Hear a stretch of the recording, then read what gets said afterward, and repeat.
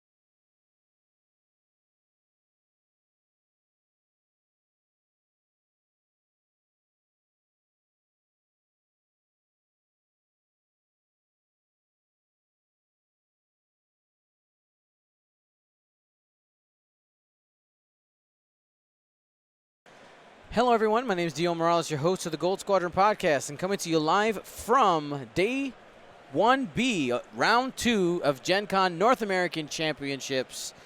My co-commentator for this round is... Hey, I'm Cam Murray out of Kitchener up in Canada there, also known as the mad genius of the GRX. That's right. The inventor of, what was the name of that list? Joustero. I did not invent that list. You didn't? Or no, you made it infamous, at least. It was bad. So I actually didn't invent the list. I invented the castle of that list, which is the worst, absolute worst X-Wing has ever been. You are welcome. You are all welcome.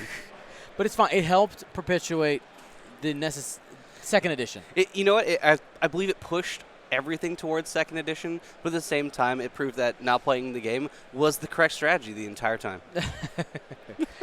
All right, so let's go ahead and start by breaking down these lists. All right, over on our right here, we got Ben Keller, famous for flying Quad Phantoms, I believe. Without a shirt. Oh, without a shirt, that's correct. On stream without a shirt. Yes. At PAX. And I think he made, I believe it was top 8, and he got knocked out by Stephen Michael, I believe, who was the winner of that event. Yes. Yeah. And Ben's a crate, flying all the crate stuff. Looks like he's flying Palp Aces today. Got Suntir Fel with the Lone Wolf, Vader with Fire Control Afterburners. Also only one wing. Yeah, also one wing. Who knows what happened to that one? No idea. And, of course, the ever-infamous Palp Shuttle. And then on the left, we have Ryan Dwornik bringing, what are these? What? M3A interceptors. You know, I wish they'd gotten dropped in points value in the last one, but, like, at the same time, Drea Swarms have always been good. And now they have auto blasters. All right. So and auto blasters are interesting. All right. So, yeah. So there are 4 of them with auto blaster. 4 of the M3As, Cartel Spacers. Drea Renthal with the dorsal turret. And another Cartel Spacer who wasn't quite a cool kid at the party and got a jamming beam. He got a jamming beam. The one that hits the consolation prize. Oh, I ran out of points. Here, take this, I guess. Yeah, but I mean, here's the question: will he actually use the jamming beam? No, Okay, there's no way. It's just for the memes. It's almost certainly for the memes. And phantoms, maybe. Ooh. Maybe. So like, I think the math on it is you have to have 4 follow-up shots. All right. Which he has enough ships. He does have the correct number of ships for it. But like, I'm still not sold. I'm not sold on the jamming beams. I don't know. Alrighty, and let's take a second. Auto Blaster is fairly new. Let's go ahead and talk about what it is. What does it do? Oh, it does all the nasty things. So Auto Blaster is a range 1-2 cannon. You get an additional die if you manage to land something in your bullseye arc. And then of course it has range bonuses too. So if you land that range 1 bullseye, it is 4 dice. But the nastiest part about Auto Blaster is that if the defender doesn't have you in their front arc, specifically front arc, they can't cancel crit results with evade results. So that goes through the reinforce on decimators, the reinforce on upsilons, etc., etc. It's actually I was playing 5 gunboats yesterday when I was playing, and I had 3 Auto Blasters. Okay. And I ran into round 1 a Lieutenant Tavson, who became very, very sad when he lost the roll-off and had to move before the gunboats. And I was just like, yeah, I'm just going to fly over here into your side, and then I'm going to shoot crits right through your reinforce.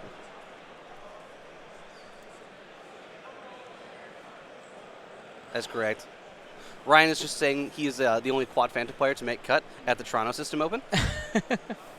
I was so close. So close. So close. Okay, Ryan is actually fairly local to me. He's from Guelph, the Gonk Squadron out of there. Yeah. It's one of our rival squads. Ooh. Out of GRX. We're very friendly. It's a very friendly rivalry. I mean, right? I mean, you guys are Canadian. That's what you're supposed to be friendly, right? Oh. You're all just super nice. It's such a stereotype. Dion. I mean, so is that considered like? I mean, I guess it can't be racist. No. Is it like it's stereotyping? Stereotype. I'm stereotyping you as a Canadian. You are stereotyping us all as Canadians. You don't live in igloos up there in Canada. No, actually, we do live in igloos. Definitely all live in igloos. We ride polar bears. It's all true. Everything you've heard is true. And instead of dogs, you have penguins as pets. No, we're actually too far south for penguins. Oh, sad. But we do keep small polar bears as pets. Okay. And that's why we ride them, of course. Of course. Of course. And then occasionally we ride moose just to change up a bit. You got to make sure you keep it fresh. Exactly. You got to keep it fresh. Now, before we go too far, let's go ahead and get the stream poll up on the screen. Ryan or Ben, who do you think is going to be the winner? You can go ahead and choose your champion here in a second. Very easy to participate. All you got to do is type 1 or 2 in the chat. Who do you think is going to take this game? If you were at home watching right now, Cam, who would you vote for? Okay. So the winner of this game is going to be Ben until Ryan natty Yahtzees the 3 carrot roll into Sunter, and Sunter just dies automatically. Okay. All right. You know, everyone's like, it's super unlikely to happen, and then it does. And then they just kind of stare open mouth at the dice for 5 minutes. And then they go, dang, I guess I just lost the game. And you're like, yeah, that totally just happened. Weird.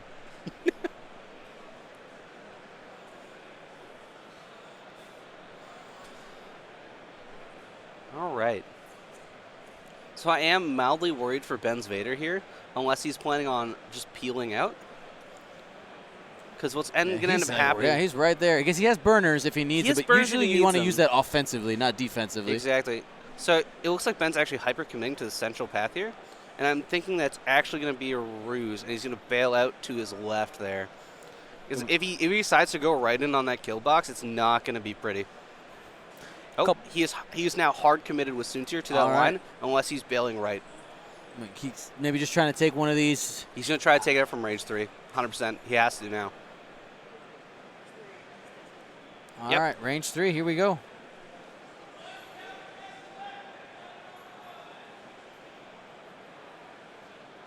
That seems good. Yep. He's going to go ahead and spend it. He's got Pout back up if he needs it on defense. He won't need it. All right, takes 2 right there off of number pink. What'd you get for barrel rolling? He got greedy. I don't know if he got greedy or not. That seems like it might just be bait. That's the one with the jamming boom. It's not worth that many points. But you don't want to be like, hey, here's some points. At the Oh, same- that's sad. He made number pink the jamming beam one. Yeah, he made the pink one the jam beam one. So here's the thing, though. If he's Vader being Vader. oh, the natties, in come the natties. Come on, 4 dice. Here we go. That. Oh yeah, through the cloud. Takes a crit. Could be it. Nope. Damage engine. No consequences. So damage engine, for those of you who don't know, says it increases the difficulty of your hard turn maneuvers. All right. So here's the plan, I think, from Dornick. So if he's fine sacrificing half health on the pink one, because it's not that many points, it'll be like, I can't remember how many the cartels are. I think they're 28. Mm-hmm. And so if it's 14 points, I would gladly pay 14 points to know the general area my opponent's ships are moving into. Yeah. Palpatine used there to evade the shot. Okay. I don't think it's going to be in range there. Nope.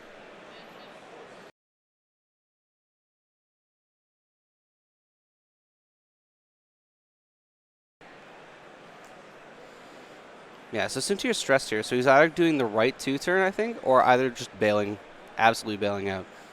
Because what's going to happen is he's going to bring the top two Seeks in to form the kill box around the edge of these clouds. And then the two side ones come in to block the exit path from Suntier, and Dre comes up the middle. Show me. Oh, can I draw here? Yeah. Oh, cool. Yeah, so basically what's going to happen is these two are going to do this and this. This dude is going to go here or there to block the 2-turn in either direction, and the 2-bank to the left. And then this dude's going to come hard here, and this dude's either going to bank to support or also go up to block the shuttle.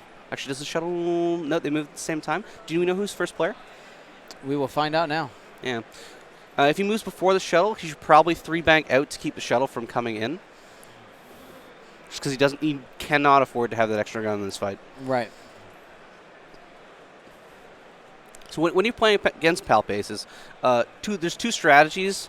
You can either burn the shuttle down or keep the shuttle entirely out of the game. Yep. There's very little ways to approach it outside of that. The Palp is not as strong as it was in 1.0. The extra force is annoying at best. You really need to use the extra gun now in 2.0 to get ahead. Yes. Especially in games like this where you're heavily outnumbered. Now, before we go too far, I do want to say thank you so much to our round sponsor, Curl Paw Creatives. Use coupon code GenCon19 for 15% off of your acrylic game token needs. Tokens, templates for X-Wing, Destiny, Rune Wars. I'm just kidding. I don't know if it's Rune Wars. All kinds of games, though. Go ahead, check it out. CurlPawCreatives.com. Just like Rune Wars. They probably make tokens for that. Who knows? Does anyone play Rune Wars? There was, at the FFG press conference, somebody did ask, like, are you guys done with Rune Wars? Are you guys done with Rune Wars? He's like, there's this, what was like one guy's like, there's me and my friend who play. We just kind of want to know. No. Oh, and there it is. There's the turns in. There's the 3-bank to block the 2 hard. They said no, by the way. they said no. They said no, yeah. He's going for that block. I think he's going to get caught up on that cloud, unfortunately. Come on. Come on. Oh, he just whacked it. Mistakes happen. It happens. I don't know if he was going to be on it or not. It's really hard to tell from this angle. Dropping the focus. Slap it down. I'm actually really surprised he didn't do like a 4-straight barrel roll just to block. Oh, actually, you know what? No, he wants the shot. Yep. That makes sense. Just to make sure he has that arc Before he goes out. It would be so if Suntier actually 2 turns right here, he actually cannot escape that arc as far as I can tell, because the boost will put him into the into Blue's arc up top there. Yep. Which is not where you want to be when your opponent's running auto blasters. Mm-hmm. It's I'm gonna bet on my opponent not rolling crits. That's not a good strategy, guys. Don't do it. And Drea's like, try again, boys. Yeah. Hey, you know what's fun? Do-overs. Do-overs are great. Let's just redo this.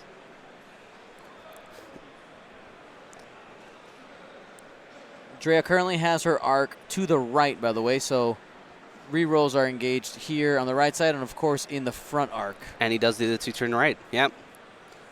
This Suntier sitting in 2 bullseyes right now. That is correct, I think, if he's far enough forward. He is behind a gas cloud from yellow. So the question to me here is, does he just try to bail with the right boost? But I don't think it fits. And so do you just token up here and hope for the best? But I don't think that's the answer either there, because Pink there is going to get the 4-die shot unless he moves. Mm-hmm. And the Pink also has the reroll as well, because he's in Drea's front arc. I do need to also point out a very strong strategy on Ben's side, and that is the googly eyes on the shuttle. Okay, it definitely gives +1 charisma to the shuttle, which isn't an official stat in X-Wing, but it is there. It just needs to be noted. It has to be noted.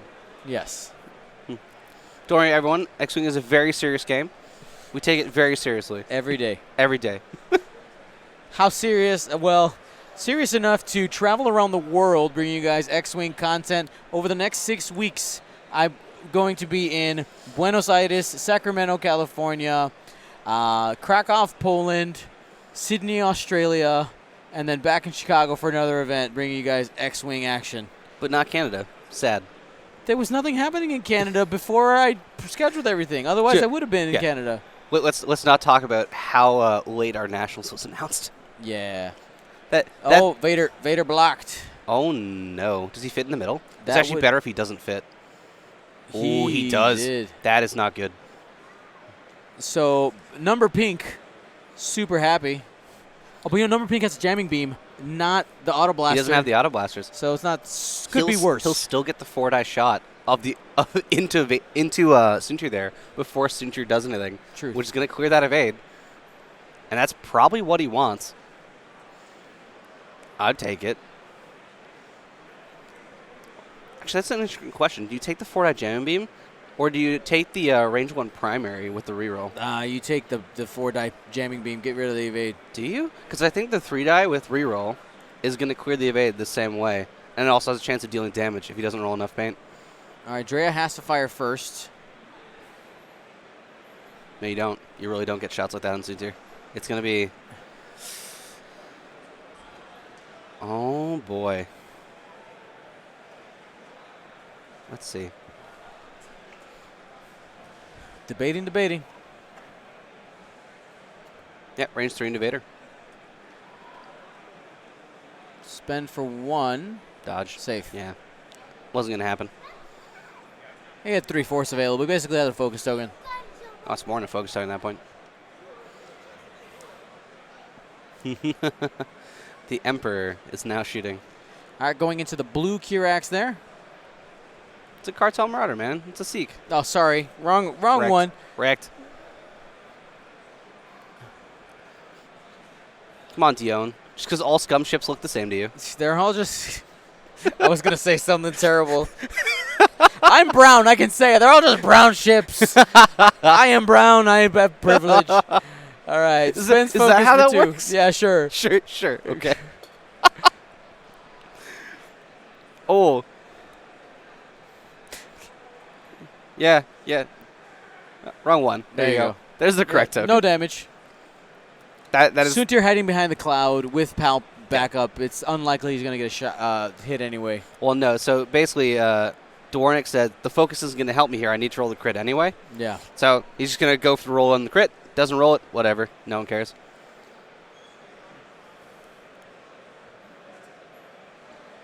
That is a clear shot, range 3. Yep, that's correct. Primary weapon. Can't shoot the auto blasters range 3. 1.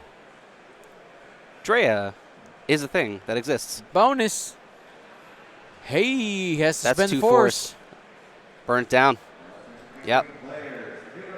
If he can burn down enough that force, he may actually take the shots into Vader instead. Especially if from yellow, I can't quite tell if it's not obstructive. If that's not obstructed, I would take that.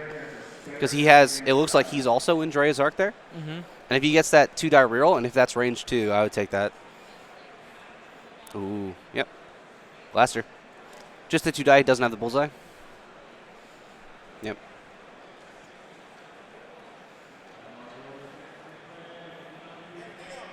In the box only. In the box only.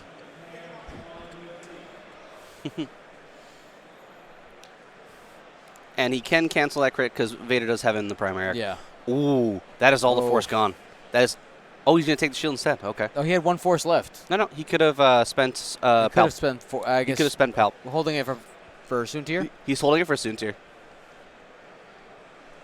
which is probably the correct decision, but we'll see. If he gets a couple lucky crits in here, it could be really nasty.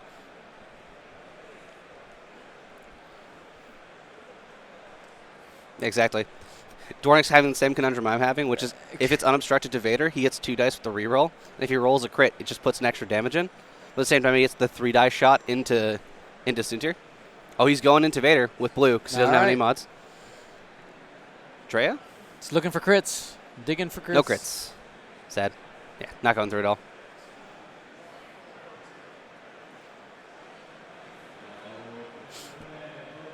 I have actually shot something range 3 obstructed by a cloud and hit it before. It was. It's a rare pony, but it can happen. It was actually this is the funniest thing ever. So it was a Rick Ali who'd gone faster than me, but he'd boosted, so he had the evade, just the evade. Okay. So he has range 3 obstructed with evade. Ooh, you 100% spend that. Oh no, he's going for another one. Oh. Expected result. He's rolling for the second crit. Takes a crit under. I'm just gonna say under the shields. You don't have his shields. Damage sensor. That's big for Soontir. That's extremely large. You can only perform focus actions. Of course, he can flip it with the first action and then use a booster barrel with the afterburners. Booster barrel, yeah. Or no, auto thrusters. Sorry. Not using the jamming He's beam. going for the Primary. Focus 4-3. That's dirty. He has the force, but he's going to take 1 more damage. Soontir's at half points. That is Soontir at half points. That is quite a bit of points. I believe he has Lone Wolf, so it'll be 58 points. Yep. So that is 29 points. Total.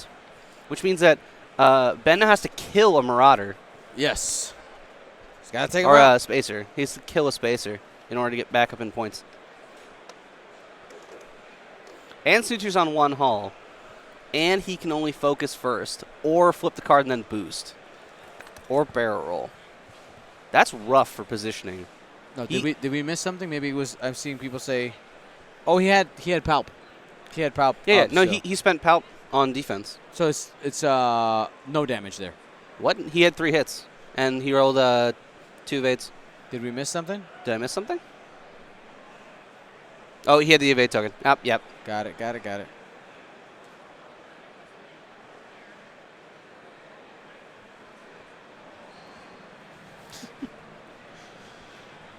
All right, so not quite yet. It's okay. The damage sensor is still huge. This is going to be a really interesting turn for Soontir. I can't tell if he can clear the debris cloud in front of him there. Yep. He may have to 1-turn boost. Just as a reminder, Pink has a jamming beam, which is why he didn't fire the auto blaster there. Yeah. Because he can't. He don't have it. It would have been a great auto blaster shot. 4 die range 1 auto blaster. That would have been dirty. That's where Ryan's like, man, I wish you guys were a little cheaper. We'll just like pull the sticker off one and we'll switch it around. It'll be fine. It'll be fine. Do you think the inclusion of auto blasters in the game is the reason why these M3As didn't go down in price? Honestly, I'm not sure. So like M3As with auto blaster are interesting, but I don't know if they're good. So like the reason interesting, yes. Good. Data's out on that one. Can't tell. So I know gunboats are good with them, but that has more to do with the fact that the gunboats can be all the way across.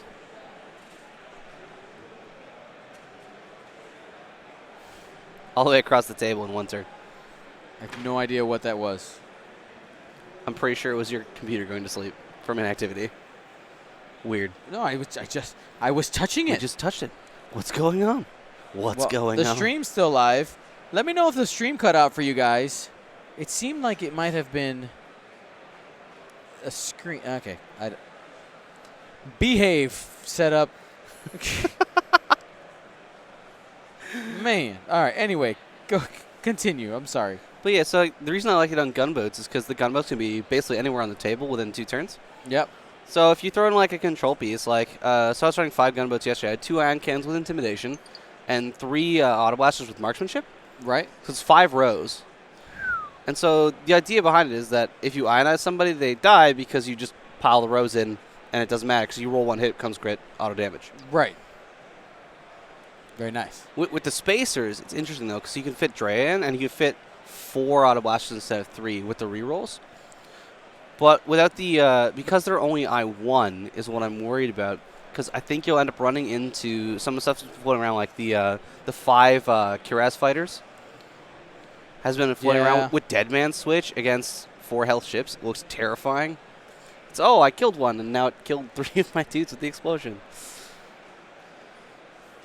It's a lot of red dice to face down, too. And especially because they're I2s, the Cuirass fighters. I just don't know if you can outjoust that.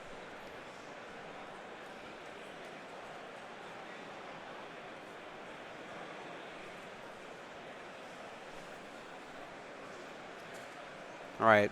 I'm really interested to see what Ben does with Vader here. Because he almost certainly has to bail out somewhere. And just don't know where he's going to go. Although I think it's most likely that he actually 3-banks this way. All right. And then just pieces right out. I'm gone. I do not like this kill box. Let's leave. That sounds like a good plan. We forgot. Who moved first? We You know what? I actually didn't notice. we didn't know. Panic. Panic. I wasn't paying attention. It's awful.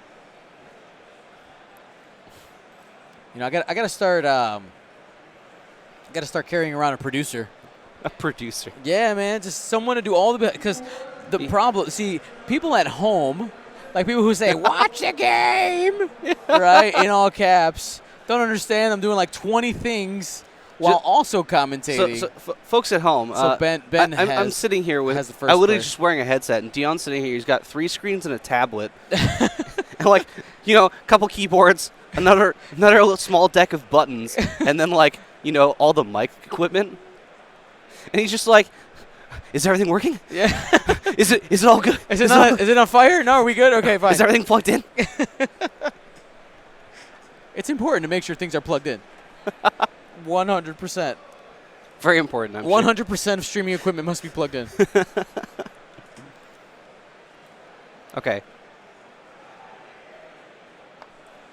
So the shuttle does move first. So Ben is first player. He can't do that at all. Yep. Nice try, Ben. He realized it. Or flip the card. Back it up. Yep. There it and then goes. boost. There you go. Cool. We fixed it. It's fine. How are you? Crisis averted.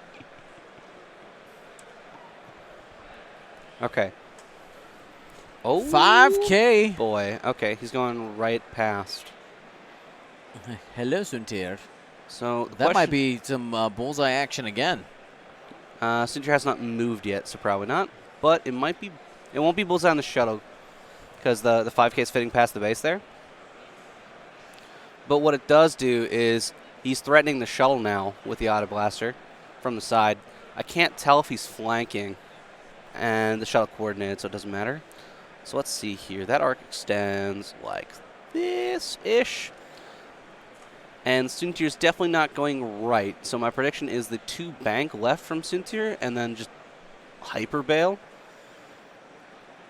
He's going for the 5K on pink too. All right. That makes it 2. Okay. Look at all. That's a lot of threat in that corner up there. I don't think it's close enough. So the problem that I have with this choice is now this arc is only here. Right? From pink? Right. Okay. Yeah. If that fits in there, which I think it will, just ram right into Suntir. Might have been about just making sure you're out of the shuttle's arc. Oh, he's just clearing out of the shuttle's arc, Yep. I think is the point here. The problem is pink in the shuttle's rear arc? Because pink's on one hull, and if the shuttle has that butt shot and just takes it out, then Ben's basically up in points until Dornick can come back in. The good news for Ryan here, though, is that I don't think red is quite in the shuttle's arc, so the 3 or 4 forward might be fine. He's just going 5 straight with green. He's just charging right in. Suntir. He's hungry for a Soontir. This is the... No, so let's talk about gas clouds really quick. So they don't do any damage. They just take away your action The step. no consequence clouds? Yes. Oh, so fun fact.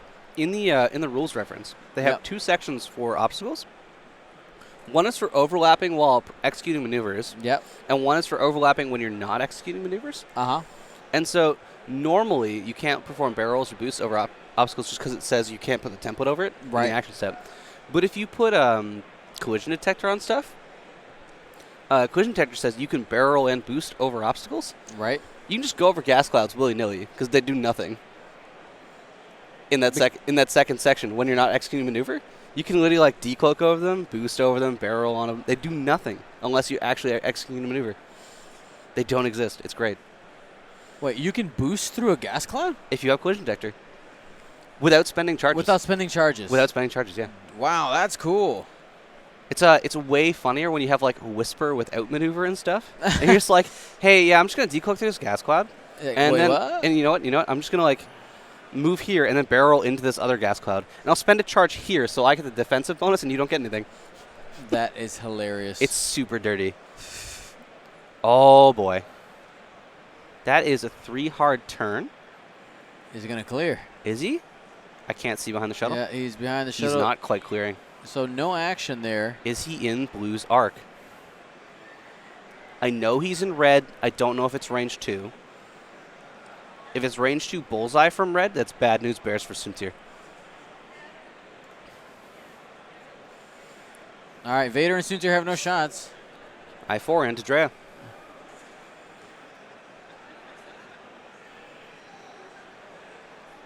Ryan going through his options here.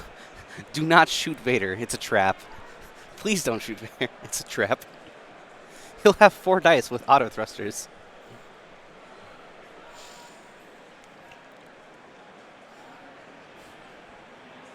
What's the choice, Ryan? What you gonna do?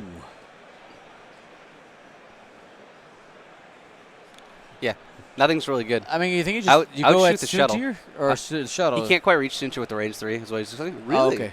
You only get 3 dice against 4. That's not gonna fly, man. Yeah. He still has force.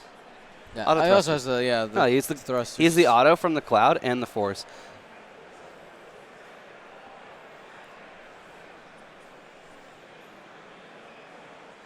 All right, Drea range 3 from the shuttle. Yeah. So Ben's probably going to try to use the shuttle here to 3-on-1. punch Drea out of the fight as much as possible. Got it. Oh, lucky Y-Wing dodges. Super evadey Y-Wing. The disrespectful Y-Wing evades.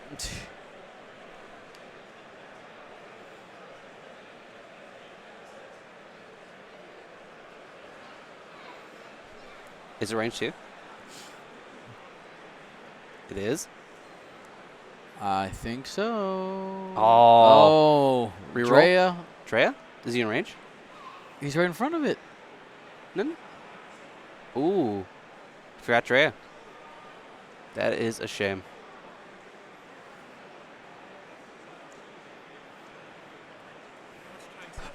Huh? 39. You're plus 5.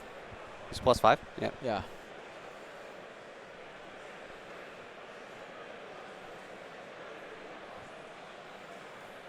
Okay. Got a game for us to play later? Yeah. We played this on Thursday. It's really fun. Yeah. Greetings, Andrew. What is going on?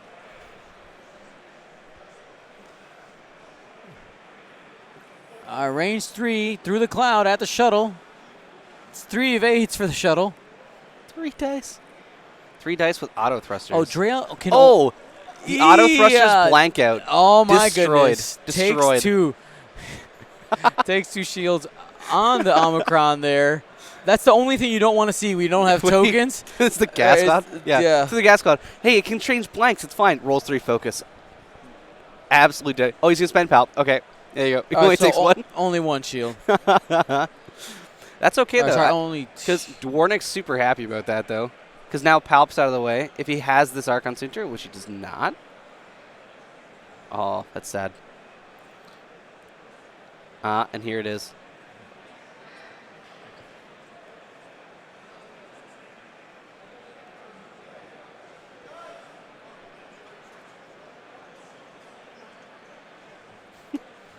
Never mind.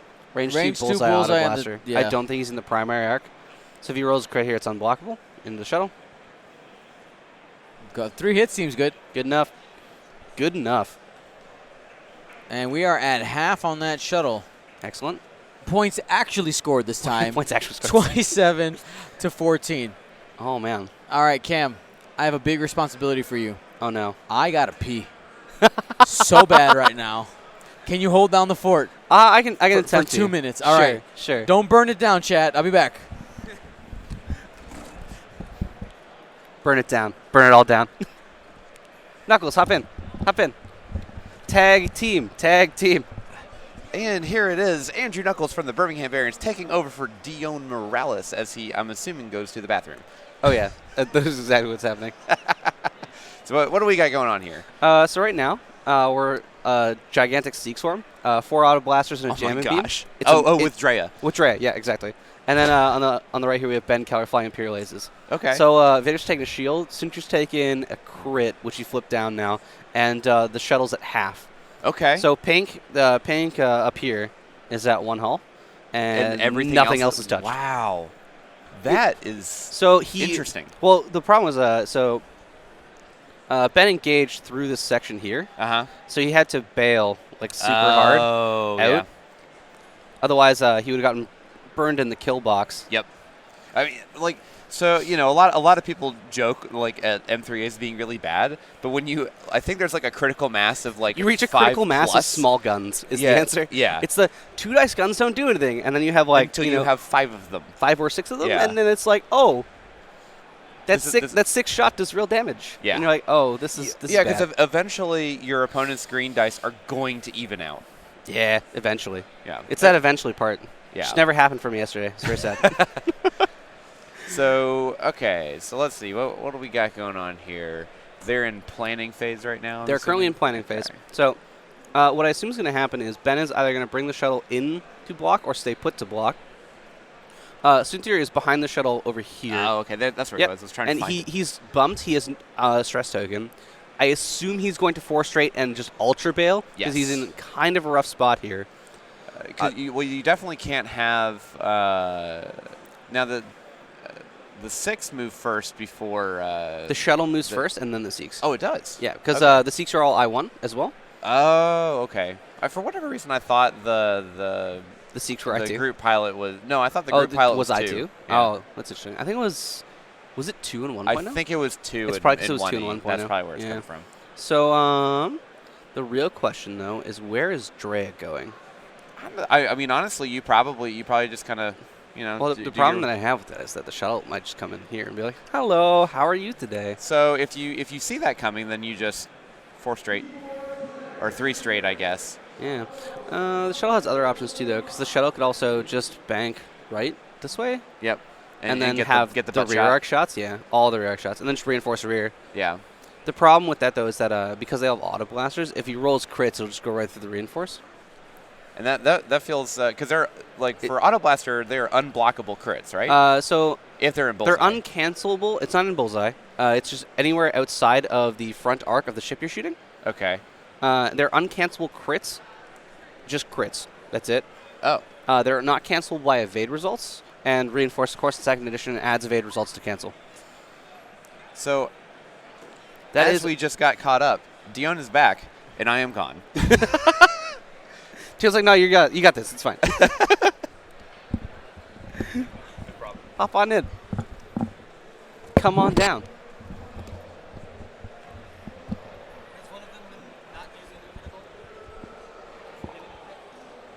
It happened one time. Yeah, once they fixed it immediately. Yeah. Easy peasy. Of course. No, he coordinated it. It's fine.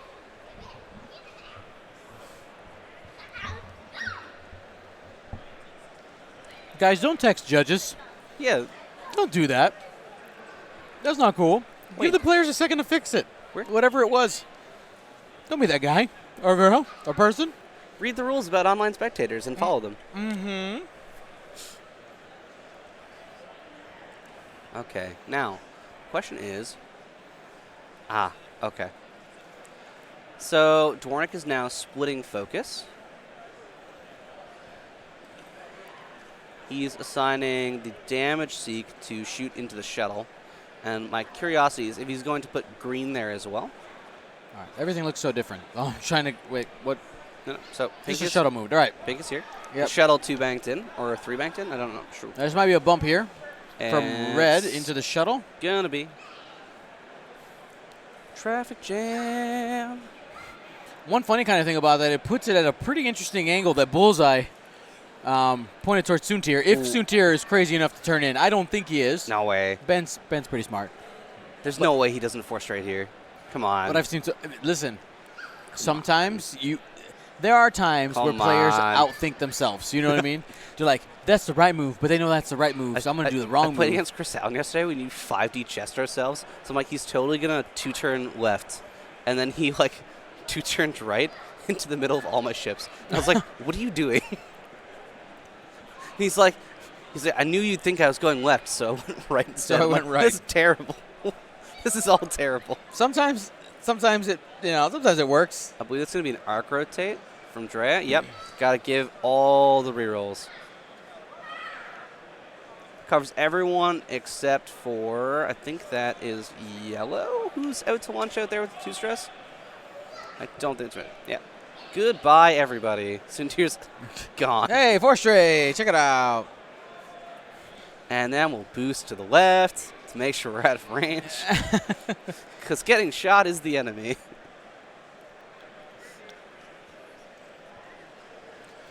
All jokes aside, a lot of times ace play, especially something like Soontir being so fragile, it's those conservative moves you're forced to take in order to play it correctly, That's right? also true. And sometimes you get excited. You're like, oh, I want to go in. I want to get in the scrum. Like, well, that's not the right strategy for those for that of you shit. who like doing that, fly Fen Rao. Yeah. He's like, range 1, I'm in. Yep. Let's do this. All right, Vader is shooting Drea through the cloud with a target lock. He's able to switch one to a crit, and Cloud takes a crit that probably shields, and It's it a is. shield, yep. It's because he natty rolled out of the last one. Yeah.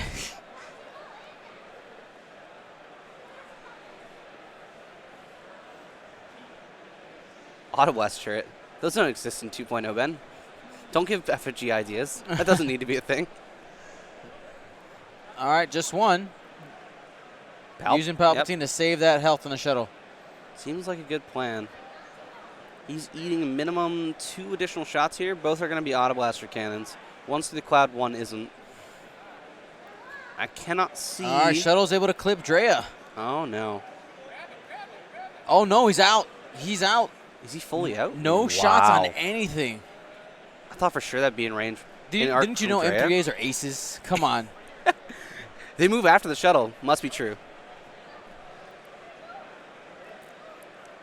That sucks.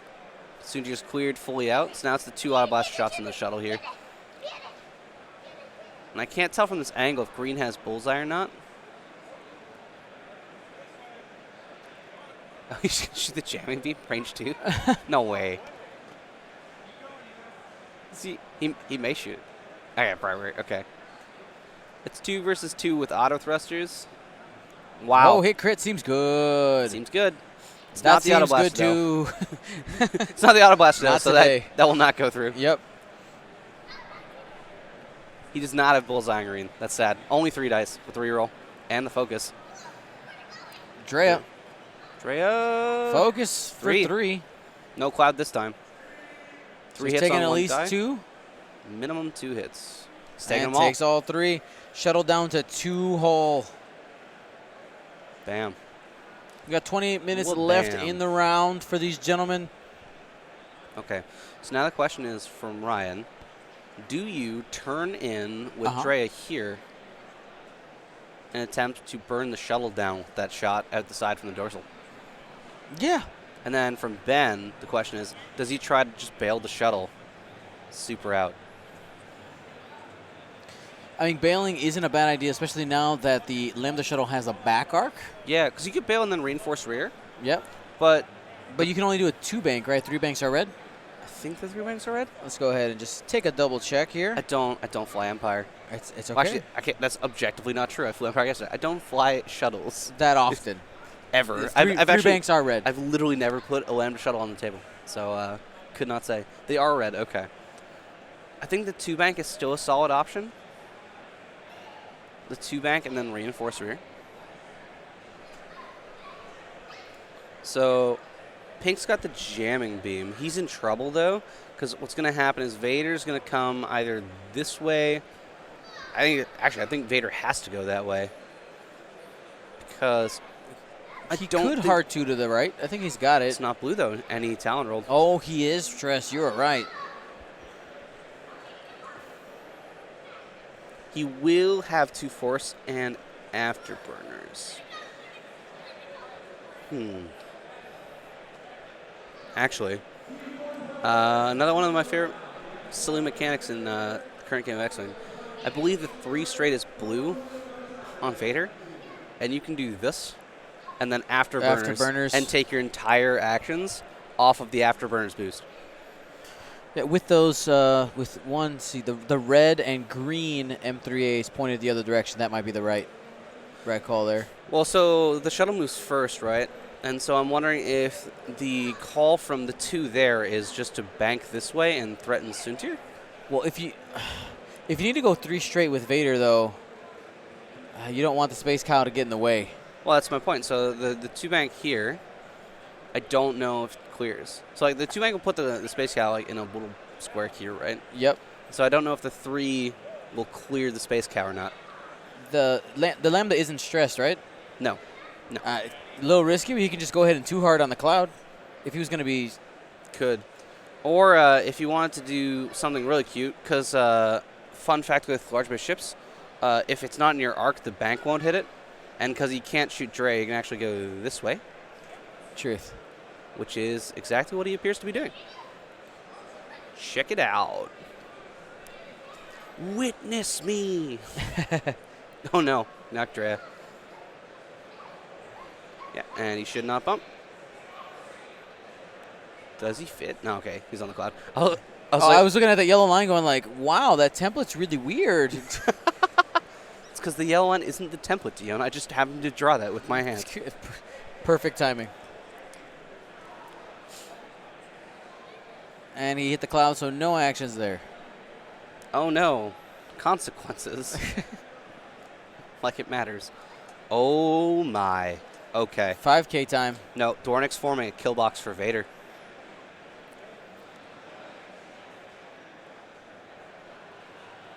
So this is a 2-turn setup kill box. So the idea is Vader softs in here and then has nowhere to go because the clouds are all in his way. And then Suntir can't come back into the fight because there's too many guns threatening him. I mean, unless Vader just went out, maybe he did the hard 3 away, saying, "I don't want to participate in this party." Maybe, but he'll still be stressed. But I don't think it's going to matter. I don't think you can get enough guns on him for it to matter.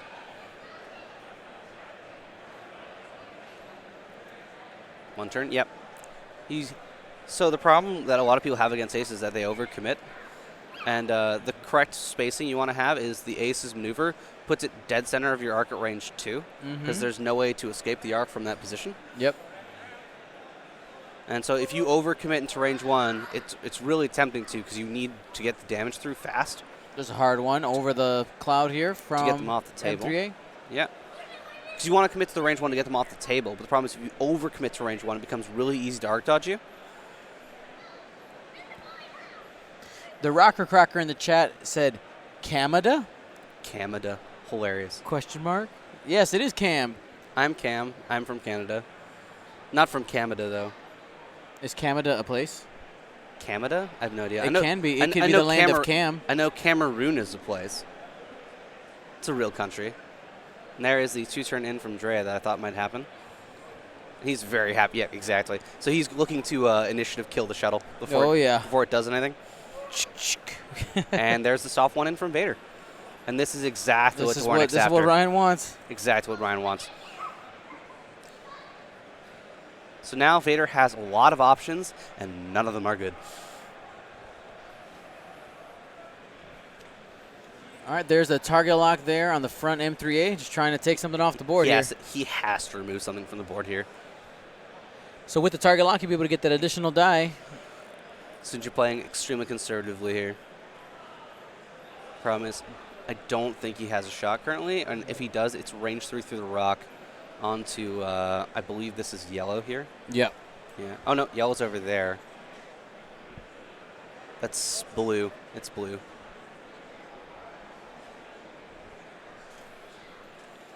Focus boost.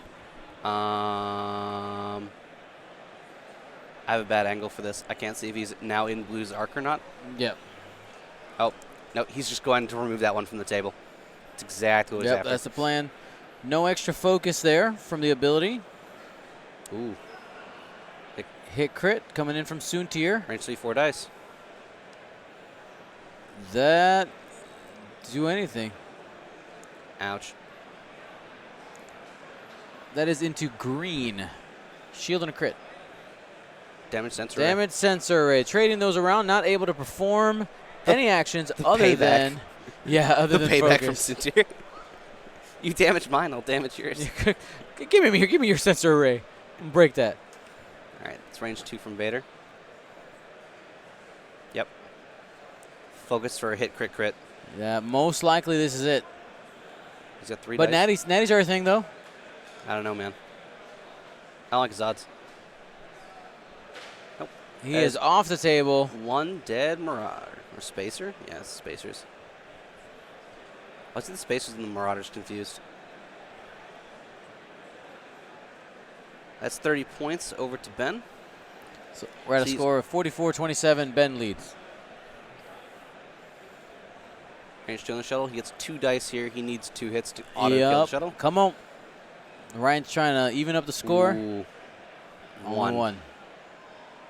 Oh, he's going to spam Palp. Yep. Palpatine right there says, we good. That hurts a lot. We good, fam. That hurts only if the shuttle is actually able to do damage here, which he doesn't seem to have arc there.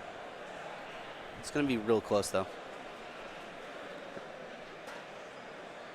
No arc on the closer have one. range? He says range 3 on red. Just Oh, I guess it's just out. dang.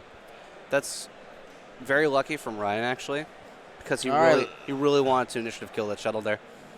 It's kind of really good. Oh, That's- wow. Crit, crit, crit.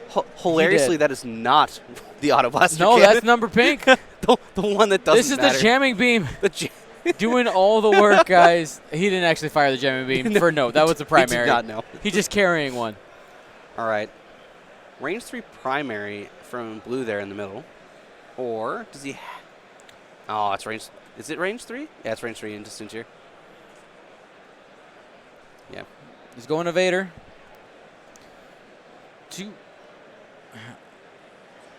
Drea is live. Spends for 2. Safe. I did all that work. Did all these re-rolls. And Ryan's commenting about how much he has to modify his dice to do anything. And then Vader's just like, easy.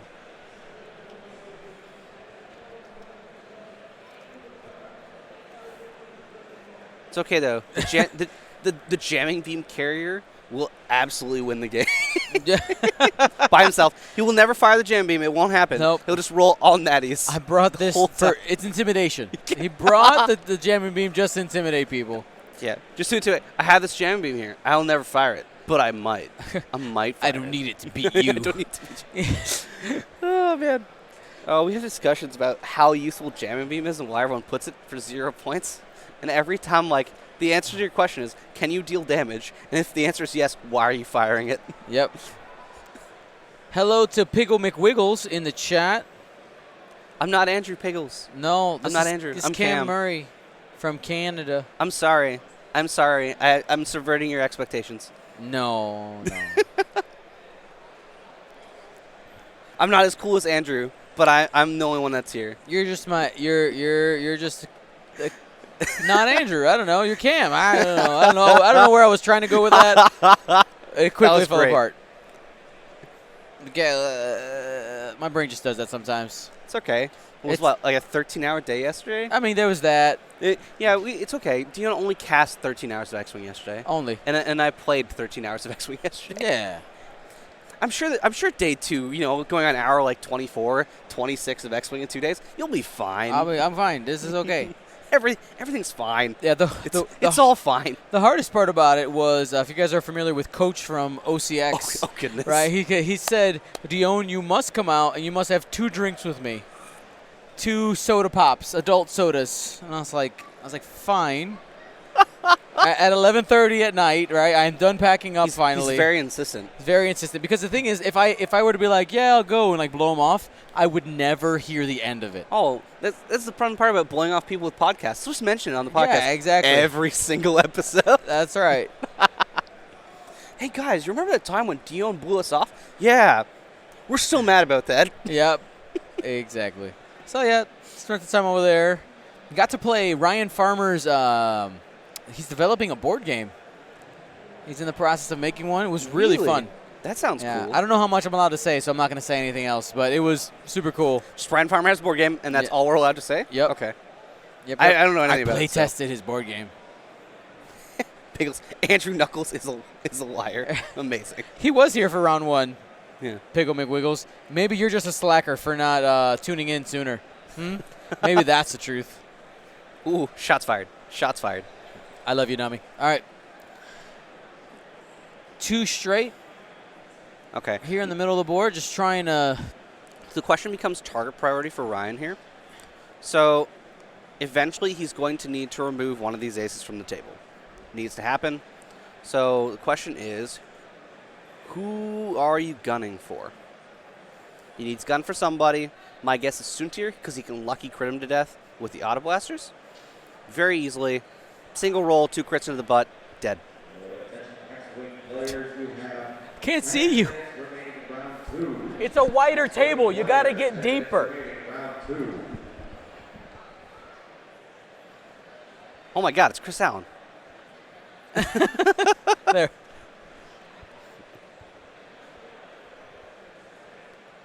I've been told to inform the Twitch chat that Ben is a great guy. I'm sure that's what Chris said. Absolutely positive. What's going on? Smooth skeleton. No, it is not. Oh, cool. Oh, you can't take the whole box, but you have one. I'm not Canadian. I don't steal people's things. Like healthcare. Chris, no one steals healthcare. It belongs to everybody. How do you steal something that belongs to you? I'm really curious.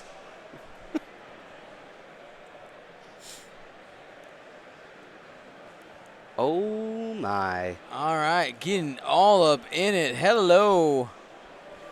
He's going to probably barrel roll to not sit in fully healthy. I mean, I guess depending on what Suntir did, he could take will red barrel out. roll. Shocking. But he should. Barrel roll right here, I assume, and then lock. There's a roll. I don't want to sit in the 4-die Olive Blaster. Nope. No need to do that. We are out. Even if you can cancel crits, it's not good.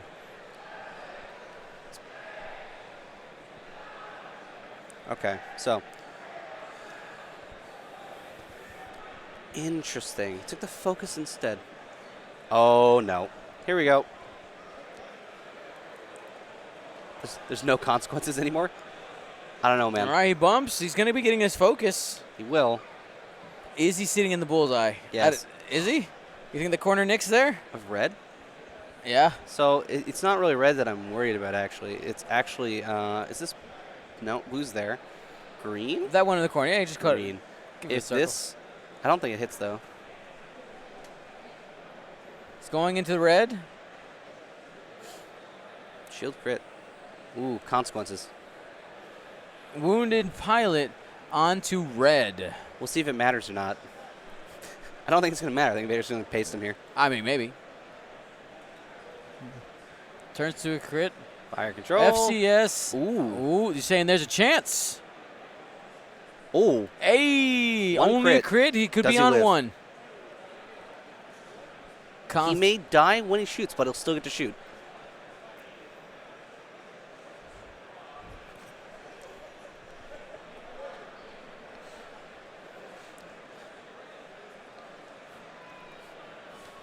I don't know if Chris realized the head judge is literally standing right next to him. Right.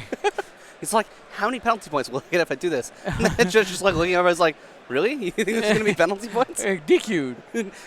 No, it's Can just, you be DQ'd on a day you're not playing? no, it's much better than that. I think we'll just get banned. Just get banned, yeah. Just get banned. For harassment. Yeah. Like, are you harassing my players? No, get it. 2 hits Please leave coming in from the premises. Y-wing. Got it. Okay. Through the gas Through cloud. the gas cloud, yeah, from the side At arc Vader. there. Is he shooting Vader? Oh, yeah, it's to shoot. Did he have to shoot Vader there? I'm surprised he didn't shoot Soontir.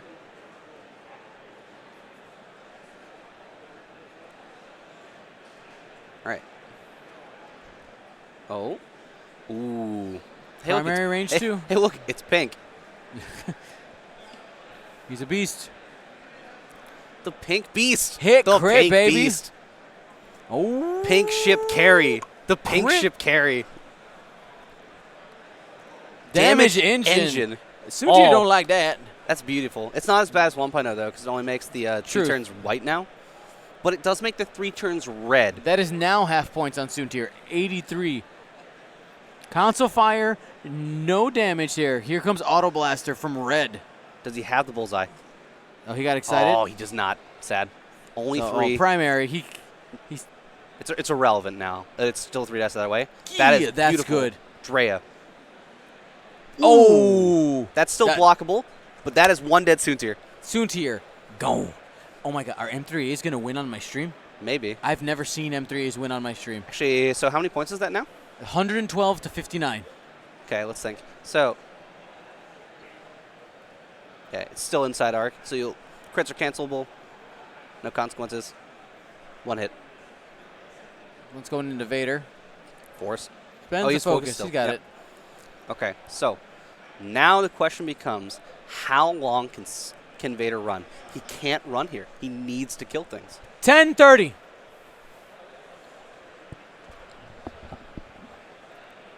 Okay, so that's Vader needs to kill 2. Am I correct in that? The 30 points each, that puts him to 89. Yeah, he has to kill 2. Kill 2 or half points. He has 2.5 currently. Okay. Dre's 52, which is from 26. So, Ben's options are kill 2 spacers. He needs full points on Needs 2. full points on 2 spacers. So he has 2 of them on half right now. So I believe if he kills Drea for 52, that'll put him at, what is that? 111. Oh no. Just short. That's how you know you're in trouble. Yep. If you That- can kill your opponent's largest piece and you're still not winning. So now I'm interested to see what Dwarnik does. My thought process says he probably 5Ks everything and then like attempts to block Vader with Drea. But the question is, where does Vader go here? So I think he has a couple options. Problem is he can no longer just bail Nope. because he doesn't have the time. He's got to stay in the fight. So my thought process is Vader 1 turns. Actually, he doesn't have 1 turn. Doesn't have 1 turn, no. Oh man, this is gonna be rough. So Do you 4K? I know that sounds. here's what happens here, That's right? really So aggressive, but this is a 5K. This is a 5K. This is a 1 turn, and this I'm not sure. This is either the 2 straight Or the 1. or the 5K. Okay. And then the question is, I don't know where Dre is going. Can So- also 1 hard barrel roll. Does Vader have 1 hearts? No, I'm talking about. yeah, the M3. Talking about this guy right here. 1 heart barrel. Oh, that way? No. He won't get a shot that way, especially if Vader K turns. I'm not trying to get a shot. I'm trying to he's get a running. block. He's running out. He's just running away with the damaged one with console fire. He's going Makes to fix sense. console fire here. I'm going to get noodles. Slice noodle place. Do you want some? It's nice and plain. It's like you make noodles, rice, chicken. 6-1 makes cut. I finished 3-4. Wait, this idiot. Oh, What's in the side? What's in the item? Jerry. We do 2 choices, with chicken or without. Right. It's all veg. It's all veg. So Jerry, my day yesterday was Kylo. All right, here's a 5K. Scumjay.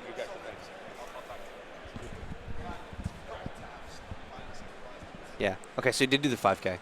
Did he repair the crit for his action? He still has the crit token down, so I assume no. He might just console fire and die. What is he doing? Come on, Ryan. What are you doing? The one bank. Did we? Let's see. Was there a token there? Just double checking. There's a crit token here. There is a crit token there. Okay. So what Dornick's doing here is he's covering the two. He fixed one crit. Did he have two? He has a crit still onto Pink. I can't remember. I believe it is stunned. Oh, he did the barrel. Okay, so Ryan's blocking the K-turn from Vader here. Right. And That's what I was thinking with this also one, but I covering like the two-turn. the Y-wing doing it Ben too. has decided to bail. This is very interesting. So I don't think Ben has time to bail, but he's gonna afterburn us here. Yep, has to. I mean, needs to get out to range 3 and out of Drea's arc, most importantly.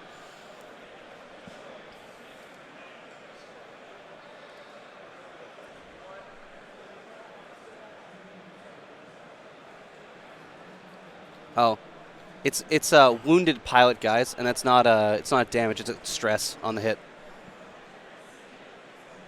all right, range 3. Hit crit. Oh, Got God. him. Safe. Safe. I mean, I think at this point Ben's just trying to save MOV. At this point, if that's his plan, kudos to him. Yep. Well, I mean, with the top faction prizes, that's every point counts. So the difficulty with this format is because 6-1s make cut. If you take a single loss, you're now basically playing for faction prizes, which is the only time MOV matters in a format like this. And getting top of Imperial is really rough. There's a lot of Imperial. It's a very high percentage faction. It's very popular. We have 17 today 17 in the today. field. We had over 32 yesterday. Yep. There's only 3. There's only 3 separatists. God Yep. bless. Yeah. Basically, if you play all 7 rounds, you get your stuff. You shut up with separatists. Congratulations, you get everything. Yeah. If you win the most games with separatists of the other 2 players, if 2 of them drop, you win. Congratulations. Yeah. That's what I'd be looking out for. Like, Yeah. are they dropped? If they're Hey, dropped, it doesn't matter how your games go. You're like, is everyone else dropping? I'm just going to concede every game. Yeah, like shake your hand, sir.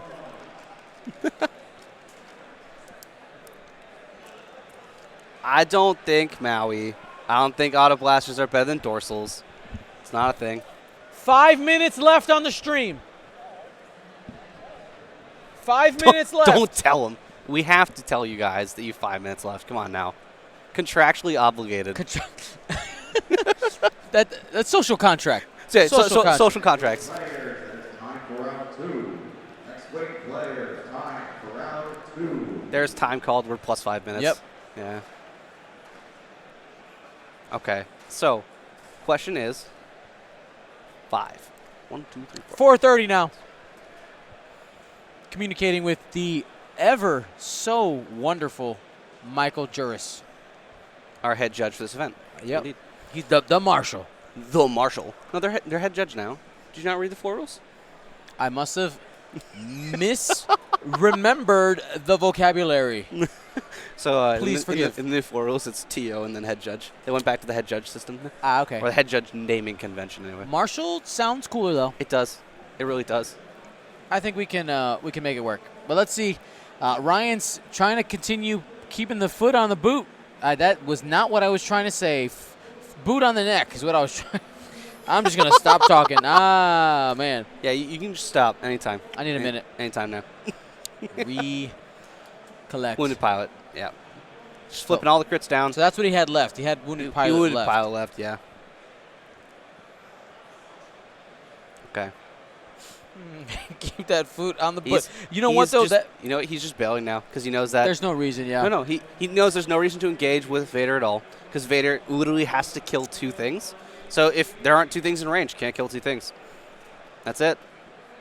Out. Ryan, what are you doing? You get 2 turn. It's okay though. Without boost, I don't think you can get in range.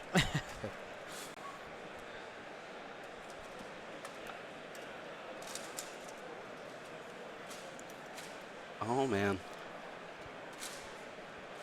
My beautiful people in the chat, you know I do not take requests for players. I'm sorry. I can't do that. I can't start doing that because if you have a situation where a player doesn't want to play, it also makes my job harder. I got to go find the person. That sounds awful. I love you. I love you. But not today. Not today. Not today. I'm really annoyed with you, Dion. Why I are was, you I was annoyed? flying 5 gunboats yesterday, and you didn't put me on stream. It just, you know what? So by the time I noticed it, you already had more than 2 losses. You know what? That's fair. That's fair. Seems acceptable. Yeah. Dude, no one. Ballin', no one can make Duncan Howard go on Not stream. true. I got him one time. Yeah, one time. When? Finals? Was it the finals? I don't think When it he's, was. It when was he's like, you signed off. It sucks to suck. yeah, no, it's it was a top 4. I'll stop for it. I guilted him into doing it. I was guilted like, him. I was like, You oh, guilted him into you'll play in Canada's greatest stream, but you won't play in America's? Really? So to be fair, he only played on stream in the final for that one too. So oh yeah, for sure. But I got him in the top 4. there you go. It's cosplaying. I don't even know if we have any cosplayers playing today.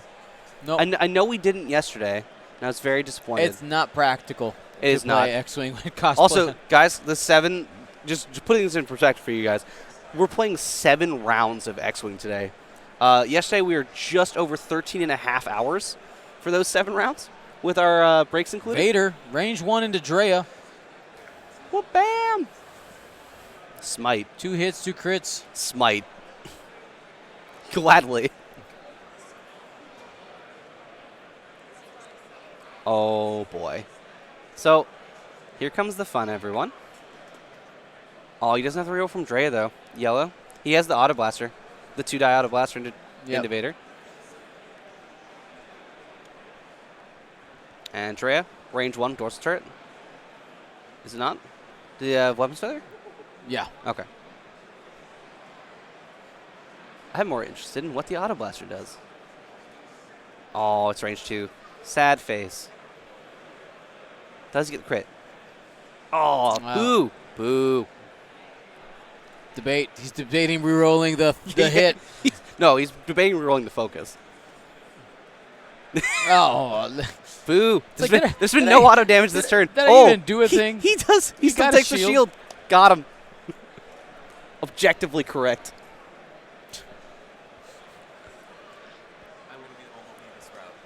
Huh? I'll be OOB this time. OOB low-key. Hit crit coming into Vader. Safe. Yeah, it's just the primary. Okay, so does Drea just 1 forward and rotate backwards? Strict boundary. That's the end. That is time. Time. Time. Yeah. That's time in the round. They're into planning. They'll Well, it was time before you guys picked them up. All right, they're just Yeah. shake hands. Yeah. Yeah. All right. Well, thank you so much to Ryan and Ben. Absolutely fantastic game.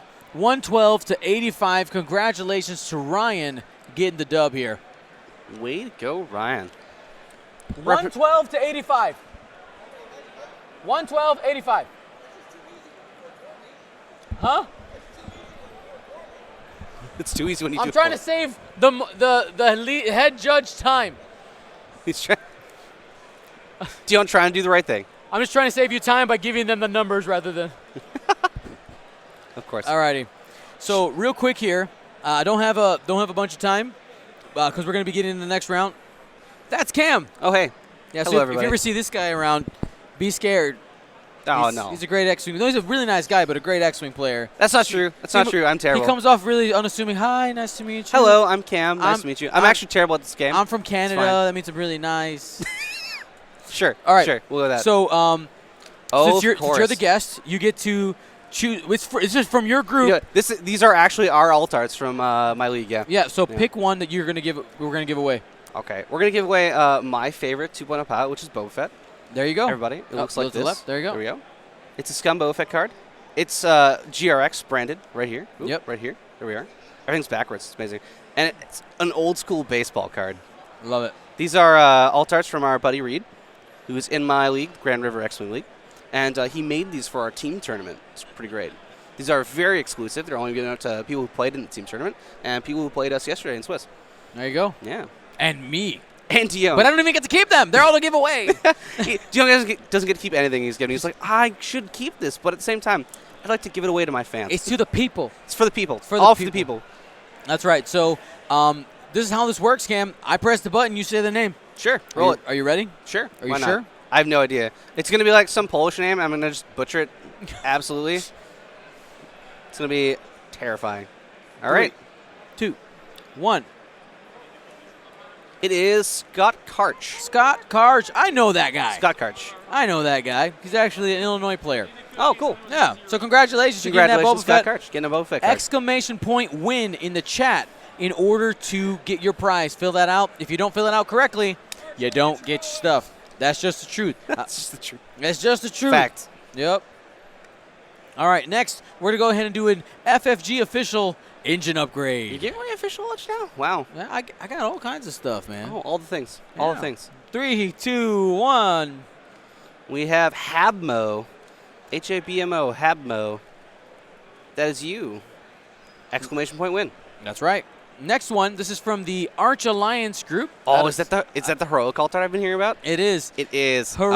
Oh, wow. Okay. With the St. Louis Blues. I don't hockey much. I don't hockey at all. I actually. Wait, I- what? Yeah, I don't hockey at all. It's sad. You're not Canadian. No, not really. Not at all. That don't count. You don't count. Clearly not. Clearly not. Here we go. 3, 2, 1. Who's getting the heroic? Leadwit. Ledewit. I'm in. Leadwit. I think. Well, we got to save This is the some- problem. I'm just waiting for the one that's just like a random string of numbers, and I'm like, how do I do this? What am I doing? And next, we're going to go ahead and give a double-sided Maul Asajj hate card. Oh, that's solid. Here we go. 3, 2, 1, go. Diesel 0894 or Tsul, I have no idea. That's right. And before we go too far, do want to say that our giveaway section is brought to you by District Foundry. Use coupon code GenCon19 for 15% off the shop, off of things like hyperspace rings Those are super cool. for your Delta 7s. Those are actually super cool.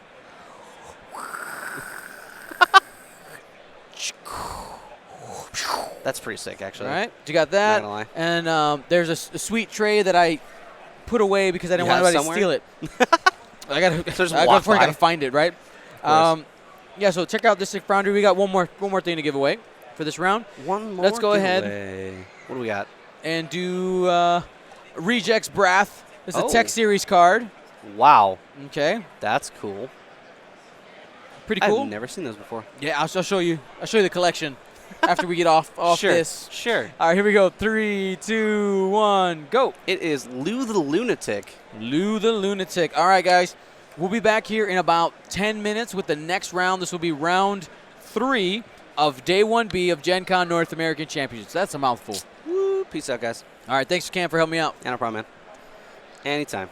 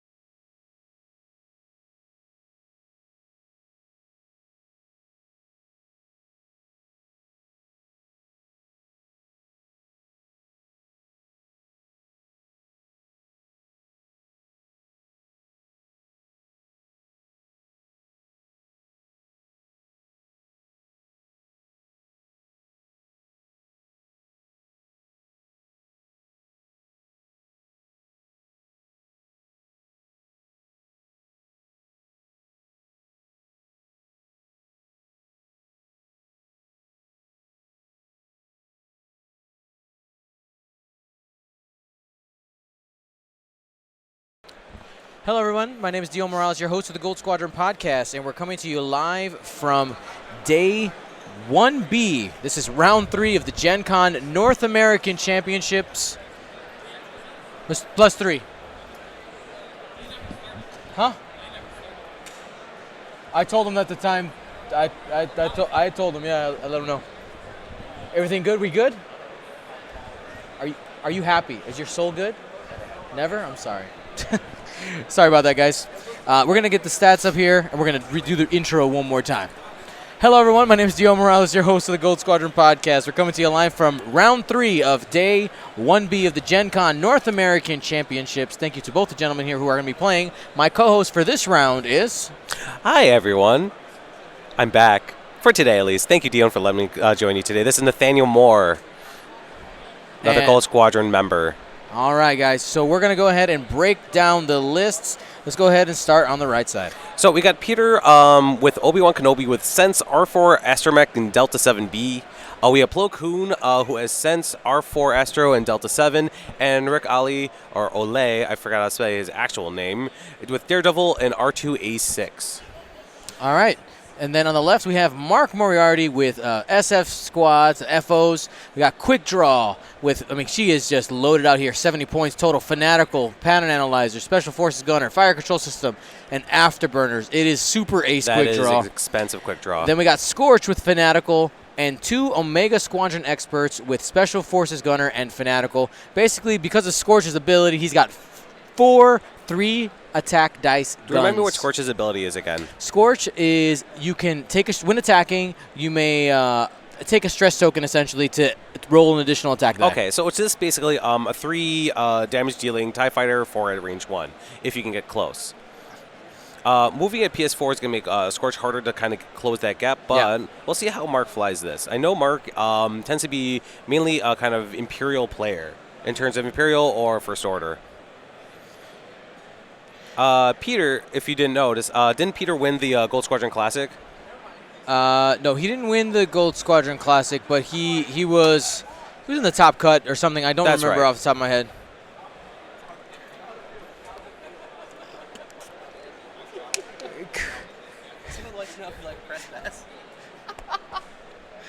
All right, I guess I made a mistake on the lists. We're going to go ahead and correct here really quickly. Dun, dun, dun. I still get the picture of the R2 and the R4 switched. Of course, I don't know why they switched the pictures on those, the droids, the regen droid and the change your basic maneuvers droid. Anyway, doesn't matter. So, Rick with this Daredevil and R2A6. R2A6 is static where he can constantly change his speed maneuvers, right? Yeah. So that's going to make Rick Ali also moves really fast, so it's going to be hard for people to kind of pick that down, especially when you can kind of see what everyone's doing and then readjust. It is about 4 guns versus 3, though, in this matchup.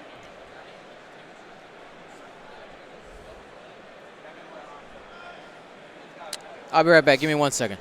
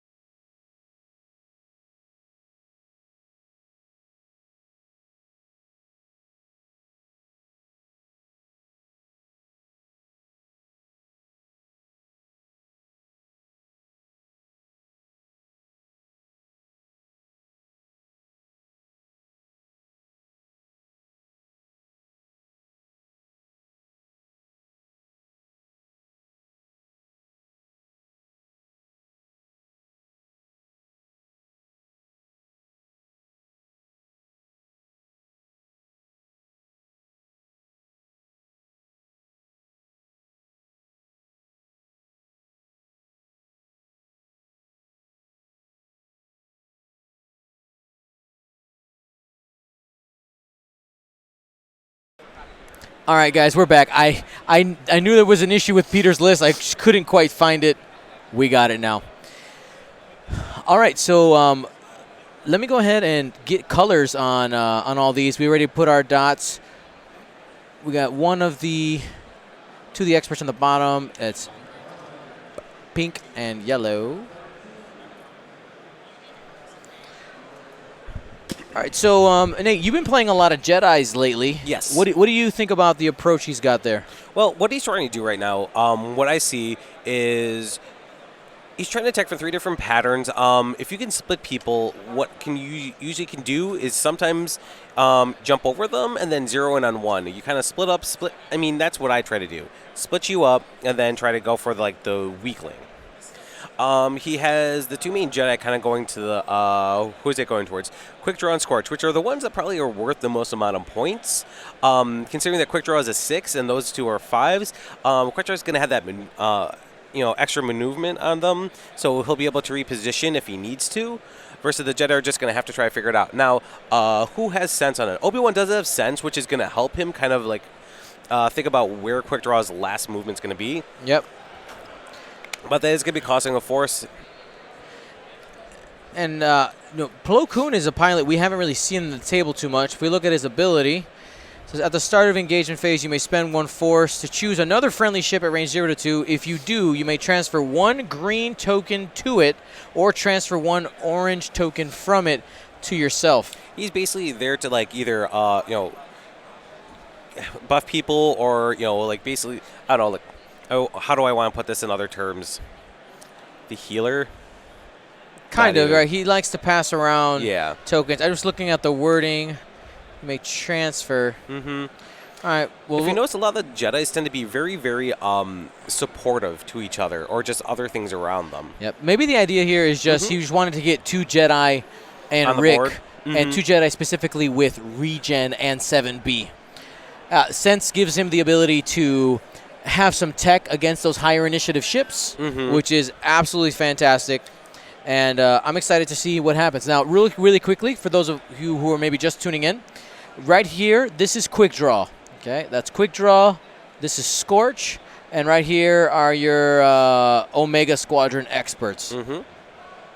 Peter has the Plo in the Plo repaint scheme, and then, of course, Obi-Wan in his. Now, Rick up here, I'm curious to see how he utilizes him, because, of course, you got these 2 Special Forces Omegas kind of coming to intercept him. And while Rick does like to be fast, if he gets caught in a couple arcs, because here's the thing, those SFs can also go fast. They can. And that's a big misconception, is that people think that they're a lot slower than they actually are. Yeah. And they do have a free ability to, like, change their arcs if they need to. Yeah, absolutely. So that's, without any right actions there, that's a really, really great. Any action they take, they can flip their arc easily. So Rick, who wants to be up here, is going to try to go fast, but if he goes too fast, that will put him into maybe 1, maybe 2 arcs at the top. Yep. So he has to kind of think about how he wants to do that. Now, once I talked about the R286, what that's going to do is make him very, very hard to pin down. Absolutely.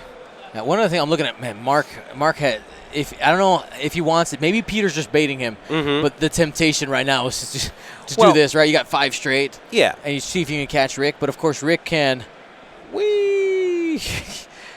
try to scoot away. Of course, he's not a Jedi. He doesn't get double reposition, but no. But I mean, like at this point, like what do you think is like the target that Marcus trying to go for at the moment? Well, he's moving now his There's the 3 SFs bank, yeah. to try to like close that gap onto Rick, because Rick won't be able to like jump over that.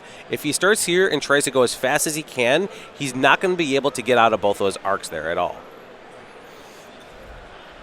All right, and I know that I missed a stream poll. I'm sorry, guys. We're going to go ahead and get it up now, even though you guys will have a bunch of information. So, like you said, Scorch is going through the middle there. The problem with this is then, now these 2 Jedi can essentially just come right in on everything. Yeah, you're good. So, I'm good. just switching the Okay. marker to Yeah, yellow. Okay. Maybe Quick Draw, his idea is to kind of slow boat over and then kind of flank the Jedi if they come after him. There we go. Got it. Yeah, yellow. It keeps changing. I don't know why. Okay, so he just said he's going to make that 3 with R2, so he's going to changes. I guess he was originally doing a 2 bank, and he changed it to a 3. Yep. Now, that might put him at, is he going to boost? I'm actually, so it was a 2 hard, and he It was changed a it 2 to hard a and 3 changed it hard? to 3. I'm So kind of surprised he didn't change it to a 1 hard. I would have done the same, because if you did a 1 hard, that would have put you on this side of that. And been able to barrel out of that. completely out of shots, especially that Scorch went slow. Because now Scorch can kind of like come in on him. Unless he tries to go really fast through that, Scorch will be able to turn in. Yeah. And I've played Mark quite a bit in tournaments. He's a smart guy, and we've played Pete at League Night. He's a Chicago local. Mm-hmm. And Mark is one of the Hangar 19 people. Yep. So out of Indiana, you can always recognize them because they always color code their shirts. Oh, they don't have a 1 hard. Oh, they Sorry, don't. they don't have a Jedi Well, is dial. that remind me now? If you have R3 or R2A6 and you put in a maneuver like a hard 2, but you do not have a hard one, would you be able to turn it to a hard one? No, I don't think so. We can double check that though. So after you reveal your dial, you may set your dial. So it has to actually be on Oh, there. okay. Yeah. Set your dial to something. Mm-hmm. All right. So that's a good clarification because some people might think that, hey, this is a 2, I can go either this one or this one, not actually having those. Oh my God! If that droid just lets you execute, Yeah. If it said execute a maneuver 1 speed lower, like Yeah, that would be that would make it entirely just impossible sometimes. I know if I had a Jedi, I've seen Anakin with R2A6 and Supernatural, Yep. and it just becomes impossible because what you do is you dial in, let's say, a 2 bank, and then you can decide, oh, I want to do the 2 bank. No, I'll do the 1 or the 3, and then you just have a million options. So now it's very expensive to do such a thing. Oh, yeah. So that means you're basically banking on just one ship being all of your only source of damage. Now, before we go too far, I do need to say thank you to our round sponsor, Curl Paw Creatives. Use coupon code GenCon19 for 15% off of your acrylic game token needs. You got tokens, templates for X-Wing, of course, and other games too. All right, time for combat. We got a range 3 shot. So he did go 3 speed, so he'll get an extra die here with Rick. Uh-huh. And that's 2. Juke is active, but is not going to matter. Is Rick still in the range of one of those SFs to the side? It's Yes, possible he's an arc. absolutely. Okay. Unless the arc is a weird angle, but I think he's got it. Now, why do you think that he pulled in those 2 Jedi, like to the side like that, like going through the middle? He might be trying To if he thinks that Scorch might be on an island. But let's finish the attacks here. A 1 hit coming back. Didn't take the stress. Oh. Okay, the extra die didn't help that much, but he's got to spend it, so he's fine. Alrighty. But no evade though coming in from the SFs. Super out. One of them will have a shot. I'm sorry, Juke. I said Rick doesn't have Juke. He has Daredevil. Excuse me. Daredevil lets I'm so used to seeing him with Juke. And whiffs. Whiff, super whiff. Rerolls outside the box. Crit. Rick should be fine. And is.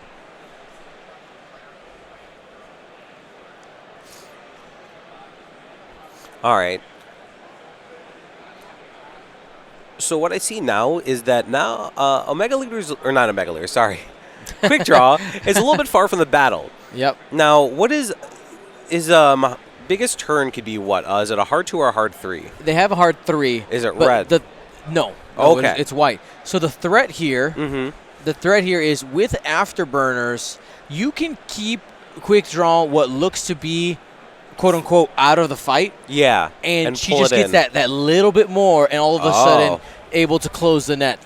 Exactly. Okay. So essentially, if Quick Draw is right here, he could do a hard 3 and then maybe boost in and then still barrel roll or something else if he had to. Absolutely. Now, auto thrust. Afterburners. Does that happen during the action or? That's after you execute a maneuver. Okay. So he would have to do that first and then do something else. So essentially, Quick Draw could be somewhere over here, or just go straight and then try to barrel roll over. Yeah. So that can help him kind of like block for Scorch. He might be at range 2 to 3 of one of the other ships. So, shout out to Ibsify for doing their Twitch Prime 6 months in a row. They get that the new badge next to their name. They got the double stars. Thank you so much for your support. Remind you guys, you can click that button every 30 days, !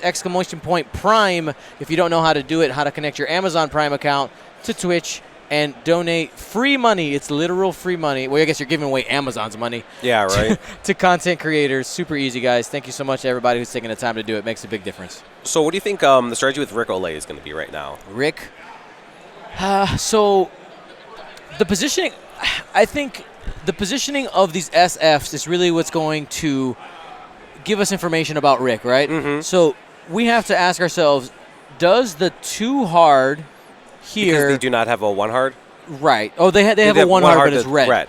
With So the barrel roll, is that what Mark's thinking to try to get back into the center? Because that gives them full coverage. Because if the Jedi are planning on coming in here, this is probably the correct move, because you'd be able to have Scorch in there, and we just talked about Quick Draw saying hello and trying to take something off the board. Because with the regen, which you don't want, which is the strategy is you might take a couple hits, you get out, you regen, and then if you need to, you come back around. Exactly. That's a lot of guns. And the Jedi, because they have the Delta 7B, don't like being in the heat of everything, because 2 dice really makes them fall apart quick. It's like an X-Wing. My throat is starting to get a little extra raspy. Raspy? Yeah. Is that smoker voice? Yes. All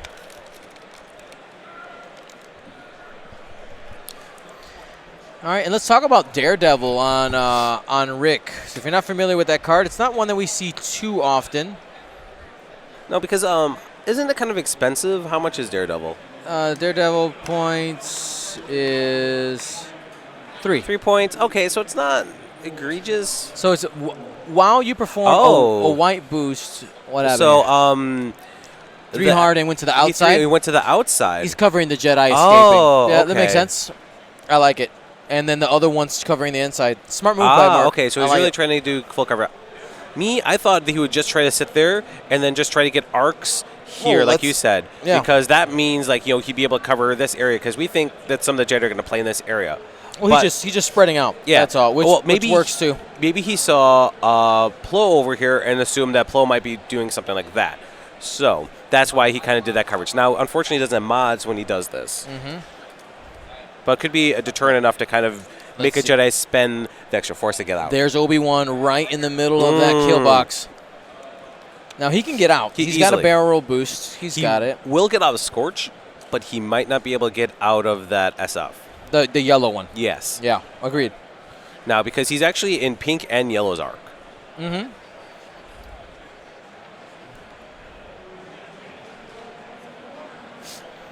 All right, there is the fine-tune control barrel roll. Uh-huh.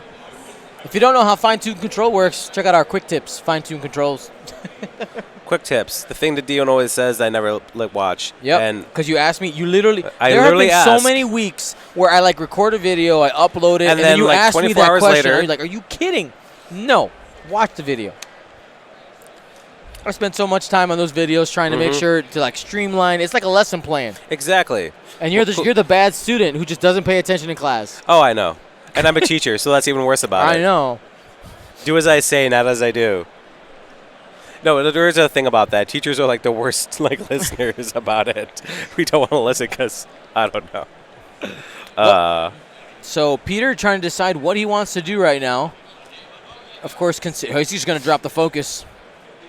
Oh, so he's staying into that. He doesn't. I don't know if he's accounting for quick draws possible. I don't think so. I think Mark might be licking his chops right now. Yeah. Look at the predatory stance. You can see it from here. He's mansplaying right now with his arms on his hips. Okay, so Plo's running with his side.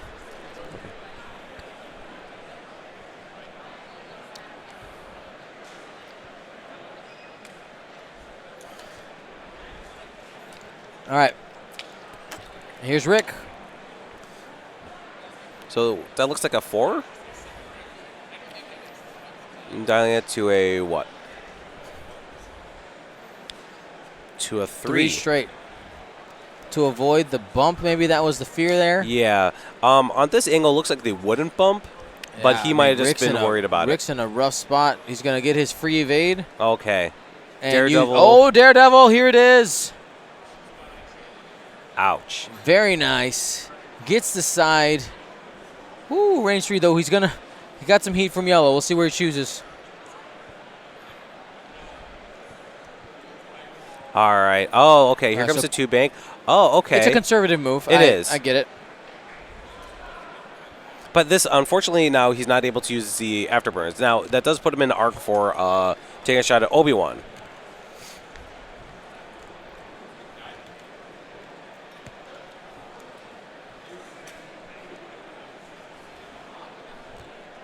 All right.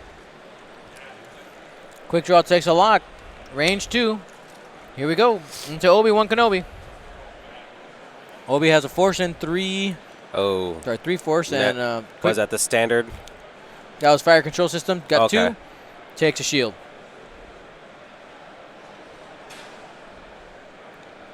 Next in Does he get to keep that lock? Or no, he used Fire fire control. control.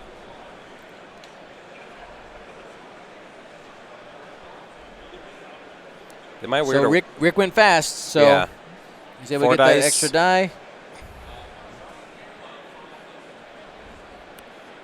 He has an evade token currently on Scorch. Spends it, no damage.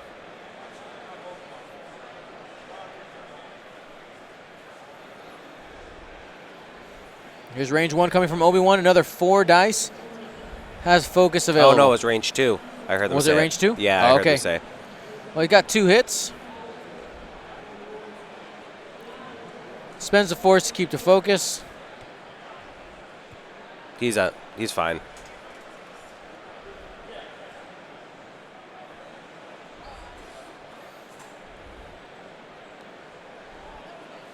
Plo has a shot at quick draw at range 3. Maybe.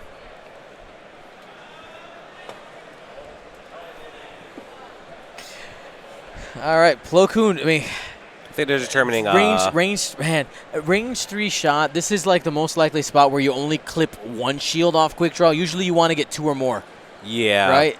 I think at best it would only do 1. So that's why I think these deciding if they want to take the shot. There are times where I'm like, oh, yeah, I could hit quick draw, but I don't want like what's going to be coming back.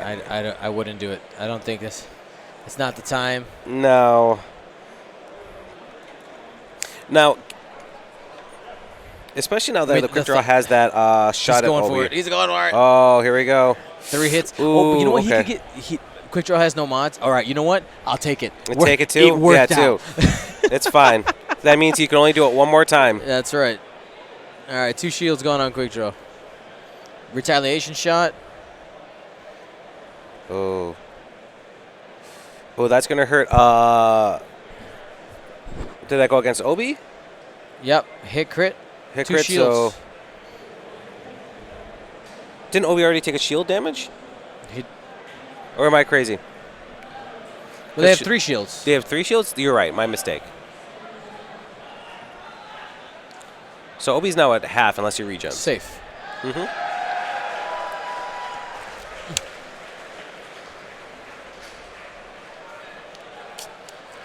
Two hits from the Omega Squadron expert. Mhm. Spends a focus, no damage. Obi-Wan able to get out of there unscathed. Man, that could have been worse. Well, he's still at half, unfortunately. Yeah.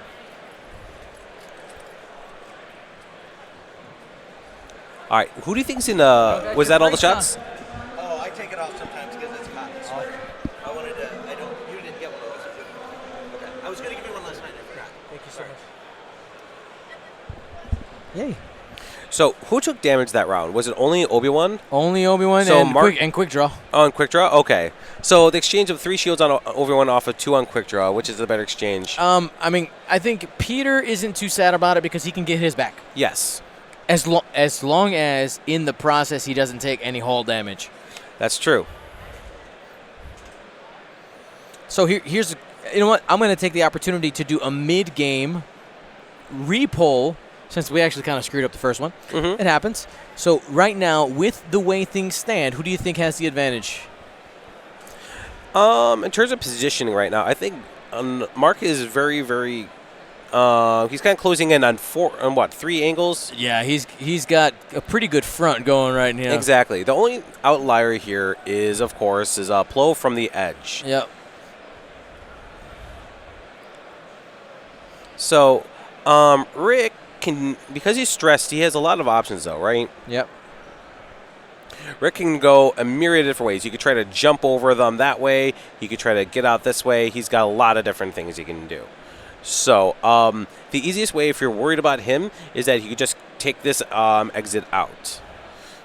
But the thing is, the SFs can shoot out the butt. They can shoot out the butt. They can rotate pretty easy. Mind you, it's only 2 dice, but It is, but I mean, a if shot they is a can, shot. If they can get a situation where they can do a little double tap action, shoot Obi-Wan And Rick, of and course. Rick, they take that most likely. Well, there was that very famous Marcel instance where he got hit with a ghost. Was it 13 damage? It was 13 damage. From Quick Draw, who got in the side. Yeah. So I'm going to draw a quick picture on that. Imagine this is a ghost here, and let's say this is a little bitty TSF, right? So Quick Draw got here and was able to hit the ghost, 3 out the front, 3 out the back, and then somebody else decided to hit Quick Draw again, 3 out the front, 3 out the back on the same with ghost. the wreck hits and stuff. It was awful. It was just brutal. All right, Ro Ricks, thank you so much for your sub. We're at 170. So that's 60% of our goal added for day 2. Nice.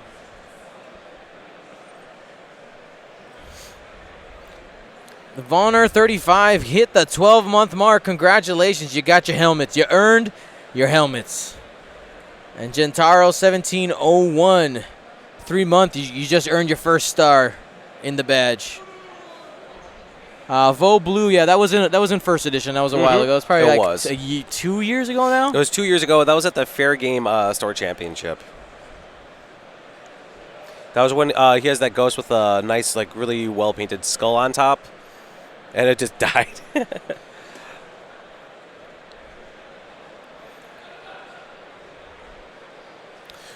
So, what would you think that what do you think Obi's move is going to be here? If I don't know. Let's find out. here we we're go. We're at the movement phase. Here we go. 1 forward. Just slap down the focus, keeping that arc forward. Okay. Sweeping move here from the top. So he's closing some gaps here. Yep. He's gonna try to see if he can clip Obi. Obi-Wan's got to get out. Remind me, Fanatical that turns an eye to a crit? To a focus. Okay. But once your shields are down. Oh, okay. If your shields are down, it hurts you.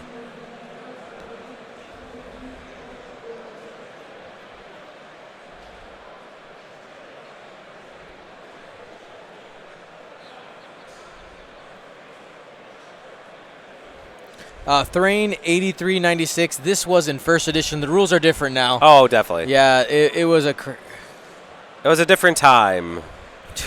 a long time ago. A long time ago. In an edition far, far away. When the average dice roll did 16 damage. Yeah.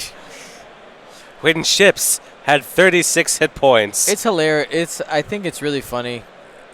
Little Daredevil action here from Rick, trying to turn and get an arc on the pink SF here. Might maybe have it. It's close.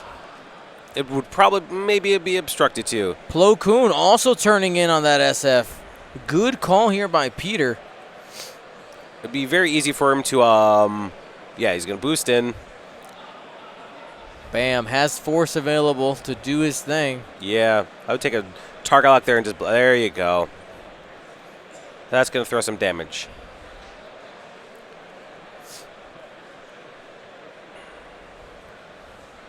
So it seems like Obi's going to regen right now. I'm out. I do not want to play. Did he take the weapons disabled? He did. All right. So regen, +1 shield. That is back above half points. Subtracting the points scored by to Mark. We're back to a 0-0 game.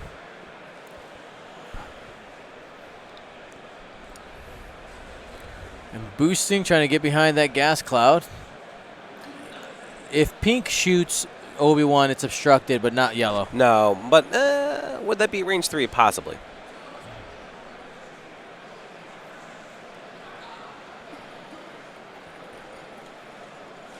And there's the focus.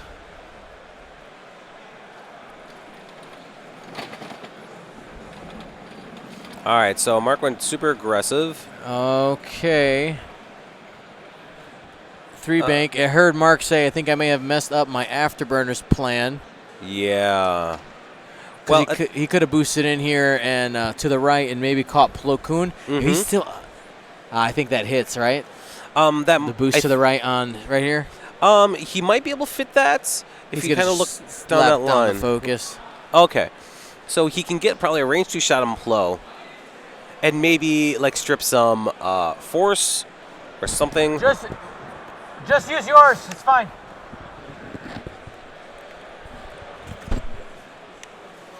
My A target lock got stolen. Did it really? Yep. 2 hits. 1 damage. 1 evade. That was going into Rick. Excuse me, not Rick, into Plo. Mm-hmm. Range 1 into Ouch. that first expert there. All Has right, a so lock. Spends spending it. And the he's going to go ahead and force. spend that force. That's 3 hits and a Oh. crit going in. Oh, And that's ouch. all of it. Shields are down and a crit. Now, a lot of people have been using these SFs. It is a direct hit. Oh, ouch. Down to 1 hull. Fanatical is live. Will it Yes. matter? We do not know.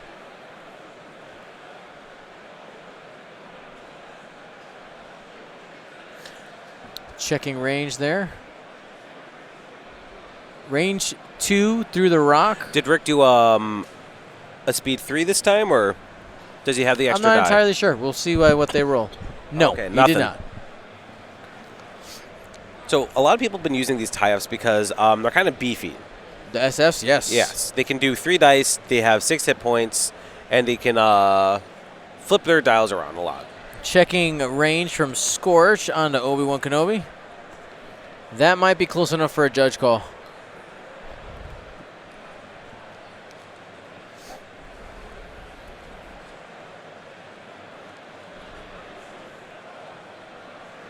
Oh, I think that got bumped.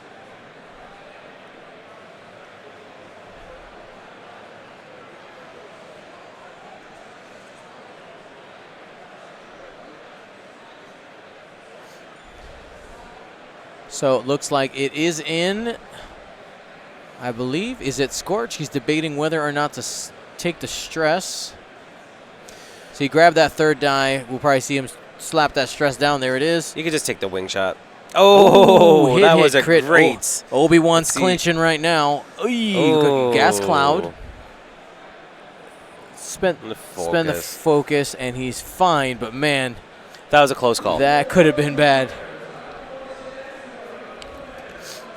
I know I feel safer on the other end of a gas cloud at range 3 for sure. You get, of course, especially with a force pilot and auto thrusters. Of course. All right, spending it for 3. Oof. That's from the pink one. Gets an evade and now has choices to make. Whether to spend the force or the focus. He's thinking about his force economy at the moment. I know we can't quite see exactly how many force he has left. He's going to spend the focus. Now he's back and at takes half. 1.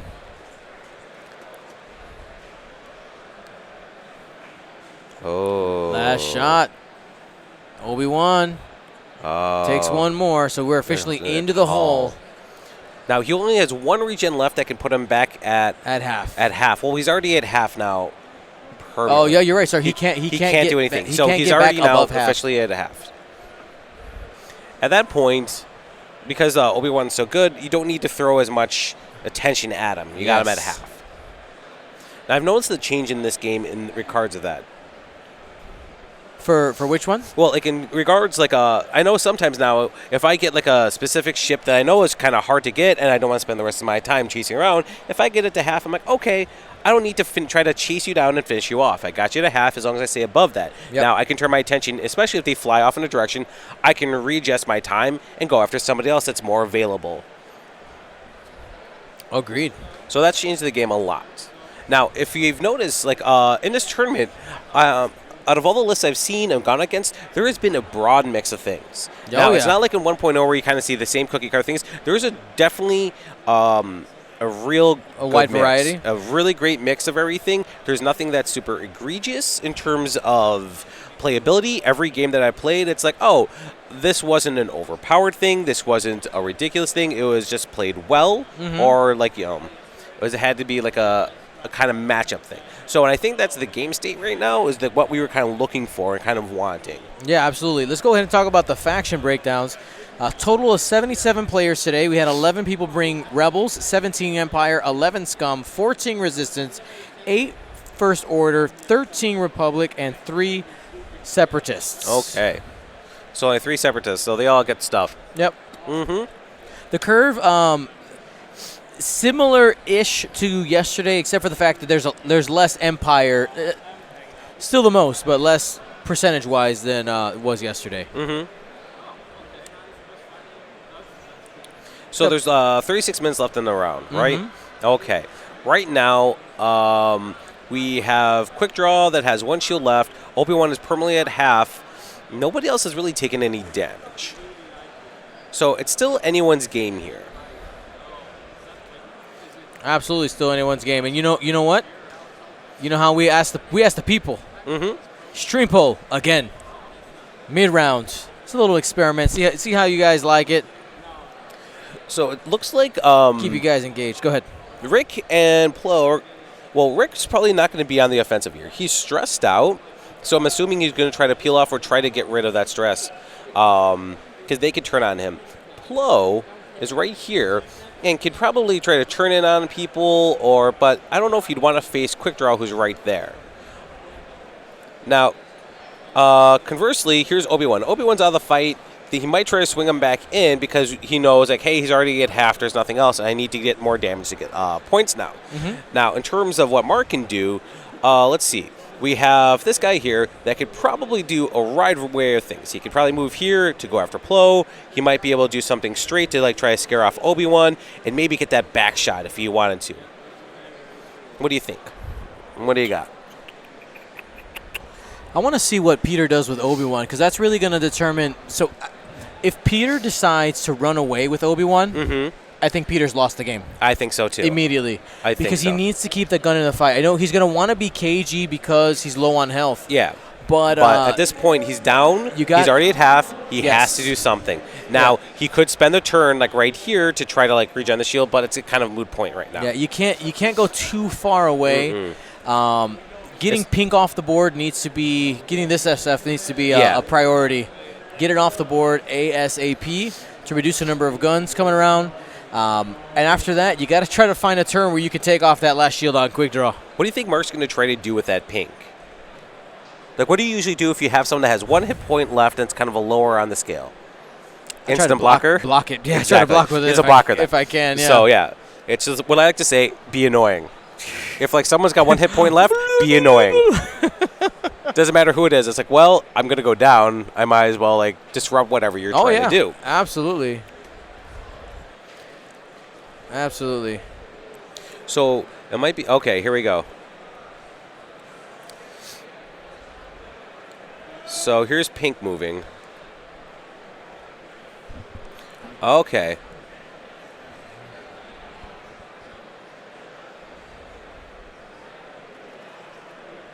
So what did he decide to do? So he did a 3 bank. So this gives him the opportunity to flip. Okay, he's covering his back now. And he evaded. I mean, if he can keep that ship around, of course, that's even better. So yellow now can potentially block and Plo very well. So that sets up for kind of a nice shot there.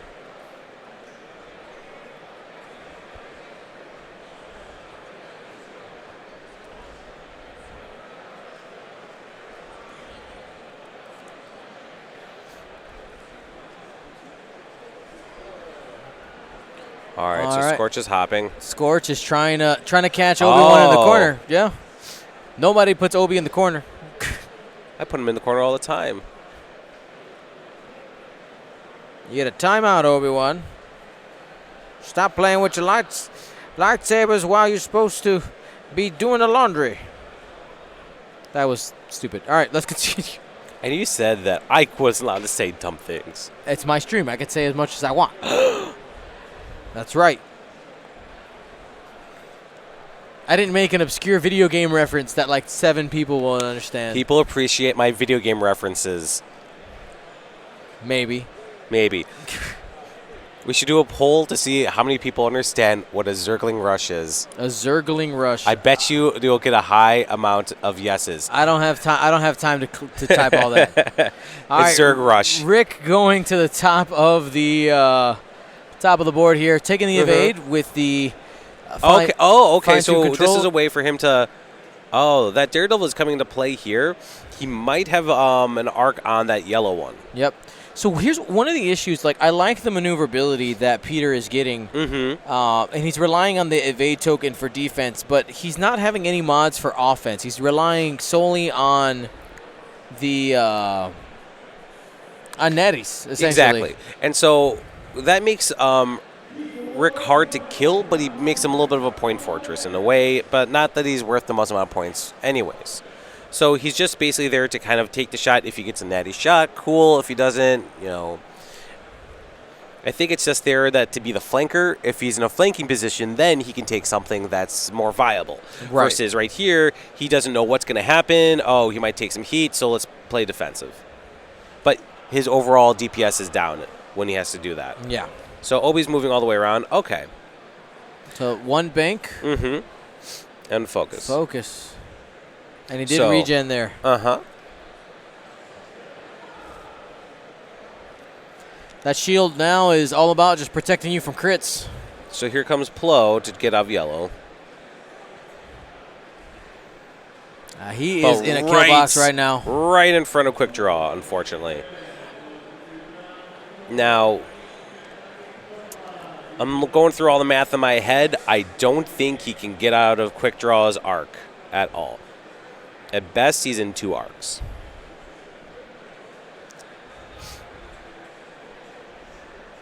So it looks like he's going after PS Kill, that pink one. Yeah, he's like, at least I can get a shot, range 1, and not getting a shot from yellow. Yeah. Now, did Quick Draw... What was Quick Draw's mods there? Did he target lock? Is this his target lock on Plo there? That's a great... No, I think those target locks belong to Peter. Oh, okay, here comes Quick Draw now. Okay, Yeah. we forgot that he was moving last. My mistake. You're good. Oh, man. So safe. Safe. right now. In the worst kind of way. Well, They just go at Rick right now. Mark yeah. probably just slap a target lock over there and say, I dare you to shoot me. He has a focus in his hand at the moment. Sure. All right, that he's playing works. safe.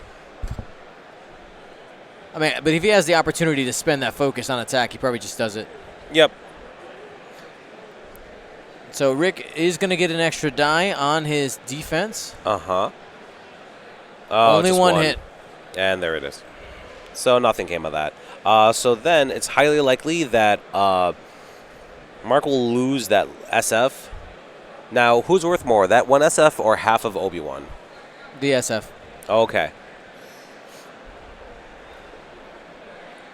But not the half that's left. It's a whole, Okay, so it did 3. Hit it, crit, got him. Got him. All right, so right there, Peter going up here 46 to 39. Are you good for after lunch? Cool. Huh?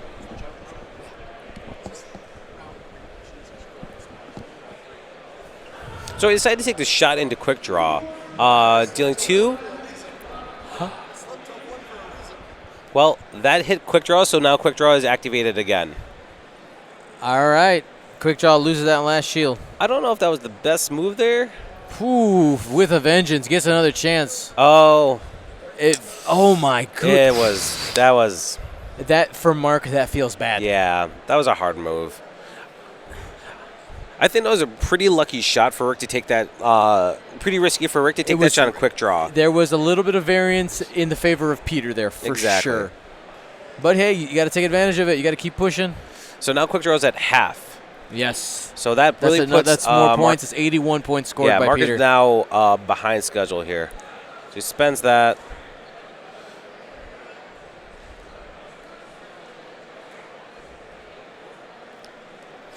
Attention X-Wing players, you have 23 minutes remaining in round. X-Wing players, 23 minutes remaining in round 3. Reminder that after this round we are doing a break. got 4:15. One die is not. no. No. All right, Peter, what you gonna do? You've been given some blessings. What are you gonna do? Now, this would be easy time to swing Obi back in. Oh yeah, big The time. field's opened up. I think that shot with Rick and not taking anything back was just That's key there. huge. That was really big. Absolutely huge. You could have gotten half points right there on Rick. And then that would have at least closed the playing field a little bit. Yeah. But Or at least quick taking draw the shield took 2 off. shots, and Rick didn't amount to anything, unfortunately. It was a great gamble.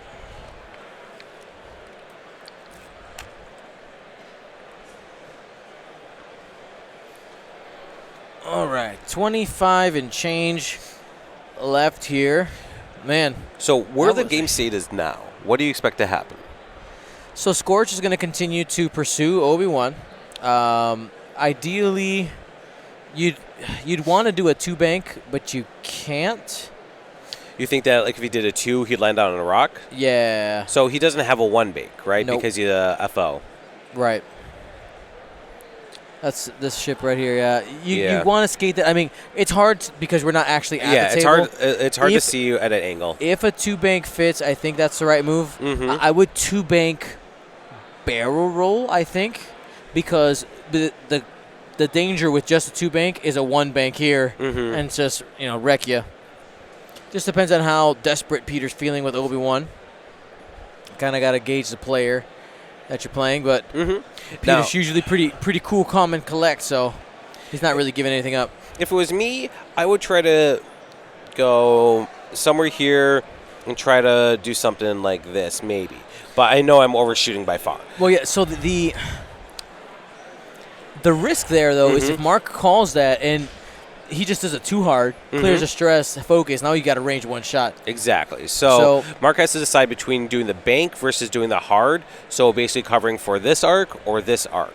And it's very easy for Obi to kind of do something like that or do something casual. So it's basically a guessing game of who's going to do what. Yeah, this right here. This is a game of chicken. Yeah. Right here. It's It's a chicken game. If he does this, then I do this. If Yep. he does this, I do it. So it's a Eh, 50-50 shot on all these different things. exactly. When that happens, I try to go, okay, what's the likelihood Right. of the bad thing?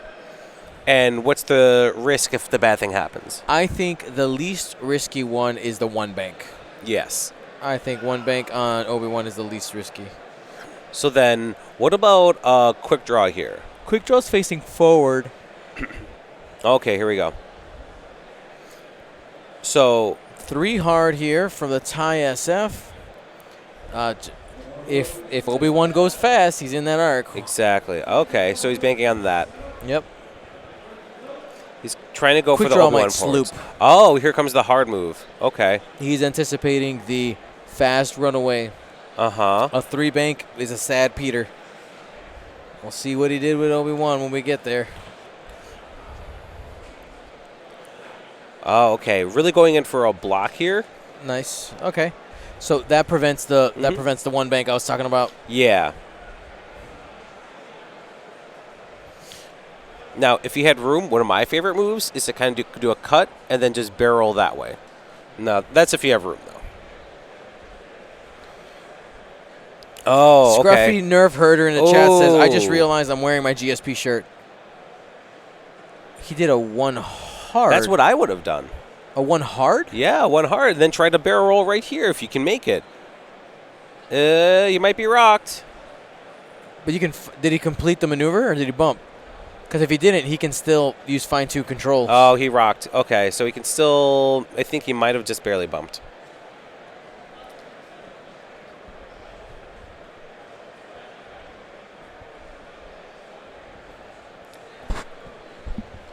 Almost sneaky.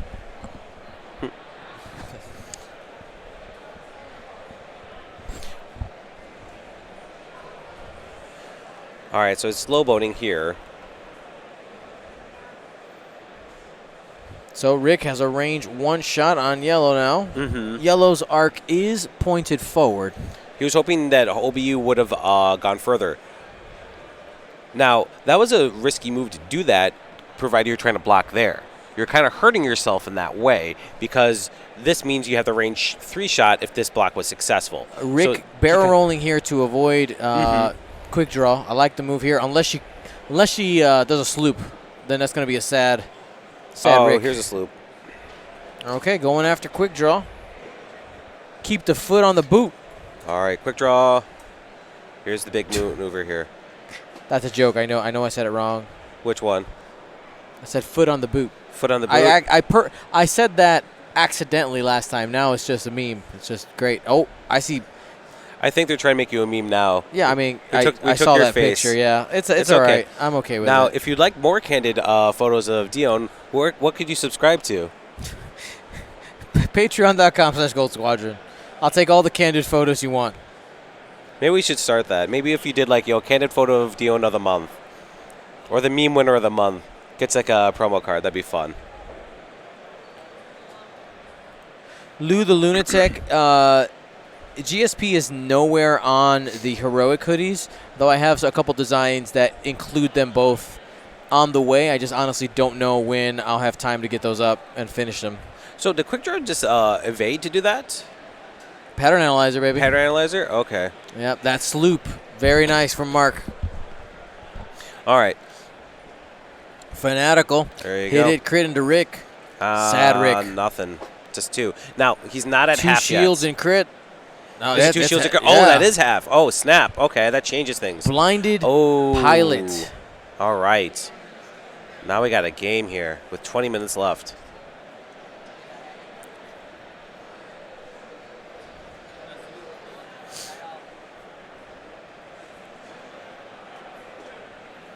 Okay, they're asking about the fine tune now.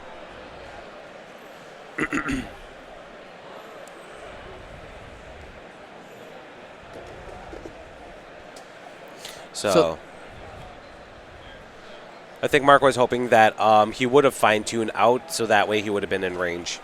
Well, they were communicating about Yes. the fact that he could have fine-tuned control Exactly. off the rock and had a shot. That's still 2 crits going Oh. in. Netties! Escaped.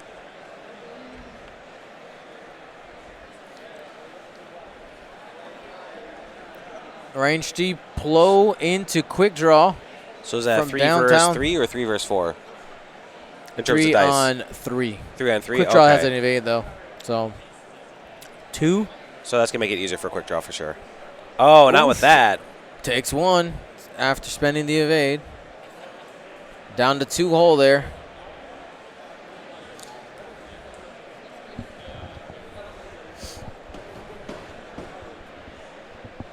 Oh, he doesn't have a shot because he's on a rock. And 2 hits. He's super And clear. evades enough.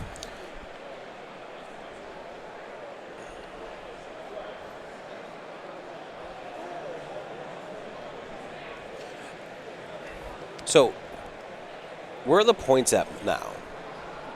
All right, so we So have Peter is at 81. one versus- Mark is at 65 right now. So if Mark, let's look win conditions. If he gets the rest of Rick, Mark's up because he's gonna get 25 points there, bringing him up to 90. I'm like, yes. Rick, unfortunately, though, is going to be a hard target because if he does 3, he's going to be rolling 3 dice and he'll have an evade. So you would have to hope that he blanks out on all 3, and then you'd use that evade. So you'd have to at least do 3 damage to him to get him off the board in one go. Now, here's the other risky move. Is Mark has Quick Draw, who's now at 2 health. So if he loses Quick Draw, this game is over too. So he has to be worried about that because Plo is here and can easily kind of jump in. So we have a lot of different things like that can happen. Meanwhile, it's going to be hard. It might be hard for Obi. He might be able to kind of sneak in and do something. But I think the biggest risk now is Quick Draw. If Peter gets Quick Draw, it's game over. Oh yeah, yeah. It starts to definitely shut the door. I think it's going to be easier for Peter to get Quick Draw than it is going to be for Mark to get Rick. So I know it sounds kind of ballsy. Yeah. But you have still 2 regen charges on R2, Yes. Astromech. Yes. I think if I had Plo, I might just go 2 forward. 2 forward, target lock. And his job is to blow up quick draw. Yeah, I would do that. No, that's you exactly trade what I do. 2 shields to kill quick draw, and you regen them later. It's not going to be hard to, because maybe, like I said, maybe Obi does like a 2 here, can kind of bank in or something. You might be able to get quick draw. Everything. Plo could easily come in and just blow him up and everything. The exchange, I think, is going to be in Peter's favor here because it's going to be very, very easy exchange. Now, it would be very easy for this tie just to kind of chop in and take a shot at Obi. Yep. This one maybe can sloop, which might like block out where Rick goes. Yep. So the FO Mm-hmm. turnaround maneuvers. Or just 3s? 3 banks? Yeah. Yeah. Oh, sorry, that was SF. Yeah. FO. Two sloops. Okay. That doesn't seem bad, honestly. Yeah, you can leave it here. Said give it to you. Oh, he said give it to me. I don't know. I don't want it now. I'm like, dude, where are you? I got your thing. He's like, yeah, I have a no condition. Like, I heard stories about last night. So then, how can Mark win this? What's the easiest way that Mark can secure that Quick Draw doesn't die and that Mark secures a win? So We already talked about how P can secure the win. What about Mark? Mark needs to get Rick and Obi-Wan. That's really what it comes down to. This turn is the reason they're taking a long time. This is a big turn. Of course it this is. is going to swing the game. Yes, right here. incredibly. Because if Mark can catch Obi or Rick, Mm-hmm. he wins. Exactly. He really puts a hurting on the positioning. So, to catch Obi, I wish we could see how much force Obi has at the moment. He might be full up. Yeah, we can't see it. It's just off screen. Yup.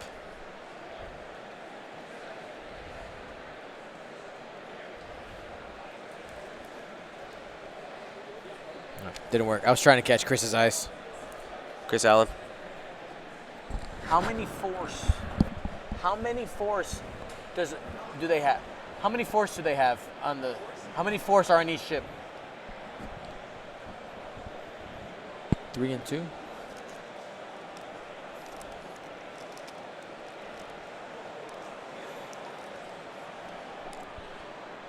From Chris. What?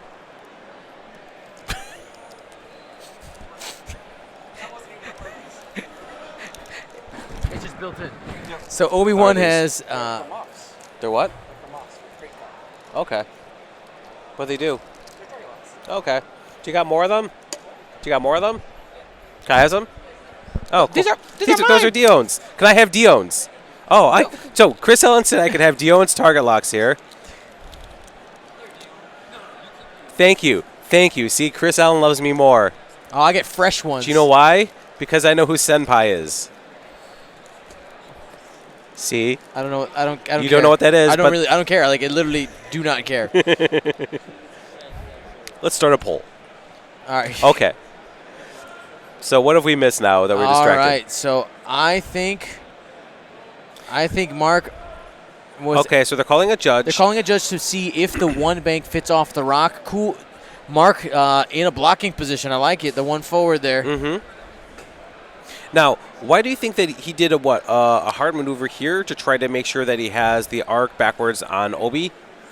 Yes. Okay. Because he couldn't come this way and get a shot. Okay, they're seeing if it's going to overlap the rock. All right. We're gonna have Judge Tim Dugan move the ship. No pressure, Tim. I'm always afraid about bumping things at this point. Yeah. It super matters. Mm-hmm. This is why I always think that it's good to tape the rocks. The rock is not what matters right now. It's a ship. Do you Mhm. make it over the ship?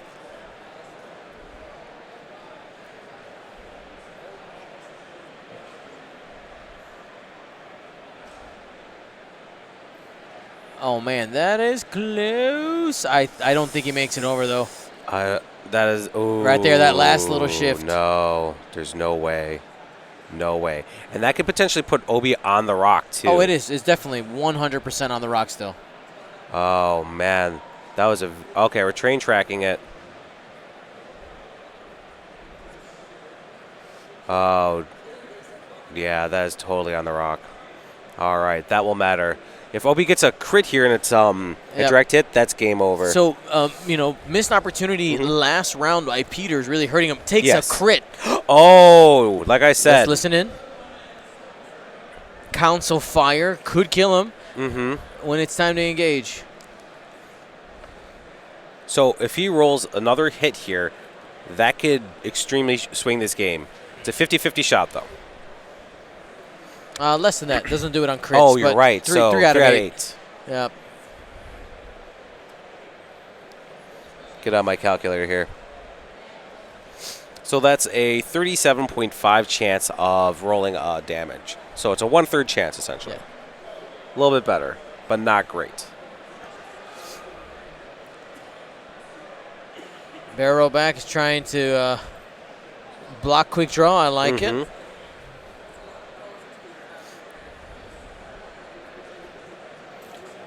One bank. Plo, I think, wanted to be there to try to see what avenues he can go down and what was the best opportunity to kind of close in. So I see. He was trying to block him so that way Plo could do something. Yeah, but he would have gotten the same result with a 2 forward. That's true. I think. And not have to spend the force. Uh-oh. Though I guess with the one bank here, it gets him out of arc. It worked out. It worked out. Great move here by Peter. If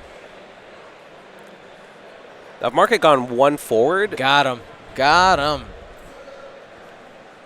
And there's no way for he's dropped down the evade and hope. So then Plo could, if they're at range, might be at range 2 there. Though quick draw does have a shot here at Obi-Wan. Obi-Wan. Does he still have the target lock? Maybe. They're just checking range. Oh, if he has a target lock, that's going to be huge.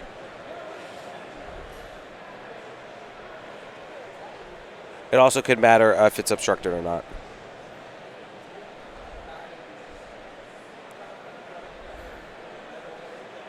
That is in range.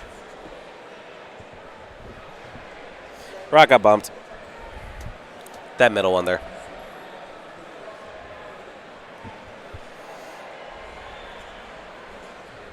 Oh, okay. Spend that target lock. There it is. Hit, crit coming in from Mark on quick draw into Blake is Obi-Wan hurt. Kenobi. Got him. Oh, got him. Got him. Obi-Wan off the table, Now, giving Mark the lead 103 to 81. Now, the point here is going to be, can quick draw survive this next shot from Plo Koon? He's got 2 hit points left. Is that even enough, though, to give him 35? Yeah, that would bring him ahead. So, we got 8 minutes remaining. Let's say quick draw goes down, then it's a chase. Is that 1 or 2? Plo Koon probably has 1 force. Oh, that looks like 4 dice against 2 with a target lock and force. Oh. That's pretty good. He's got a lock. Ooh, missing that lock hurts. He's going to need... Takes a crit, though. Yes. Listen so in. he survives. Maybe? Panic pilot, Okay. double stress. So that's not great. Limits the maneuverability. Yes. And prevents the sloop next turn. Or any rotate shenanigans. 7 minutes. 7:40. Okay, here comes Scorch to try to hit Rick. Rick does not have any mods here, and Rick did not get his extra die. Nope. So he still gets 3, though.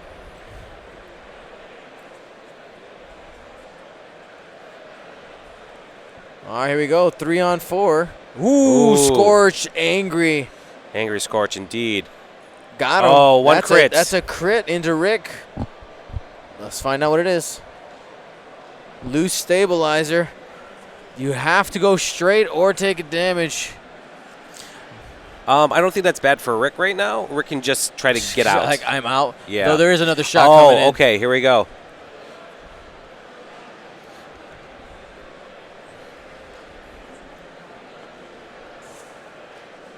All right, 2 Two damage. out the back. And Oh, got natties. It. Okay. Natties. Let's see him in the chat. All right. That was very close. 6:30 left in the round. We probably got about 1 round left to go. So, what's Pete's game here?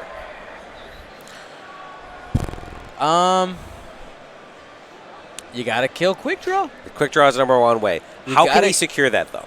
So Plo Koon is the healthiest thing you got. Yes.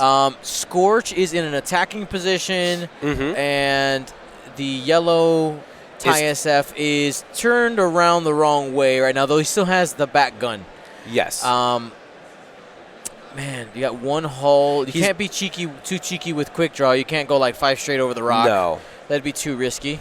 50% So, chance of can dying. Plo do a 2 sloop right there is one question. I mean, that's a viable option. That seems like a viable option, especially because you have the force. That means you'll have mods Yes. available. So he has enough force. Maybe he might have 1 to 2. That's a good enough. He's as got a, 2. He's got 2. Can see it right so there then in the he's corner. got enough for essentially a soft focus here. So that's usually enough and everything to try to secure something because Plo will probably not take enough damage this round Right. for him to go half. So he could try to do that. Rick is probably gone. Now the folly is.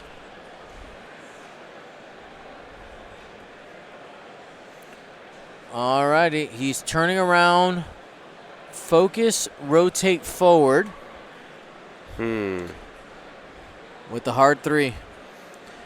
He's anticipating maybe catching Plo or chasing Plo the following turn after the sloop, maybe. Yeah, I think he's Assuming if that's gearing what up he for does. 1 more round is what I think they're preparing for. Yep. So here comes Scorch, who's probably going to be going after Rick.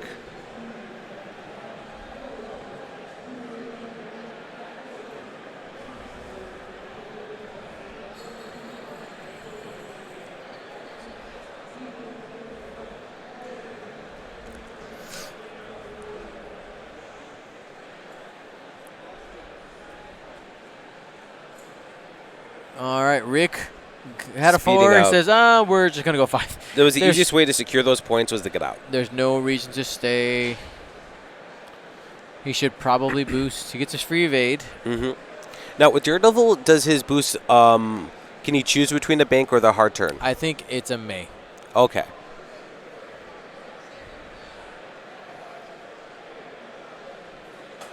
And he's probably It's a gone for the normal game. boost.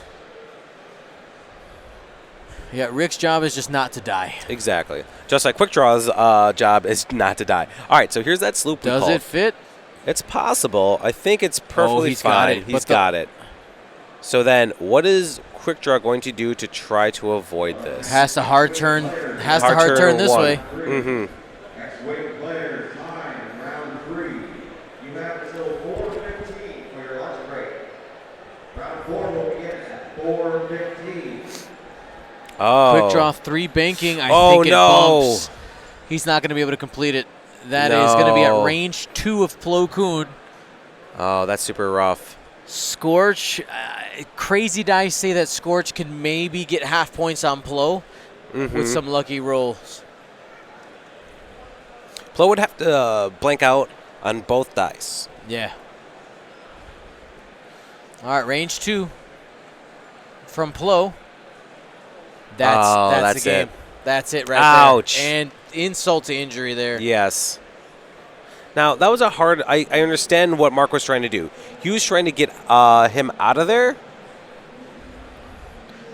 And so that wasn't a bad idea. Does Scorch have arc? He is out.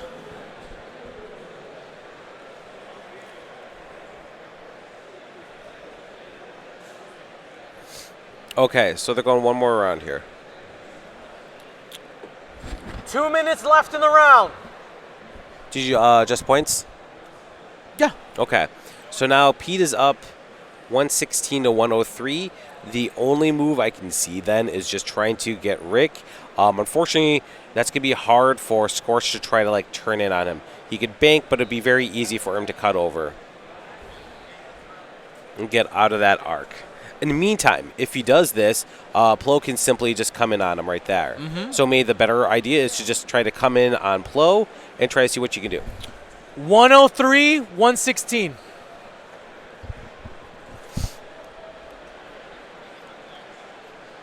Yeah, and just so you guys know, when players ask me the score, that's open information. It honestly just saves them time. So anytime, if you're playing on stream, you want to know the scores, let me know. I'll tell you. I have no problem doing that. That's not outside. That's part of the shared information. Yeah, agreements. exactly. Just helping out. The fairness doctrine. Yeah, and I also know both of these people, so I feel super comfortable with it. Which they also feel comfortable asking me. Of They're course. like, Dion's my bro. I'm like, I am your bro. You're right. Are you everyone's bro? No. Most Really? people's bro. Okay. Not everybody's bro. There's those select few. Yeah, I feel like you like disrespect my mama or something like that. Disrespect my wife. Why, Oh man, if you why are these disrespect my not wife, disrespecting your mom? you disrespect my wife, we're gonna have a talking to. Do you know how you really put Dion on tilts? You disrespect his dogs.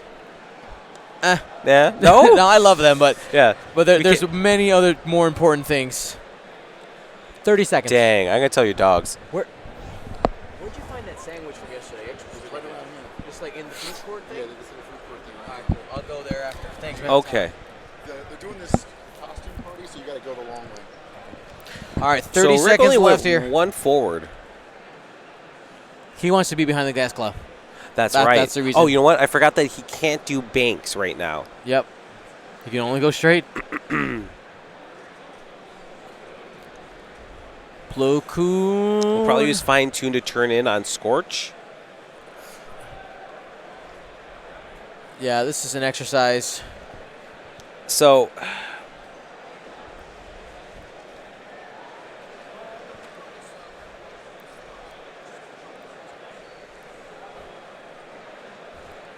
all right.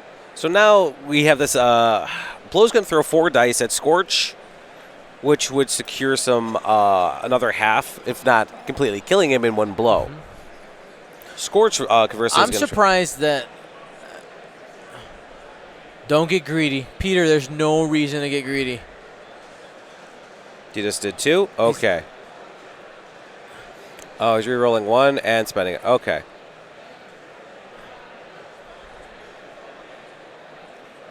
Shield and a crit on So Scorch. as long as it's not double damage, he retains his points. Oh, he's at half. Never mind. Yep.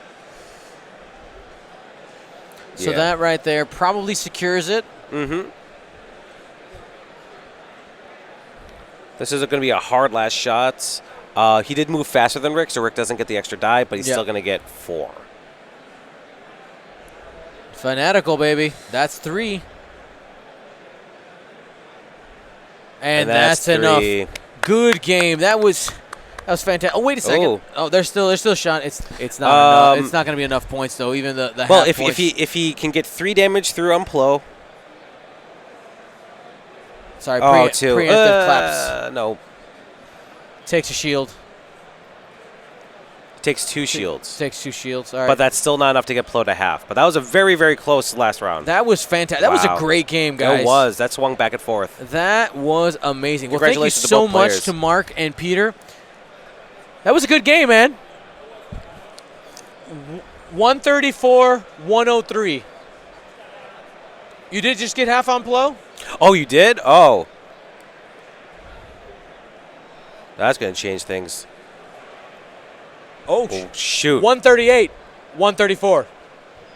Oh, that swung everything. That It was was the it. last shot. That was we the didn't last realize. shield. I didn't see that because Yeah. they were in a line there. I thought the bottom one. okay. That's why. Wow. Whoa! That was the- crazy flip right I've there. seen so many last shots in since 2.0. The last shot of the game has swung so many things. Yep. Oh man.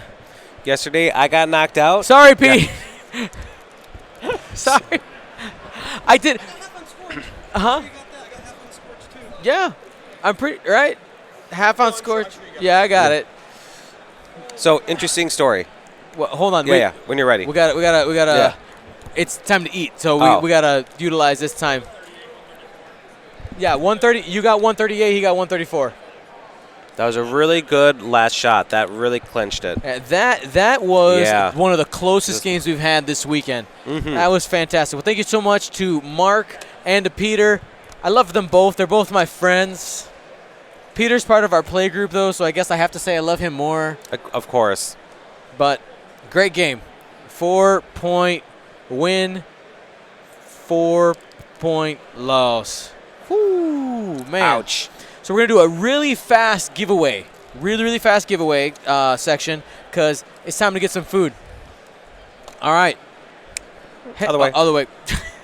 All right, so because you are the guest commentator for this round, you get to choose one of these cards to give away. We had one from each faction. These are the ones that are left. Okay. Go for it. Oh, man. These were the factions I was playing. So what I'm going to do is I'm going to do this by random. No. No? No. No random? No. Make Okay, it thematic. Make a choice. Thematic? Okay. Make a well, choice. Because, what is it? Mark won that one. Let's go with Imperial. Or actually, First Order because he was playing that. So There that you go. means Kylo is going to be the winner for today. All right. Kylo Ren. And very simple to participate in the giveaways. All you got to do is type in the chat here on Twitch. And what's going to happen if we pull your name, you type !win in the chat. Tycho, thank you so much for your donation. Awesome. $75 donation. And his comment is ! It's hype. Woo! All righty. If you donate $50 to Gold Squadron Podcast, I'll give you Dion's middle name. Dun, dun, dun. Actually, I'll give you one letter of his middle name.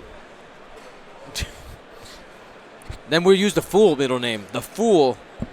You'd have to, like... I use an abbreviation. You use abbreviation? I do. Ooh. Anyway, who's going to get that? 3, 2, 1. Them or Kevin. The Mr. Kevin. No, I'm pretty sure it's them or Kevin. The guy's name is them, his middle name is R, and his last name is Kevin. Congratulations on getting that. We got a couple other things here. We got an FFG engine upgrade. 3, 2, 1. He said, oh my God, I never won anything. Congratulations, Kevin. Threw cards on the floor. Who won? Was it L4 Starfighter? Last Starfighter, I think, is what he's probably going for. I'm Liz Dexic a little bit when reading names. It's fine. I've gotten better at being able to see the clever words and Yes, names of they've course. gotten in there. Do you know Because what at first I was like, they call that leet speak. Leet speak. Leet you speak. learned something today. I actually knew that already. Did you? I've heard the word leet speak. Okay, how do you spell leet then? Like this is how you really know. L337. Oh, okay. Hey. Good job. All right, Countdown. This is one of the tech cards. Countdown. It's a programming joke. 3, 2, 1. Delta 36. Congratulations. There you go. And we got one more thing. But before we do that, I want to give a shout out to District Foundry. Use coupon code GenCon19 for 15% off. You can get things like awesome tournament trays. And one of the newer items that are coming up here live on the shop are hyperspace rings. I want one. We're actually giving this one away today. Really? How can I get one? For free? You can't. How can I win one? How can you win one? Keep watching the stream. Awesome. Basically, Ken was like, whenever you feel the desire in your heart to give it away, give it away. Oh. I'm not quite feeling it yet. Probably maybe after I have lunch. I just bought stuff from District Foundry. So good guy. It's really good stuff. I really would love to see it and everything, so. All right, guys. So we're going to go ahead and sign off. We'll be back from lunch in about, we'll call it 50 minutes. We'll call it 55 minutes from now. But that's like the start time of the next round. Because I got to get some food, guys. Let's go ahead. It's a long day. And edit this now. Let's go to the wait screen. We are going to have round 4 of 7. Man. It's a long day. And 7 rounds. When you get to 10 o'clock and it's like, oh, let's start round 7, you die inside. It's like, why? Why? And we are all veteran X-Wing players. We all have played many, many rounds of X-Wing. Oh, yeah. And come back the next day to play another, 6 rounds. It's crazy. 7 still hurts you. All right, guys. We'll be back. Thank you so much.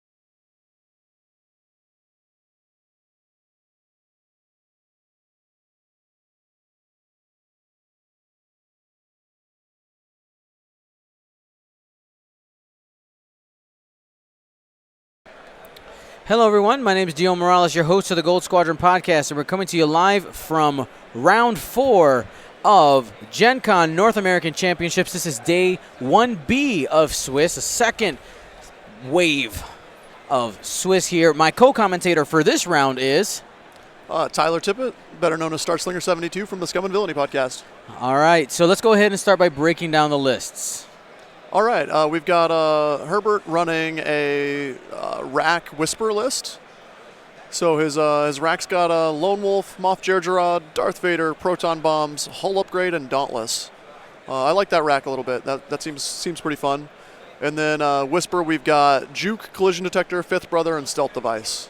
So she's going to look to hang out on some gas clouds all game and get that extra coverage. And on the left side, we got Richard Hines. What's he rolling with? He's got a lot of drones. He's got 5 Trade Federation drones with energy shells and struts. And then he's got 2 of these new Hyena bombers. One of them is this Bactoid prototype with a diamond boron missile, so we'll finally get to see that. What's that actually do again, Leon? I will read it after I finish the colors. I do not know. And then landing struts, and then the last Techno Union bomber has got plasma torpedoes and the probe droids. So looking to get those early target locks out. This will be he'll have to take an interesting approach with rack here because that's a lot of shots. That is a ton of firepower. I don't think it can one round him, but it can get pretty close. So, you know, a lot of times when people are running swarms like this and you're trying to go up against a 0 agility ship, should he be splitting up the swarm, you think, or keep them in a formation of some kind? What do you think the approach is from a swarm? Well, so I don't know how he's going to go about it. One of the cool things with the CIS swarms is they don't have to stay together, right? Like they don't. Right. He doesn't have a tactical relay that's doing anything special for him. So them spreading out a little bit is actually pretty, like, arc coverage wise is good. Yep. He might be trying to stay very close just to keep Whisper honest, like not being able to just go, because if he spreads out right, she can just go kind of pick off people left and right. Exactly. All right, so you asked, what does Diamond Boron Missile do? Let's look it up together. Diamond Boron Missile. Right there. Okay, so it is a 3-die attack. His 3 charges, range 2 to 3 missile. No range bonuses on it. Attack target lock. Spend 1 charge. After this attack hits, you may spend 1 charge. Okay. If you do, each ship at range 0 to 1 of the defender with agility equal to or less than the defender's rolls 1 attack die and suffers a hit or crit for each matching result. This is a little bit more anti-swarm tech. Yeah. Well, it's also kind of like the new assault missile-ish. Right. And I guess he's also just paying 6 points for a 3-die attack, right? Yep, absolutely. So you get 3 of them. That's not terrible. But he's got to have a target lock, huh? Yep. Well, but he's pushed the probe droids out, so he'll have target locks before he even engages. There it is. So now, what's interesting here is I almost feel like I would target lock Whisper, even though I plan on attacking rack with a lot of my shots, just to really make that scared. Hey, I can't come here because there's 6 ships that all have target lock calculate looking at me now. You know, I feel like I've heard Herbert's name, Paricio. I feel like I've seen that name before.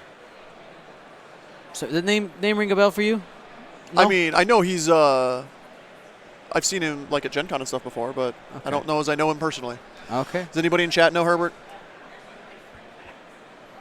There it is. Yeah. Runner-up twice, Brazilian nationals. Okay. All right, so the guy knows what he's doing, and to bring a decimator with so many people playing 4 and 5 ships, and he's undefeated so far. You guys at least knows a little bit of what he's doing, right? Well, the number 1 overall Empire squad from last night was Rack Whisper. It was a different loadout, but they have a really good fight into Jedi and that kind of stuff. We'll see how he handles a bunch of drones. Mm-hmm. Now, let's go ahead and get our stream poll up there. We have Richard, who we've had on stream before. Good guy. And Hebert is, I'm sure, an awesome person as well. No, but you got to choose your champion still. You gotta choose. So, if you were at home right now, Tyler, Yep. at your computer, would you be typing 1 or 2? I mean, I would I'm once again contractually obligated to root for Herbert because he's flying the appropriate faction, and he's flying my favorite ship. But I'm interested to see how the opening engage is going to tell us a lot, right? Yeah, I guess he has proton bombs on rack. That's really scary for that. Could be devastating. Yeah, you know what I mean? Like, the vultures already have a hard time getting around him because they don't have a long enough K-turn to like K-turn past. Mm-hmm. They have like that one talon like cheeky thing they can kind of do, right? Yeah, it is the one talon, isn't it? Yes. So if they don't like bump directly into him, it's the 1K 2 Talon. 2 talon. Okay, that makes it Yes. easier. So they should be able to get around with that. But they have to worry about then just eating a proton bomb on their 0 shields. And a bomb on a decimator is something that a lot of people get surprised by. You can forget about it. Most people don't equip it on their. Well, so I think everyone should now. Yes. And the main reason for that is the decimator just has a terrible time coming back into a fight. Like when stuff gets behind it, you can kind of do the lead people trick where you're making them bump into you, then you one forward and you shoot behind and all that. But it's tough to keep them honest in that way. And when they're tight on your flank like that, they can just barrel roll to whatever side your arc's not pointed at and make you have a bad time. But if you can just cover yourself with a proton bomb, it makes it a little bit easier. So I think in the opening, most likely, Herbert is probably trying to see if he can pop a couple of these drones before they get to shoot, right? Oh, he'd love to. Absolutely, yeah. I think what we're going to see here, and what we should be seeing, is Herbert's basically going to sit on that pickle gas cloud. How dare you?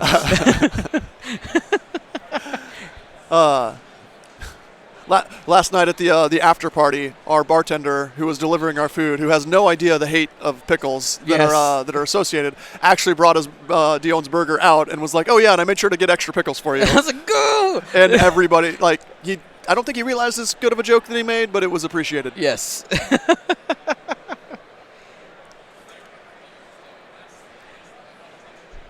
All right, so do you think it's going to be really important for Herbert to get rid of that probe droid if he can early? Well, he didn't yet. This was his only opportunity to. Like, if Whisper could have came up and shot it, it would have been, and killed it, it would have been fine. He basically doesn't have a chance to do anything with it now because it's going to be too close on this turn before either of his ships have a chance to shoot or run over it, right? Right. Even still, I want to say, Whisper wants to basically be in the space to the right of the oblong gas cloud. Oh, I can touch this, right? Yeah. I can tell this, right? So she wants to stay here-ish all game. Okay. When they're on this side, and as soon as they close, like, decloak over the other side. Because with collision detector, she can decloak through that gas cloud at will and doesn't need to spend the charges for it. Right, because let's go ahead and read the text just so that people understand that interaction. We were talking about it before, but we didn't pull it up. Yep. So collision detector reads, while you boost or barrel roll, you can move through, you can overlap obstacles, excuse me. And you can move through them and overlap. And decloaking is classified as a booster barrel roll. Right, like, exactly. It's not the action, but that's how it's classified in the rules. Yes, it is. So you can now decloak over rocks, gas clouds, and whatnot. Normally, if you're doing it over a rock, what ends up happening is you spend a charge so that you don't take damage. Right. Right? But you don't have to do that, and there is no move over effect outside of the standard movement phase for a gas cloud. So it's not like you lose your action. Just saw a couple of charges get spent by... Yeah, it's Moff Gergerard.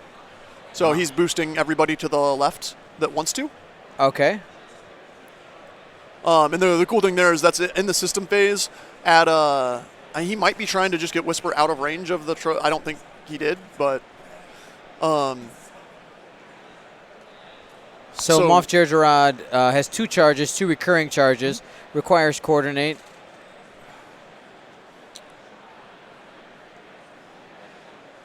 Yeah, so we're seeing the mass lock here. So everyone's going to come up. Is he putting it on rack? He has his options. Yeah, so so everything's going to target lock rack this turn. Yep. Moff Gergerad said, during the system phase, you may spend 2 charges. If you do, choose the 1 bank, 1 forward, or the other direction, one bank. Each friendly ship may perform a red boost action using that template. So this is very important, though. Everybody in your list has to use the same direction.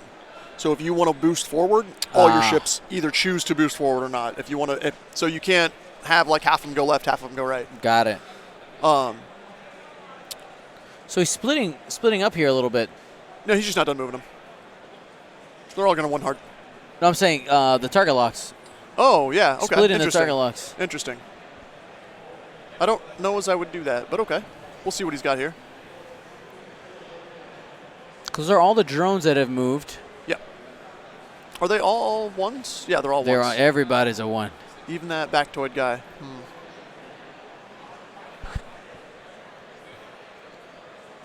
I do kind of like how with the Hyena Bomber they released one ship that had multiple configurations effectively. Yeah, that lets super it cover cool. a lot of different space. So they really got 3 or 4 ships in this one pack to do different things. So you have like the bombard drones that are going to drop prox mines on you, that kind of stuff. If anybody was watching Adam play on stream, you had him on stream yesterday, right? Yes, I did. Or tactical relay carrying Hyena, that kind of stuff. It opens up some design space for them. I think it opens up some possibilities of doing stuff like when they release more card packs, even doing ships with different ship abilities than a normal, maybe an X-wing, and they can do squadrons if they wanted to. That it opens up a bunch of different possibilities. I just like it from the Separatists don't have a lot of ships yet, right? They're one of the brand new factions. Yep. This gave them a lot more options than just. It gave them a lot more options in the sense of you're still a swarm faction, right? You're still going to have a lot of ships. But, hey, you get a... you have a coordinator. You have... Yeah, exactly. They got everything except an ace, essentially. Oh, they have an ace. It's just not here yet. Right. I have yet to buy any Confederacy ships. When the what's it called? It's not the Nebula. It's the Nantex. Yes. When the Nantex drops, I'm in. Those look hilarious. There's going to be some cute barrel rolling shenanigans. So the Bactoid prototype, for those of you who don't know, is a double unique pilot, right? Double unique or single unique? Double. So you can have up to 2 of them in a list. It says, while you perform a special attack, if a friendly ship with network calculations ship ability has a lock on the defender, you may ignore the focus, calculate, or target lock requirement on that attack. So the Bactoid can split either way. It can go at either Whisper or the Decimator. Assuming that he's still there. For sure. Actually, no. They don't even have to be in there's no range, right? Yep. Nope. Just has to be in the list. Yeah, someone else has to have it locked.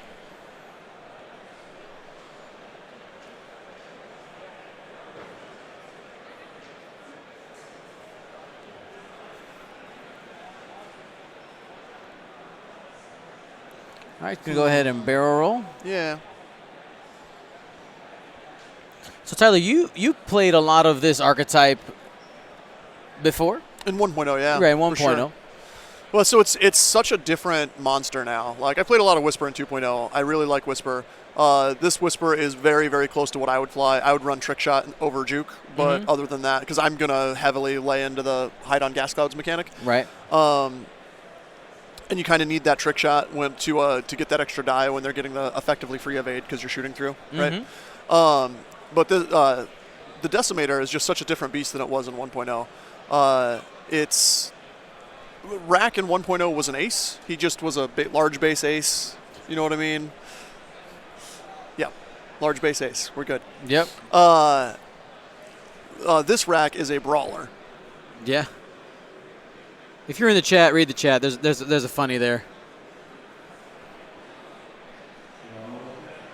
Ha!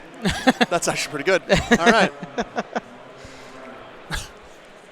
So we'll see what we end up doing because the current Decimator is much more of a brawler, right? Like he's just going to get stuck in there, and with the staggering of the vultures, I don't know as he's going to be able to get. The dream would be he runs into 2 of them, right? Oh yeah. Like okay, I take 2 shots out. You've only got maybe 4 shots into me, and now I'm just going to be hammering into you with mods, right? Using the Dauntless. Well, yeah, Dauntless to reinforce, and then I've got Lone Wolf, so I've got like 2 half-passive mods.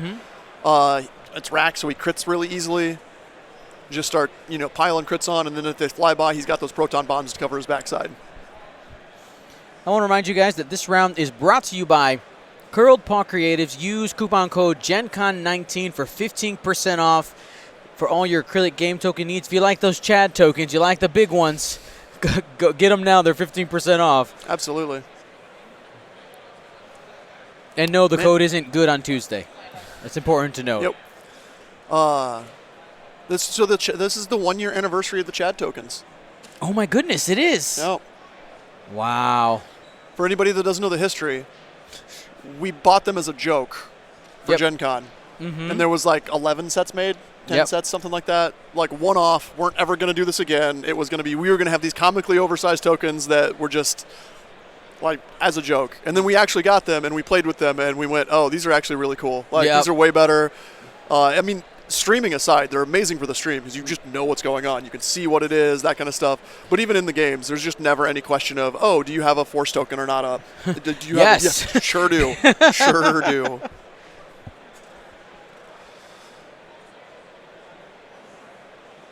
All right, what do we got going on? Is he... I feel like he's... Grappling struts. Oh, he did. Did he activate him and land 2 of them on there? I think so. Yeah, okay. Just sit there for a while.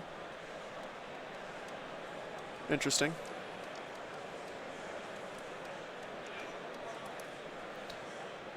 And it's an interesting mechanic, right? Bringing those grappling struts, because usually when you see a swarm type, you're like, oh, you hear it, bring them through the rocks, sure, right? It's like, well, I don't care about them anymore.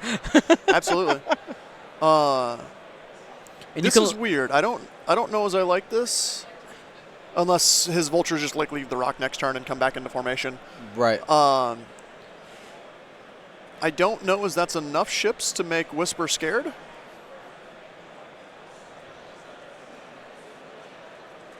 Fit in. All right, cool. And I would be very worried about Whisper just kind of hanging out in this area. Yeah. When you're split like that, but up here. But maybe. Maybe the idea is he's just trying to wrangle here when we come from 2 sides. Yeah, for sure. I mean, with any swarm play into Ace, you want to corral, right? So you want to have layered arcs to where you force them to get shot at. But with this Whisper that's going to have 2 evades, possibly a focus, a force, and 3 agility native, that's going to be real hard for just 2 shots. You know what I mean? Like, I'll sit in 2 arcs. No big deal. Yeah. 5 arcs, I'm now very concerned. I don't want to sit in 5 arcs. That seems terrible. Shout out here in our chat. We have some Brazilian brethren cheering on Herbert. Excellent. And just shout out to the South American players. I don't know how many of you guys are going to be at the Buenos Aires Open, but we will. Gold Squadron podcast. We're going to be streaming it. Is that next week? It's next weekend. I'll be in South America. Next weekend or 2 weekends? Next weekend. Yes, it is next weekend. 100%. Next weekend is Argentina, followed by Sacramento, and then Poland, Australia. So are you going directly from Poland to Australia? Yeah. Nice. I'm going to go around the world. Yeah, all right. Are you actually flying back over the Pacific? Yes. Great. That's actually really funny. All right, looks like we might have a shot here. I think he's trying to lock. Do we have the range? I don't believe so. I can't see. There's an arm in the way, but I don't believe so. Might be. I mean, he could take a shot on the. Well, yeah. So he's checking his lock at the moment. Oh no, you know what? He's probably checking arc to see if he can shoot the probe droid. And now I think a laser ran out of battery, so or they can just see the line and we can't. Because his guns are forward backwards, so it's like, does he have the actual front arc? Skratros 13 asks me, have our nationals at the end of the year. You know what? Hit me up. Send me an email. We'll see what we can figure out. Brazil. Brazil. Okay, that'd be fun. Wow. That'd be a lot of fun. All right, so we got an attack here.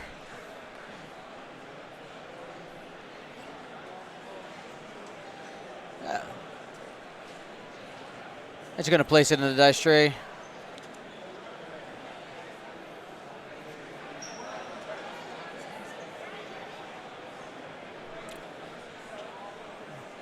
Yeah, cheer no ability.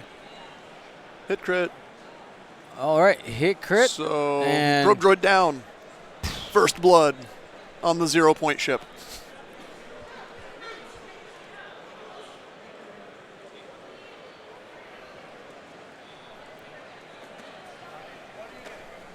All right, we're back to dials. So I mean, getting the probe droid out there just avoids the jam nuisance, right? Do any of them have jam? I guess no, that doesn't add jam, so it doesn't matter. Yeah, no. It's as soon as they get the first set of locks down, I don't think it did really its matters. job, right? Yeah. Yes, correct. I mean, he's going to throw the other one out because why not? But it's not super useful. And there it is. Yep. So now, Be scared of me. yeah, right. We're into. Are we setting up? You throw.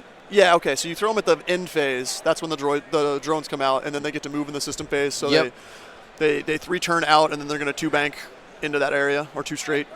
Probably 2-bank. It's interesting when you see people sometimes overreact to seeing them. They're like, "Oh, wait, what am I supposed to do?" Right. And you have shots you could be taking, and people are shooting at the probe droid. I mean, like, no, hey, anytime. it's being a Biggs at that point, right? Yeah, 100%. Anytime you can make your opponent have the opportunity to make the incorrect decision is a good idea. Is it good? Like X-Wing pro tip. Probably even life pro tip at that point. That one's free. Yeah, right? Since I have you here, Tyler, are you excited about playing for Team USA at the XTC? I am. It's my first time in Europe, so it's going to be a lot of fun. I Me think too. I have you too. Yeah. Nice. I think I have 3 days that are free for me to go do other stuff that's not X-Wing. Cool. So, not that I don't want to go play a lot of X-Wing, which I do, but I think there was like a hyperspace trial we could have played in, Yeah. or like a hyperspace side event, like Okay. a system open hyperspace kind of a thing. And I already have my ticket, and I doesn't would matter. rather go like visit castles in Poland than, you know what I mean, play some more X-Wing. Yep. The team event looks really fun. It's going to be 10 games over 2 days. Yep. I believe the lists are public now, right? They all are got public, posted. yes. So if you want to go check them out, there's 20 teams of 5, so you got 100 lists to go look at. Nice. Some good stuff. Yeah, I'm excited. I'm gonna go hunt aces. Like, just feed me aces all day. Like, it'll be all right. I think my plan for the podcast, maybe this week, is we'll take, of course, some time to talk about this, but I want to take some time to also talk about the team Oh, yeah. championship and maybe see how many people from the team we can get on the show and Sure, that'd be cool. chit chat. What day do you guys record again? Tuesdays. Tuesday nights. I might be able to do that. Depends on what, as everything in my life, it depends on what time volleyball gets over. Of course. Interesting. So this is I don't think it matters. It shouldn't have affected the way he decloaked in any way. But that droid comes out, and now he gets to react decloak away from it. Right. Before they would have a chance to like switch locks or whatnot. And here is And rack. Moff. Oh, that is This is the Moff boost. Yeah, nice. He's getting in there. Now I'm curious if he's going to boost Whisper or not. Gets the stress, not a big deal. That's a stress from the Moff Gergerard boost. It is a red boost. Yeah, so he can effectively do that every other turn. You know, I had been wondering how do you get more maneuverability on the Decimator? I guess that's the answer, right? It is. I'm pretty sure that card needs to be stapled to it right now, because the lack of engine upgrade is just so It hurts so much. hard. Because you can't turn fast enough, right? And you can't get back in fights. Now the downside of the early stress there is he's stuck to blues, and the blues got slowed down on the Decimator as well. You used to have the 2 banks as blues. Right. You're now on the 1 banks as blues. So it's just a much slower ship in general. What about in the straights? You got 2? Just the 2, maybe the 2-3. Yeah, I was going to look it up on my phone. You have a computer right there, sir. Yeah, 1 and 2. I guess they got the 1 as well, because it used to be, I think, 2-3 straight and 2 bank. So you had to be a little bit faster. So sometimes it hurt you being stressed. Right. But now if you get jammed up, I'm a huge fan of baffle on the Decimator. Okay. Just to kind of, alleviate the stress problems when you need to. So right now, the Decimator has his arc front back Yep. when it's time for it to move. Do I think it's time for it to move? Say it again? No, I don't. I think he'll have it front back for most of the game. Yeah, I'm sorry, I was answering the question. Oh, in the gotcha. chat. Where's arc? Yeah, front back.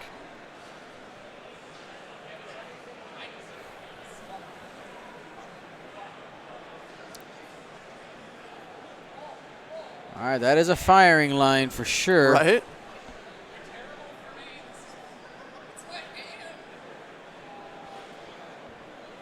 Where did he go? Interesting Here. Okay. I'm curious if Whisper just screams in there. No, Rex just casually just hanging out, no big deal. Nice thing is he's not taking all of them, right? Like the Hyena Bomber on the very top isn't going to be able to hit. Yeah, that He's one's not going to have out. any shots. I don't know about the line on this bottom Hyena. It probably is, but it might. He is tilted kind of away Yeah. in that direction a little bit, Yep. so he might reinforcing the front. Yeah, absolutely. Because he's got Lone Wolf for a reroll. He's going to reinforce for obviously not taking a bunch of damage, as well as, what is that? Is that a Two straight? 2 straight? Okay. That's not bad. That's a safe play. Because he does need Whisper to just come in here and truck things. But I'm guessing that this Vulture in the middle there is not long for the world, because that's a very angry Rear Admiral with a range 1 shot. And Vader.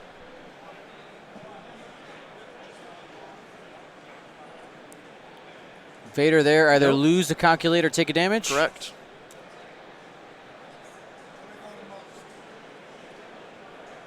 Yeah. Do we yell at the table? Yes. And Yes.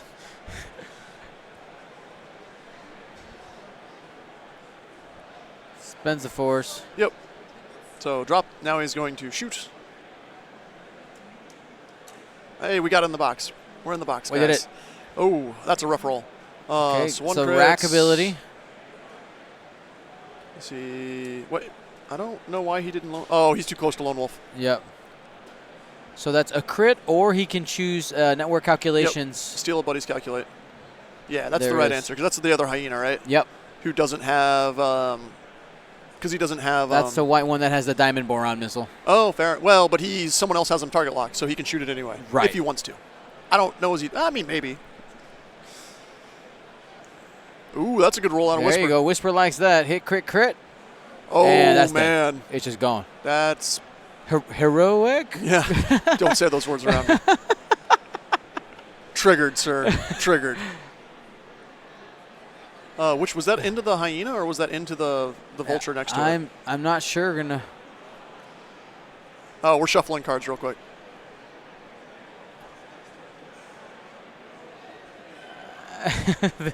They're having a good time. They forgot both of them forgot the damage ticks.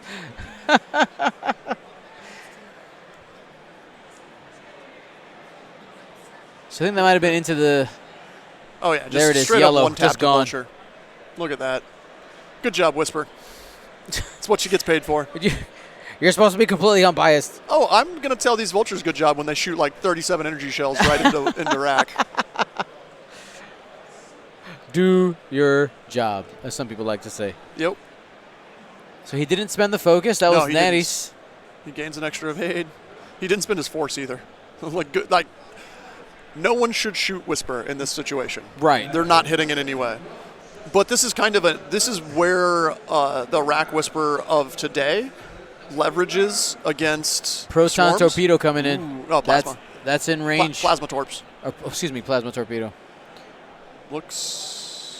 Yeah, spin the calc. Yeah, it looks good. So he still takes 3. So he'll reinforce 1, but then lose 3 from plasma. Yep. It's 2 because reinforce. Yeah. Yep. So 3 total. Look at that. It was better than a proton torpedo. Who was this shooting? Do we know? Just so one. just takes I one? think it might have One been the shield? stressed. Yeah, I think Here. that was him. So he should have taken a shield on that. I can't.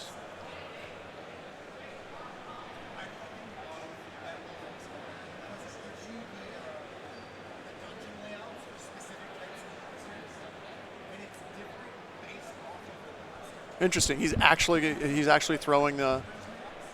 Ooh.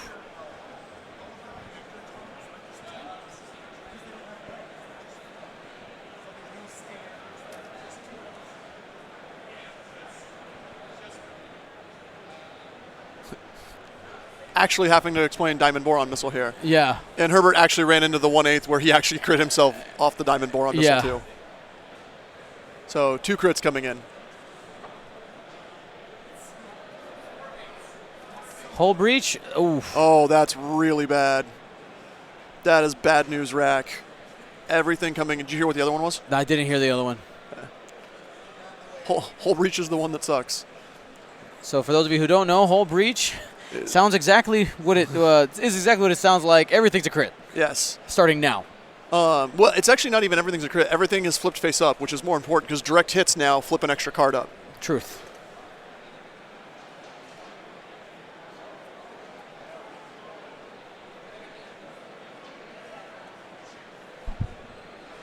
See, this is direct hit. Panic pilot. Oh, right, because reinforced blocked 1. Okay. Yep. So, yeah, flipped 2 direct. So 1 damage caused 3 because of that hull breach. Like, that is what happens here. Spends, calculate. There's 3 more face-up damage coming in. Constant fire, fuel leak. Jeez. So that fuel Should leak's be down triggering. to 5 now? Ish. I mean, I don't see him living.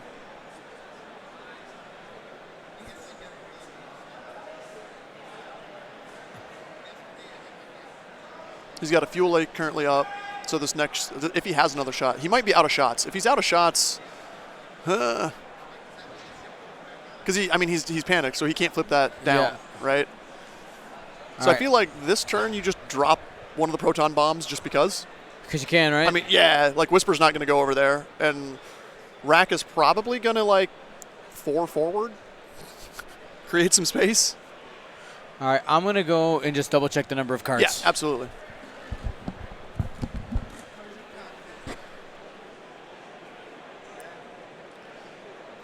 Oh yeah, no, you're totally right, chat. Whisper absolutely could just run this, especially with all the energy shells being down.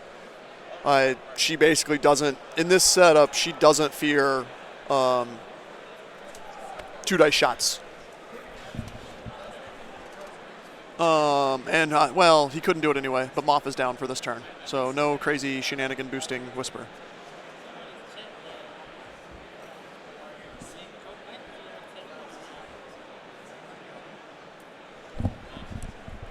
What's the base number of hull on a decimator? 12 plus 1 right now because he's a hull upgrade. So all right, so he took, so he's 13? Yep. 13 hull, so he has 6 hull left. He has 7 cards. Nice, okay. That's not as bad as I thought it was, but this also because that top vulture didn't have a shot. Truth. Right? But I think the worst part about this is probably the fact that he can't clear stress and flip that hull breach, right? Or reinforce or do any of the things that he really needs to do. Absolutely. Like, what is the best maneuver? From Rack? Yeah. What do you think? Drop bomb 4 forward. Just create space. I don't know as that matters because a lot of those, all those vultures are just going to want hard, right?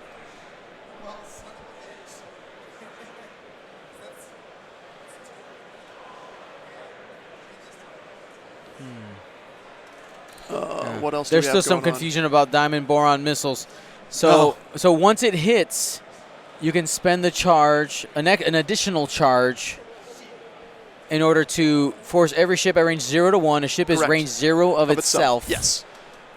To roll a die and get the result. Yeah, he spent a charge to just roll an extra red die and see what happens. It just so happened that it pulled up a hull breach. Yep. Which made everything really bad. Gee.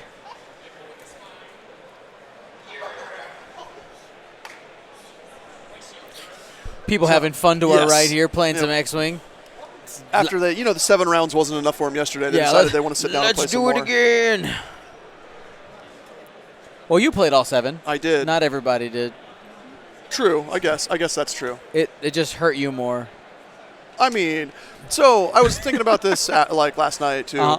I had 2 games at Adepticon in my system open run that were last shot of the game go my way. You know what I Right. mean? Like True. that happened. That's static X-wing. Right. And that like the final shot, the heroic side of it was the dumb part, but like on average, he still gets the 1 hit point through on fell that he needs, right? Like, Right. It that's- just made it feel worse. Absolutely, absolutely. So it was a very good game. Todd flew really well, Yeah. and neither of us did damage to each other for almost the whole game. There it is. Not for lack of trying. Yeah. Which I also I was talking to another Resistance player that I had played, because I played Todd at Adepticon, Right. and I one-shot his Lulo on the opening engage, Right. and then I in one round killed 2 other A-wings in a different resistance list, like in the same run, right? So it only is a fair payback that I run into them again and I can't kill an A-wing for my life. Right. I'm like, okay. It's the revenge. Yeah, it happens. It's just everything comes back. It just takes it a couple tournaments to catch up to me. But you know what? At least in the one where you were able to kill those A-wings, you won the whole darn thing, right? Exactly.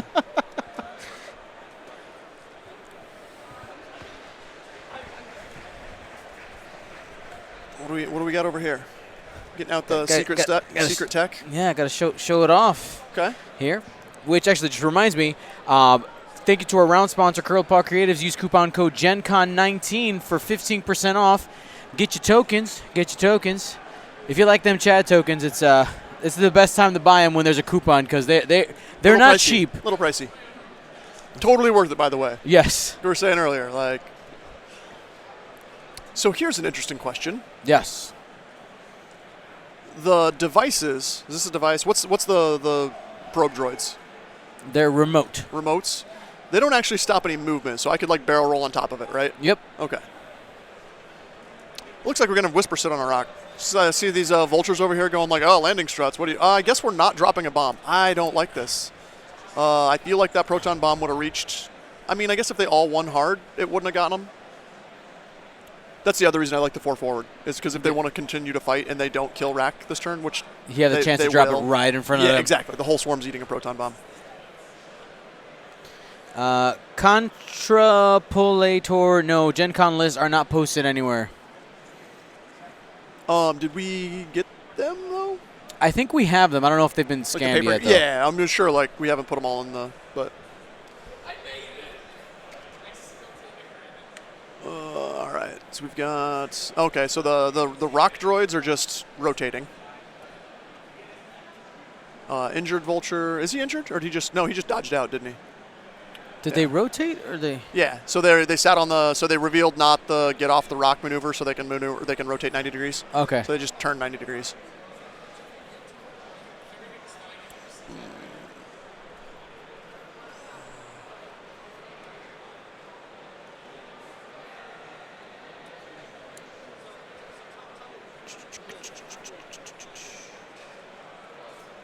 Huh. He's deciding if he wants to barrel roll this hyena to block Rack farther back, which I don't know is the right answer. I think he needs him to move because the tan hyena won't have a shot, but he might jam up Whisper. Not that taking away Whisper's one action matters that much. Okay, he is going for the barrel roll.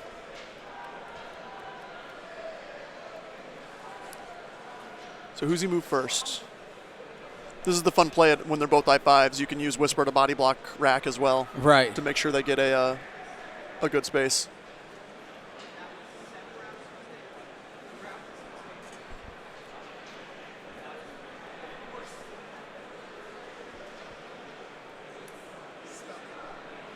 Sorry, guys, just doing some behind the scenes things. Just give me a second here. Hold on.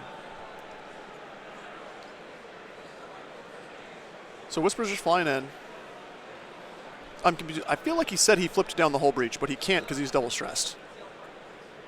Because Dauntless doesn't let you take actions even while stressed. It's just a bumped, correct?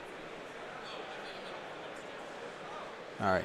Yeah, so Richard didn't actually do one heart. So we were like, oh, he used a one heart template. He just used the line on the one heart template. Yeah, no, that's what I was saying. to They flip rotated it, yeah. They rotated 90 degrees. Yeah. Correct. I just wanted to clear because there were people who were asking about it. So I wanted to I got what you're saying. double Yes. check. Yeah, no, they were using the landing strut mechanic of how they turn on a rock. Yes. First appearance of the landing strut tokens. Yeah, look at those. CurlPawCreators.com. I don't know if he flipped down his hull breach or not, but he wouldn't have been able to do it. Right. So. We'll find out when the cards come. Yeah, that's true. If he starts flipping up a bunch of cards, we're good.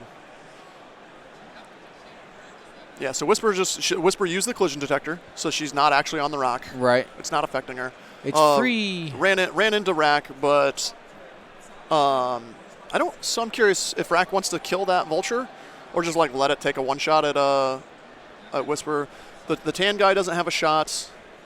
The tan hyena, because he really needs Rack to live. Yeah, of course. Is basically what this boils down to. And the 3 vultures in the back don't have. Yeah, so he's Darth Vadering the lead vulture, just to make it take a damage.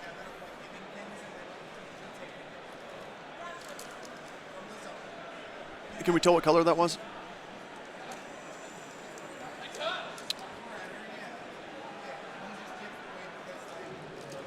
There it is. Ah. It fell down. It's like, Nice. I know. I thought I put colors on all of them. Red takes the damage. Nice. So, I think this is Whisper trucking that guy. So, I mean, yeah, spin the force. Spend the force. Try to get him off the board. It's a crit, too. It's with the... Fifth brother. Yeah. And juke it. Calls Yeah. it fit. He can use. Sure. Why would you do that? And he's still dead. That's a mistake there on Richard's part. He just wasted a. Right? He is dead, right? Yeah, and got a direct on there. Well, okay. I'm confused, So but all right. that's just a mistake. No, because I guess he didn't. I'm guessing he didn't. Yeah. Okay. He did. He just said he forgot he had 1 damage. Yep. He shouldn't have used the calculator. Okay.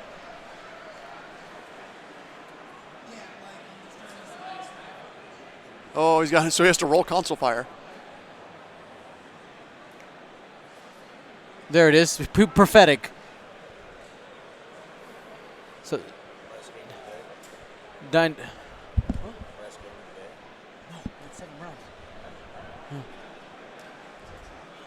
Yeah. Take the range 1.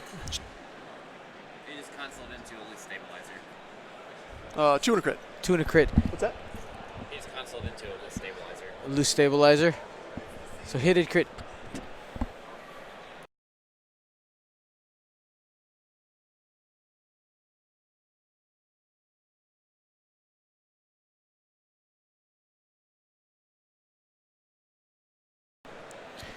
Cool. So he should be.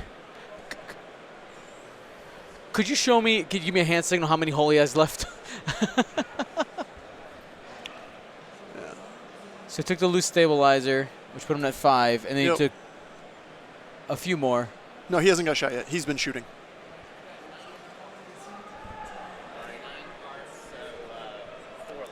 Four, but he had a hull breach. So I mean a whole upgrade, right? I don't know. Yeah, he does. All right. So Wait, what? 5. Yeah, okay. Yes. Yeah, got 5. No, 4. 4. 13. 13. Yeah, because there's 3. Math is hard. We got it. So 3 hits coming in. 2 of A's rolled by.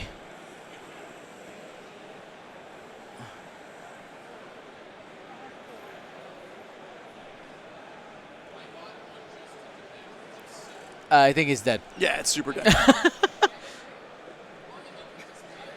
I think it's gone. Probably. Yeah. Very dead. Absolutely very dead. brutal. Oh, I think this is the appropriate feelings for this. That's right there. That's let's get some F's in the chat. Respect for Rear Admiral. Yep.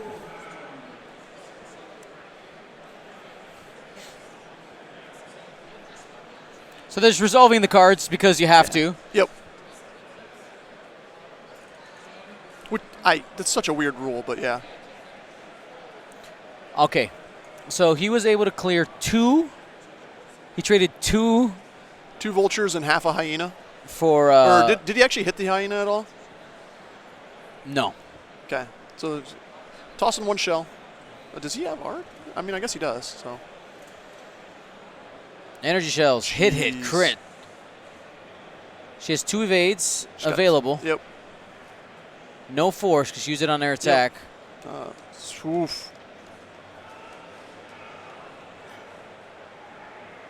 And takes a shield. That's stealth devices down. That's really rough. You want that up for like basically all game. But Yep.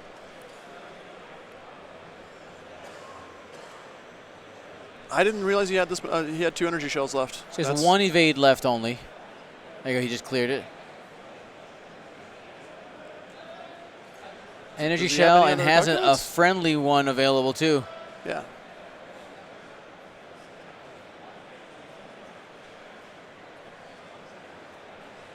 Hit, Ooh, hit man. crit coming You in. wanna That's take that. That's in the hole. Well, he's got the evade he could spend.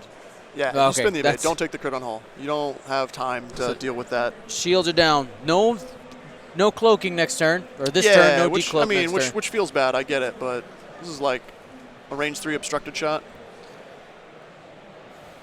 Nope. All right. Now with 25 minutes left, Yeah, there's like not a lot of time. there's not a lot of time, but Whisper has the tools in her Oh. in her case to take one of these out, one Every per turn, right? Yeah, absolutely. One tap. It's just how much time she has to do Yep. it.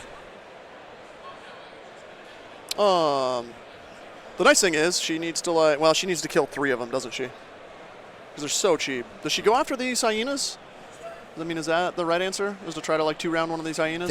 One is 35, one is 40. Yeah. Techno Union Bomber is 40. I guess just go after these vultures. Yes, because it'll take you 2 to 3 turns to get rid of one of the hyenas versus 1 to 2 for the drones. You could get potentially 50 points in 2 turns Yeah. versus 40 right. Well, or 20. He needs to not get half pointed, which is really difficult. 'Cause 1 more damage through is going to half point him, and he doesn't have his action. He doesn't have his comm relay evade anymore. Right.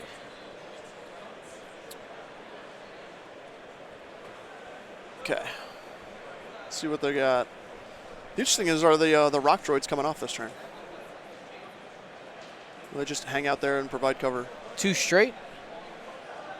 Probably just throw down a calculate. Oh yeah, yeah. Calculate and wait. Oh, the barrel roll calculate? Okay.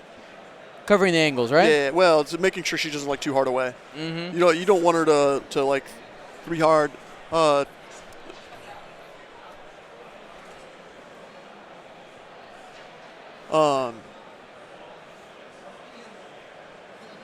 Yeah, because basically if she escapes and gets her evade back up, I mean that's a round of not shooting, but at the same token, she's got the evade back up and she's way harder to catch for these ships after that.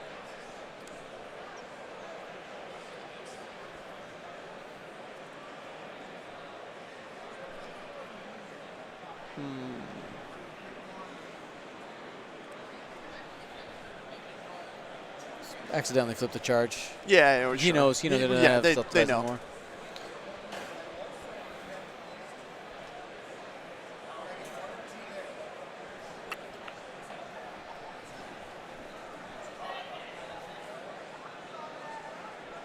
Reloading the just energy reloading in the shell back. char. Okay.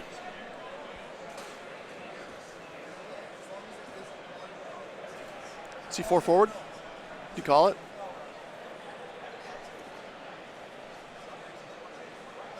Three forward. Oh, well.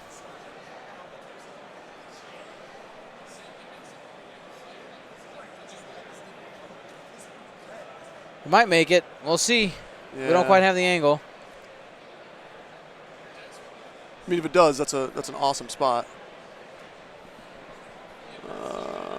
When this.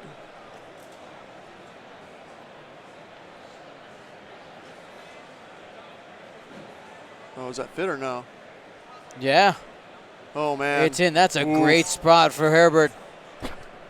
He's taking 1 shot. Oh, don't. Yeah. Oh, I guess if he hits. If he hits, he gets an evade. Yeah. So he has the force, right? And he wants to turn on juke. Yes.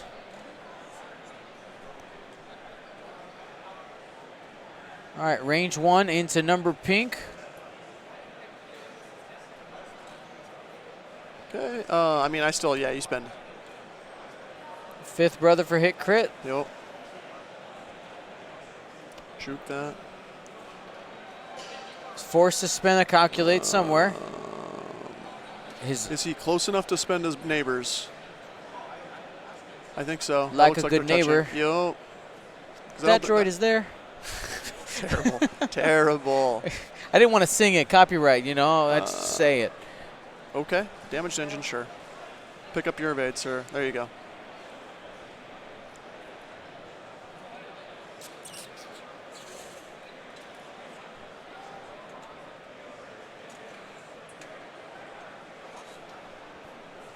Here we go. Nice. Has Okay. a lock. Just got left behind. Man, those drones coming back. And I don't even spends his think own calculate. He got it. Easy. Spend his evade. Yeah. Whisper's happy about that. Yeah, she is. Because now she's back online. Like, it sucks she didn't get the kill, but Yeah. And she didn't get half points that right, turn. that's what I'm saying. Huge. Like, that's the thing is, yeah, she couldn't take damage there. So now The chat thought my joke was funny. I'm sure At they least did. one person. I'm sure they did. Was that person a dad? Because I'm guessing they weren't. Maybe. One day you'll have your own dad jokes. I mean, in theory, yes. You may or may not have your own dad jokes. To start mowing my lawn in a pattern, wearing the same pair of white sneakers with cargo shorts. I don't wear white sneakers or cargo shorts. Okay. So you're not a real dad yet? I guess not. Gotta clack the tongs 3 times before using them on the barbecue? At least 3. At least 3. Yes, with black socks, 100%. we got 20 minutes left in the round. Let's see here. So, I mean, here's the question now. Like, where's Whisper go? You know? You're probably tempted to go to the top of the board, right? Yeah, jump right. Mainly, this guy's just stressed. I don't know why he's stressed. Oh, he barrel calculated. Yeah. That's right. Gotta remember, I can't touch your screen here. The white drone. So he did do 1 damage to the drone then, yeah? Yeah. To the Bactoid? Yeah. You got it at From 4. Rack. Rack actually hit? Okay. Yeah, it's right there. Gotcha.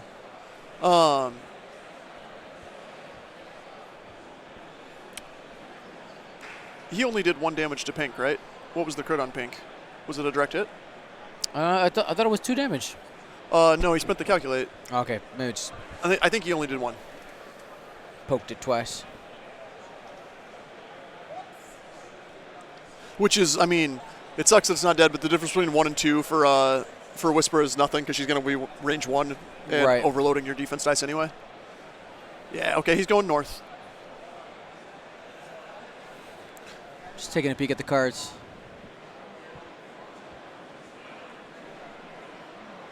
Yeah, it's just 1 card. Okay. And it is a damaged engine?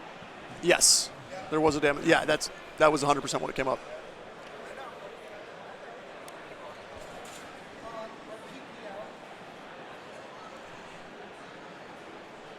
All right, what's happening? So he stayed on the rock. And then used his action to barrel. Correct. And I think he's still touching the rock. Now, is this the big brain plays where he decloaked up And now he's going to K-turn behind everything? that would be great.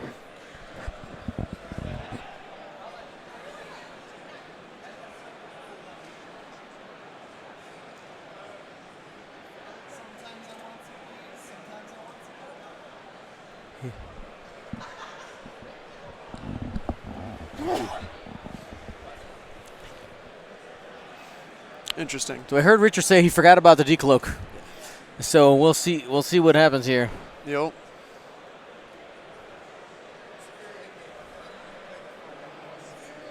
He's going backwards.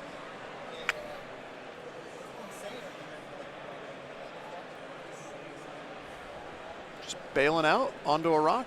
Gonna sit there for a while. Roger, Roger. Struts engage. Yeah.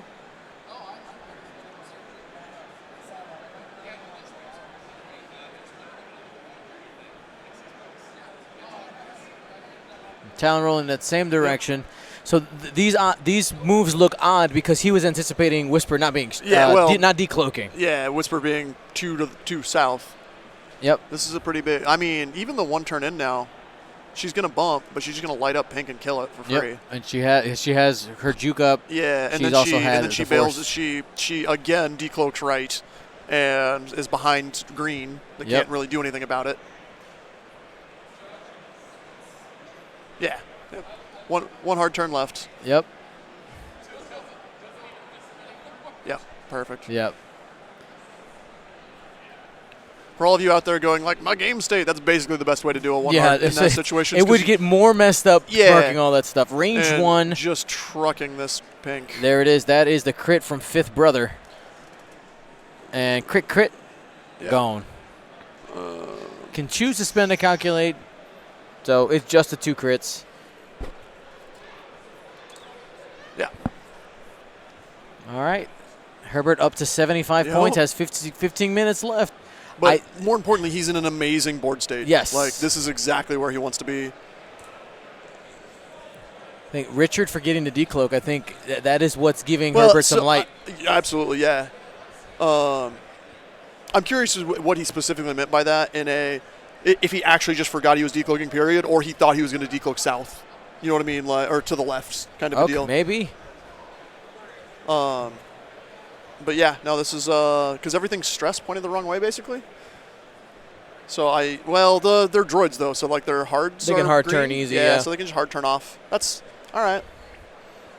And all their stress is going to go next turn anyway. At least The bottom 2 droids. Yeah. Yeah, so he cloaks up.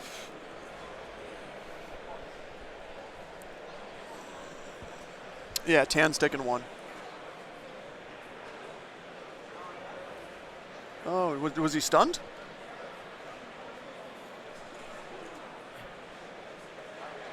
So he took a damage from the stun pilot I think. on the way on the rock. Yeah, But now if he stays on there, he skips the execute maneuver, which is going to. gotcha.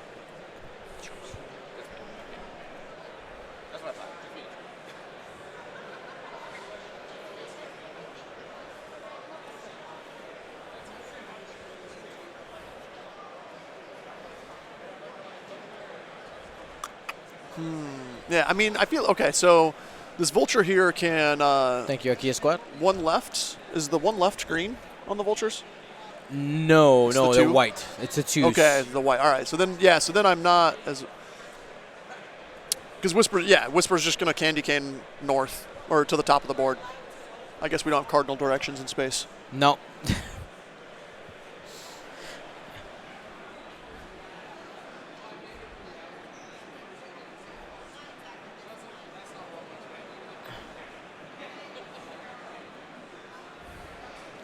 There's an argument in chat on whether or not he should be taking damage. I don't know. I don't know Struts well enough. Nope. Well, if we could just. I should say discussion, not argument. Argument sounds a little. Grrr. No, little yeah, they're more just aggressive than it chit is. chatting. So all you actually if you ignore obstacles at range 0, while you move through them. Skip your execute maneuver step. I think it comes down to the wording of stun pilot. Yeah. But I think it's after you execute a maneuver is what it says, Yeah. and you skip the maneuver step, so it would not trigger. they're talking about the initial, like when you deploy the Struts, I think, but I don't know. Ah. Either way, I actually don't know any way, shape, or form. If you're playing Confederacy against me and you have like landing Struts, I'm probably just going to assume you know what you're doing.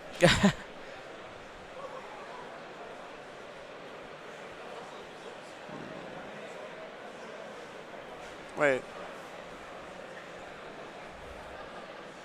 Oh, because he's still on the rock technically. Good move. Okay. That was cheeky and clever. So because he was still touching the rock, Yeah. he didn't actually come off the rock. He revealed the green, Yep. rotated 90 degrees, and then barrel rolled off to basically stop the candy cane. Yep. He's not stopping it, but he's Possibly blocking it. no, he should have a shot. Is the thing. He won't block it. And more importantly, he's not going to get trucked by Whisper this turn. Truth.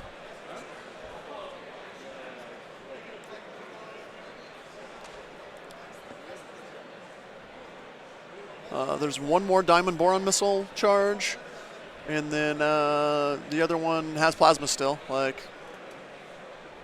could toss a plasma at her.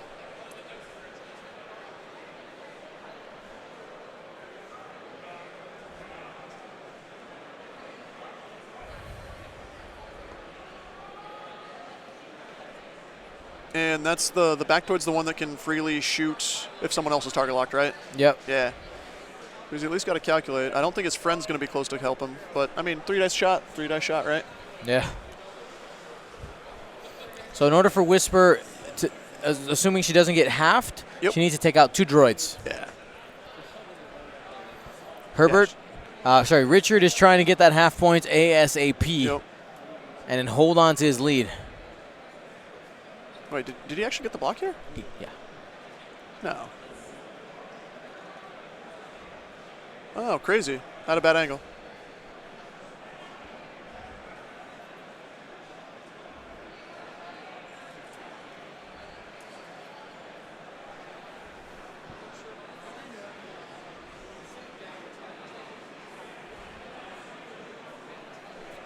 I don't know about game-winning move. Whisper's still got an evade. Whisper's going to truck this Vulture over. Jeez. No, not today. Only one. He's got it. Hit.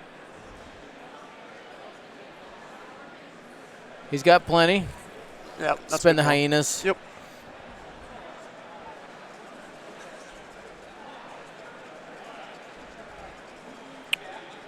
Okay.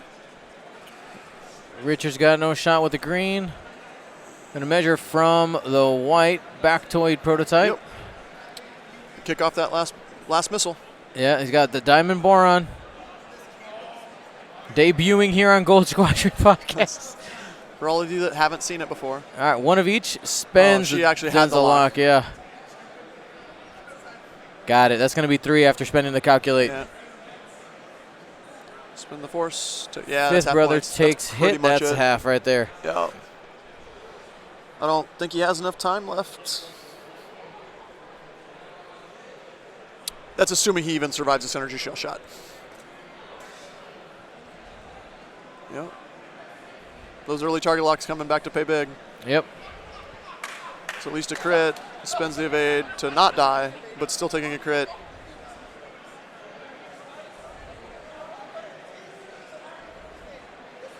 Not dead yet. Yeah, stock guns. He's got one hole left. Oh. Not yet. Herbert was pointing out you did have a calculate if you want to use it. Yep. Got it. Got the evade.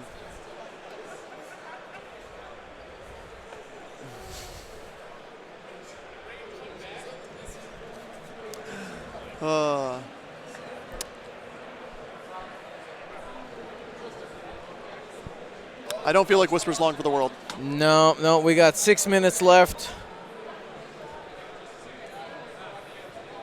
6 minutes left in the round. Streaming table, 6 minutes left.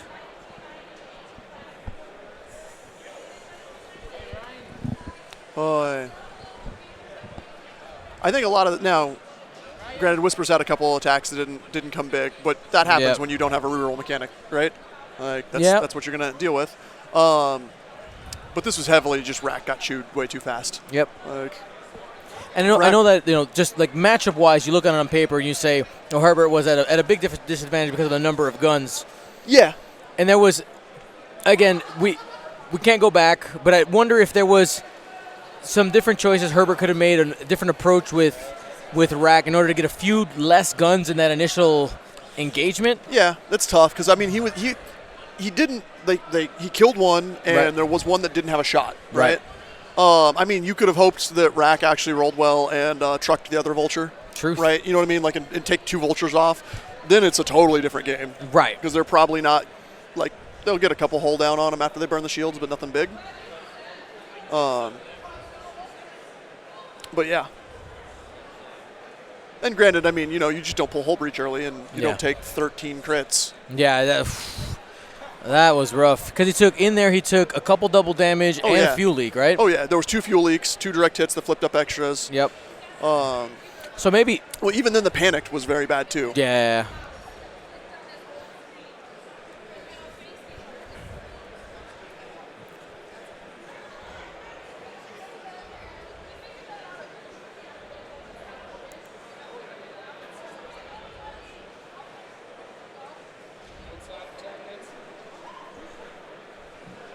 Yeah. Yeah, it was like there was just confusion. He put a hyena dial by a vulture, Yeah. vulture dial by the hand. They're super similar. Right.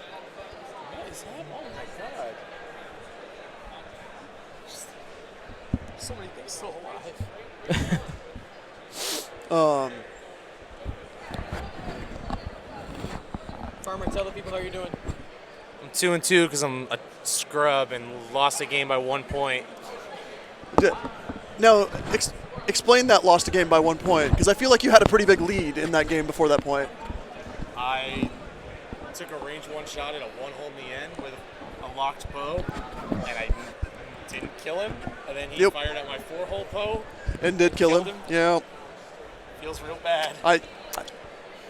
Feels real bad, man. Did he 4-blank the shot and then heroic it into? Okay. He didn't. But he did just natty 4. Yep. Was that a big 4K? 4K, yeah.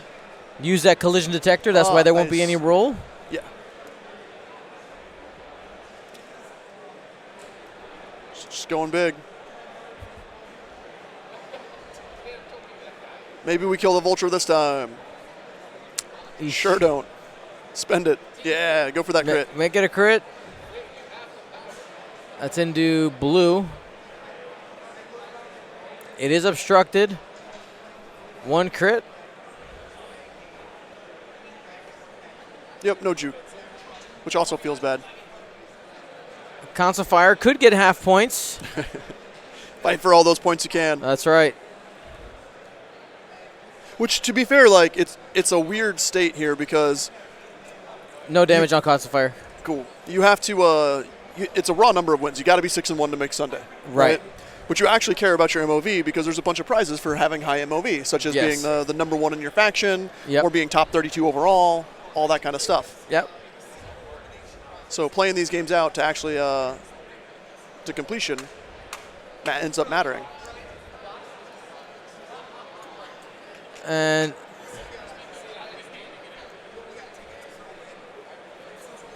they call it right there. Thank you, Herbert and Richard for playing that game for us. You guys are fantastic players. You know, I think the whole breach hurt, but the panic pilot in there is probably really what turned it, right? Yeah. Without the double stress, he would have had a chance. At least 1 turn, he could have used Dauntless, had a reinforce, had some more could have flipped the whole breach down. Yeah. Right? But yes, no, 100%. As soon as you see that panic on rack, it's not good. Which is why when we come back to originally, I said, hey, you know what's really good on rack? Baffle. There it is. You could have baffled one and blue moved the next on the open and still been able to do something in theory. Now, granted, that would have been taking a crit to do so. Right. Slightly dangerous. Right. Dangerous. I know this thing will kill me. Yeah. This might kill me. Right. Well, thank you so much. All right, Tyler, you ready to give some stuff away? Sure. What do we got? So as the guest commentator for this round, let's make sure we got our monitor here. There he is. That's the hero of the Empire always, right? Yeah. I was only the second best Empire player yesterday. It was very sad. Only the second, but you were also System Open champion with Empire, right? I was. Well, all of my victories are with Empire, sir. Truth. Sorry, blasphemy. 10 seconds. So we have this awesome set coming from the Grand River X-Wing Squadron out of Canada. I want you to pick one of these to give away this round. Okay. Go ahead. I mean, it's got to be Darth Vader. I figured. It's just got to be. I got one of these earlier or yesterday. Yes. I got a pretty cool Kylo Ren. If you haven't seen these stream, like they're very cool. They look like old school baseball cards, but all the stats and everything on the back actually look like old school baseball cards. They're really neat.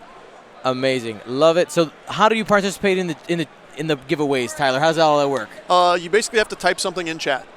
That's it. Yep. If you showed up in chat within the last 10 minutes, yes, then you're auto in. You're good to go. Now, I do have to say you don't have to be a subscriber to win, but if you are, it helps your chances. It's just the truth. But anybody can participate as long as you're typing in the chat. Let's go ahead. You ready to read the name? Yeah, let's do it. 3, 2, 1. Natano. Yes, Natano won. So calm. Gets that Darth Vader. So we got that one. We got a few other. I'm not sure how we want to pronounce that. Is more of where I'm going with. Okay, sure. I believe you. Then we have from the Arch Alliance, the heroic, the St. Louis Blues. Oh, nice. Yeah, that's a pretty I'll cool have to card. Go talk to those guys. I need one of those.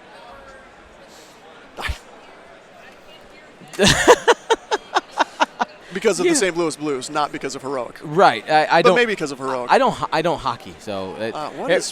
If you did, you'd be a Blackhawks fan. It's fine. Yeah, go Blackhawks. I mean, the rest of them are bandwagoners too. So just jump on. Woo! 3, 2, 1, go. STX 999. There you go. You're gonna get some hockey magic. That's right. Next, we're going to go a little down under. This is a Dutch Vander pilot card from our friends down under in Onyx Squadron.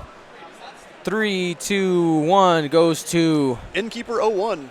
Now, if you've won a prize, you claim your prize by typing !WIN, that's !win in the chat. A link will pop up. You fill it out. Make sure that you fill it out completely with all the address information, because if it's not in there, I'm not going to send you the stuff. I can't. Also, got to give full notice. I am not shipping any of this stuff for 8 to 10 weeks because I'm going to be traveling around the world for X-Wing for you guys. Not in the country for part of that 8 to 10 weeks. Correct.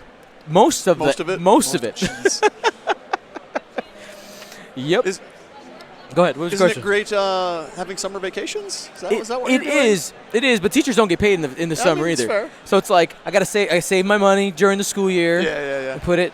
I had somebody tell me like, "You're lucky. Teachers don't get. You get your summers off." I don't. Sure, but I get paid like a normal person during the school year. I don't get paid extra for the summer. Like that's not how it works. Yep. Anyway. FFG engine upgrade. Nice. 3, 2, 1, go. Worst coast child. The worst. You now have an engine upgrade. I can probably just give this to Ryan. Ryan, give it to Isaiah. Alrighty, and we'll go ahead and round it out. Anything to save on shipping. Correct. You can hear Coach in the background trying to figure out who filled his backpack full of peanuts last night while we were out at the bar. Yep. All right, we got some cool stuff here. We're going to go ahead and give this one away. Ooh, that's... Spot Gloss. This is FFG official R2-D2. It's a hard card. And backside is a Black Squadron. Nice. Ace. Where was that from? This is from the Wave 1 Championship. Oh, okay. Yep. 3, 2, 1, roll it. Jared Star Wars. There it is. Excellent name. So we'll be back with round 5 of 7. We still got three more to go in about 10 minutes. Thank you guys so much. I want to remind you guys, check out District Foundry GenCon 19 for that coupon code.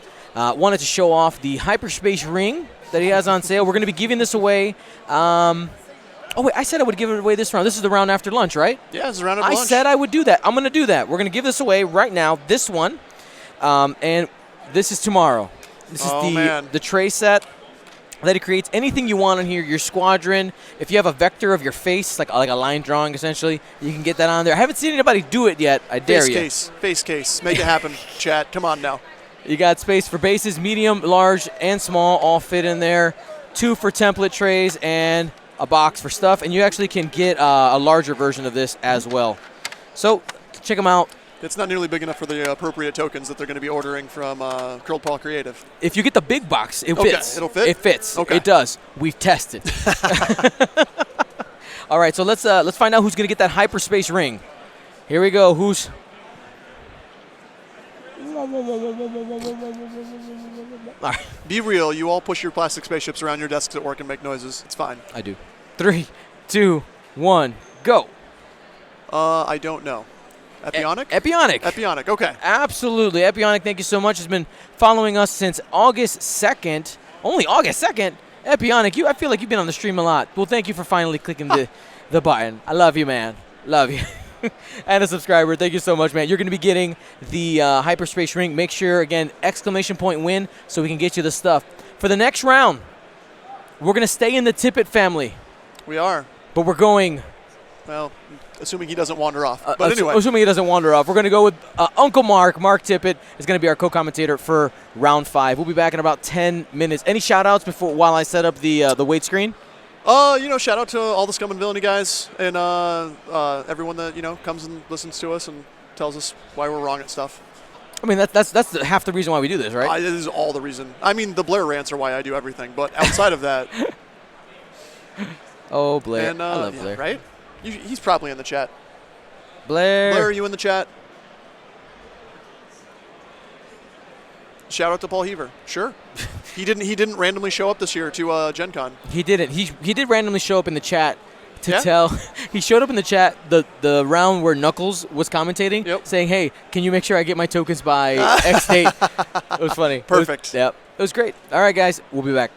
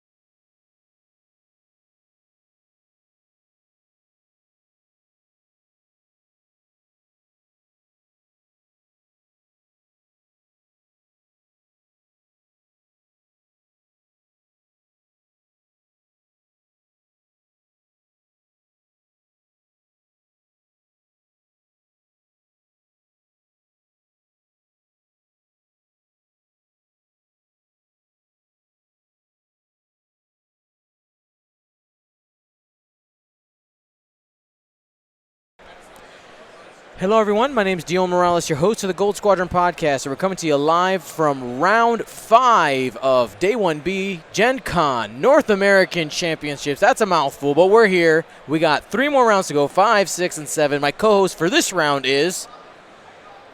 Well, that would be me. This is Uncle Mark. Good evening, ladies and gentlemen, and all ships at sea. How is everybody tonight? All right, so we got Matt Carey versus Richard Sue. Let's go ahead and start breaking down the lists.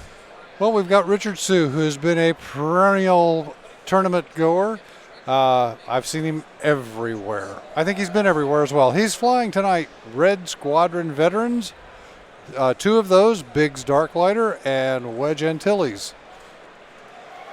And then on the left, we got Matt Carey flying a ship that I have not seen played competitively at all. He's got 3 what we call TIE Advanced prototypes from first edition. I think they're V1s now instead of X1s. I think that's it. V1s. What's that list? We've got a Grand Inquisitor, we've got an Inquisitor, a second Inquisitor, and we've got Colonel Jendon on the Lambda shuttle. All right, we can actually make those upgrades bigger now because we don't have like 10 million cards on each one. the last one, like we had to make it super tiny so it actually would fit. We're looking at Richard Squadron. He's got Selfless on the 2 Red Squadron veterans, and it looks like Biggs is naked with the servo motors, and we've got Swarm Tactics with Wedge. Over with Matt, we've got on the Grand Inquisitor, we've got Sense, Fire Control System, and Concussion Missiles. The 2 Inquisitors appear to have fire control systems and concussion missiles, and Colonel Jendon is naked. Yep, so I mean, just seeing the Grand Inquisitor in a squad, super surprising. Matt Carey, he's a great player. Gold Squadron Classic Champion. He's made cut in a lot of premier events. A great player out of St. Louis.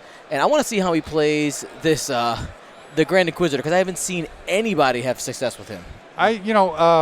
Matthew's a really, really fine player. The St. Louis program has really exploded on the scene for the past, I don't know, year and a half or so. The whole meta down there seems so quiet. I got a chance to talk to him about it earlier, and they call the gentleman Mother Marcus, who has kind of pulled everybody together. Okay. There was 4 or 5 or 6 different factions of players in the St. Louis area. Yeah. And he kind of drug them all together into the Arch Alliance. Okay. And now they're starting to show up, and good people, good guys. Oh, yeah, absolutely. So let's take a second to talk about the Grand Inquisitor's ability. It has 2 paragraphs. First paragraph is, while you defend at attack range 1, you may spend 1 charge to prevent the range 1 bonus. So it takes away the range 1 bonus of an incoming shot to the Grand Inquisitor. And the second part is, while you perform an attack against a defender at range 2 to 3, you may spend 1 charge to apply the range 1 bonus. So at range 1, you could end up just flipping it as if you were range 1. Exactly. Yep. All right, guys, so if you haven't seen already, on the bottom right-hand side of your screen, we have the stream poll up. You can go ahead and vote for who do you think is going to win this game. You can choose your champion, 1 for Matt, 2 for Richard. Go ahead and choose your champion now.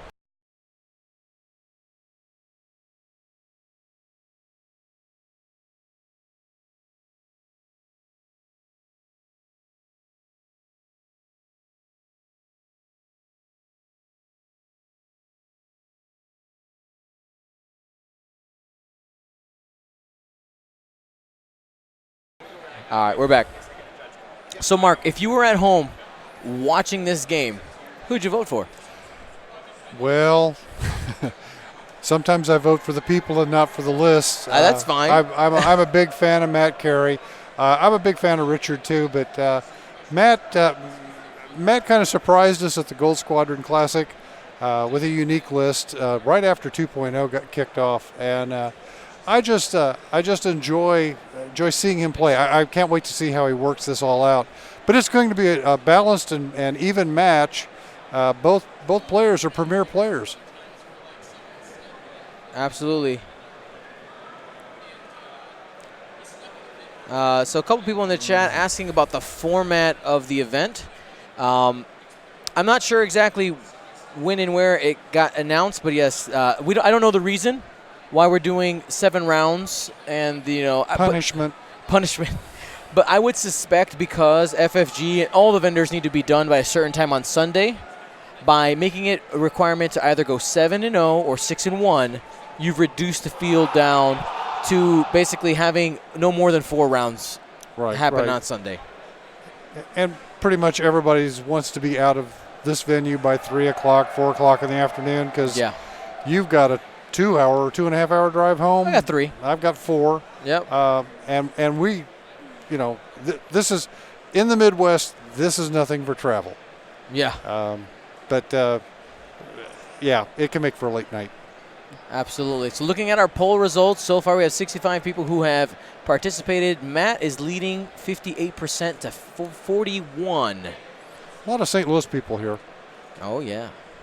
Absolutely. Got to open a couple things up here. I've noticed also we've had a pretty significant Canadian presence this year at the con. Yeah, they keep trying to rate us, man. They're just coming for our prizes. It's okay. It's okay.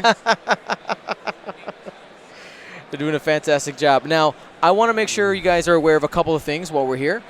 First, thank you to our round sponsor, Curl Paw Creatives. Use coupon code GenCon19 for 15% off of all your acrylic game token needs. If you need just regular size tokens, templates, you want custom templates for your squadron, something like that, or if you want these large-scale tokens, whether you stream or you got vision issues, or you're old, or you're old, or you just think they're cool, you can get them. This is the time to do it now, though, with 15% off. And guys, they get these products out quick. It's pretty amazing. I know I'm preaching to the choir here, but what Curl Paw does, it's amazing stuff. It's good quality stuff. It's not stuff that wears out, breaks, easily and the like. And it's very portable. Yep. Love it, love it. And I also want to say, just so you guys are aware, if the connection does go out, we are streaming on mobile internet. I want to give a little knock on wood. We couldn't afford the venue internet. Yes, it was 4 digits, and no, it's not. Doesn't start with a 1. $7,000 to get an internet connection for today, a stable internet connection. I told you I'd hand you a hotspot. I know, but that's what we're doing our mobile internet here. But then you'd have to give another sponsor. Absolutely. So right now we're going off mobile. So if something happens, it's really easy to reset. It's cut out, I think, only once today. Cut out 5 times yesterday. So we're ahead of the curve right now. But don't freak out. Stay with us. We'll be right back. Don't freak out. And it's not because Uncle Mark started swearing. Oh, Bruno, I can't just ask Isofane. We actually talked about it yesterday, jokingly, and he said $7,000 for that type of internet is a complete waste. We can get Dion to so many places for that amount of money. And I was like, sure. Yep, exactly. But it's been good. I got a good I have one of the old contracts where it doesn't have throttling in the data plan. Okay. And every time I go, they try to get me to update it.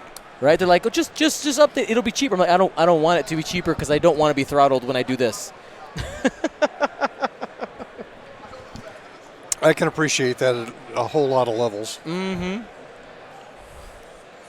Well, Richard's doing the en masse, let's go around the corner. Yeah, so I want to talk about the tools that Matt Carey has in his list. So he has 3 ships with concussion missiles. He already has a target lock out there. I'm pretty sure they're all on Biggs.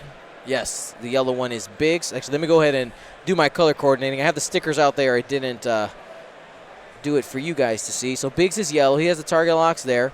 But concussion missiles, they deal extra damage, I believe. I'm trying to remember the exact text. I'm sorry. I'm not here for content. I'm here for talent. There you go. So it says spend 1 charge. After this attack hits, each ship at range 0 to 1 of the defender exposes 1 of its damage cards. So after you get rid of the first ship and you start spreading damage around, all of a sudden you're flipping cards, flipping crits all over the place. Can be pretty brutal. It's for a fun time in the afternoon. Oh, yeah. Each of those missiles have 3 charges each. And I know I'm speaking to the choir here, but guys, the old days we had odd numbers of rounds and we did everything in one day, which was brutal. But I'm telling you what, 7 rounds in one day, you drag home, unless they take you out someplace else in Indianapolis and make it a late night. But I endured this yesterday, and great deal of fun. It's so much fun to be back here to see old friends, make new friends, and have absolute total strangers walk up, tap you on the shoulder, and say, "Hey, are you Uncle Mark?"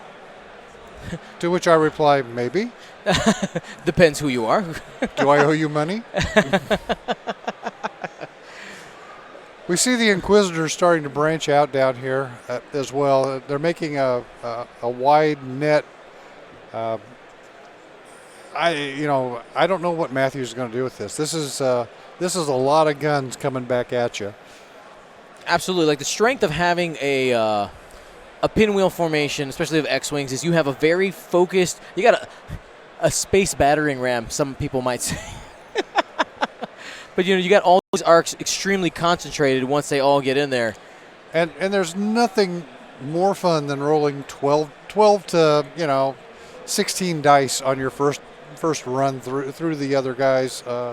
Hopefully it didn't work for me yesterday, but hopefully it takes something down on the first pass.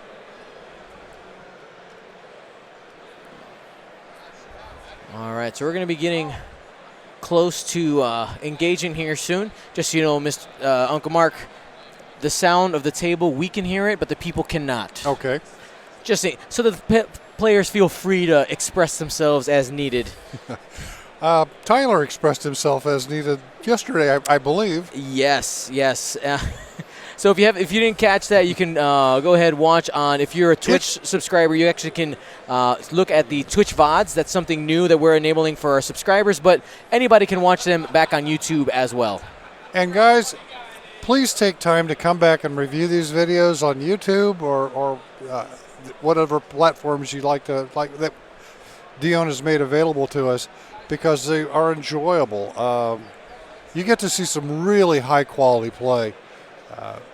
Maybe not the style you're accustomed to, or the style you prefer, but golly, the talent level has been really, really high. I haven't seen a blowout in quite a while.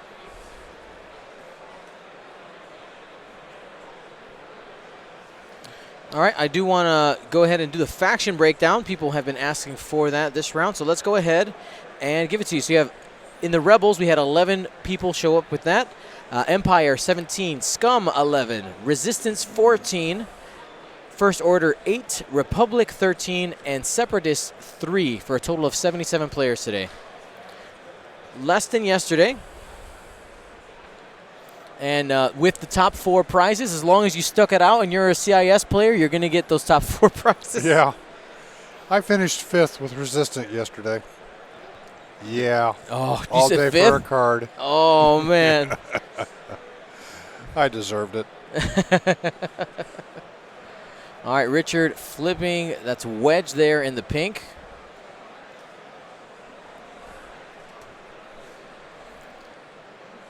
A couple people asking about Will and Marcel. Marcel participated yesterday. He went X and 2, if I'm not mistaken. Will did not make it out to GenCon because he's actually going to be covering the stream for us in the Nova Open, because I will not be at the Nova Open. I'll be covering the Australia System Open that weekend, which, by the way, if you're new to Gold Squadron Podcast, welcome. We do tons of streaming literally around the world here. In June, in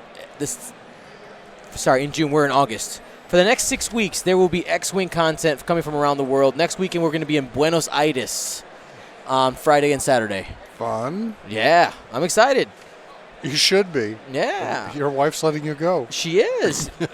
I will say, people say, Dion, you're such a thank you for being such a great part of the community. And I'm like, thank you. Yes, thank you. So I appreciate you. But the reality is, Devin Morales is the actual pillar that holds us all up. Mama lets this happen, and we thank Mama a whole bunch. Yeah. Now I'm pretty sure she's probably, let's see, what time is it right now? Now, she wouldn't be watching right now. They would be probably at the park right now. I want to plan something kind of cool for her involving the X-Wing community. I don't know what it is. I'll take ideas at some point. But let's get back to the game. I saw a target lock check there. A range check, excuse me. Wait to see what the players are doing. So it's going at the Yellow Inquisitor. Now the Grand Inquisitor is here. That's the Grand Inquisitor, and these are the generic ones. So range 3 going from the Red Squadron veteran into one of the Inquisitors. It's going to be 3-on-4.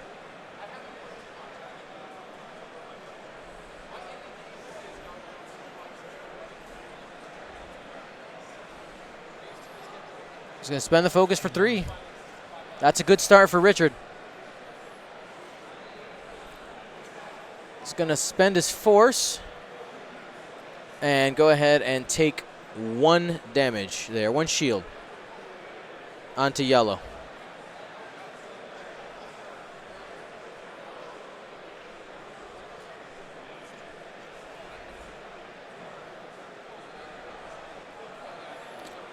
Matthew making a measure.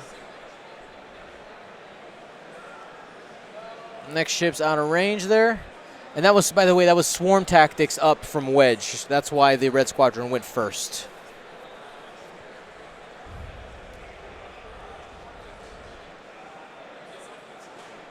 All right, hit crit coming in from Richard. Going to spend the evade, spend the force, and go ahead and take no damage there. Wants to hold on to that that focus for the target lock. Yeah, for his offense. Yep.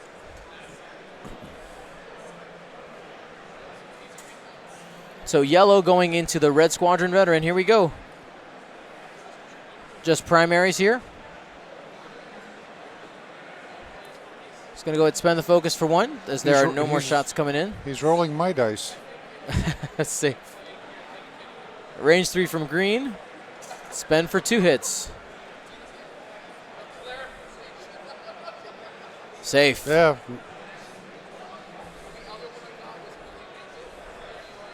All right, so dice rolled. Matt loses 1 shield overall. And Grand Inquisitor coming around the corner here. What kind of moves do you think Richard's going to be making here with those X-Wings? Well, being sitting at the table and not actually playing, my mistake would be I would hunt one of those down immediately to get it off the board. Okay. Granted, there's going to be other Inquisitors moving into attack positions, but now that the X-Wing is so much more mobile, it's become easier to encounter and engage ships trying to flank. So we've seen the with 2.0 the X-Wing becoming a more lethal fighter. Yeah, absolutely. And just it becomes has way more utility now that it has access to barrel roll and the boost mechanic with opening and closing the wings. Oh yeah, yeah. One thing I'm curious about with Richard's formation kind of getting janked up here a little bit, how he's going to manage this, right? So you have this yellow. This is Biggs, Initiative 3. So you got a 3, 3, and a 3. Like how is he going to bring this around? If he either does a fade to the, I guess it'd be to the left, he can swing Biggs out, but I'm not sure he's wanting to get Biggs too far out in front. He's kind of trying to keep him screened somewhat, but yeah, that corner is easy to achieve. Yep. And you're facing straight on into that far left Inquisitor that's sneaking up. Well, I guess it's not sneaking. We can all see them right there. But from Matt's side, I would think that the Grand Inquisitor is in a pretty good spot. In order for all the ships to turn in on him, they actually wouldn't be possible because of the position of Biggs right now. That would end up overlapping his friends here, then not allowing Wedge to get around. Well, once again, if we're working to get Biggs guns on target, or Biggs being within the range to absorb damage. Right. Right there, you've got your fire group, your three in the fire group. They can either down to the left, go forward, or engage to the right. And Biggs, like I said, is there to be screened. If it's a bonus, if he can get his guns in on it, you know, I'm happy with every gun I can get on target.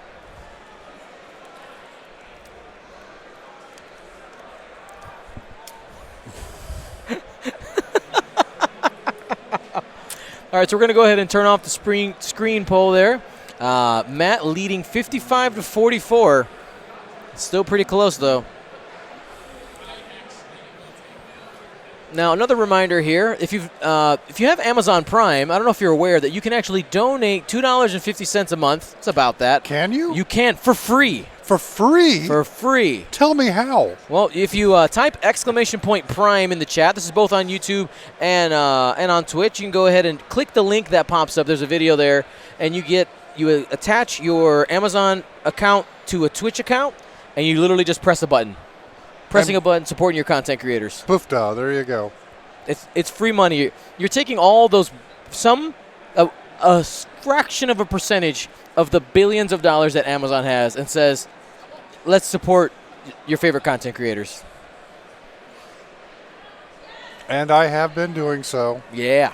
Actually, I should probably get on stream so I can be up for those nifty prizes at the end. Yeah, absolutely. At the end of the round, we're going to be doing our giveaways.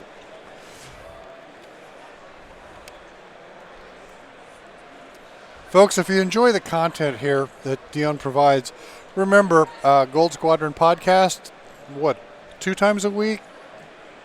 We have... Well, of course, now you've monopolized the entire system with painting and extra content, and we at OCX sort of appreciate it. Sort of. So, yeah, on Mondays and Thursdays, we have the Paint Cast. Wednesdays is League Night. Tuesday is the live recording. Of course, this is all daytime Chicago, kind of thinking about that time zone. Then we also have, on Sundays, friends at Echo Base stream on our channel. Sunday nights, doing battle reports. And it's extremely fun, just bringing content together for the X-Wing community. And if you want to see all the schedule for that, if you type !events, there's going to be a page that pops up that has a Google Calendar link where you can look at everything we got going on, as well as schedules for the live streaming, the weekly stuff, and events that are coming up. And I'm not joking. We have so many events scheduled over the next 6 weeks. It's kind of ridiculous. I counted. There are 6 days in the next 6 weeks where there is not some type of Gold Squadron streaming happening. Hey, look, Richard's making a bold move. I think that was a 3 fade coming straight down the pipe now. I don't know if he's going to commit to the center and then straight back to Jendon. I mean, I would consider it, but I'm kind of crazy anyway. Yep.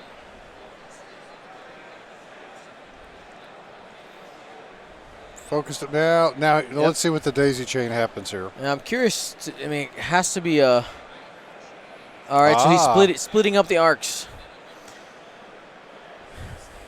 Now he's got to be careful with this, though. I understand wanting to fill the gap and see if you can catch green, but if you split up the arcs too much, and Matt gets some decent green rolls, all of a sudden you're going to find yourself out of formation, going in different directions, and Matt possibly getting you in the kill box. But that Talon roll now that the X-Wing has, oh my gosh, that changes things dramatically.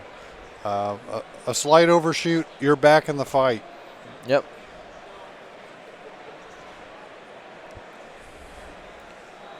All right, Biggs is making the wide turn.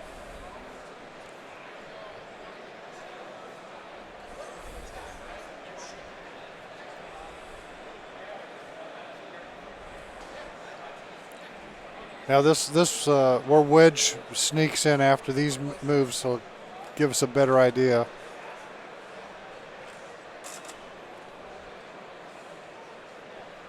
MSW002 in 0022 in the chat. Thank you so much for that Prime subscription. Thank you. 72% of gold attained for the weekend or for the day? For the weekend.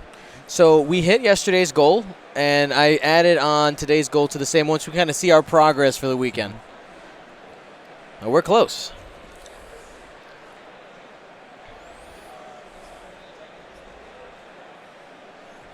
One hard there from the Yellow Inquisitor. So Matt has seen where those Initiative 3 X-Wings are going to go. Now he's got to make a choice here. So he's probably surprised to see the split here. Wouldn't maybe a boosting down? There you go. It's going to get him out of one of the arcs. It's going to have an obstruction, and he has one force available. He's going to use the linked action to get the focus. Now, does the other Inquisitor... Boy, that's tight. I don't know if he's got the X-Wing in arc or not.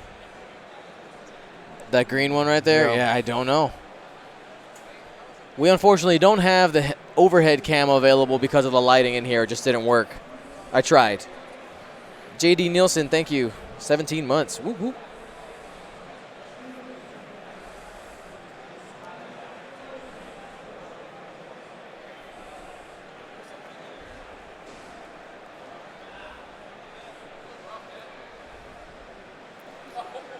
All right, just going to go ahead and drop the focus there. It's going to coordinate, so that the green Inquisitor has focus evade. And the Grand Inquisitor here we go. Getting in it.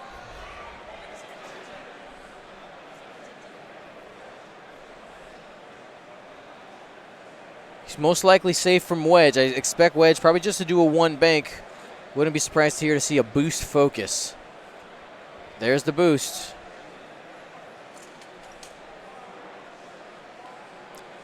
That's getting up into your business pretty quick. Oh, yeah.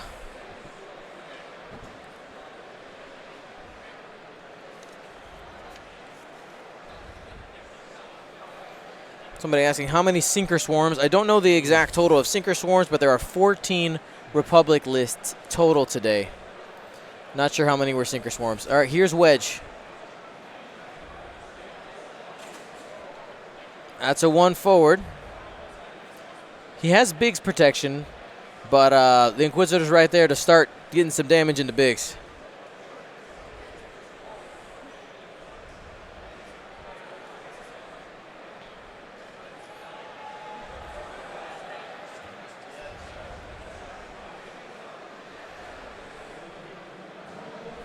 During one of Will Barnacle's matches yesterday, Biggs absorbed 7 additional hits in one frame because everything was Initiative 3 that was firing. Oh, yeah, that's important. So the simultaneous fire rule works so that even if you kill Biggs, if people keep shooting, he just continues to absorb hits until the Initiative 3, all the Initiative 3 ships have finished shooting. Both players at this point were, I believe, 4-1.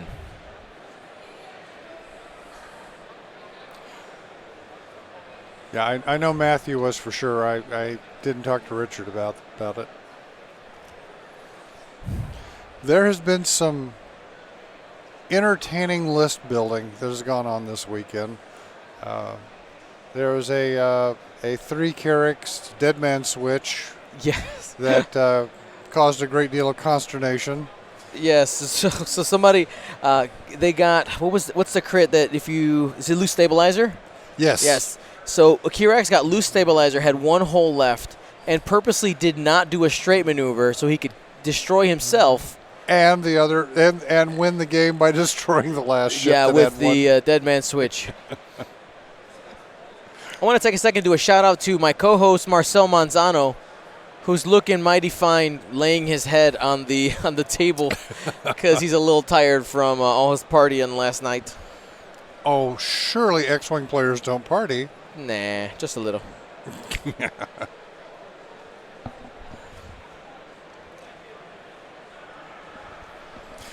If you want to know more, check out OCX on Wednesday nights. Yeah.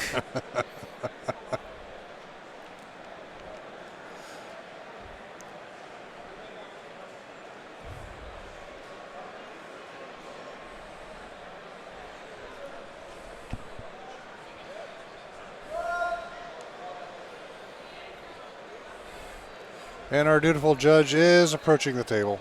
Michael Juris, the head judge, out of Chicago land area. And has a hat just like mine. That is his, when he's judging, that's a judge hat. That is the judge hat. Very good judge. Very patient. Oh, extremely. He deals with me well. He is one of the most even-keeled person I think I know.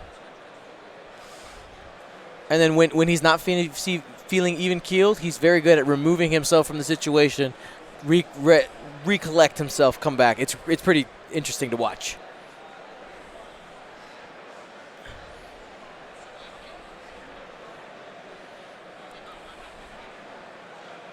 Determining whether or not the shot is obstructed.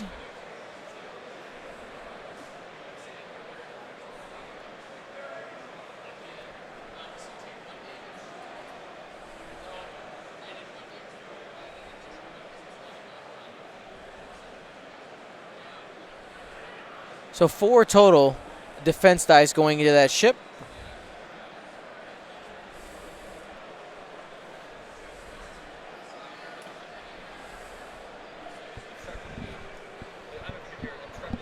Yeah. I can hear you up there, yeah. Ooh, 2 hits and a crit. He got 2. He's going to be taking a crit, but that's a shield.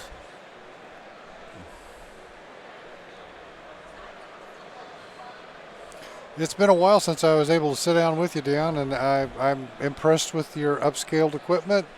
The Patreon money is really doing a fine job here. Well, I mean, I got to put it to work. That's its job, is to improve the quality of the live streams and make things easier for me with streaming. Safe. And if anybody out there wants to become a part of the largest group of supporters that we do have, you can go to patreon.com/Gold Squadron, get awesome swag, which we'll talk about a little bit later, and do that. We got many levels of support. Most of them end up getting stuff. Focus to 3. 3 hits going into Biggs. Blank. All right, there it is. 2 shields and a hole going in the Biggs. That's half points right away.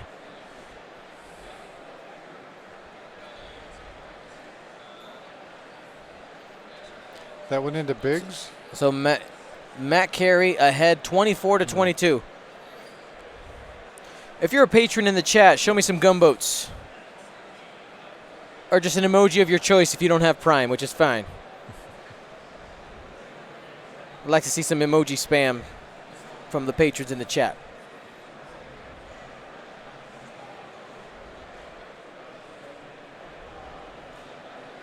Got it. Safe. Inquisitors just irritate me, but of course, as you know, most things irritate me. So I'm going to throw my 3 red dice. Oh, you're going to counter with 27 green dice. Okay, that's great.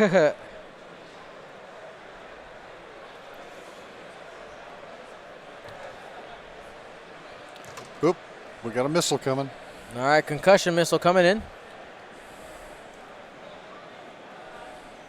3 dice. This is coming from green.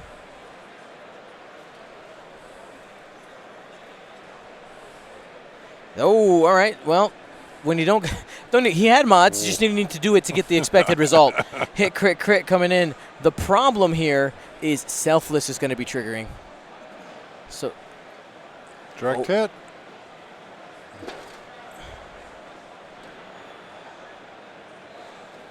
Richard forgot about Selfless on his red squadrons. He could have pulled both of those crits. Well, that is a missed opportunity. That is absolutely massive. Biggs wouldn't have taken any damage.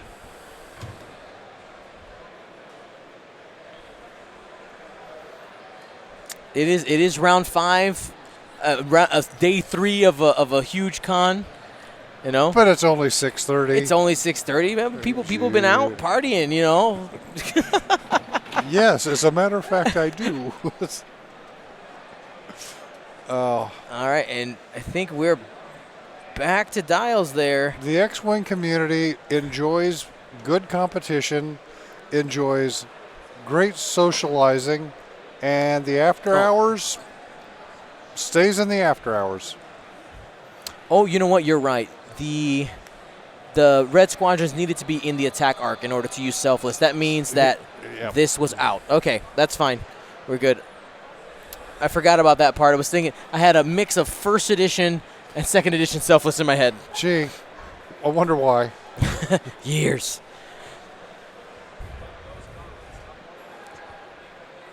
It's the host of the haunting of 1.0. All right. So Matt up 48-22. And that Grand Inquisitor is now right on Wedge's tail. He's in a great position. And if we talk about the dial on those TIE V1s, they have blue 1 hearts, so very tight turning radius. Obviously, Wedge is going to move after the Inquisitor, but he's in a good position to start picking off at least the Red Squadrons. Would a 2 hard to the left get around Biggs? A 3 for sure would, but get around Wedge. Wedge. The 2, I don't think so. Yeah, now that the 3 would, like you said, which might be the play. But he's stressed right now. He wouldn't. There really isn't a great move to be unstressed.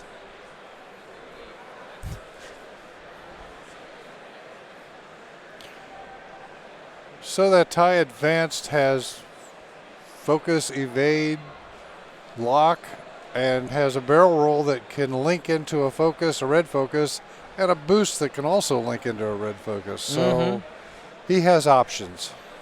I might do something as simple as 2 forward, boost focus. Yeah. Just start getting around.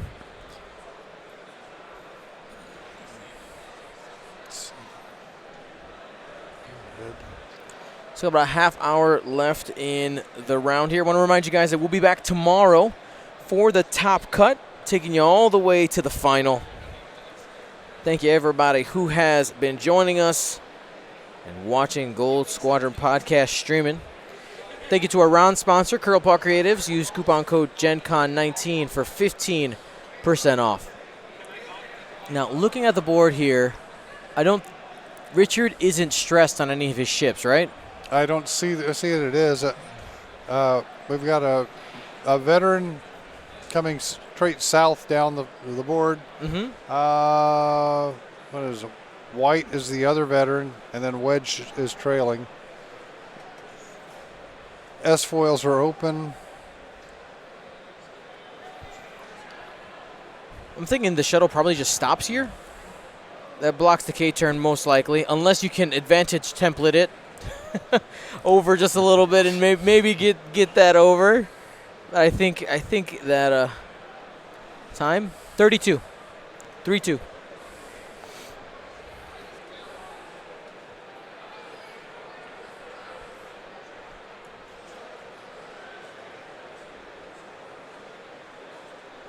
So are you also recording a second table here this weekend? No, I'm helping out another group that's recording. Ah, okay. Mm-hmm.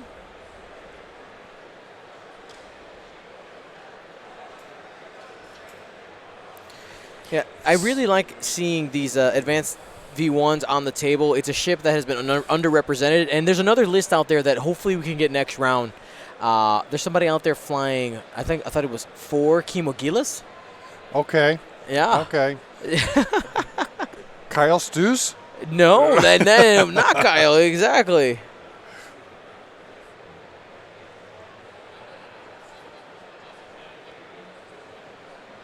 Kyle accidentally called Coach today, and Coach tried to call him back and went to voicemail, so I left Kyle the voicemail message. Very nice.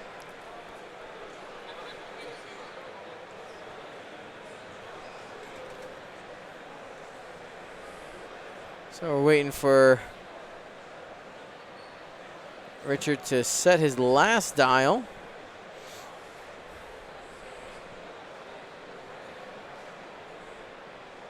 It's for that the white Red Squadron veteran. I mean, I myself would make the poor decision and do a hard 3. continuing to pursue yellow. Try to get it into close range. What's happening? Using Sense on the Grand Inquisitor. It's free. It gets to see that dial. That is a 3 bank showing on Wedge.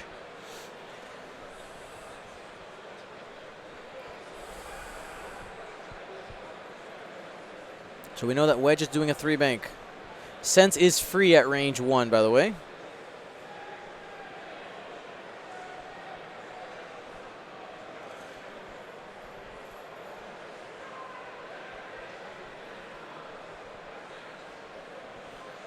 So it looks like a 3. Oh, 3 Talon roll. He's getting up. Talon roll. Yep, there he goes. He wasn't going to risk the K-turn. It was very close, but now he has an arc currently on the Grand Inquisitor, assuming he still stays somewhere in that area. Well, at that range, good luck doing any damage, but he gets to try, Mark. He gets to try. I'm just a bitter old man, okay? So, yeah. I've had my heart dashed by these things. At Gold Squadron, at the Gold Squadron Cup, as a matter of fact. Yeah. I think that might have been my friend James. Yeah, 3 of them with, yes, a lot of jank. Yep. Like a guy about your height with black long hair? Yeah, that would be him. That's James. Okay. That's James Sanghuro, for those of you who watch our league nights. Him always bringing crazy lists. Bringing the shuttle in. We're getting a bump. He's not going to be on a rock, most likely, looking at the angle. And just has an arc out there threatening Wedge.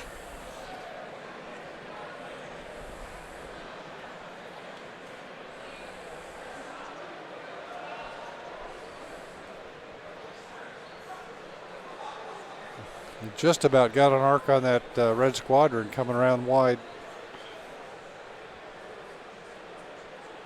Porridge tastes like chicken. I saw your question. I'll answer that in the next planning phase. All right, it's going to go ahead over the debris, lose a stress, get a stress. 12% chance to take damage, only on a crit. He's fine. We can hear the conversation at the table. It's good fun banter. Oh yeah, they're having a great time.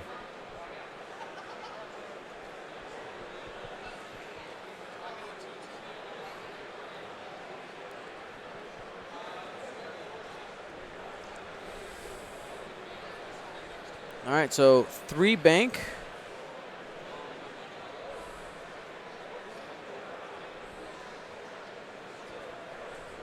So keeping the stress.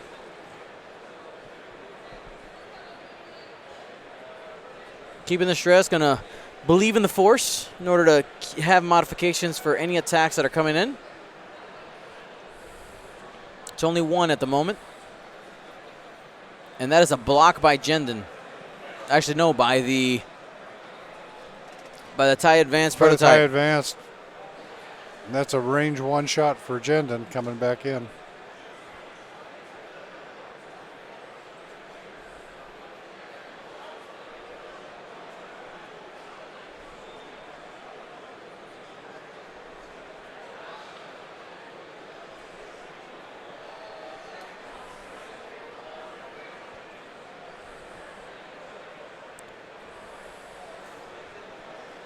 All right, so we have the block there. That means Wedge is going to be able to trade range 1 shots with the shuttle.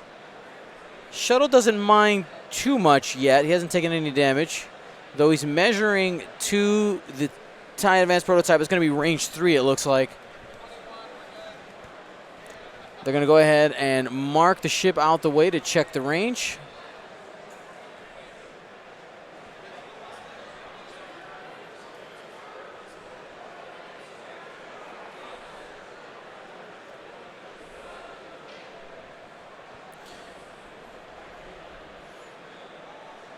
All right, We're waiting for the range check, and that is going to be in range. So didn't quite get out, or is it? Oh, no, there's wiggle in there.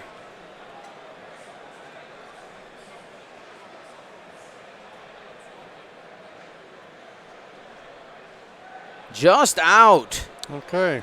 You had the wiggle in there. Now remember, when you're measuring range, you have to use a single edge to single edge. Now, if you saw there, if you've been in a diagonal, they were touching, but that's not how the rules for measuring work. So we actually did a quick tips video about it. You can look at that, how to measure range.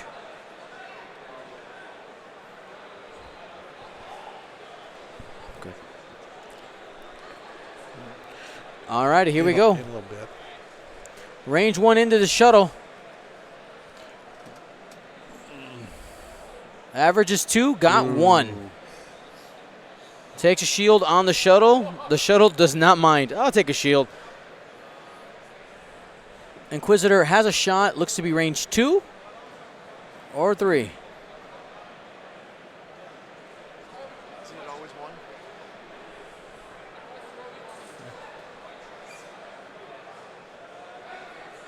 Or it might not even be an arc.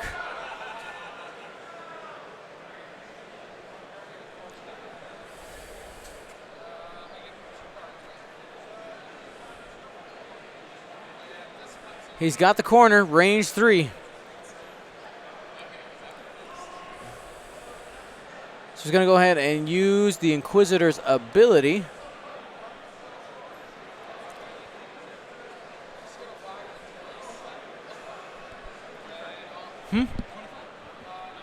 I have 24-15 right now.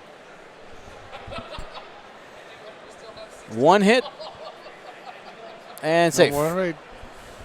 So he didn't use the ability there.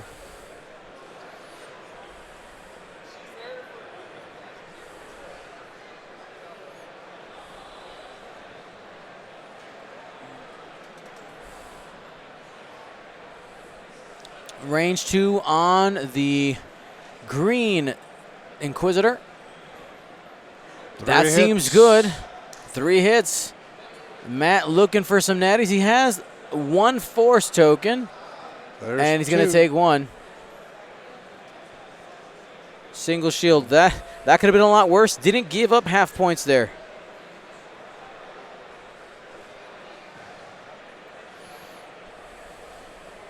We're going to have a range 2 shot on the white Red Squadron veteran. Hasn't taken any damage yet. Just 2 dice, and that's 2 hits in there. Has a focus on that X-Wing. Takes 1. Now that these X-Wings have a little more beef to them, it takes a little bit longer to chew through them. Absolutely. 4 dice from the shuttle into wedge. That's 3 hits. And he's going to be taking 2.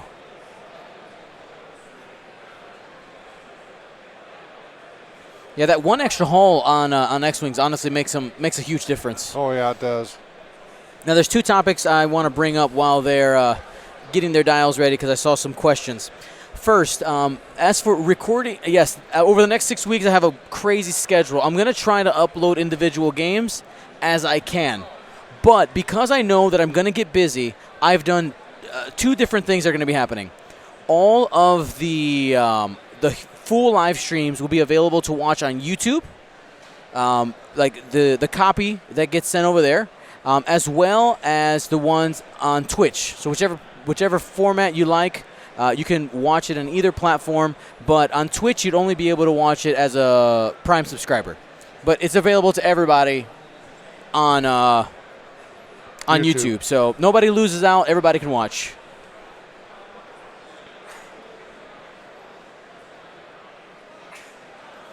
Hambone 77 US. Can this guy play taps on the trumpet? Dun-dun-ch. Musical jokes. I like it. There was another question that I forgot to bring up. It's something to do with the ships. I don't remember.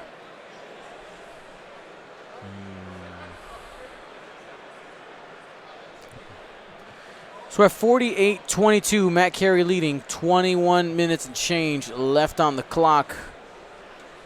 Now, looking at the position, Uncle Mark, how do you think this game is going to go over the next few turns?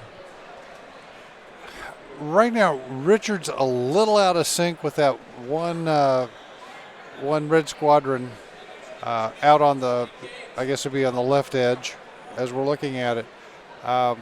Wedge has got to clear himself out of there as well. He can't just sit there going toe-to-toe. Again, this is an opinion of not a really good player, but somebody who really loves the game. Mm-hmm. That Grand Inquisitor is going to swoop down here and just make life miserable for somebody.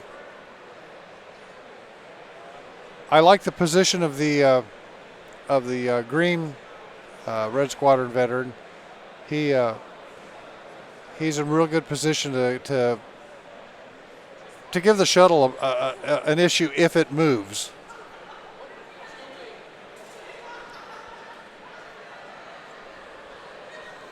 Surak 2014. Dion, are you going to add the UK to your world tour? Not this year. Next year. I'm going to the UK next year. I promised you guys. I got a bunch of comments from UK players. Dion, why don't you love us? Dion hates the UK. I'm like, no. Yeah, they were trolling me, obviously. But I'm coming, I promise. UK guys, we love you too, and can't wait to see you at Worlds.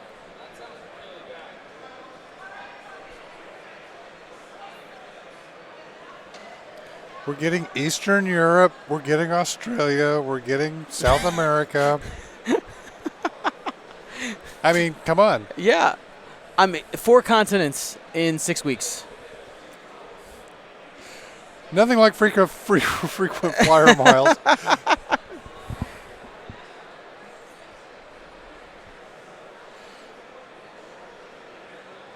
Tyler and I have discussed at length the trip to Poland and the flight entailed and the fact that he's 6'6". I did learn a valuable lesson this year that if you choose your seats and help with the emergency exit, you get about a foot extra leg room, and the seats in front can't pull back. Yes. It's true, all of it. Why didn't somebody tell me about this sooner in life? All right, looks like he hit a rock. No damage. But that does mean that green squadron is on the rock, which means he can't shoot. Yeah, I can appreciate that.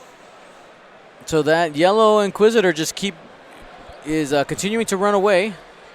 He's going to focus boost.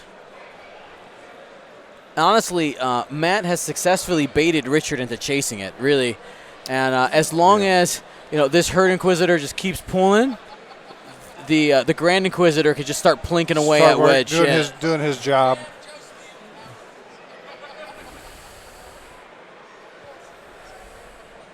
And look who just came out to play. There it is.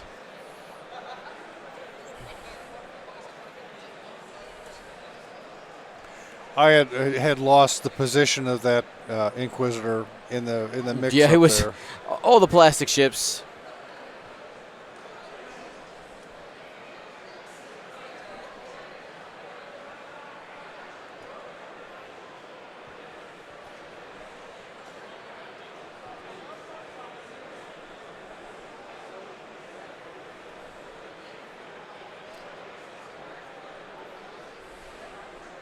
Once again, it's so good to see all the players that have showed up at GenCon this year. A lot of old friends, made a lot of new friends. Canada has swarmed us. We're seeing some excellent play. Not necessarily from me, but the 120, 130 plus other players have been doing a fine job over these past 2 days. Another successful rock maneuver. Did he hit the rock with Wedge? And didn't do any damage. Oh, sorry, that was Jendon. Jendon getting out. Jendon getting out. And didn't take any damage. So now we've got the breakout, and Wedge and the second Red Squadron need to team up again, pair up again, form up again, and start hunting. So here's a 4 straight from Wedge. A couple people in the chat are asking if you're coming to Euros, Uncle Mark. To Euros? Yeah. No. Not this year. Not this year. Guys, I want to come to England so bad. I can taste it. I'm getting ready, pretty close to retiring. Barrel here from Wedge. That'll do something with the income. But I'm living vicariously through my son. There it is. And I am so happy that the guys just are out of headed. range. Just Wedge out of range. going to yellow there. I am so happy that we have a contingent going over to Europe because, doggone it, we need to bring some of this stuff back home. All right, here we go. This is Inquisitor with a missile. Target lock. Fails the target lock. And spends focus for 2 hits going into the white X-Wing. No range bonus on the concussion missile. Spends a focus, no damage. No damage. But talking to the guys, they're all excited about going. It's going to be a good time, and we've got Dion to thank that we'll get to see it. Yeah, we'll be streaming live from the European Team Championships. Hey, 3 hits. This is from the green Inquisitor going into this Red Squadron vet right there. And he's going to be taking 2. Shield and a card. That's going to be half points on that X-Wing.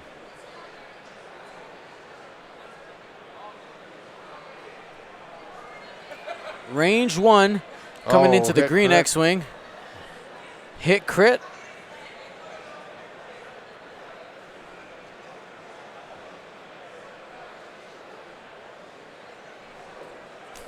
Just asking about the attack value there. Takes a crit. That's a shield onto the green X-Wing. So a lot of damage spread around right now in Richard's list, which is funny that, Richard brought Selfless in order to spread damage around, but it's just been been Matt having to sprinkle damage.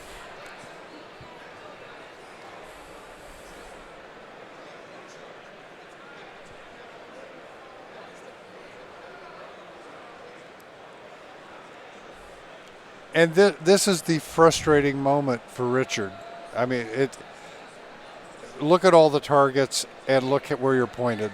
Yeah. You either have to commit one direction or commit to re-engaging back at targets behind you.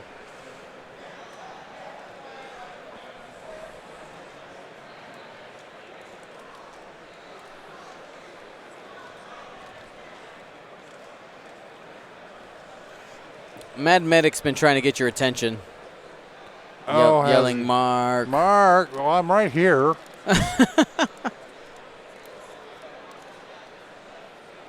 Mad Medics are paramedic. OCX has paramedics and pastors and all sorts of people.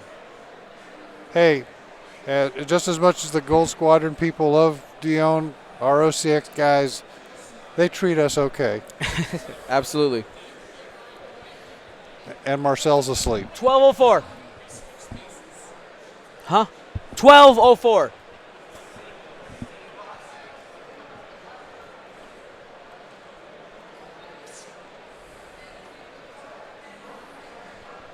And these games now, 75 minutes, and you think you've worked and worked and worked, and the score is 71 points to 22 points. Yep.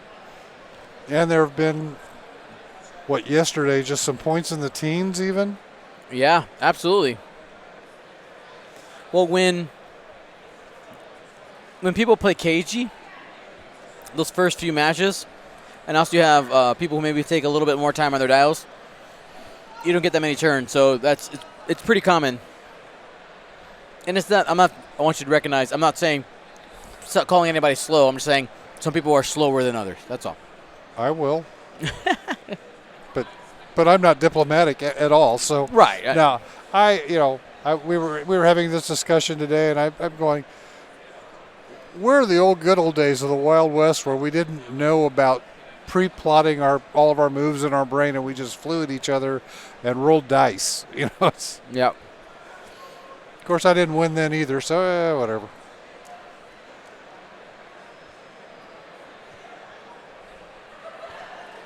Wookie Barber in the chat asks, would putting stickers with the ship's point values on the base be all right for tourney play? Absolutely. Well, that's fine. That's no different than having a squad sheet out there with the point values. And I made a little note card that had my ships with their whole point value and their half point value. So if somebody said, what have I done? I could just look at the card real quick because, we got cents here, spent from the Grand Inquisitor. Yeah, that's a great idea, Mark. Just having just some kind of reference is important. And it's not like taking notes or anything or whatnot. It's there. And if my opponent needs to know, it's there for him. The hard 3 through a rock. Going to roll for damage again on the green one. No damage, no consequences.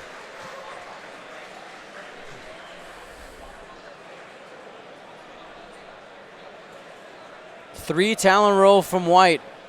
So now Richard has arcs pointed to the top and the bottom of the board.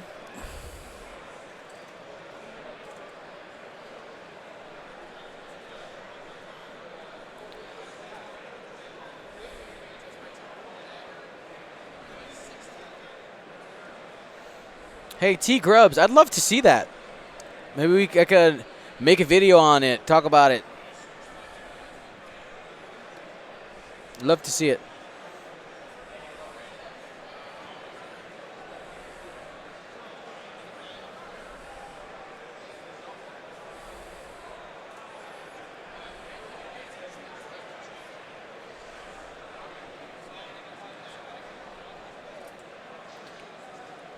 All right, one bank from the shuttle. That might be on a rock.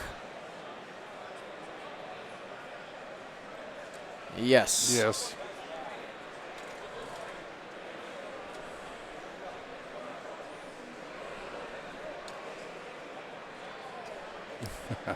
No.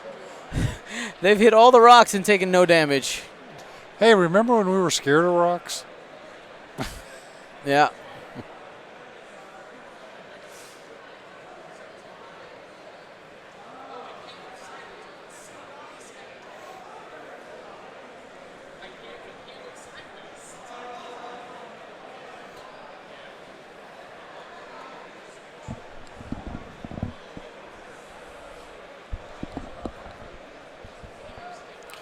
Matthew's surveying the area.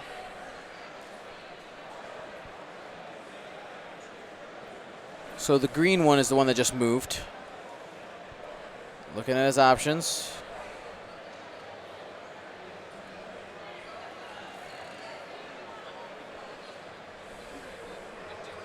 Takes an evade. And here comes the Grand Inquisitor.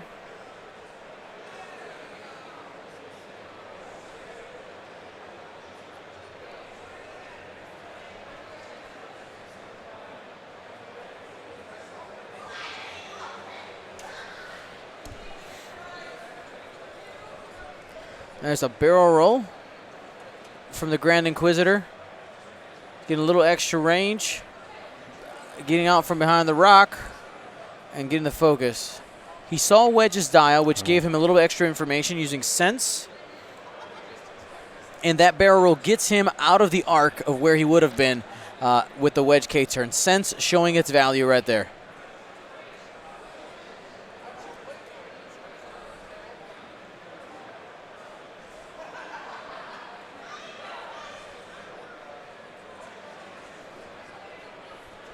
All right, here we go.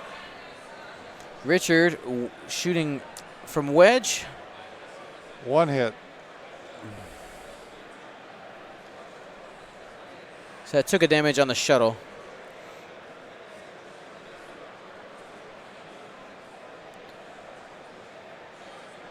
Hit crit coming in from one of the X-Wings. Spends a force is going to be, and the evade, no damage on the green tap. So hard to kill. Concussion missile coming in from the Inquisitor. It is unobstructed. This will be 3 dice. He has target lock on a focus. Here's the lock again. And spends it for 3. Hit, crit. Excuse me, 3 hits.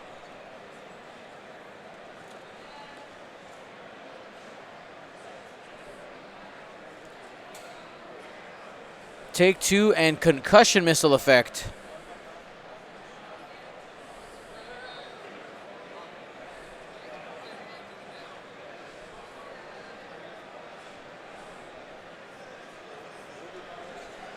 That was into white, right? So it was a wounded pilot. Yep. Wounded pilot is after you perform an action on a roll a die on a hit or crit, take a stress.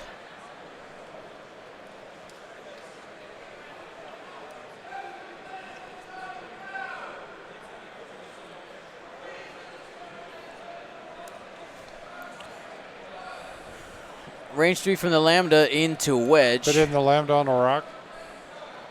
Yeah, he's on a rock. Good call. Good call, Mark. No shots. And Matt goes, wait, what am I doing? This is range 1 from the yellow tap behind wedge into wedge. 3 hits. Taking 3. Wow.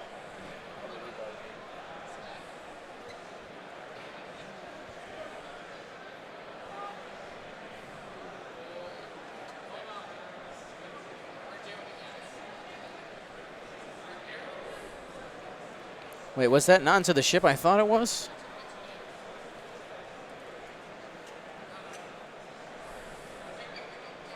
Wedge is down there.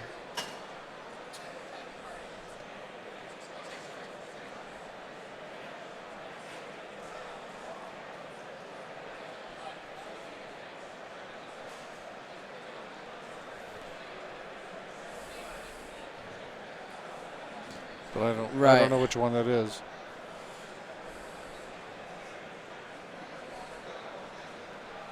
$320.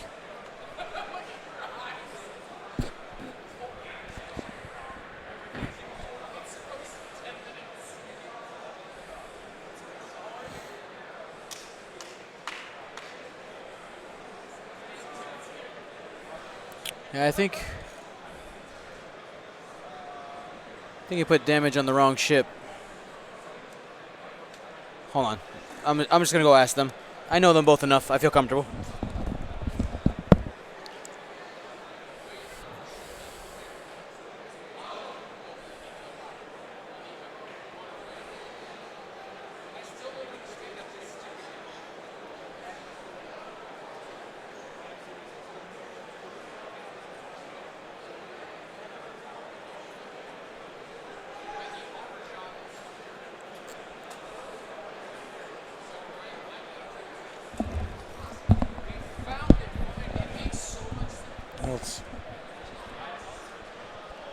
Yeah, all right, we got it right.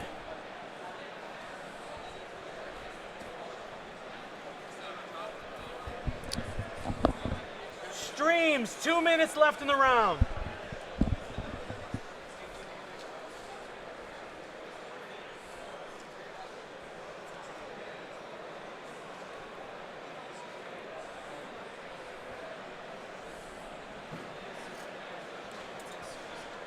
All right, it's going to be the last round. Well, it's been an impressive display for the Inquisitors. I mean, so watching someone play this list successfully, it's come down to being extremely patient. Patient, and if you're the Rebel player, you've got to keep your ships together to put fire down on them. I know it's difficult to take them out, But if you can get enough fire downrange, something's got to go through. Shout out to Button 2 saying, my Patreon doesn't work, but at least I can do this. Thank you so much for your support, man.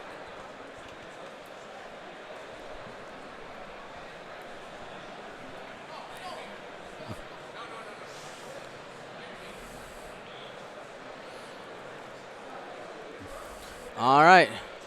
This will be the last round. 40 seconds left.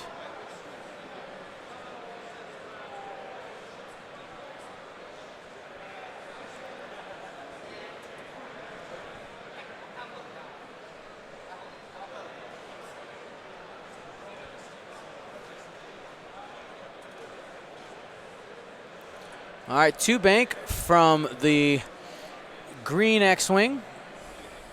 The most healthy. He's going to target lock the yellow Inquisitor. Everybody's target locked the yellow Inquisitor. Yeah. I mean, he's been chasing them all game, right?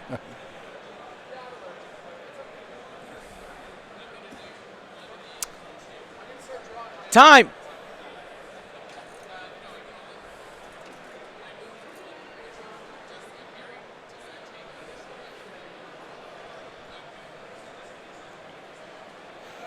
All right, here we go. 3 bank from the Inquisitor. After getting that target lock, should be able to just boost focus.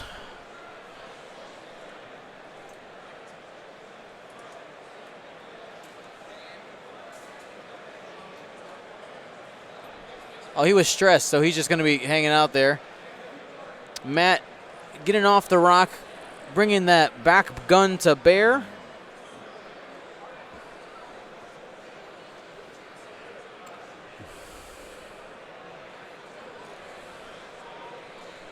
The green Inquisitor is going to swing around and maybe bump that X-Wing.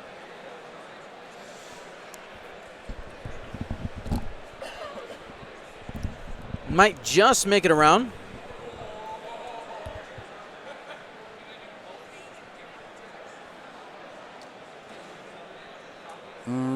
Nope.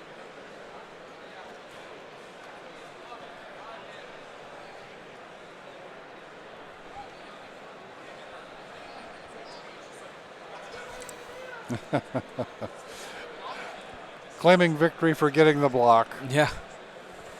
Every win is a win. 1 bank from the Inquisitor. Does he sneak it in front of the debris? Looks like it. Very nice. That'll clear the stress.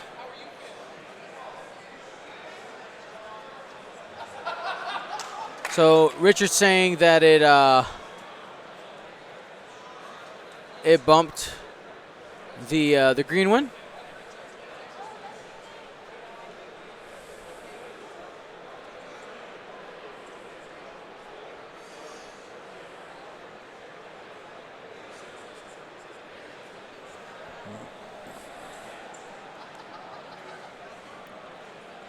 I'm going to go ahead and get the yellow one out the way. This is probably just a 4 straight.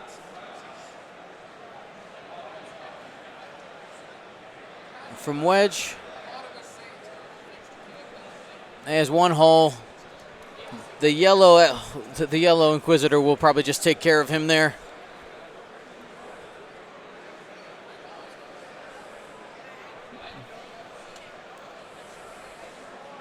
Actually, he's going to go ahead and swarm tactics up the green one to maybe get an initiative kill here on yellow. So that's an initiative 6 shot from green. 2 hits. Does he have a lock? Is he going to use it?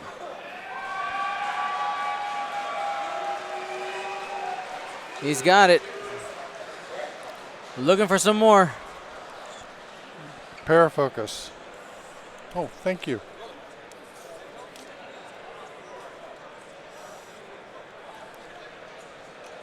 Ranged 1 here from the Grand Inquisitor into white. Has only 1 hole left. Target lock. Actually, fire control, and that's going to do it.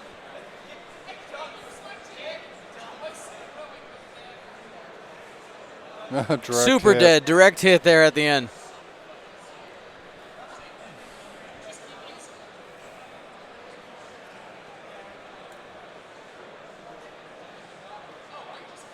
The closing chatter is entertaining. We're sorry you can't hear it.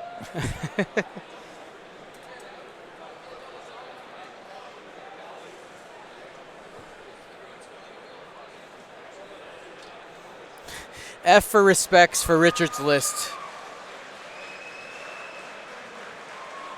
Range 2 from Jendon into wedge, trying to finish it off.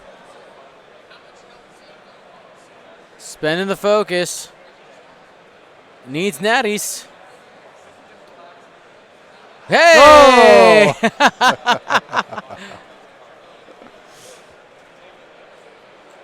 Oh. Denies him the fist bump, the handshake. He was just trying to give you Oh, no, props. he says, no, I got one more shot. Yeah, one more. And now Wedge is dead. All righty. Well played by both players. Absolutely fantastic game. Thank you and congratulations to Matt Carey. I'm going to actually get them to score so they don't have to sit there calculating points. Sure. Hey, Matt and Richard, I got the score for you. 154 to 22. Just so you guys can fill it out to get it to Mike. Just got to get things rolling. All right, guys, so we are going to do a really quick giveaway segment. Let's go ahead. We're, of course, every You give round. away things? I give away things all the time. Well, isn't that amazing? Hi, guys. How are you? This is Uncle Mark. That's a Ryan Farmer. Wild Ryan Farmer appears. So every round, we've been given this set of cards. It was 7 of them thank you. originally. Oh, and we've been giving them away. We're giving them away. So we got 3 left. Which one do you want to give away? Oh, let's give Rebels Luke Skywalker. All Red right. 5. Well, as soon as I find the camera. There it is. Right there. If the stream goes dead, it's Ryan Farmer's fault because he just disconnected my phone, which has the internet directly going into the computer because he needs power, even though there's a power plug right here. I didn't do anything. He farmered it. I didn't Oh. Did it go out? No, it's good. Oh, okay. You should have. Oh, you could have played him. I should have played him. Played him. I should have played him. I didn't. All right, so we're going to give away Luke Skywalker. Here we go. Top style baseball Star Wars thing.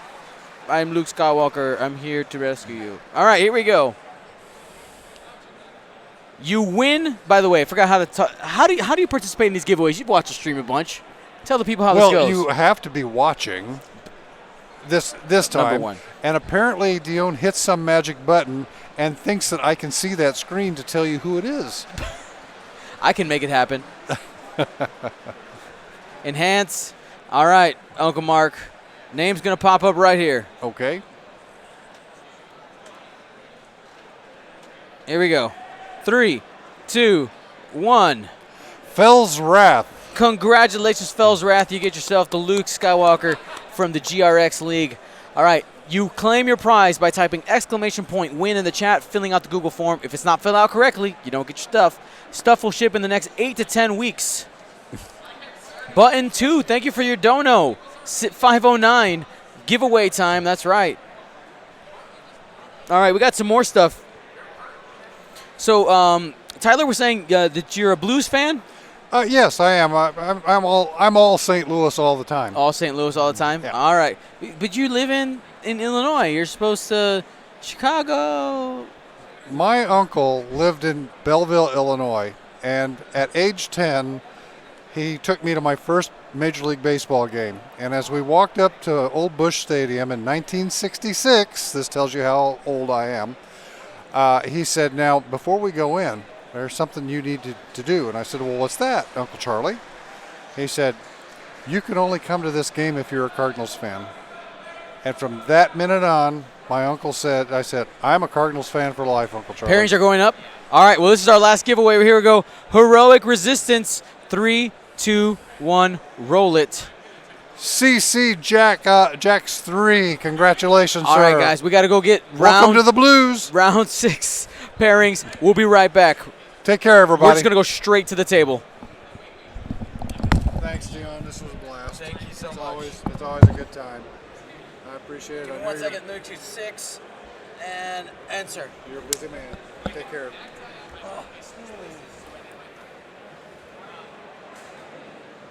Will. Are you doing this next or? I think I was. You are? Yeah. Okay. I was here earlier. They were. I don't know. Hell. Here's a water bottle. They just brought it in. I already had one. I'm Uncle Mark. Yeah, no, we've met. Okay. Yeah, we've met. And you were. Andrew. Hey, I love your shirt. Thank you, man. Except when I ordered it, I forgot to make a big, working type. So I have the little ones. But next time I'll order. Next time you order, add a note. I'll just send you some. Thank you. That's fair. You don't have to. I don't mind supporting while I still work it. I know, but I also don't mind. I just don't mind sending stuff. Yes, we're at. Oh, hell, I got you right here. Okay. I just need some numbers at some point in time. I have this dream of the Statesman League, and it's 50 years old and older X-Wing players. Oh, cool. And I'm wanting to try to figure out a cost. I have no extraneous funds to do this, Yeah. so we're trying to get this together. So if I get some numbers on some like templates, design templates, and maybe some sort of token things that just says Statesman or whatnot. Yeah, Because what my goal is to have a tournament in Chicago that's like the Graybeard Cup, and then come to GenCon for the Silver Foxes or whatever. Just something. Yeah, awesome. Yeah. But I've got people from California, from Michigan, from New York, that all go, hey, we'd be up for this. Yeah, that'd be awesome. So I just need to kind of run some numbers on that. Yeah. Should I just email you with my thoughts? Toss me a message. Just kind of, write out, how many players you think there's going to be, that kind of stuff. I'm thinking like if I get 8 to 16 the first time, and do it like a pod, just a 3. Yeah. Well, no, and and I'll hook you up with price. Like I don't mind. Okay, that'd be great. We're just wanting to get a feel for what my outlay of cash would be. Yeah, But I've already got my customers. Well, if you start this, can we do this in California? Yeah. Hell yeah, you can. I'll try to get the legs on it. Yeah. So, because us old guys are tired of all these young guys who win everything. Like my son, like him. I'm gonna hit the restroom. I'll just let Dio know I'll be back in a second. Sure. I don't know where he did. Oh, he's getting players and then. That's my water. Kind of watch me like. No, I'm just impressed with the turnaround time. Are you just the one-man show? With Just us? me. All day, every day. I saw that you did what 40,000 units. Yeah, 40,000 sales. In what 2.5 years? Yeah. Yeah, when we started, we were below. We were like maybe, I think like 1,500 or something, and so now we're up to well over 40,000 now just because of this weekend. But it doesn't hurt when. Oh yeah, no, this is great. Like whenever, it's a good partnership. And what's fun though is that's on time orders. Yeah. Oh no, that's the best time to order. So my wife will say, "So what came from Etsy this time?" It's actually, don't worry about it. How much was it this time? I got 15% off. Thank you very much. It's not how much it was; it's how much you got off. Well, no, that's the only way I can work with my wife. I can't go to the store without a handful of coupons. Yep. Jumping in? Yeah, I'm jumping in. Oh.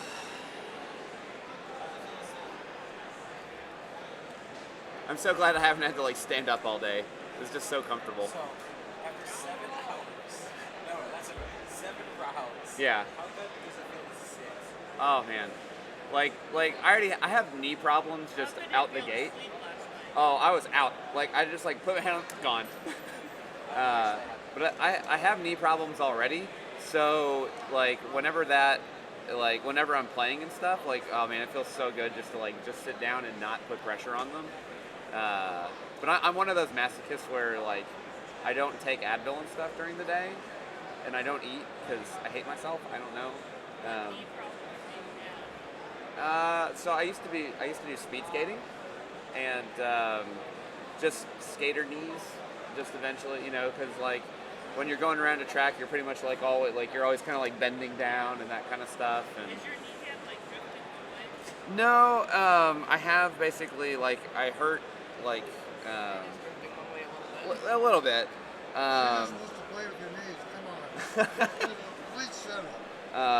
But I ran into a concrete wall with this one, and this always just kind of it has like a little cyst in it and that kind of stuff that I can't really get.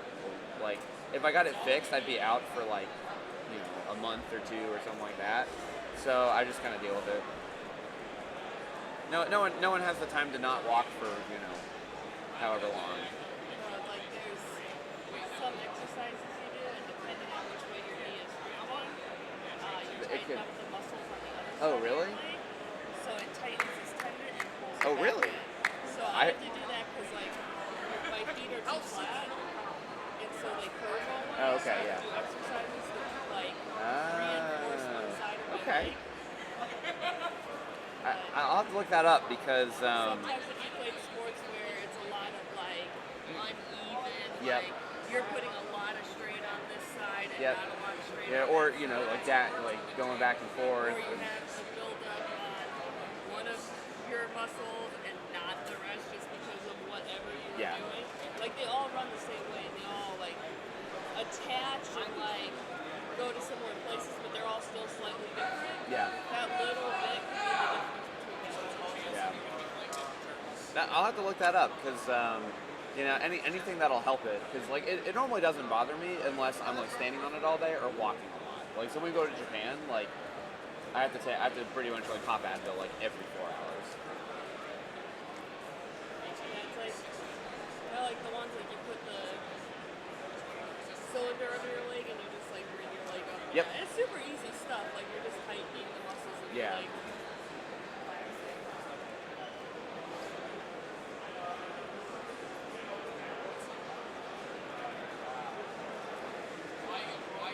Do we know the matchup? I see a Falcon and something. Falcon versus Sinker Swarm. Oh, joy. What's going on? Something Falcon. It looks like Falcon and Luke. I would hope that's Or maybe Wedge. See you later. See ya. No, that's not Luke or Wedge. What are these guys' records? Is this 4-1? These are X1s. Really? Yeah. Okay. Yeah, because Carlos just lost his. And he's flying the same list I was flying yesterday. Okay.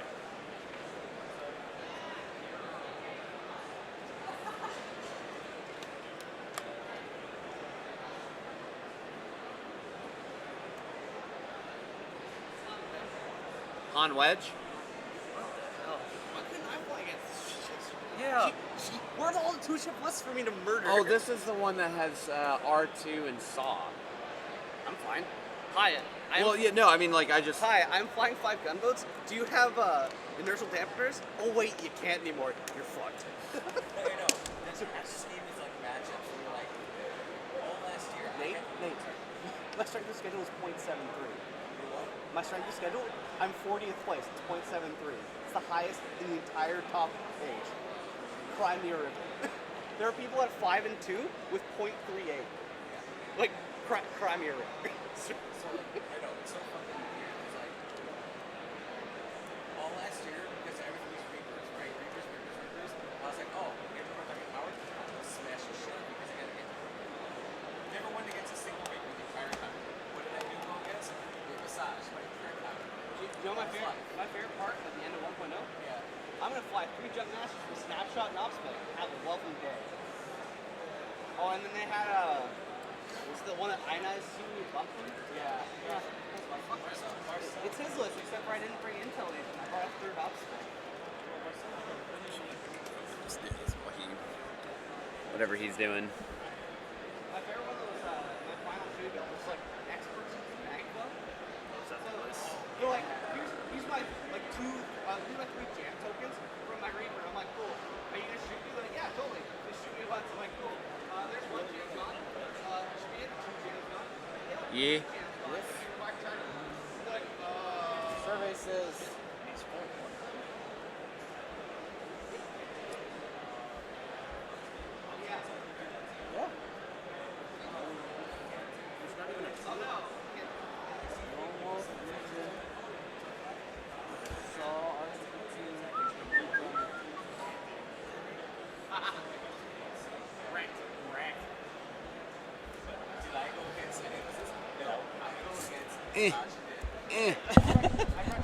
My reach. You'll have some insight on this list. I will, because it's the exact same list that I flew. Oh yeah, and then I don't even know what the Yeah, I got you. Here, you can read it. Han with Luke Gunner. Oh my God, Luke Gunner. Yeah. All right, here you go. Han. This is 1300. And they get their own timer, right? Yeah, we're gonna start it in 30 seconds. Okay.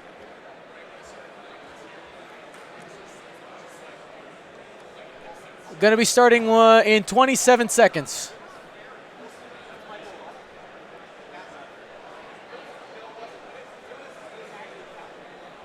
Okay.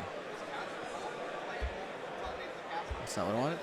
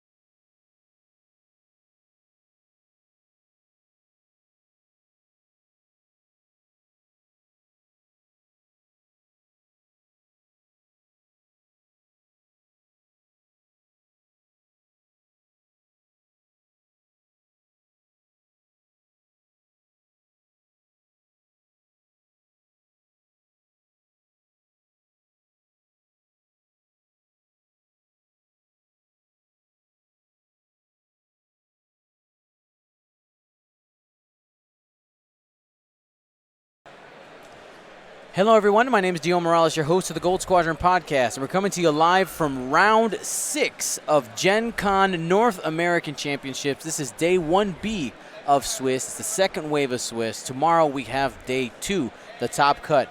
For this round, my co-commentator is Andrew Knuckles of the Birmingham Barons podcast. How's it going, guys? Whoop Whoop. And this round is brought to you by Curled Paw Creatives. Use coupon code GenCon19 for 15% off. Get your tokens, all your acrylic for all the games that he does, which is a lot. Mostly a lot. Mostly a lot. The big ones, right? Yeah. You got X-Wing, there's Magic tokens, there's Destiny, all kinds of stuff. Check them out. Everything in the shop, 15% off. All right. So what we got here is an old favorite because this is exactly what I flew yesterday. Yep. We have Carlos Ramirez from all the way down in Florida running Sinker 4 Gold Squads, Rick Ollie with R2 Astromech. So, we kind of know what's going on with this list. Then we have, I'm going to butcher this. Do you know how to say his last name? Sean Hune. Hune? Yep. I'm sorry. It's okay. So we have Sean Hune with Han Solo, Luke Skywalker Gunner, Saw Gerrera. Wait, stop. Wait, what did you say? What's on that chip? Luke Skywalker. So he's not in the X-Wing that is right next to him. No. So we have Luke Skywalker, Saw Gerrera, R2-D2 crew, and engine upgrade. And then we have Wedge Antilles with Lone Wolf and R2 Astromech, and of course, S-foils. You know, I don't know about you, but I'm feeling some theme. Feel all that theme? Yeah. And this theme is X and 1 right now. 5 and 1 going into round 6. Excuse me, 4 and 1. 4 and 1. So yeah, both of these are X and 1 lists or opponents. Yes. people. Well, now we're in that spot now where records might be weird. Yep. Because of the number of people. We're in round 6. We only had 77 players. Yeah. So it's starting to get kind of odd. Yeah. All right. So looking at this, obviously, so Sean's list, he has Saw Gerrera on Han, then he has R2D2 to regen stuff. That's giving you some accurate shots. You have Luke to basically always guarantee that you're never not going to have a shot. Mm-hmm. It's a pretty interesting list. I'm relatively surprised that that it's 4-1, honestly. Yeah. But hey, I'm not flying it. I don't know. Yeah, it's working, right? Yeah. So what I'm curious about is this matchup because Carlos does have a swarm. He got a lot of shots, guns, and Han can really move. Right? Yeah. He's got options. He does have Luke Gunner, but if he's taking 5-6 shots in a turn, he's not going to last very long. Yeah. Yeah, I mean, that is true. And so he's obviously prepared ahead for this. He has engine upgrade. He is making sure that if he has to arc dodge, he absolutely can. He still has Saw Gerrera for focus mods and Luke to make sure that he can rotate that arc. So you have to be really careful with Han not to put him in a spot that he's going to get eaten. Yep. Especially with 6 ships on the board.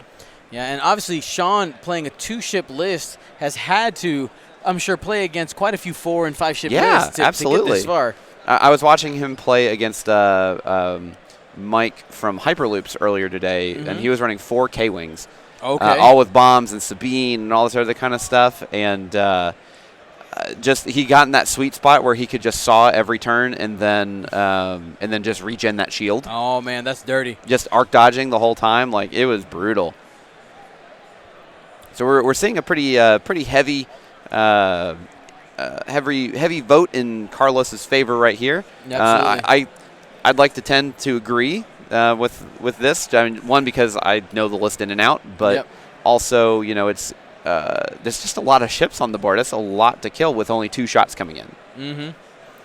Yeah, and the way that the Saw R2 interaction, I think that's important because I know some people might not realize what's there. So the Saw is what triggers first. You have, while you perform an attack, you may suffer 1 damage to change all of your eyeball results to crits. Then R2D2 during the end phase, so after that, assuming you've arc dodged, yes, you're not getting any shots. If you are damaged and not shielded, you may roll 1 attack die to recover 1 shield. So you're getting a shield, and if you're in that sweet spot, hopefully you don't roll a hit. And Han's ability, you can re-roll it a bunch of times. It's fantastic. It can be free. Yeah, it can be free. You just have to get in that little sweet spot where you have 1 card, and you're near obstacle, so you can re-roll. If you roll that, is it a hit? Yeah, it's a hit for R2s. So we're going fast here. Oh yeah, he's saying I'm going to catch Wedge, and there's nothing you can do about it. I have 5 ships. Wedge out of these 2 ships is the least maneuverable. Absolutely. Only a single reposition open. It looks like maybe there was a bump there, and Sean. Say what? I had a very compelling rant that it's in the contention for worst ship in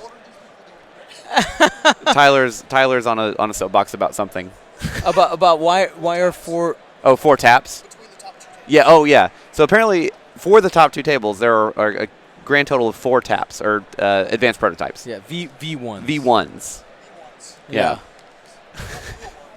Yeah. but the V1s. I also tend to agree with Tippett saying that the that the taps are not very good. Yeah, you got the right people playing them, and if you've never faced it before, you're not sure what to expect. Yep. So it looks like Carlos is debating here if he probably wants to boost, maybe to kind of bang or barrel roll. Okay, so keeping it safe. I don't blame him. Your Rick is your kind of pocket ace. Mm-hmm. He's not really an ace. He's just kind of. You don't want to leave him hanging out there with Han being like I'll just go boost and tap. Well, and you can't arc dodge. Right. No, it's impossible. Yeah. So we see a Talon roll here coming out of Wedge. going in and saying, I don't really want to joust that. I mean, Luke Gunner is 26 points at the moment. So expensive. Super expensive, but I mean, it guarantees you a shot. It guarantees essentially. you a shot. As long as you got something in range 3. Luke is ridiculous. For those of you who don't know how that works, it has 1 force charge added to the ship, and it says, at the start of the engagement phase, you may spend 1 force to rotate your turret arc. So after you move and see where everybody is, turn your arc to a ship you want to shoot. Essentially what that is. Yep. So it's going to be interesting because obviously Sean he has to play the keep away game with at least one ship that has a very hard time doing that. Yep. And eventually you will catch them. Mm-hmm. Don't fall down. Now I want to talk about our giveaway segment here at the end of the round. We're going to be giving away a Servant of Strife pack. Oh, really? Today. That's cool. But it's all been repainted by Luke Carrington. Oh. And the Bulbalab has been painted. The light bulb? The light bulb has been painted like Bulbasaur, but not just painted, modded. It has vine whips. I remember. I think I saw this. Yeah, it has vine whips. I like how the CIS has kind of turned into like the meme faction because they just kind of have like all the fun stuff or like just the weirdly named things. Yep. So it looks like we have a 2 hard coming out here, so we're probably going to see 2 hard and barrel rolls for the rest of the swarm here. And that giveaway is going to be a patron exclusive giveaway. Mm-hmm. We're going to be doing for that big pack. That's going to be legacy patrons, and we're also going to do a painted ship tomorrow for new patrons. Ooh. And we'll show that off a little bit later. That's cool.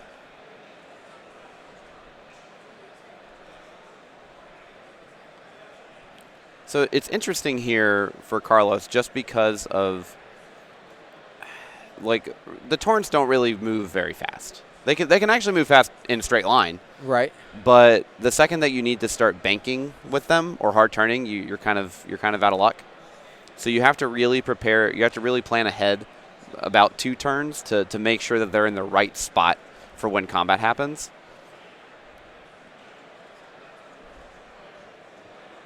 Got a little bump action going on here with Sinker, righting himself back up, and then barrel rolling into the block.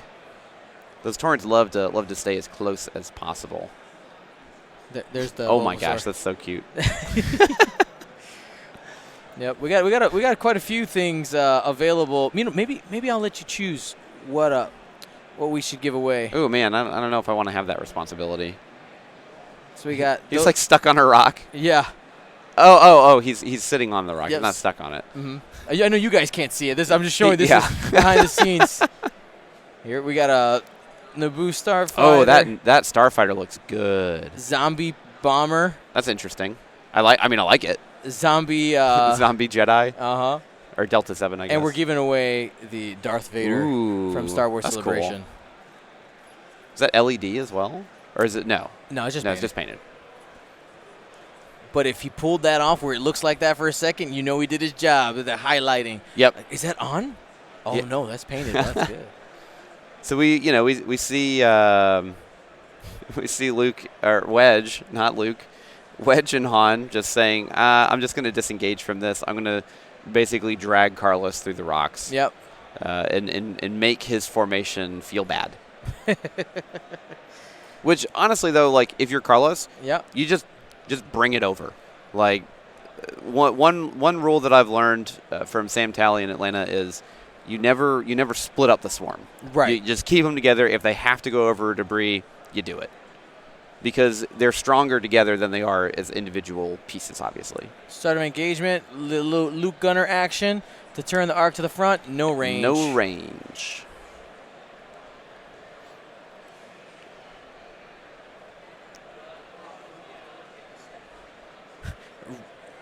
Does bribery work? I kid, but in seriousness, I would love to win that pack. Yeah, no bribery. We just do it fair and square. We're going to be doing Like I said, the Legacy Patron giveaway at the end of today, and we're going to do a new Patron giveaway tomorrow. So Rick's actually in a pretty rough spot here, because if he wants a shot, he has to 3-hard, and then he'll still probably not get a shot. Right. But then the Falcon is in a great position just to go ahead and 3-bank in and just start pot-shotting. Yeah. And Rick doesn't really want any part of that. I mean, look, he has regen. That's why it's there. Mm-hmm. But you don't want to give that up too early. Right. And then Sinker is not in a very good position here. He's a little bit too far out from the rest of the swarm. Now, we may see a K turn, like a 4K out of Sinker to put him behind, and then just see 2 hards out of everyone, so he still gets the rerolls from the torrents. Mm-hmm. So that could be something. So we see 2 banks here. Okay. I'm not entirely sure. Well, you're keeping the swath open to try and keep the arcs as wide as possible. You're going to see like some more 2 banks out of here for the block.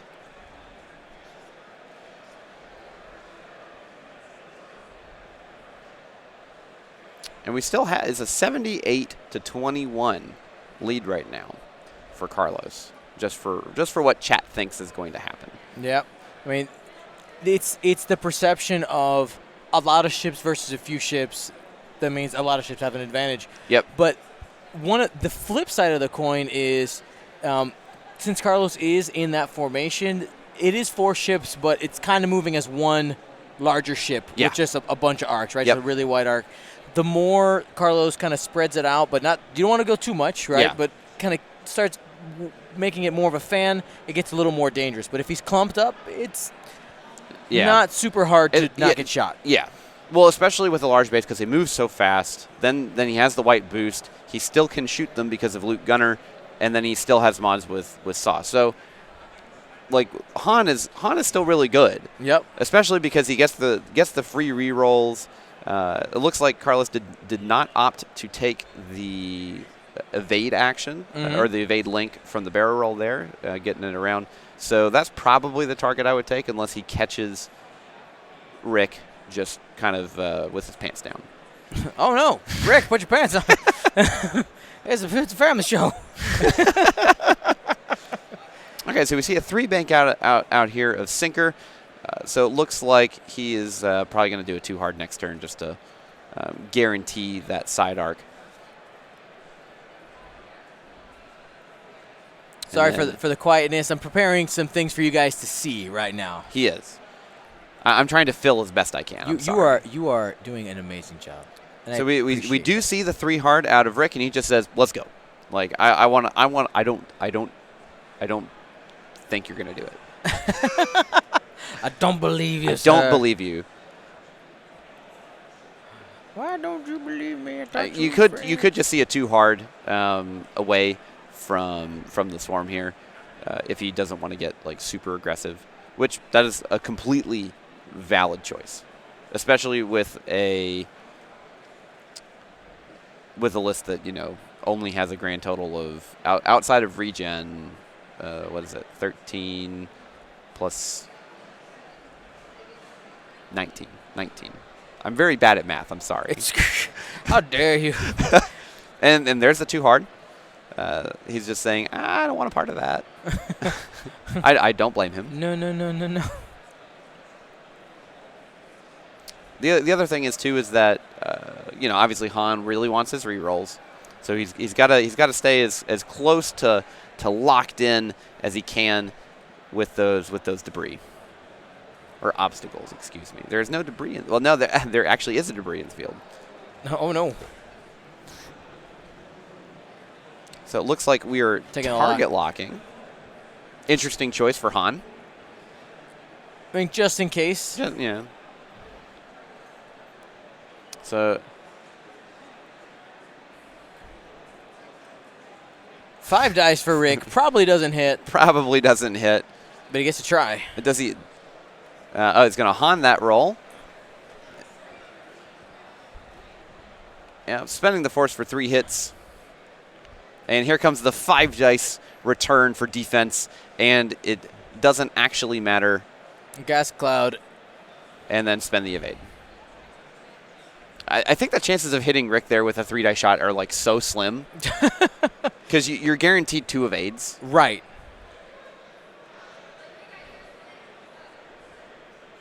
So all you need is just like one more paint, and it doesn't matter. Yep. Love it. It feels like first edition auto thrusters. Oh wait, it is. Oh.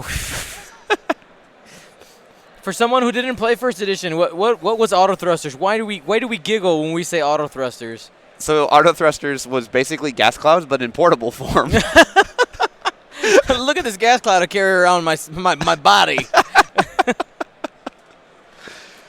Yes. So I honestly think you don't bite on Han here. Han wants to play as cagey as he possibly can. Agreed. Just because he can't, he just wants to pot shot. He doesn't until like he knows that you've bitten on something else. That's when he jumps in and says, "All right, I'm going to get into that range 1 and I'm going to get all that damage." Give it to me. We'll probably just see maybe 1 straights or 2 straights out of the swarm here, and then following what he did last turn, he's probably just going to do a 3 or 2 bank to keep that side arc ready to kind of see where Han and Wedge decide to run off to. So I honestly don't think we're going to see a lot of combat in this game. No, it's a lot of positioning, right? Yeah, it's going to be a lot of positioning, and it's just going to be interesting. Now, if it does actually go down to final salvo, yep. I have an idea who wins that by stats. Yeah. I wonder if it's the 6-ship list that has 8, 11, 13 dice. Seems good. I mean, Sean has to be careful, right? That he doesn't go too late into the game being cagey. Yeah, because if you make it too far, because they have 54 minutes left, there's obviously still a healthy amount of time. But they when you're moving this many ships and there's not a lot of combat happening, you do have to be very cognizant of how much time you have left on that clock. Because 75 minutes seems like a lot until it's not. Where did all my time go? Yeah, absolutely agree.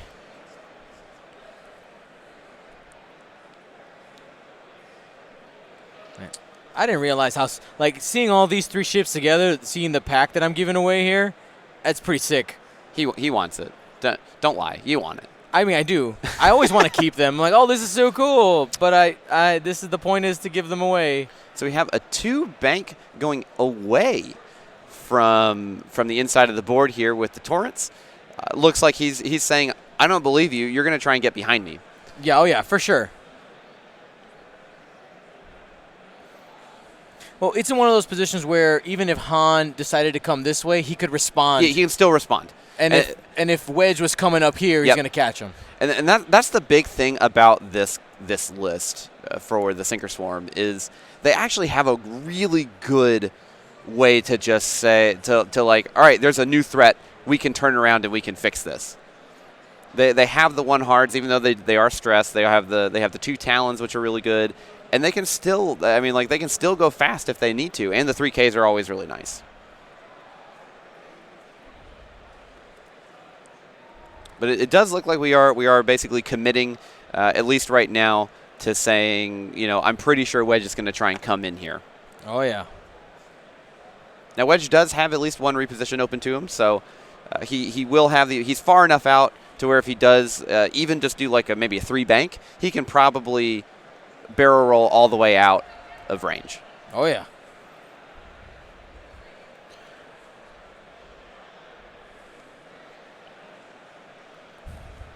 All right, focusing on Sinker. So one of the challenges I want to talk to you about is as the game progresses, if you don't have an engagement, do you find it difficult to keep Sinker and the Deltas together? I didn't find it very difficult. Oddly enough, Sinker's actually pretty easy to keep with the Swarm because you don't have to be close. Right. You keep it as wide as possible. And you just kind of just keep them on the outside as long as you can. You never want them on the inside. Right. If you can help it, you never want them on the inside. So, so we see the 3 hard out here. He's Han's just like, I'm good. I don't want any of that. You'll probably just see a boost here, maybe. Yeah, I think the hardest part, honestly, is keeping Rick relevant. Okay. The N1s, I'm not going to say they're bad. I'm also not going to say they're good. They're exactly where they need to be, kind of. They move very differently than Sinker and the V19s. Yeah. It's really probably the biggest thing, right? Well, and with them not having a straight K-turn, it makes them re-engaging very difficult. Because most of the time, you come with a hit and run. You come in and then just joust and then come back in. Yeah. Whereas with the 3 Talons, it does make it a little bit more challenging making that happen. Carlos got the range 3 ruler in his hand, maybe debating a target lock. Oh, this is combat. Checking ranges. Yep. Yeah, he barrel rolled out. No shots. Yeah. Just did the 2 straight. Now we do have a pretty solid approach here for Carlos to go through and start catching something and just throwing shots into hopefully wedge. I think if you get rid of wedge, it's going to be a lot easier to go ahead and wrangle Han around. Yep. Yeah. I totally agree. Yeah, because once you get one of the ships, now you only have to think about one angle rather than 2. Yeah, exactly. And I'm pretty sure we're definitely going to see a 2 hard coming out here for Han. He's going to just hang out right here, and you'll probably just see a 3 bank and a boost out of wedge, because he definitely doesn't want wedge to get caught, because they are X-wings and they do die very quickly. Where did all my health go? All right, guys, so what we're going to do here is, since they're in planning, I want to take a second and just show off some of the things we're going to be doing for the patron exclusive giveaways. For those of you who don't care, you'll have a little picture-in-picture so that you can see what's going on. So so on the left here, you actually see the Servants of Strife pack that we're giving away. 2 Vultures and a Boba Lab. One of them has been modded to be sitting on a rock as if it has landing struts. One of them is painted like the not the GenCon, the Adepticon exclusive. Yep. But better. It's the upgraded version. It's the upgraded version. Yes. And it isn't just painted bronze. Then the Bulbasaur Boba Lab. Absolutely beautiful. We're going to be giving that away to a legacy patron. Absolutely, it could be one of anybody who's a patron. And then from the new patrons that happened this weekend, we're going to be giving that bomber away on the right. The zombie bomber. It's a really cool bomber. Yeah, really zombie cool. bomber. It looks really awesome. I could do a little visual enhance. Enhance. Yeah, it's really awesome. Absolutely love the zombie repaints. But yeah, let's show that off. We'll go back to the table now. Also, just a reminder to watch the Paintcast every Monday and Thursday. Luke Carrington does these amazing repaints, teaches people how to do them, and it's all stuff that we give away right here to the people who support us the most. Yep. So I will say this, looking at, we had a couple of people talking about Rick in chat here. When I say that I don't think that they're good or bad, I also think that he absolutely has a place in the list. I wouldn't be flying him in the list if he didn't. Right. He just doesn't do a lot of damage. So if you're looking for damage, don't go for Rick unless you're running Juke with him, I think. Right. Obviously this list does not have that. He is there to look shiny and to grab aggro and then say, I'm never going to see you again. I'll probably never shoot again, but I'm going to regen. I'll stay at full points. Yeah. So that's kind of like 46 points that you can just kind of hold on to.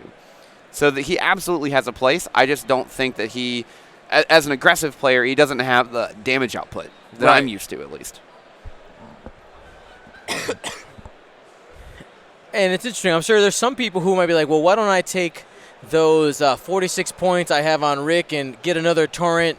But then you kind of end up in an awkward place points-wise, right? So you do. 25 points. You would have 23 left over, which is not enough for much of anything. Right. So, well, and the other variant that we've seen is having another arc in place of Rick. Right. The reason why I don't like that version, one, it's a little boring. At least with Rick, you have some kind of decisions to make.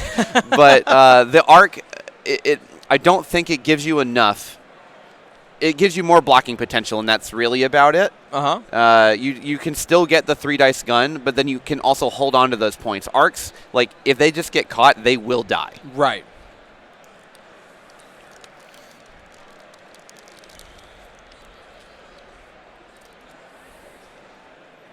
Can you fit a Jedi with CLT? No, you cannot, because Plo, or really any of the Jedi that you'd want to bring that are worth it, are going to be 44 points base, so you don't have enough points. That's kind of the trade-off there, which honestly that says to me that it's actually relatively balanced for what it is, because you can't fit these ridiculous combos of like, oh, I have I'll say 7B. I know it would never be like that, but I have a 7B Jedi with 5 other ships. Right. Something is wrong. Like, that feels bad.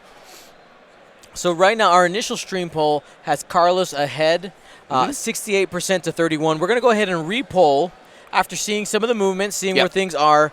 Where do you guys think things are now? 1 for Carlos, 2 for Sean. Because this is primarily a cat and mouse game. Yeah. Not a hammer it out and try and hit as hard as you can game. Yes. That's what Carlos wants, but Sean is like, not going. Me. Yeah, Sean is not going to allow that to happen.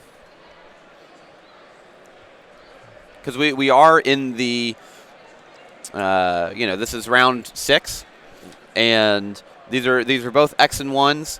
So I mean, like, they're good players. They've had a really good day so far, and so they both know what they're doing. They're honed in. They have the juice. The juice. Get it. All right, I like how Carlos has the arcs spread out here. Yep. With those torrents, just trying to catch something in the net. But also, of course, keeping it relevant with the sinker. Yep. Absolutely. Well, Side arc. sinker's actually a little bit too far out for my liking. You'd really want sinker pretty much right here. Unfortunately, he's gone a little bit too fast with sinker, I think.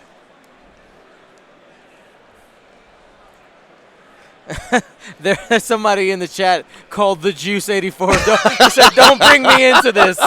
This is not about me." I bet he just had he was just like had it as a secondary monitor and just kind of doing something else. He's like, the Juice. Whoa, wait a second. That's me. I have to put a stop to this now. That's right.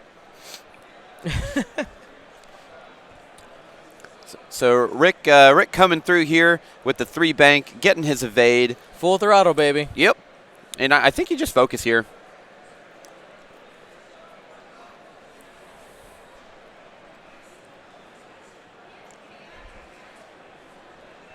So looking at the updated stream poll, leaning a little bit more towards Carlos.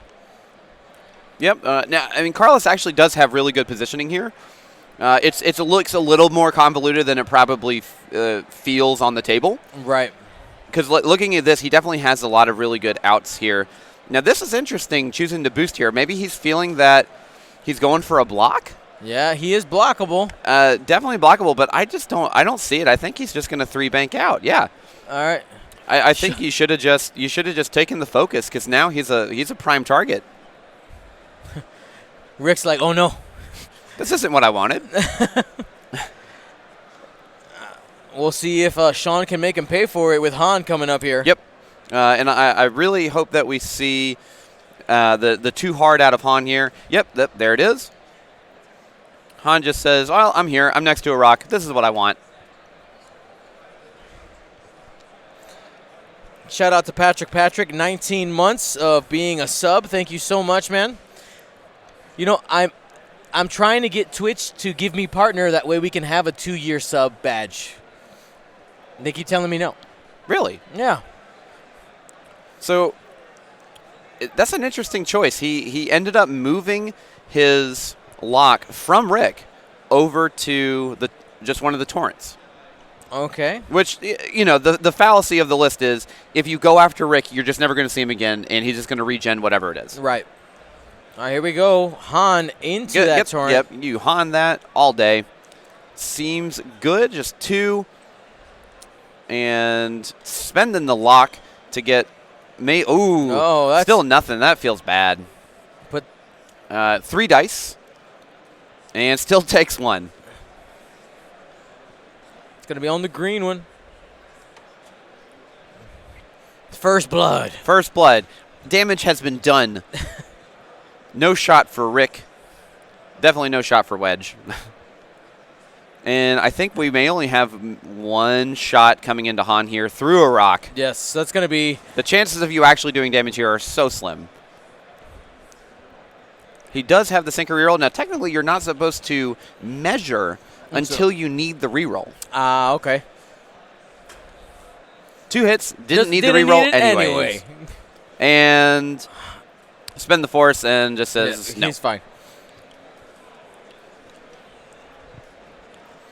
40 and change. Yep. So I'm pretty sure what we're gonna see here is this next turn we're gonna see a 3 hard out of Han. Just so then he can pretty much just boost around the rock or boost away, whatever he needs to do. He's so hard to catch with that large base boost. Engine upgrade on Han has always been a great strategy. Yep. Just because most of the time he's moving last, sees where everything is, and large base boost is huge. You just get to keep moving. Well, and the other thing is, too, because the Falcon is the only ship in the game that can boost, a lot of people aren't used to seeing it now. Yeah. So that can always take people by surprise. This thing can really move. This thing can really move. Yeah, it's fast. That Kessel run, you heard?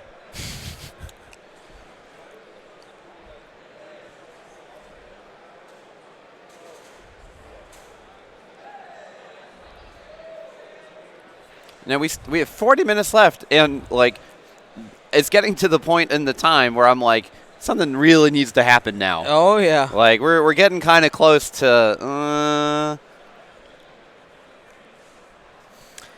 And I saw somebody in the chat ask, if you're a patron, do you need to be present to win the giveaways? No.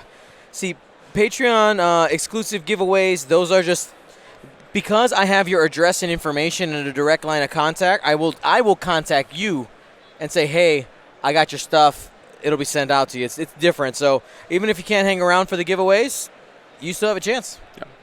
Yeah. Also, I was corrected. Technically, the Decimator and the Lambda can boost with Moff Jerjerrod on board. Ha! I was wrong. I'm sorry. You need to play more Moff Jerjerrod. Yeah, because he's so good. He was on stream earlier. Was he? Yes. He actually almost... What timeline are we in? It was Moff Jerjerrod on a Decimator. We learned about it today. The class learned about it today. It was a player out of Brazil, Herbert Patricio, and he did good. He got a tough break with the Panic Pilot, which really hurt him. Yeah. But if he hadn't taken that Panic Pilot, it was a completely different game. Oh, wow. Yeah. So... Arrow McArcher, basically what happens is you go to Final Salvo. I think that's Charlie trolling you. Oh, it is. Yeah.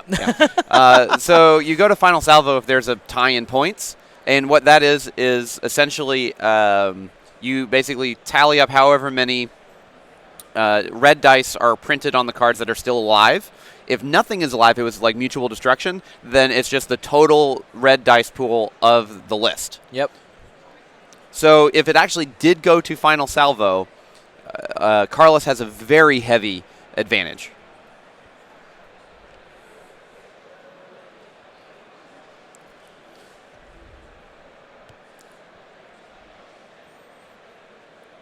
Now, since we're waiting for players to get moving here, this is your first Gen Con. What have you seen? What did you experience? Okay, so...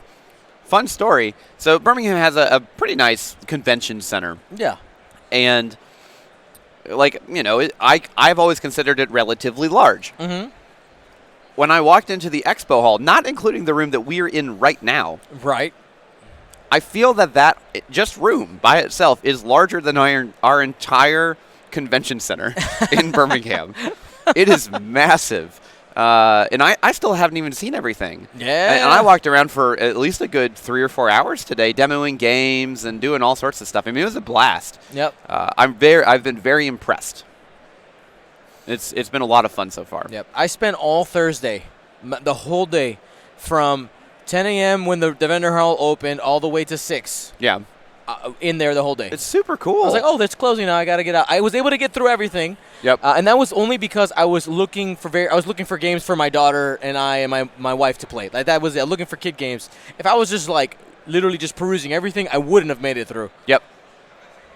And it's whenever I say, I'm like, wow, this is so much larger. I feel like that tourist that goes to like the big city that lives in like rural Alabama, and I'm like, wow, look at these skyscrapers. They're so large. I've never seen buildings this tall before. You do that really well. I've lived in Alabama long enough. So it looks like we're trying to go for maybe some blocks here with the V19. Oh, this is going to be close call here onto this rock. Ooh, yep, like a glove. Carlos doesn't fly this for nothing. That's right. My name is Carlos, and I knew it the whole time. Yep.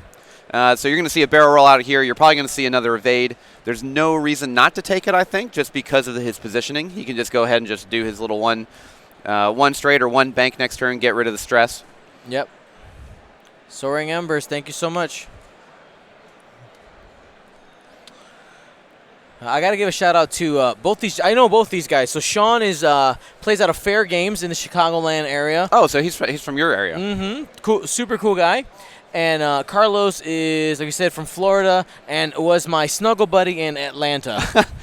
He's also the host, or one of the hosts of the Florida Man podcast. Yep. They seem to have a lot of fun on that one. They do, absolutely. I actually had not understood or known about the Florida Man meme. Oh, really? Until they explained it. Yeah. Oh, wow. Well, I guess because you live up north. Yeah, us northerners up here. Yeah, well, I mean, we get it all the time. Like in our group chat for the Barons, like all we do is just like link Florida Man articles, and then every once in a while, like maybe about a month ago, we had an attack squirrel, like a meth attack squirrel, in Alabama. Okay. And I was like, wow, this is actually like almost. This is almost like Florida Man level stuff.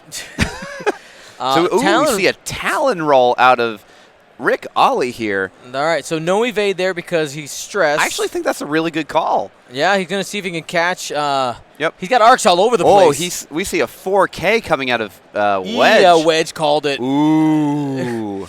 You Talon, IK.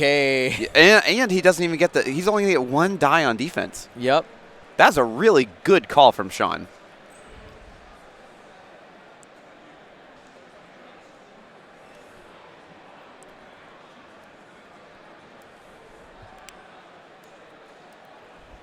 One die for Rick. So it looks like we're marking, and we do have the 3 hard coming out of Han here. He just wants to escape wherever he needs to go. I'm not gonna lie, we're seeing like this is really good 2-ship play. Oh yeah.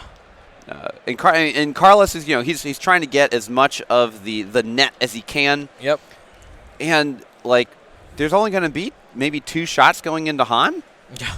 Maybe 3 if Sinker actually has arc here. It's possible if he doesn't boost, you may clip that. Oh, he went ahead and target locked. Sean's like, I got health. I got health. I got health to spare. That's right. Ooh, and that's a range 2. That one no die. range bonus, 1 die. That is not going to feel good. Now both are unmodded, so we could see something here. Oh, 3 hits. So guaranteed 2 shields going off. And he gets the evade. So 2 shields. Rick is going to say, see you later. Yeah, I'm done. I'm done. I don't want to play anymore. Yeah. I think it was that backspin. That's how he got that. Yeah. That was good backspin. All right, looks like Han is going at green. Ooh. Hit, crit. Guaranteed going into to a crit onto green. You spend the focus and take 1 crit. Still not half points yet. That is too much text on there to be a direct hit. I feel like it's a council fire. My soul says council fire. Does your heart? It could be a wounded pilot. Could be.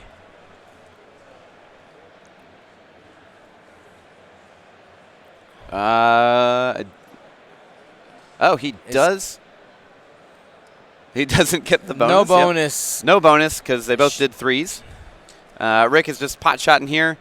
Pew pew. Got Takes it. 2. There we go. It looks like double blanks Han in that. And Ooh, he's getting he can guaranteed avoid 1 damage here. So 1 shield off of Han. First blood on Sean's list. Progress. Then we're going to have a range 3 through a rock with Sinker. And this is what makes Han so hard to kill, is most of the time you're always shooting through an obstacle. Yep. Ooh. Hit, crit. The reds are flying today. Oh, Ooh, I think, yeah, you just take the one, shield. yeah. Yep, you just take the shield. If someone Ha'd that, I'd be like, really? Yeah, why? Why are you doing this? I mean, it's the instinct, right? Like, wait, I took damage. Yep. No shot onto Wedge this turn again. Now, luckily, he does have a really solid chance to catch Wedge this next turn. He does. All those torrents and the arc can crash in on him. Looking. Oh, we're doing a judge check here to see if green has arc onto Han. Yep. It's going to mark yellow out of the way. While they're doing that, I'm going to go ahead and adjust the dice camera a little bit. Ooh, I think they got it. Looks like that is overlapping. So range 2.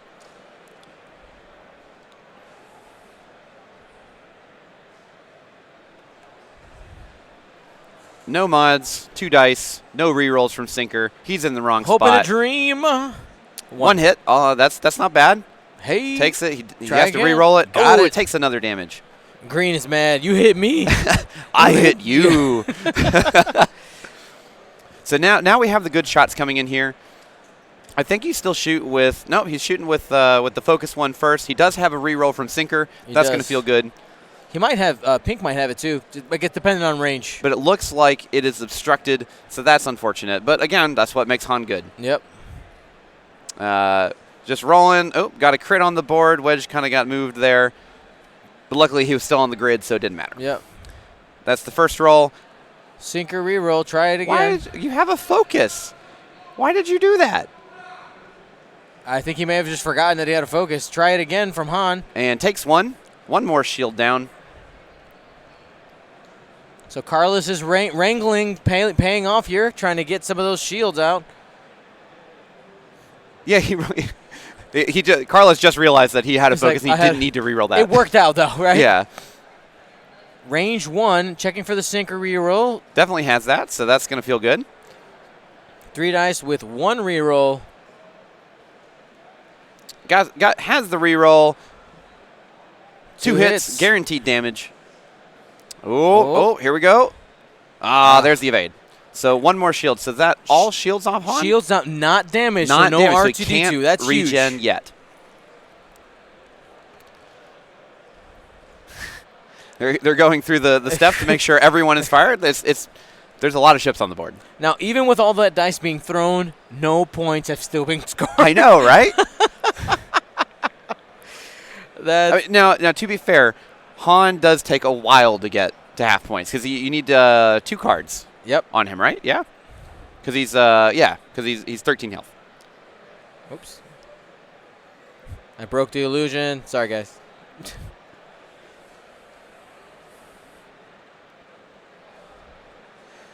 So as you guys are watching, thank you so much for tuning in. We are going to be live literally every weekend for the next 6 weekends. This one and 5 more. It'll be the Gold Squadron tour of the world. That's right. In under 80 days. In under much, yes. It's gonna feel like that 80 days, but yeah, I'm gonna be tired. For sure. If you want to check out the event schedule, ! Events in the chat. There's a Google Calendar link, all that stuff. We got events all over the world. It's going to be fantastic. Super excited for it. Thank you to the community for all your support. Everybody who's taken the time to become a patron, who's become a Twitch Prime, done any donations. I mean, none of this is possible without you guys. Okay, so here's my question for this turn for Sean. Do you think that he tries to get cheeky and do the 3 hard? So, because if you see basically like a 1 bank to try and keep that arc, you could just barrel roll and block it. Or you could just see him just run out and then maybe try and escape, but then you're kind of out in nowhere land with any kind of obstacle for Han to hang around. Or do you go all in on wedge? On wedge. I think one of the problems is these two are just too far out of left field. Yeah, they can't convene on wedge yet. Yep. And if you start kind of turning yourself that way, you're just opening yourself up to Han for nothing. Yeah.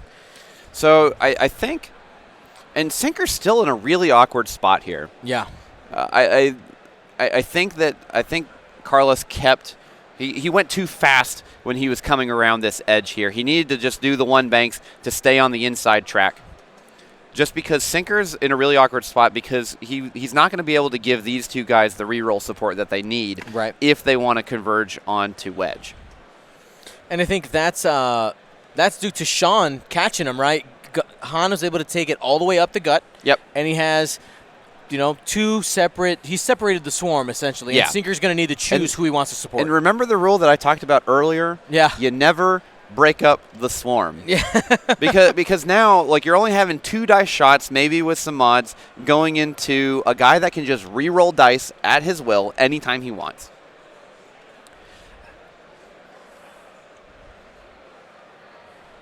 So we are just going. We're just saying, let's not worry about wedge. Yep. We're gonna go into Han. We got some damage in there. We're gonna close the net. Yep. Wedge is like, phew. Now the other part of that too is Rick really needs to be able to get out. He needs to get that 3 bank so he can get that evade, get that regen going. Does the 1 hard, so okay. So this will block the 3 hard if he chooses to do that. So good call there for Carlos, taking the evade probably. Yep. And yellow covering the turn to the bottom of the board. Yep. But even then, it's still not. I don't think it's enough. Just because Han is just such a pain to try and catch and actually do damage or meaningful damage. Does a 3 bank fit through there? No, there's no way. Okay. No, it's you either 3 hard that way or you 3 hard that way. All right. Sinker coming in. Still not being able to use that side arc, which is unfortunate. Slap down the focus and keep rolling with it, right? Yeah. Just taking the focus and just, I hope he chose wrong and goes this way. Yeah. Well, maybe the target lock would have been a better choice in that instance because Sean isn't going to shoot Sinker. Yeah, so he is taking the regen here. That is exactly what you want out of Rick. He's just like, how about I, take my evade, get my shield back, and probably focus, maybe boost.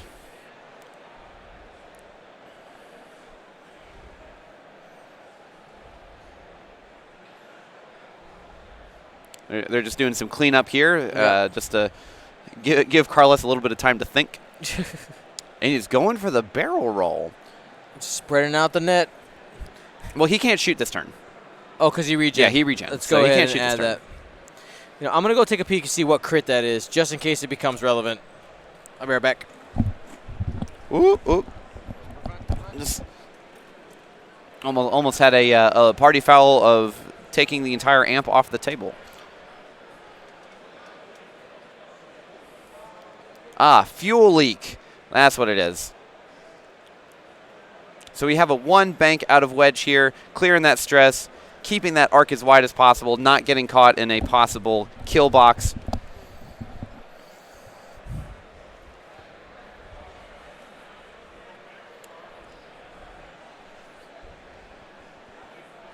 All right, we're good.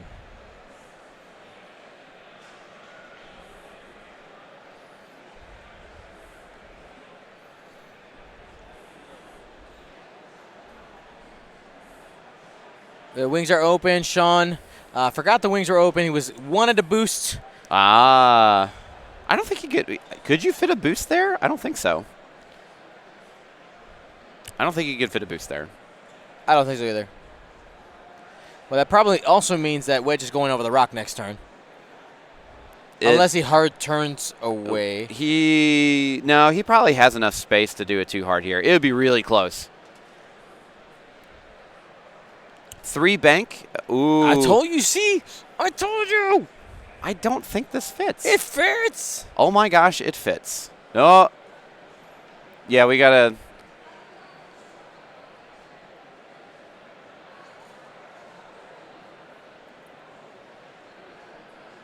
Wow. I was wrong. Good call, Sean. Carlos is sad that I was correct. Yeah. Because that would have been big to get that block off. Oh, missing it by what looks to be less than a millimeter. Yep. That could be really bad. We need your calipers to go and measure that space. I don't think they would have fit.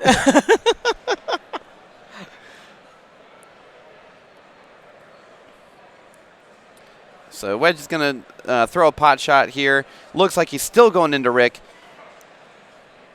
Or maybe not. I don't know. Still deciding.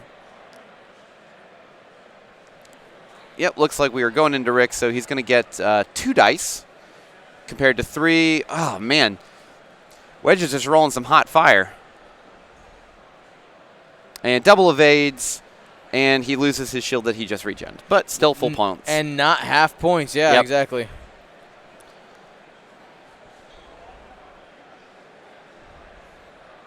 And it looks like this is probably too far for Sinker to get a shot on. And Wedge isn't getting shot at. Man, that missing that block, that may be like probably what swings the game here. Because if you catch Han and you get that block off, I'm pretty sure he loses almost all of his like a lot of his health.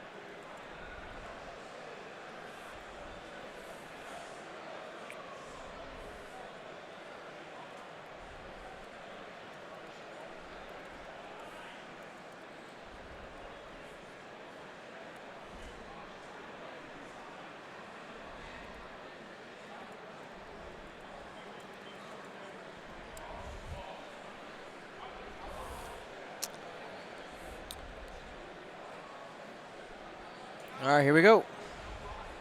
So taking 2 onto pink. Still no points given.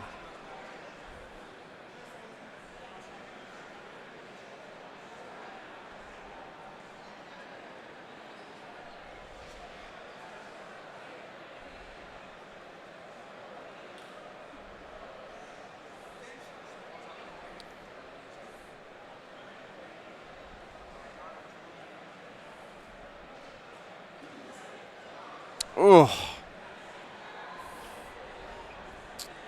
Can he Han there? Is that range? Does he have range 1? I don't think that's range 1. Measured it? Ryan, you saw a measure? Did they measure it? Okay. It just looks really far.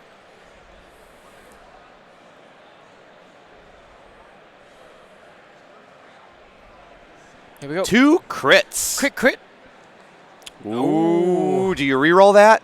Oh, you already spent the force. That's risky. So if he takes a crit and it's a direct hit, he gets half points. Yep. Sean, what do you? He's taking it. Taking the crit. Damage engine. That's relevant. That's actually very relevant. Because that's not flippable, is it? No. All right, so damage engine, for those of you who don't know, let's go ahead and pull that up there. Increase the difficulty of your hard turn maneuvers. And Han loves to hard turn. That's right. So all the hard turns on the Falcon are now red. Yep. 17-13. That is okay. So he's going for the regen here. His card's already face up. So no, he has 1 card. Oh, he rolls the hit. Got to re-roll. Han. Ooh, that could have been dangerous. So he's at 6 hold then? No. He just regened 1, and he has 2 cards on him. So he has 6 health, six actual health left, and then plus 1 shield. Okay, got it. He is not half points yet. So close. Still lots of dice being thrown. No points have been given yet. We have 16 minutes left on the clock. This is very interesting. Now this is X-Wing, Andrew. So now this Wedge is in a relatively rough spot here. He's probably going to hit this rock going off this turn. Yep. So do you just accept it and just go 4 straight over the rock? Yes. And just you YOLO, because that's going to give you the best. That's going to give you the best shots, yeah. And you have to make sure that you don't stay stuck on the rock. Yep. So then the next question is, how hard do you converge on to Han? Because he's still not in a very good position to really capitalize.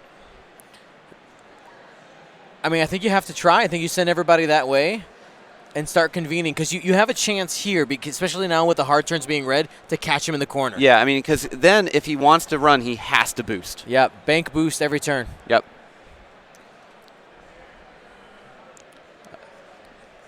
So the bank boost would get you pretty much right around here. Yeah. But I don't think if you, I mean, you, then you could hard turn yeah. next then turn. you could hard turn. But you don't want to do that. You don't want to do that. That crit actually changed quite a bit. That's huge. Actually, let me go ahead and put it on the overlay before I forget, because that's a big deal. I want to figure out a way so that when I do it here, it just pops up adds there. it. That'd be amazing. But how do you assign it to the ship? It's completely separate systems. It's completely. I don't know if there's a way. I see what you're saying. Yeah. Yeah. Okay, I got it. It'd be magic. I don't know. It's magic. Computer magic. So we have basically just shy of 15 minutes. We really probably only have 3 more rounds left in this game.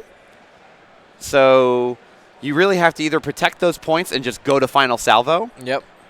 Or you try and go all in and get half points on Han, and then I don't think it actually matters. Yeah. By that point.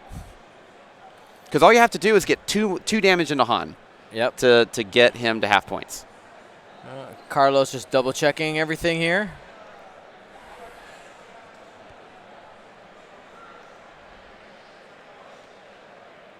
So 1 damage does take Han to half. A couple people asking that, but you want to get 2 because he can. If you only do 1, he regens the shield.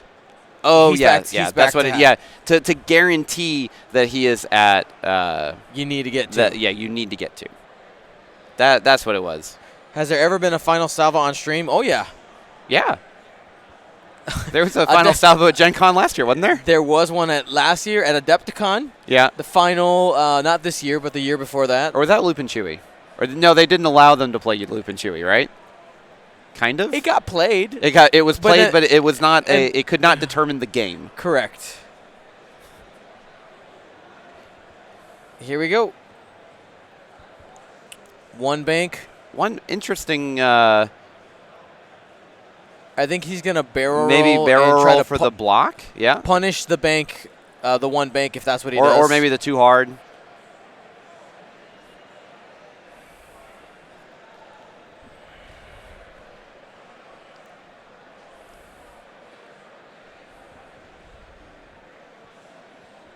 And yellow is still at full.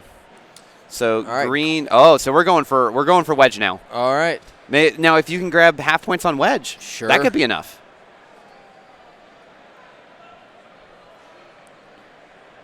Barrel roll. Is he gonna evade here? Pink has full health, and yeah, I think you go for the evade. Because if Wedge does gun forward, he's probably the target. Yep. And it looks like Talon. Yep, there's the Talon. This really is all in on Wedge. Yep, this is all in. Now Wedge could absolutely just kill green outright. Yeah. And that's always a danger. But this is when you close it, because if he's gonna go over the rock, yep, no actions.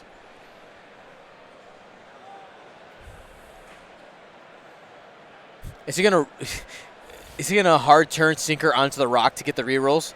That'd be hilarious. I would. Because you're not gonna get shot by Han, and you probably 3 hard. Yep, there it is. He does it. And the 3 hard might even just be off. Oh yeah, no, he's totally fine. Nice. Yep. Woo! Good call by Carlos here. I like that move. And he gets rerolls on everyone that actually is going to have a shot. And he doesn't no even take damage. No action, but no damage, Good, so that's good fine. call from Carlos here. Trying to close the net, get those half points. He could possibly even kill Wedge. There's nowhere for Wedge to go. Yeah. He's going to get shot. He is going to get shot. Wedge going to get it. And we have the 3 hard here, going really close to that rock, but clears it just the same. And he's going to go ahead and probably take his regen and get his free evade. Down the weapons disabled. See if he did it or not. Yep. Called it. Got the regen back. Gets all of his stuff and says, "I'm just gonna tank up as best I can." So remember, the evade comes from the full throttle ship ability. Focus was the action. Bank. Oh, 2 bank two boost. bank. Two bank from Han. Yeah. I was like 2 bank out of Wedge. That's an awkward choice.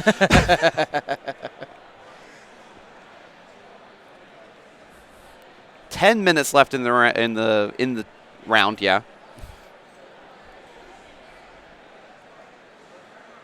And there's the boost from the Falcon, just starting to come around. Going 4 straight, just over the rock. Says, "I don't care. Let's go." Except he maybe didn't see that the world was closing in on him. Man, I love the move by Carlos. Oh wow! It even looks like he won't have a shot on green. Onto green. So it is entirely possible that he didn't take a damage from the rock. So that's nice. Start of combat. He's going to go ahead and spend the force to rotate the arc. Yep, it's getting ready. Yep. I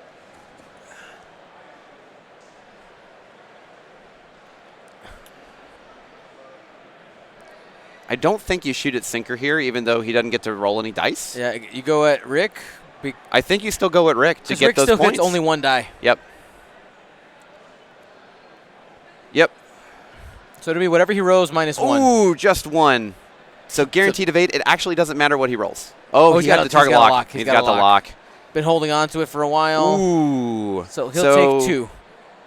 So there's 1, 2. I think that puts half points. That is half points at Rick. So you have to get half points now onto Wedge. Got to trade. The King's Gambit here.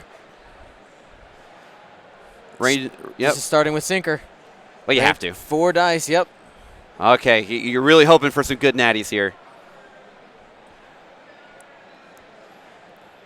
2. 2 average. Yep. You're fine with that. Takes 1. All right. And it looks like he's got at least. Yep. You take the range 2 shot into Wedge first. Yep. Saving the good focus. shots. Yep. Ooh, 2 crits. One more shield. Just chipping away. All he has to do is 1 more damage. 1 away from half, and he has 2 more shots. This is looking pretty good. Range 1 with sinker reroll, 3 on 2. Carlos looking to net at least 2. Yep. Rolled 1 out. So this is just a box reset. Okay, he gets his sinker reroll. There it is, guaranteed damage. Another focus. He's taking 2 there. Going for the lone wolf. Ooh, still takes 1. Still takes half damage. damage. That is half points. 32 points scored by Carlos. And he has 3 health left. So there's a chance, you get a good crit in here, but go for the reroll. And for 2 hits. Man, the 1 evade every time. I know. Saved. Wedge could have died. Yeah. Now, Wedge is still in a really bad spot here. Oh, yeah. Because, he's in a really bad spot. And they have at least around 1 more turn. Yep. And Han can't get there fast enough. 7 minutes left in the round, streamers. Streaming tables. 7 minutes. They're not listening. All right, he got it. Okay. We got the thumbs up.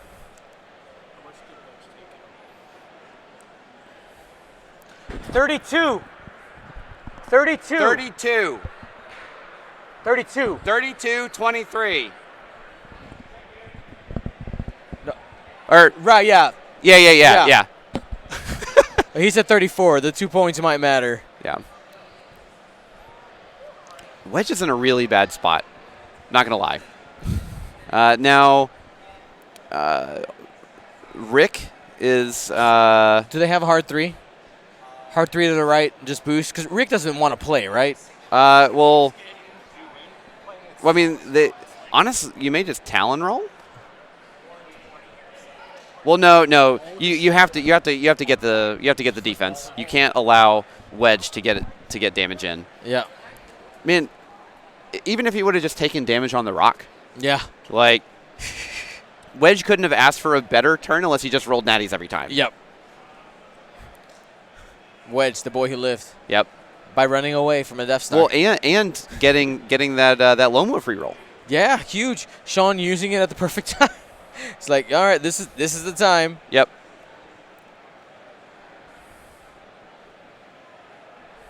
Carlos going through all his options. Still a lot of ships. There's a lot of syntax to run through with this kind of thing. Yeah, this is a big turn. We're gonna get 1 to 2 more turns, just depending on the pace of moving the ship is really what's going to determine. I'd probably say this is probably going to be the last round. I wouldn't doubt it. Like they've I'm not going to say they've had a slow pace, but it hasn't been fast. Right.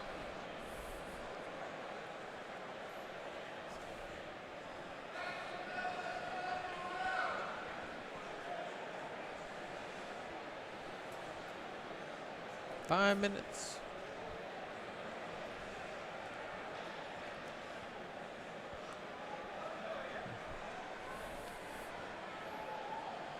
All right, Carlos just doing the double checking checks. dials.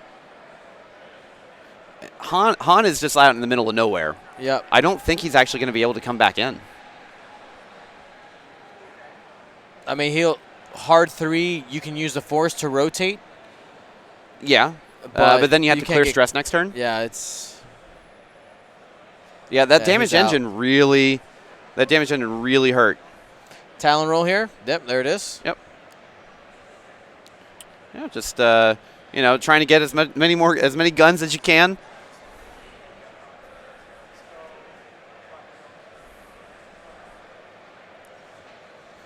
Wedge needs to be the hero.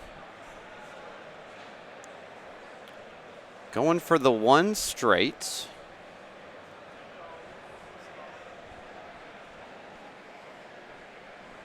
Uh-oh. What?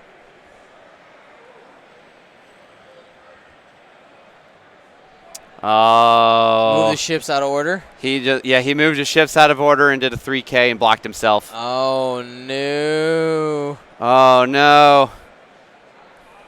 I mean, now to be fair, he's still up on points. He is. It's not the end of the world. If Wedge did a Talon roll, that's a juicy ratio. Oh, no. Don't Yeah. even say that. Yeah. Well, okay, if he did the Talon roll and he clears this too hard, I think he's fine. Because I think Wedge will just get blocked. Yeah. Or, okay, I guess it doesn't clear. Yeah, he went out of order. So this just lost him shots, essentially. Lost him shots, and oh man, this is really bad. It could be bad. We don't know what Wedge did. Yeah. Yet. But I'm pretty sure Wedge has to Talon roll here to try and get points. Yep. So he has to just hope that he natties into more damage. And Wedge's rolls have been really good. Oh, the Arc 170 back gun's gonna need to do some work. Yep. So then the real question is, does he Talon roll Rick just to try and guarantee? So he's doing the 3 hard. Or, well, he has a 3. Nope. Yeah, doing the 3 it's hard. 3 hard. Keeping his points intact as best he can.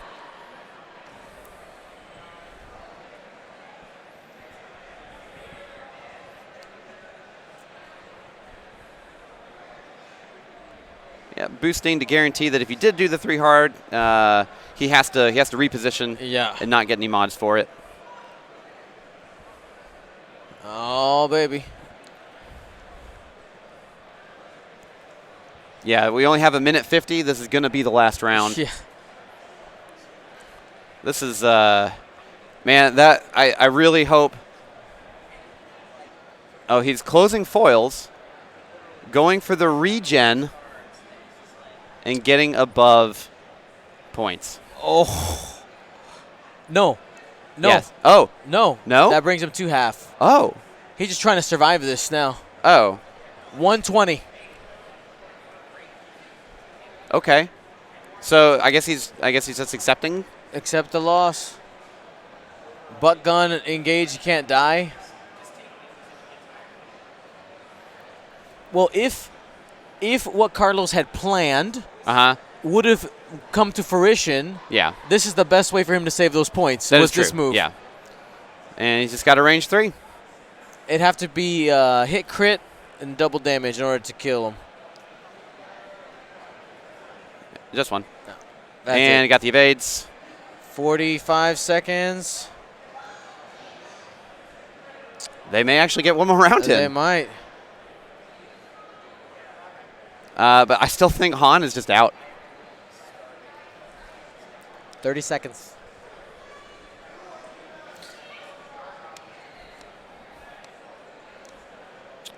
Going through the cleanup. Better start. I get. Yep. All right. They're planning. So they got one more round in, but I'm pretty sure that Han is still out. Oh, like yeah. even with a 3 bank boost.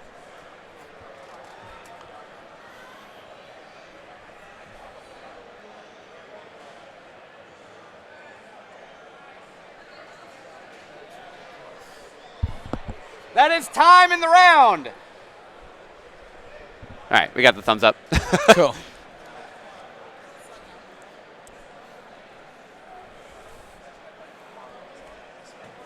And as we get this last round in, want to remind you guys that this round is brought to you by Curl Paw Creatives.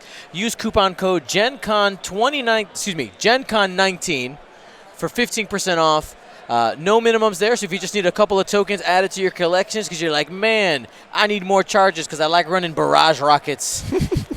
Or you're just like obsessed with Jedi, or you need some more ARC IDs because I know one thing I've started doing, Andrew, is I got multiple sets of ARC IDs so I can keep them with different lists because I don't want to take them on and off. And it's a great system. Yeah. And it's like I just gonna keep this with this set of ships, and if there's one thing that I'm very proud of with what I've done, I really do like my ship IDs. Yeah. Like I'm very happy about those. Well, you know that it was a great idea because I see other of them now. Like they popped up in a couple. I'm like, that looks familiar, but that's not quite the same. It was one of those solutions that was actually brought up to me by a friend, and he was like, "Why don't you just do that?" And like when he said it, I was like, "Why don't I do that?"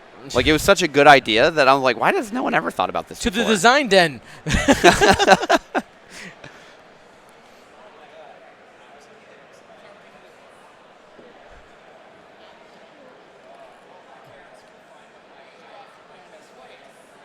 All right, yeah, and these turns essentially, I don't want to say that they don't matter because Han can't get in range. I mean, I guess he could 3-bank boost now. 3-bank boost could do it. It is entirely possible. But it has all the guns turning that way. Man, so it would be a long shot. And Wedge is completely out. Oh. Okay, well, no consequences. That's a really weird choice. He may have messed up. Yeah, that could have killed him if he did a direct damage. I know. Direct hit. But, yeah.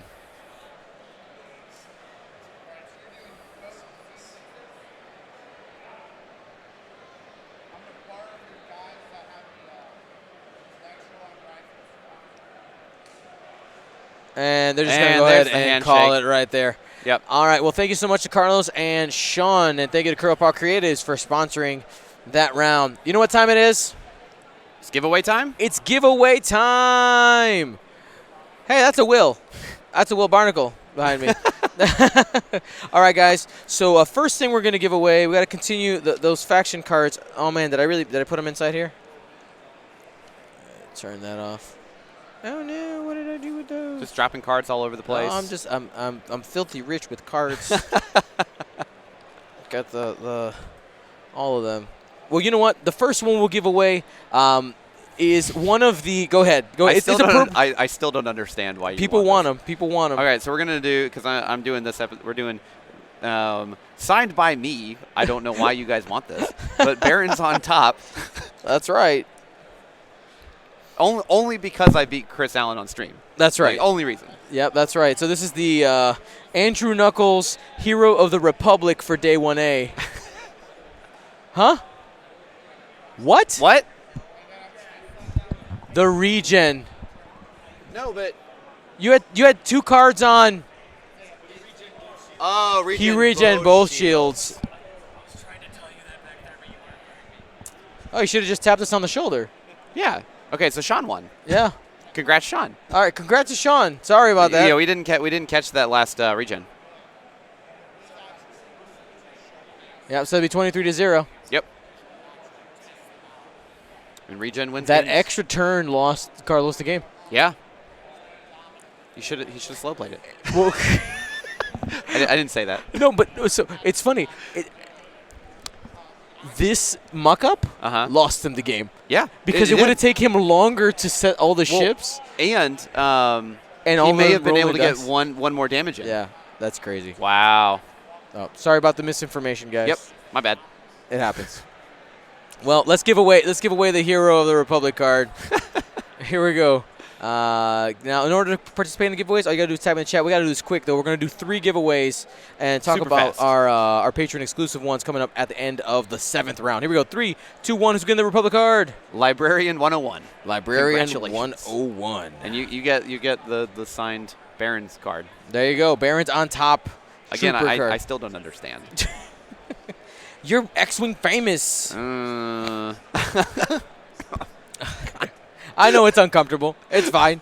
All right, next one we have an FFG engine upgrade in remembrance of Han and his boosting. Here we go. 3, 2, 1, go. DJ Sathan. Congratulations. And now we're going to go ahead and give away an FFG official heroic. Full art card. Full art heroic. Here we go. 3, 2, 1. Arrow McArcher. That's right. All right, guys, we're going to go into the 7th round and remind you guys that the giveaway section was brought to you by District Foundry. You can check out their 3D printed awesomeness like Jedi hyperspace rings. And where here it goes. And they're awesome custom trays. You can get anything I in here. love these trays. These trays are legit awesome. I need him to. I think the next one I want him to print for a giveaway is going to be like a face on here. Because I don't think people believe me that he could put a face on here. Oh, he absolutely could. So whatever you need, there's all kinds of things in here. You got trays for templates and cards. Yep. And I think you have the larger version I have like of this, the deep right? tray that goes all the way down so you can fit like Falcons and that kind of stuff in it. It is awesome. Yep. And we're going to be giving this one away tomorrow.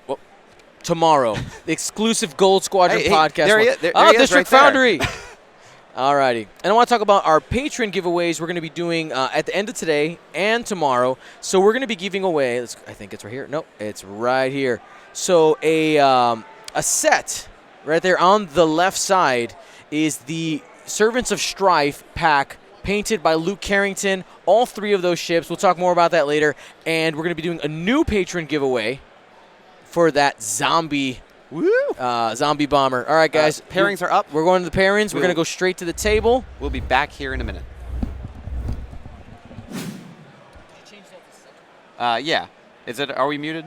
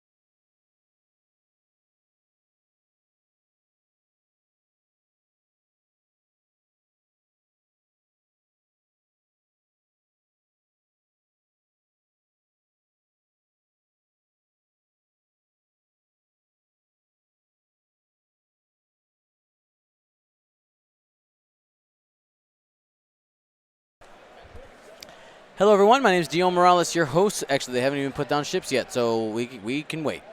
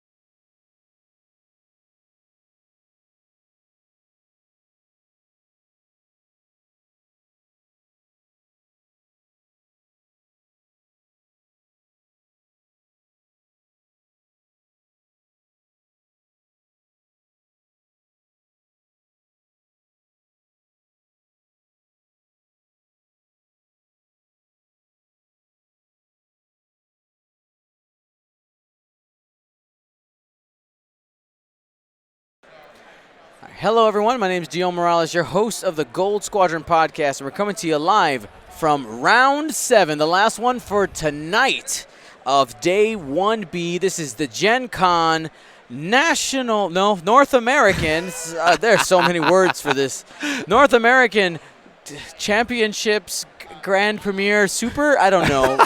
It's the Prime Ultra Premiere. Something like that. Oh, my goodness. So It's been a long day. It has been. This is round 7. We got Gordon Berg versus Ryan Farmer. Now, a couple people asked, well, isn't Ryan eliminated? I thought he had 2 losses already. Listen, these gentlemen are going for top 4 prizes for their faction. Yes. So it still matters. And we saw literally tables 1 through like 8. Or sorry, like players 1 through 8 on the top 4 tables. We had them all on stream already.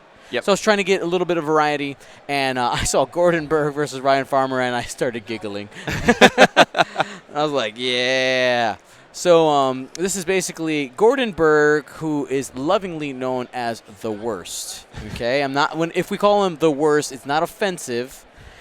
Somebody's gonna jump in the chat later and be like, "Oh my God, you guys are being so mean to him." No, like it's a meme. It's fine. Okay, Gordon Berg versus Ryan Moisture Farmer. So in the stream poll, we're gonna put the worst versus Moisture. Okay, worst versus Moisture. You get to pick. No, it should be the worst versus the worst coast. Yeah. So anyway. Yeah. Well, let's go ahead and start by breaking down the lists. Okay.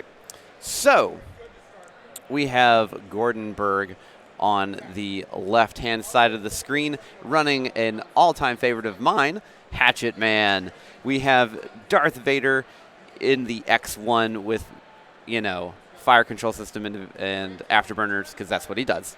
Yep. Then we have an Omicron, or no, it's not an Omicron group, it's Jendon. You have that wrong. We have Jendon with Palpatine. And then we have Major Vinder the Hatchet Man with Crackshot Fire Control System, Advanced Proton Torpedoes, Advanced Slam, and, of course, the Arsenal Loadout, which allows him to shoot his ordnance when he has a singular disarm token. Then on the right-hand side of the screen, we have Mr. Ryan Moisture Farmer flying Poe Dameron, Heroic, with R4 Astromech, S-Foils, and Black 1. Then we have Tally in the RZ2 with Crackshot, and then Finn with just Heroic in the little pod, and then Covanel with Leia Organa. So, this is going to be a pretty interesting matchup. You have a relatively known combo with Hatchet Man. We've seen it, a couple times over the past couple months. since the Denver System Open. It had good showing in Paris. It had a pretty good showing in Denver too. It did. Somebody won a Super System Open with it. Someone did. So, Vendor wants to basically grab those locks and bully someone into submission with advanced proton torpedoes and proton torpedoes every turn. That's what he wants to do. So then we have Farmer's List, which is a little bit more eccentric. You have Covenel with Leia Organa, which can basically reduce the difficulty of your maneuver across the board. Yep. It doesn't matter who it is, when it is. Any friendly ship. Yep, it just happens. Including itself. Yes. And let's take a second to talk about the interaction between Leia and Kova's ability, because it's going to come up. Yep, it will. So Leia's text says that you... Let me just straight read it to avoid any confusion whatsoever. Yeah. Leia Organa's text says, after a friendly ship reveals its dial, you may spend 1 force. If you do, the chosen ship reduces the difficulty of that maneuver.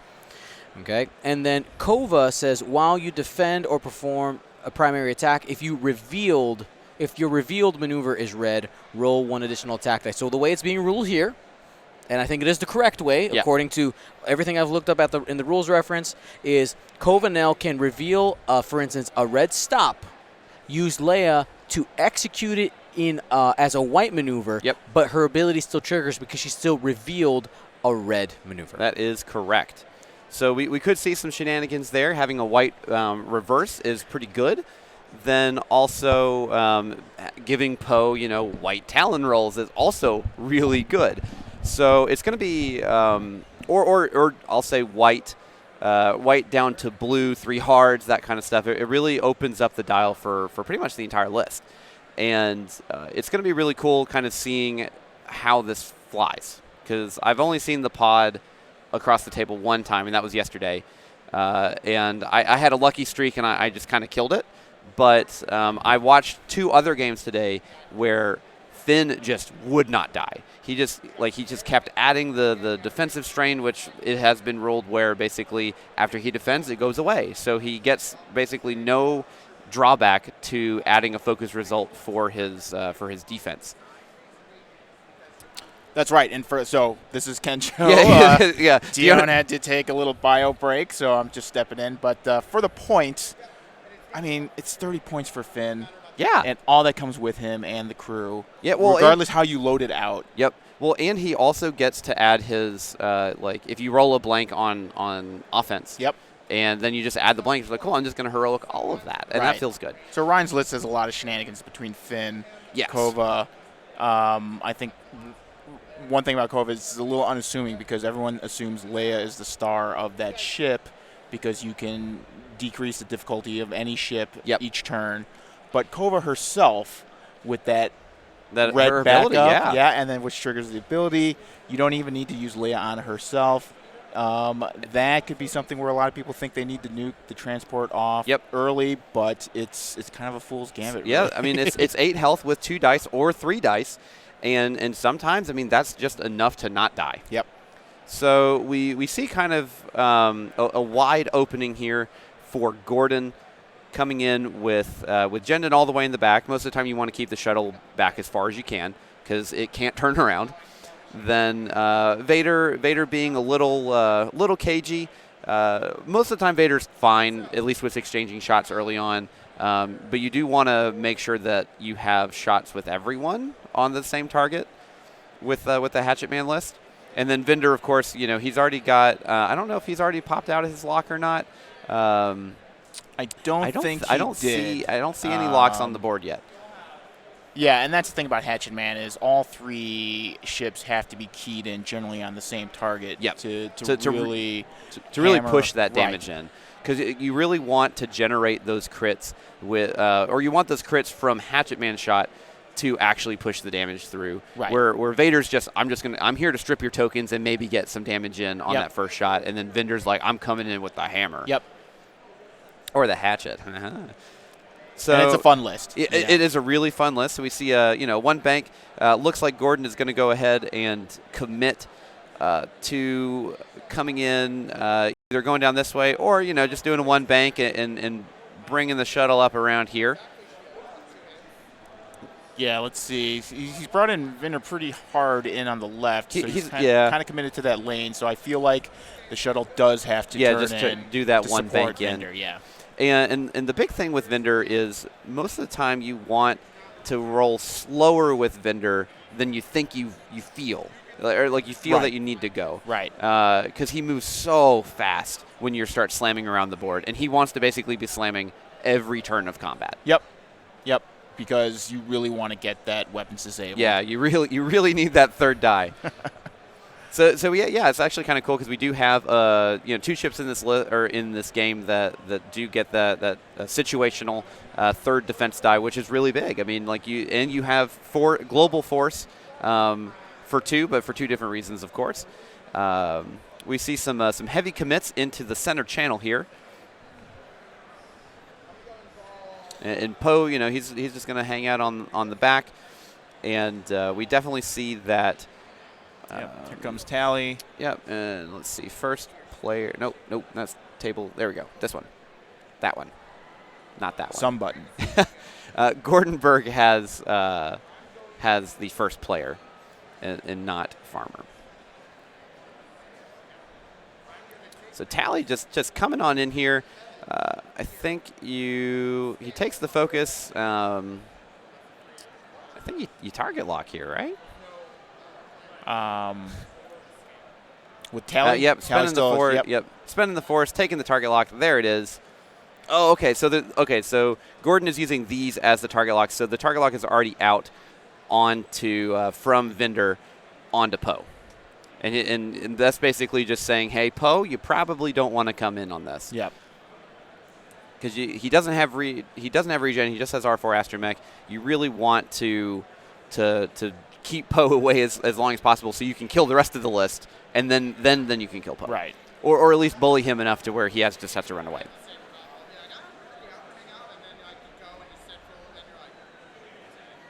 So we should see some shots trading here. Yep. Yeah, it looks like Tally's out of range 3 from Vinder, but definitely got maybe in range 2 with Vader. Yeah. Although probably a range 3. Range 3 through could the be gas through cloud. the gas cloud. So here we go. We got some shots coming on here. And looks like they're going to check to see if it is obstructed. It doesn't look like it is. So it looks like it's just going to be a range 3 unobstructed shot with Vader. That's what he wants. Ooh, could be range 2. You may have called it. Yep, that is a range 2. That's exactly what Vader wants here. Yep. Looks like it rolled out. It looks like they're re-rolling it. One goes to FCS. Yep. Oh, there's that. Yeah, you spend a force here. Spend the force. No, you have Palp. Honestly, you spend Palp there. Yeah. And just a hit crit. And 2 evades. Doesn't matter. Really needed that third one. Oh, it was unobstructed. Yep. And doesn't look like there's any shot with Tally. So it looks like we're going to shoot range 2 into Vader. Or it actually may. Yeah, it'll be range 2. Or they may actually have range on Vinder, too.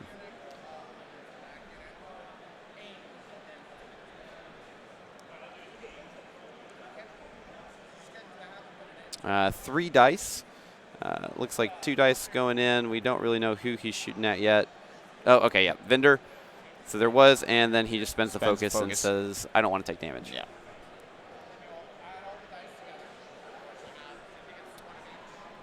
And Vinder gets his shot back going into Tally here. And Tally probably is going to go ahead and spend her ability to grab basically 5 dice going in. And it doesn't matter. You spend Palp here, but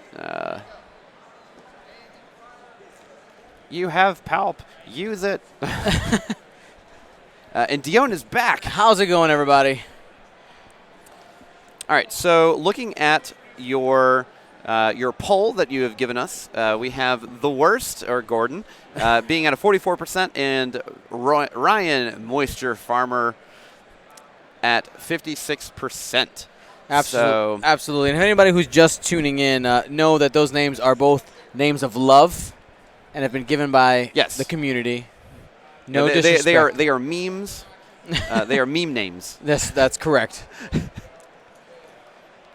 So no damage on either side of the field for that turn. Combat happened a little bit sooner than we were expecting, but looks like we're going to be throwing a lot more dice this next coming turn. That's right. So we're going to leave the poll open. I guess no, we got to close it now. They yep, engaged. Yeah, they're already engaged. So ends 49% for the worst and 50% for moisture. So basically a 50-50. A 50-50. We'll repoll later. Yep. Now, I mean, we have seen Vendor just one-shot stuff before. It absolutely can happen. It can happen. So there's a lot that can really go wrong for Ryan if he doesn't engage Vendor properly. Right. And while we were away, did you mention who the round sponsor is? No. Well, the round sponsor is curledpawcreatives.com. Look them up on Etsy. Use coupon code GenCon19 for 15% off. No minimum. Get your tokens, your templates, whatever you need to play X-Wing and a bunch of other games. Check them out. Again, curledpawcreatives.com. An amazing sponsor. You literally have been sponsoring Gold Squadron podcast for years. I know. It's been years. It feels like a lot less time, but I guess, it's just been fun. I was sitting, I realized it yesterday. I was sitting there going, oh my God, this is years. It really is. And so I'll share a little insight. I realized it when somebody was discussing, like, hey, X person came up to me asking about a sponsorship thing. I was like, oh, yeah, they talked to me too. And like, what'd you tell them? I said, no. And they go, why? I'm like, my relationships. I got loyalties. All the loyalty is I just pay him more money. Correct. And you're my friend. Oh, I mean, there is that too. But at the time, we knew each other less. Correct. So we don't see Jendon coming in to this channel here. Looks like he's just going to try and hang out on the outside and maybe just catch some stuff through the gas cloud. The one thing about the Hatchetman list is Jendon's gun is very important. You cannot rely on Vader and Vendor to do all the damage, because Jendon has to threaten with that kind of shot. Yeah, you use Jendon to corral and to kind of get like, oh, I don't want to take that range one shot, and then you have the other ships to flank on the side. Yep. Or worst comes to worst, you can actually use Jendon as a flanker. Like, hey, I know you want to point yourself at Vendor over here, but I got 3 dice here as well. Yep. So we have a 3 hard 3 slam from Vendor. And it doesn't look like okay. He coordinated a barrel roll to Vader. Yeah, is where that came from. No advanced slam from Vendor, but I bet Vendor's pretty safe this turn. Just waiting, biding his time. Yep, he's hunting Poe. Yeah, because Poe probably felt that that Vendor was actually going to come straight through this channel. Mm-hmm. So we actually may see a 2 hard, and then Vendor may be kind of sad. But that's true. We will see here in just a moment.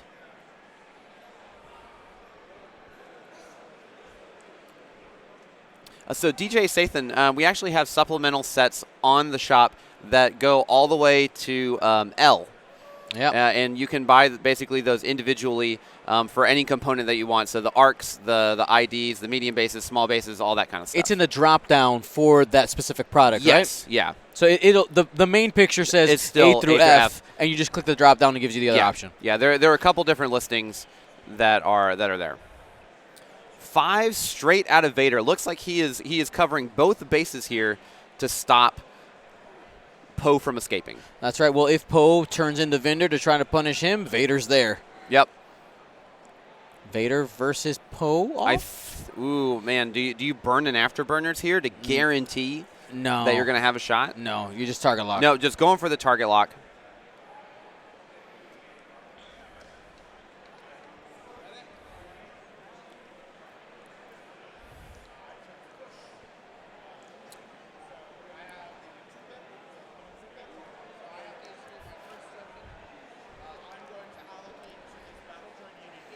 All right, spends the force for a focus. So now we got to see where is Poe going. 1 bank. So he Kinda actually split the difference. He splits the difference, but I think he can actually just escape Vader's arc here if he does the double reposition. Yep. Barrel roll boost. Yep. Whee. And then he has a shot on. Oh, he's not going to do the double reposition. He's just going to tank it. So maybe maybe he thinks that he can just get out with the boost. Maybe. No. Oh, taking the target lock. He is squaring up. That's right. Fight me. Okay. Basically, Ryan is saying, I don't believe you.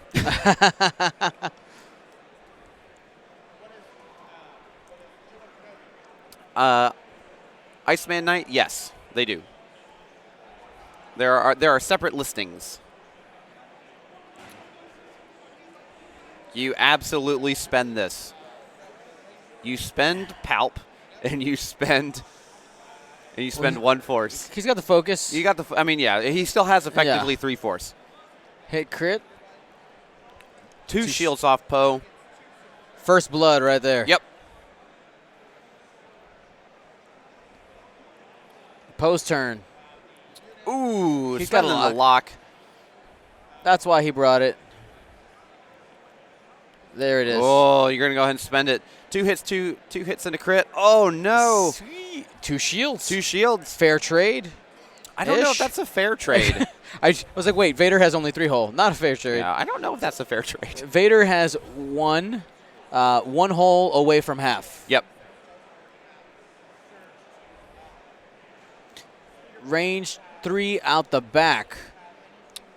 With Tally. Through the cloud, probably not doing any damage. Probably not going to do damage. Pew pew. And it doesn't matter. There you go. It's the gas cloud disrespect. That's right.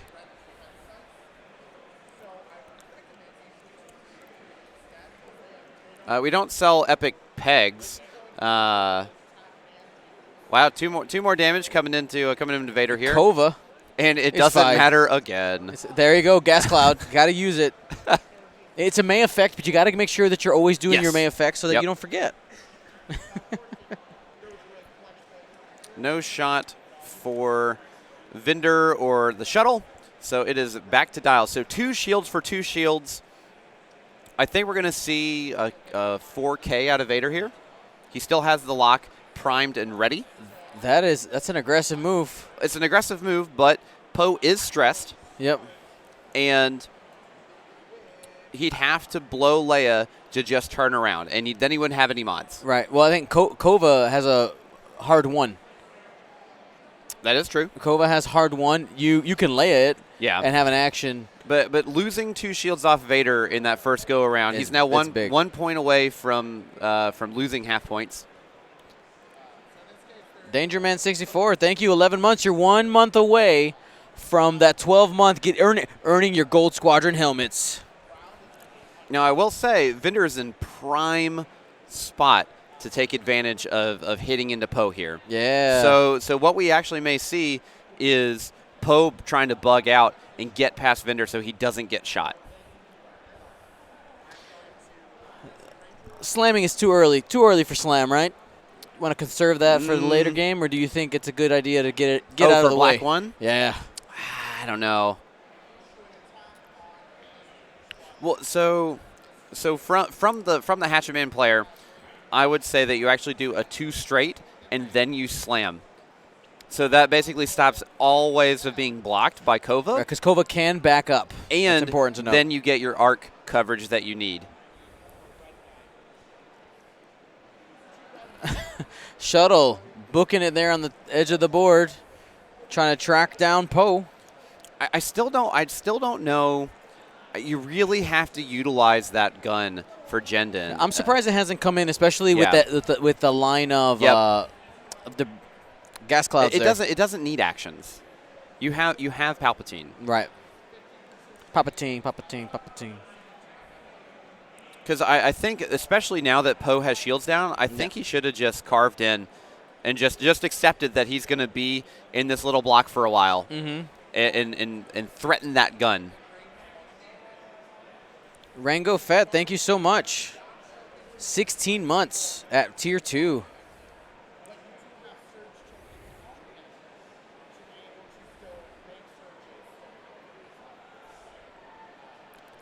So Gordon reinforced the back. Going for a his little action. bit too aggressive here with Vinder, I think.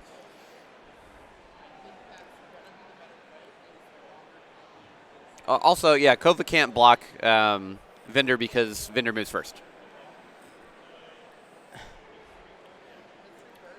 I think that was just a little bit too fast. Albert 66, thank you, 10 months.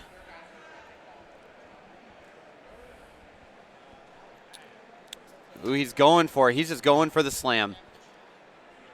All right. Is he going to advance slam? I think he's just moving a little bit too fast here. No advanced slam either. All right, one reverse. that got. You can't hear the table. They were just doing beeping up sounds. Yep. And he did use Leia, so he does get his action. Yep.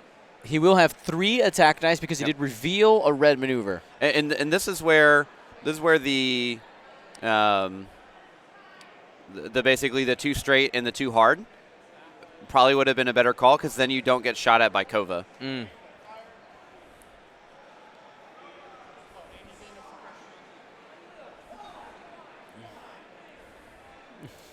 And he reinforces.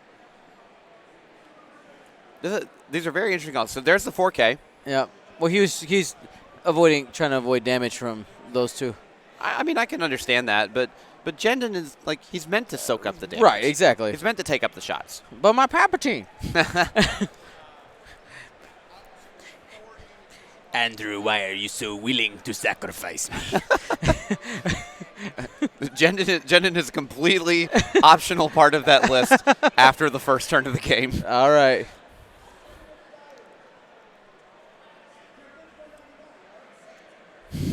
They're not arguing, but joking around whether you afterburners here or not. Yeah. You don't afterburners here, just FYI. Yeah. You want to keep Vader's arc as wide as possible.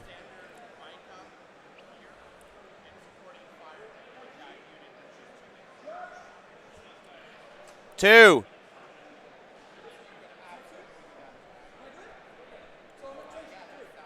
No. See, now they're just messing with us.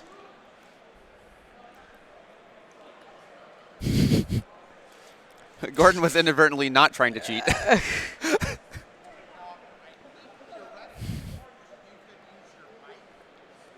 He did do the 2 hard. He dinked and he danked.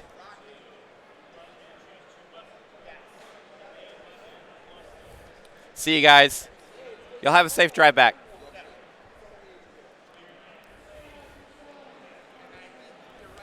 All right. Ryan going to use the turn where he's not taking shots on Poe to acquire target lock? Yep. That is exactly what you do here.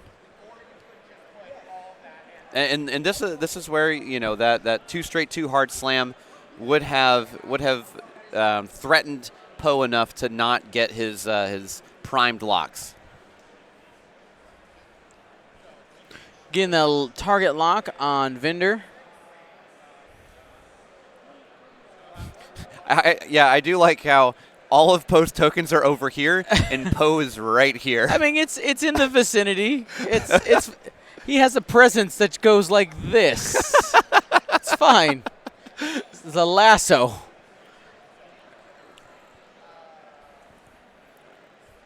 He's still gonna get a damage in. Auto thrusters. Oh yeah. Oh, gas cloud. Excuse me Yep. for any newer players. So no shots. Here's Kova. Yep. Going Range 2, 3 dice. And 3-on-3 because Vinder's ability, right? Yeah, 3 on 3. He has 2. Spend Palpatine. Palpatine. There you go. There, easy remember. Okay, so this is why I put the Force on the table, so I don't forget it. Yeah, absolutely. Because he almost forgot it, and he almost took a damage for it.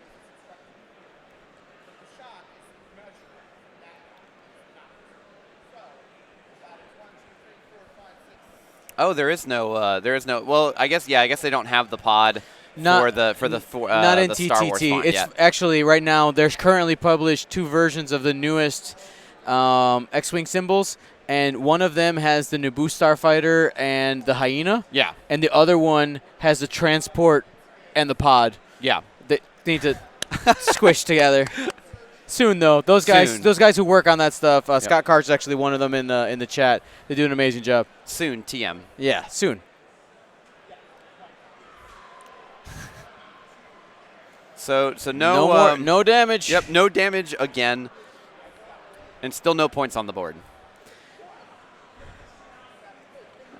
So the record is, I think both of these guys are 4-2. Both of them are Right. X and 2. Everybody at the top tables we had seen already. I was looking for a little bit of list for variety. This is a good opportunity here. Well, yeah, because when we have two podcasters, yeah, that are playing, it's always a little fun to kind of see where they kind of land. Yeah, and then also on top of that, they are fighting for the top 4. Top 4 for their faction, which give out different prizes. Yep. And I do want to note that we do have giveaways at the end of this round. We got stuff for people who are in the Twitch chat, and we're going to be giving away a Servants of Strife box set painted by Luke Carrington on the Gold Squadron Paintcast. We'll go ahead and just take a quick peek at that while they're setting dials. Absolutely beautiful set there on the left side. Those 3 ships. You got a Adepticon replica, but better. That's what Luke called it. He's like, this is the Adepticon repaint, but better than what they did. A Vulture standing on a rock, landing struts Vulture. It comes with the rock, by the way, and then the Bulbasaur Bulbalab. All 3 of those are going to be given away to a legacy patron, somebody who's been a patron.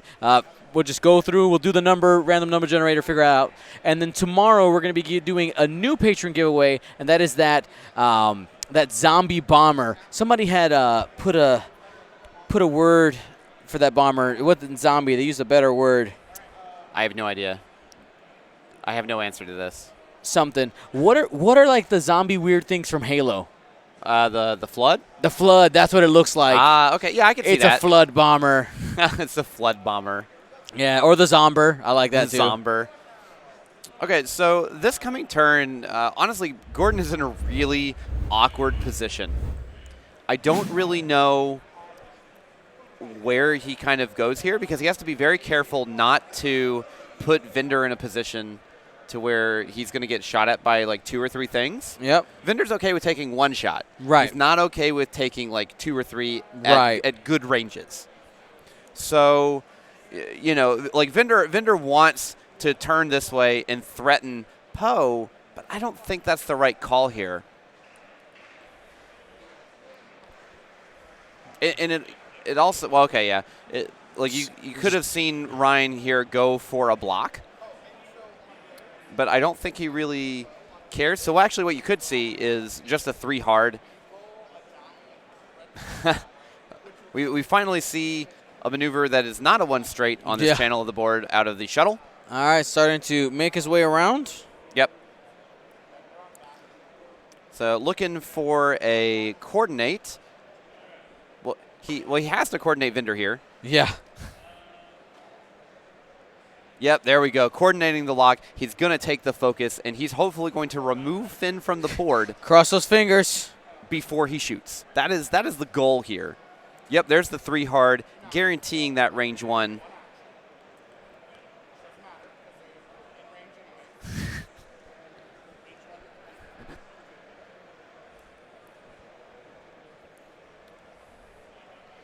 Kova's kind of in a little awkward spot here. I think the 1 straight was a little bit too much of a lukewarm move. All right. I think you want a 1 bank to guarantee, because there's no other way that Vinder was going this turn.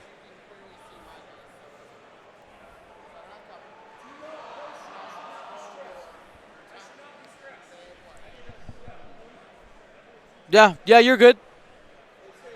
No stress. Yeah, he did not double action this past turn. Ask it.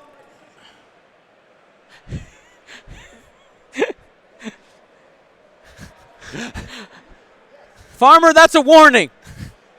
You have a warning.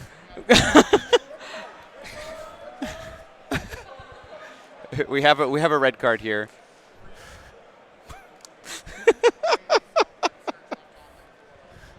A Striatic, yes. Vinder does show his affection by way of heavy ordnance at close range. Yes, I'm gonna give you. I'm gonna hug you with this torpedo. Well, and the good thing about this this engagement is that he can spend the lock to the fullest extent. Yes. He's not disarmed, which, it's going to hurt on offense if he doesn't kill Finn just outright.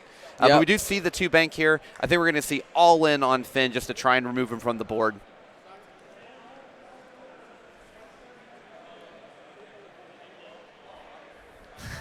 There's the lock. He did regen his force. Now he has the focus.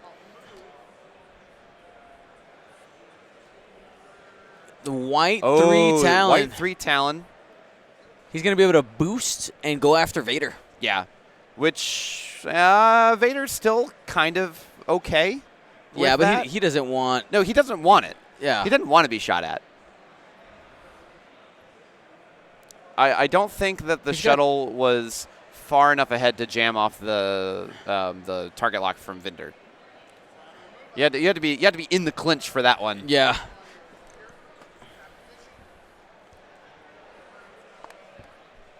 At this point, you really just need to take the.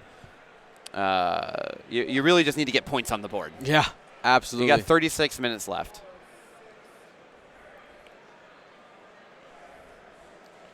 All right, Vader's up. Looks like a range 2 onto Finn. Might lose Finn today. This is where he wants it. Ooh. You spend that. Spend the lock. No, you don't spend the lock. Why would you not spend? You had 2 shots coming in. Vader doesn't want to take damage. You still have Palp and you have 2 force. You got a fully modified. Yeah, you spend the focus here and you put 2 crits. Absolutely. I don't like it. Finn is so cheap.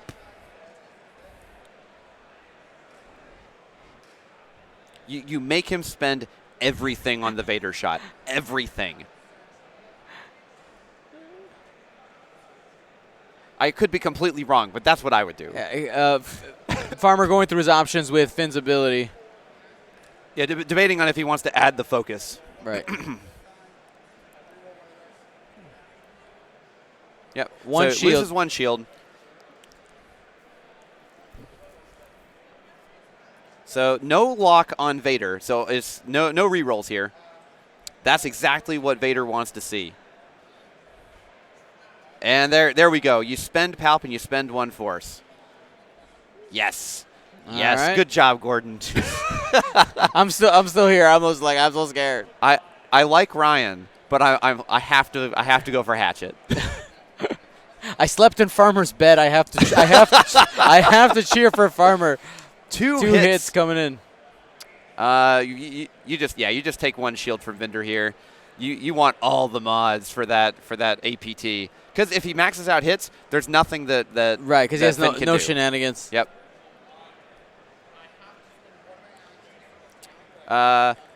Here's Kova. Kova doesn't need to shoot first, unless no. Ooh, blank out. There's half on Vader. Half on Vader. So I guess now all the tokens wouldn't have mattered anyway. They went out of order on that one. It doesn't actually matter. You sure? Well, for this specific situation. Okay. But, no, there we go. This is what you want to see. Oh, Ooh, max hits, brutal. Guaranteed death for Finn. Nothing he can do. There's heroic? the blank out. He's going to heroic. Oh, now there's actually something he can do. It still didn't matter. Nah. So 1 hit and 3 crits going into Finn to kill him and remove him from the board. Vinder doing his job. All right, so that's Gordon scored 30 points there to 38. Yeah, well, both Kova and Vinder are the same initiative or pilot skill. Right. So Vinder should have gone Vinder first should have shot because first. Gordon has an initiative. Yep, yeah, you're right. But it didn't excited. actually matter in this situation. If it happens again, I'm going to let him know. Yeah, absolutely.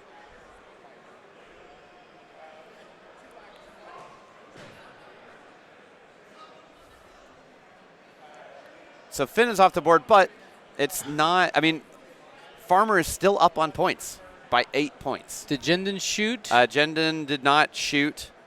Uh-oh. Uh-oh, come on. Gordon? Dude, do we call that? No.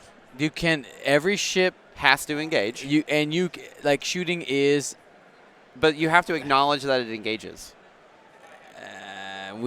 So there was something in there. If it can be a missed opportunity, not shooting. You would just be considered that you engaged, and you didn't shoot. Gordon, don't forget this. You still have time.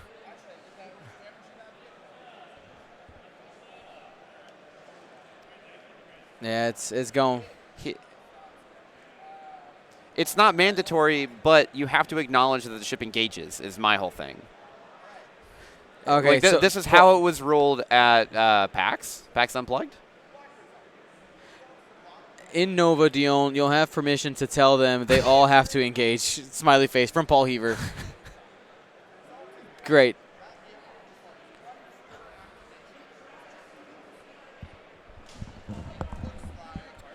I do. Gordon didn't engage with Jen. He forgot to attack. They haven't moved on yet. Stop. Yes. The ship forgot to attack. Yeah, they didn't shoot Jen. Marshall. Yeah, Marshall called it, yeah.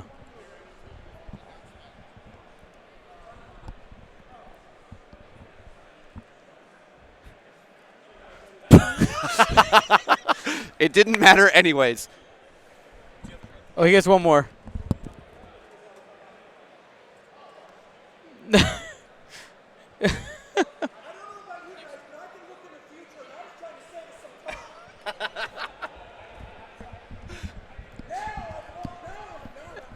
So to be fair, Michael, the marshal came over because he had something else that he was asking He's like, for. by the way, while you're here. And I told him, and I didn't say it out loud. I said, hey, they forgot to shoot, and he made the call. Yep.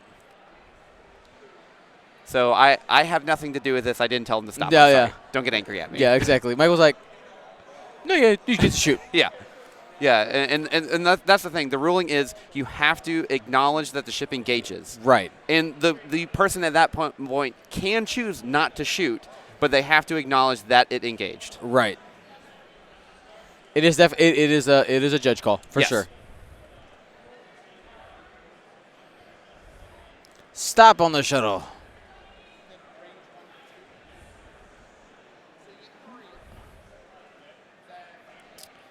Three bank out of Vendor. Looking at his options here, I think he's looking at the 3 bank again. I think that clips the cloud, though. Or maybe the 3 hard to carve back around. Looks like we have the 3 hard come in here. Ooh, it's close, but he's good. This is fine. This is fine. We're fine. So I think here you go ahead and advance slam reload. Or you just grab a lock and prime it. So no advanced slam.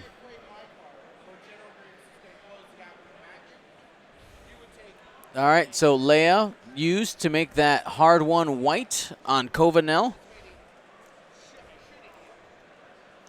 Using the Seahorse configuration. The Seahorse configuration. on the transport. Because that's where the pod actually disconnects, so you can use it in either way because, you know, why not? Yeah. So Vader could be in a really bad spot here. You pretty much have to completely disengage. Yeah. Oh. And he called it there. Yep. He called the disengage, but is it a block? Oh, that is absolutely a block. Yep. I think Vader dies this turn. That's a range 1 shot from Kova. Yep, it was a red maneuver. It's 4 dice. 4 dice going into Vader with no mons except for Palpatine. and Ryan turns in there for good measure. Yep, he just says, I'm coming in. Yeah. This is what's going to happen.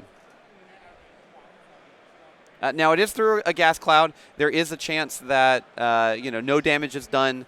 Vader does have a chance to live. Yeah.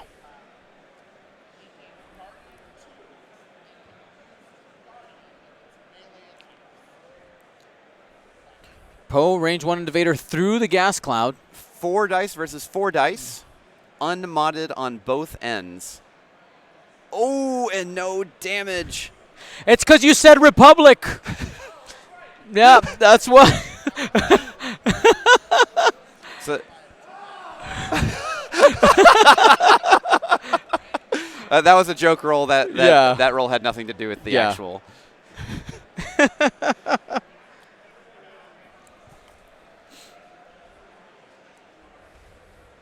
All right, here's Kova. For 3, there is a chance that he lives here. Ooh. And just enough. That is a He's dead gone. Vader. Gone. Just need that focus result. That's 75 points scored by Ryan Farmer. Yep. And there 30 is by a mountain to climb now for Gordon.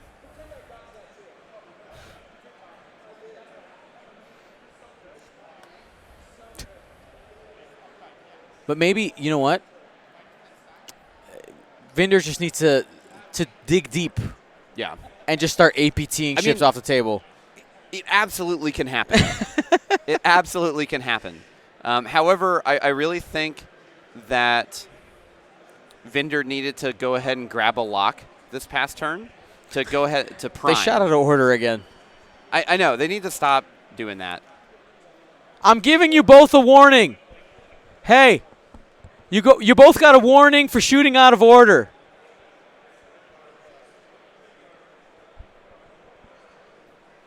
Warning again for shooting out of order. Stop shooting out of order.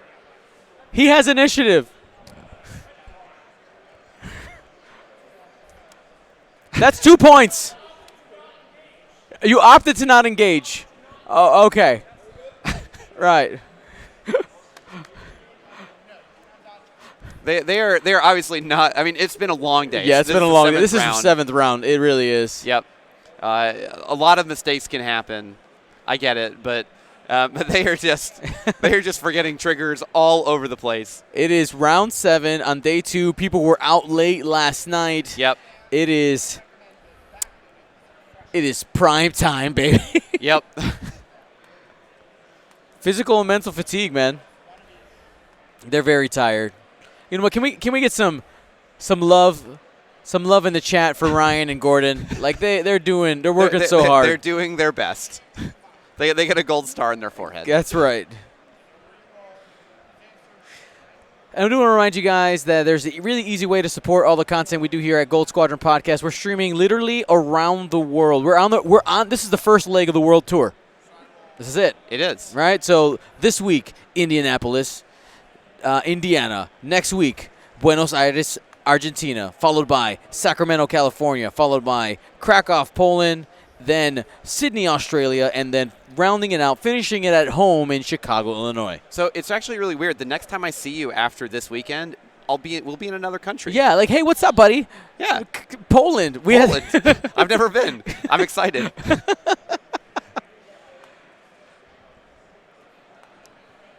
If you want Harding out. Interesting call.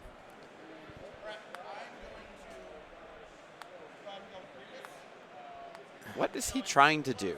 I'm not sure. I'm very confused. I'm not gonna lie. Yeah, let's find out. He didn't even move the shuttle. What is this game right now? Gordon, move the shuttle.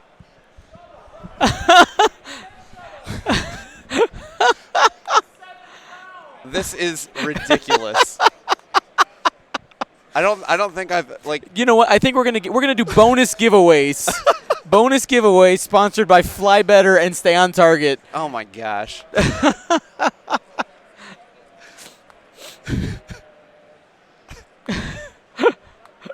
I mean, like, what is happening right now? What timeline are we in? The timeline where Gordon Berg is still the worst.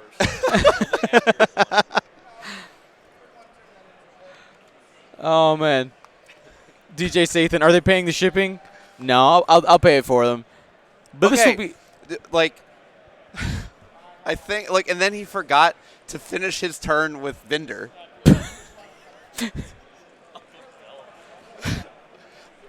Please clap.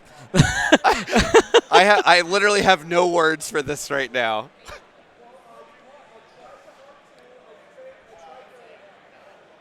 The lock. Okay.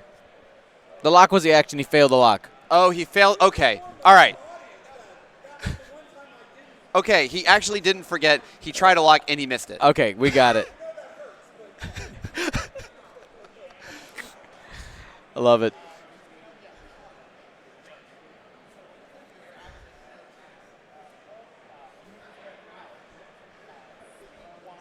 Just let him know this is like Gold Squadron After. So we have a. Say that again. This is like Gold Squadron After. This is Gold Squadron. This is truly Gold Squadron After Dark. It is 10 p.m. here in Indianapolis. No shot, no damage again from Poe. That is essentially 2 blankouts in a row. Yep. And now we have 2 range 1 shots going into Jendon. Wow. 1 damage. Palpatine.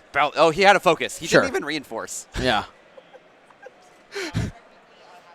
There you go, Kova. Oh, guaranteed damage now. Oh, just rolling out. Oh my gosh. Got it. He got an evade. Takes 2. 2 damage off of Jendon.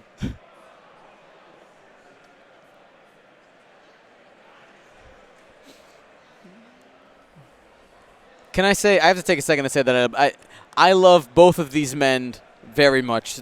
Oh, they're great guys. They're great guys.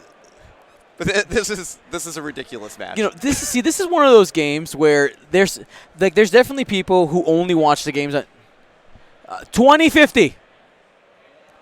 2050. Whatever. They got 20 minutes. 20. 2 0. 20 minutes. 24. 50. We're sorry. Like, the professionalism of this cast has gone way down. So what I was trying to express is it's important, hopefully, all of you guys watching live to understand that there's definitely going to be people on YouTube who only ever watch on YouTube who goes like, what's wrong with this game?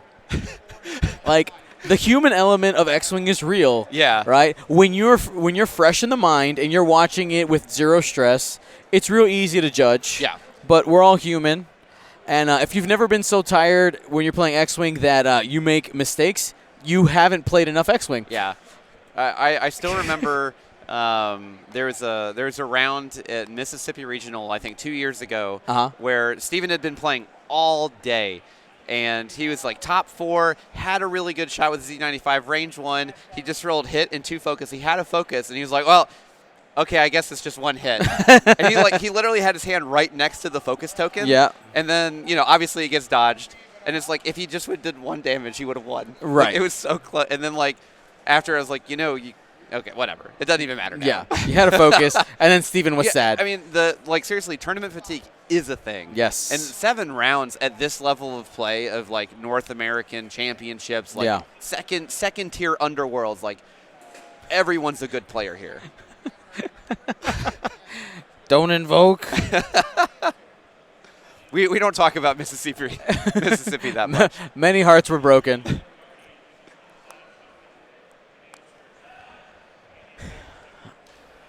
All right, so here's my question. People who watched yesterday and today, what was your favorite match that you guys watched? Please say me and Chris Allen. That was a good match. It actually was really fun. And that was actually the first time Chris and I ever got to play. Captured on camera. Forever.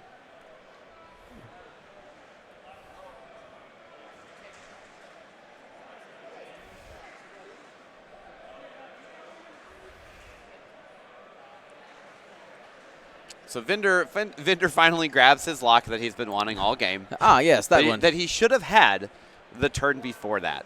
Yep. Neos 472, the final match of yesterday. Oh, the droids versus Rack, or no? No, that was Tyler. The heartbreak at the end with the heroic. Yep. That is totally fair. That's totally fair. Jendon Inquisitor was fun to watch. Yep. Agreed. Yeah, the Torko / Paylob game. Did they move? Okay, did Jendon stop? Yes. Oh, okay, yeah. There's We just couldn't see the stress. Yeah, we've had a lot of great games this week. Honestly, there's been a lot. I'm excited to go through, cut them, get them up on YouTube. Oh, people were asking about that. Where are the games going to be? So they're going to be live on YouTube. They'll be up there like as a full stream. You can actually rewatch it on Twitch as well, but that's actually only available for Twitch subscribers. But nobody's left out because you can just watch them on YouTube. Yeah. So that's that. Yep. So no shot again for Jendon this turn. That feels really bad. Vinder's been out of the game for too long. Honestly, I don't think there's enough time left for Vinder to actually do what he needs to do. The big thing with the Hatchet Man list, you don't need to be afraid to use Advanced Slam. That's why you brought it. Oh, heroic! He can heroic. But that would be 3 blank outs in a row. Oh, there's some damage. That seems a little bit better. So 2 shields off of Jendon. Yeah, that's hit crit going through. Well, just 2 shields. Yeah, 2 shields. Yeah.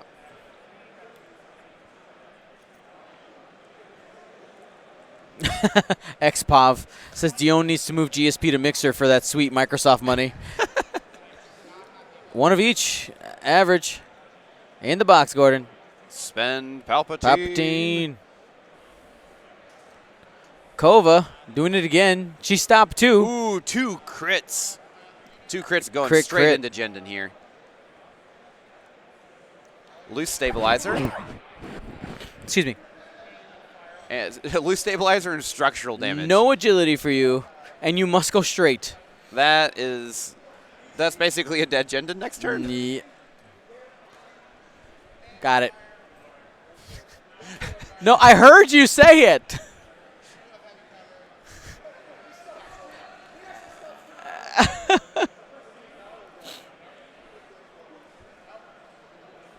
All right, guys. I want to remind you guys that at the end of this match, we're going to be doing some giveaways, some the patron legacy patron giveaway for the Servants of Strife set. And Ryan Farmer's mom says hi, according to him, at the table.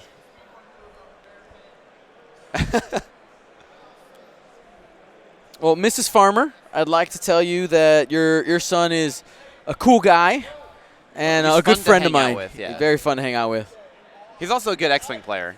Responsible and hardworking. Yeah. You did a good job, Mama Farmer. You missed out tonight. I made a special set of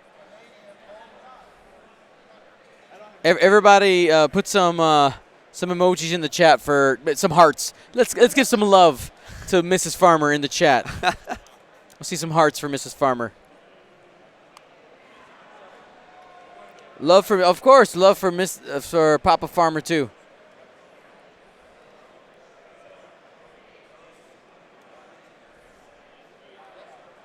So just a 1 straight out of Jendon here. He has to go straight because of loose stabilizer unless he wants damage. Yep.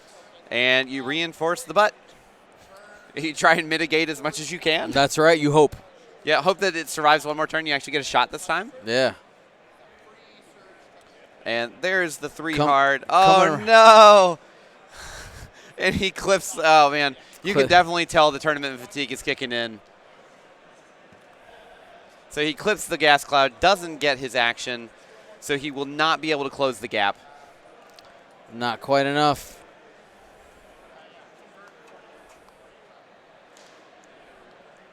Got a 1 hard out of Kova, bumping into the back of Jendon.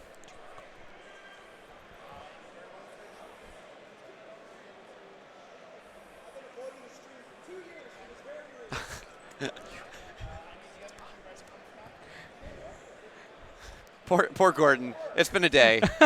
It's been a long day, man. It's round 7. Yep. He told me I'd been avoiding you for 2 years, Dion. There's nothing you can do about it now. It is forever immortalized on the internet. I caught you. I reeled you in. You're my fish now. A 2 hard out of Poe here.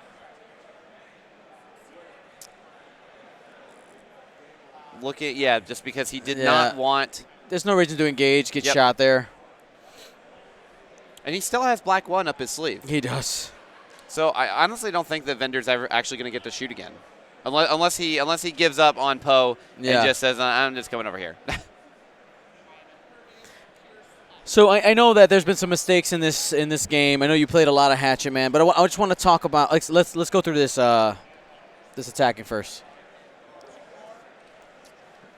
So hit, he removes crit. one.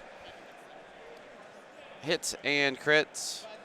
Oh no, he was being flanked by Tally. Yep. So one more health left.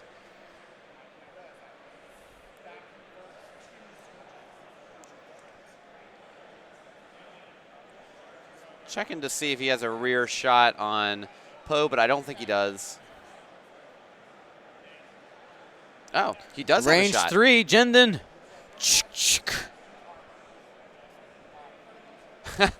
Checking to see if it's obstructed.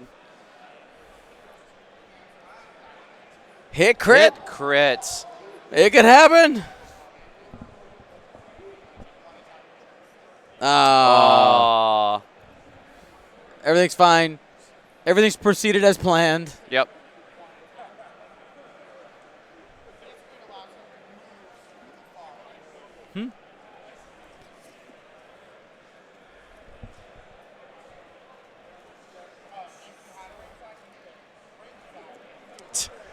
They were just forgetting so many things. Like he forgot to remove the stress.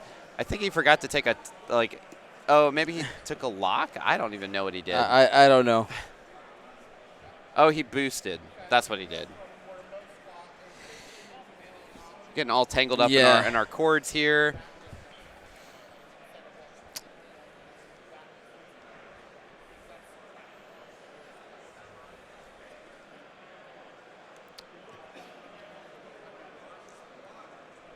Zookeeper Steve in the chat says, this game looks cool. I wish there were people nearby that played it. Zookeeper Steve, where are you from? Where are you located? Give me just like a general city state. We may be able to find someone for you. We know a lot of people. Yeah. And a lot of people know us. I don't want to be like, but it's true. If you want someone to play X-Wing with, we can figure that out, man. I'm watching the chat. This is for you. Zookeeper Steve. 10 minutes left. Vendor is still ready to go. But I really don't think that there's any way for Vendor to actually get a shot here. Oh, he read it wrong. He just killed himself? He just killed himself. Oh. He just... I'll give some away. Gordon just killed himself. He read the crit wrong. Oh, man. Oh, man. So Gordon just kills Jendon. On his own, no, he went on his own terms. We're going to say that. You don't kill me, I kill me. Oh, my gosh. Again, going out of turn. One bank. Zookeeper Steve says he's 20 minutes south of Lake Geneva. I don't know where that is. I think that's in Illinois. But there's definitely Southern Illinois. I don't know enough about Illinois to have any kind of opinion. Yeah. I have to look at it on a map. How close is that to Peoria? Or is Peoria north? Oh, Lake Geneva, Wisconsin? It could be Wisconsin. or Switzerland. Wisconsin. Is that what part of... Wait, there's a bunch of people who play in Wisconsin. I am... How... I'm bad at Midwestern geography. Correct. It's in Wisconsin. Wisconsin, Dion. Wisconsin? Huh? Wisconsin? All right, guys. I got it wrong. Yep. Ooh, 3 hard with Poe coming in here, but it probably doesn't matter because he can just black one away. Black one. Oh, APT. Brian, I dare you to stay there. No, yeah. See, that's the thing. At this point, Ryan should just say, let's go. Let's go. Oh, Brian said no advanced proton torpedoes. Oh, he hasn't reloaded. He has just proton torpedoes, range 2. He's not disarmed, so he does get a range, or just a 3-dice shot. Yeah. If he feels like it.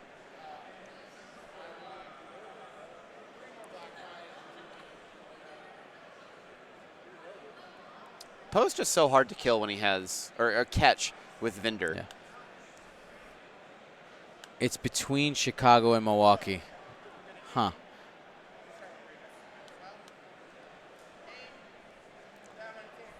So he just says, "I'm going to do it." I would love to see Poe just die here. It would be so hard to do. Oh my gosh. Target lock. Target lock. He's got a lock. That's 4 shots this game. He had a lock, doesn't he? That's the 3. No, he doesn't have a lock. Oh. I thought that right here. 3 hits. No. Vinder has a lock. That was. Oh, that's Ryan rolling. That was Poe's shot. Got it.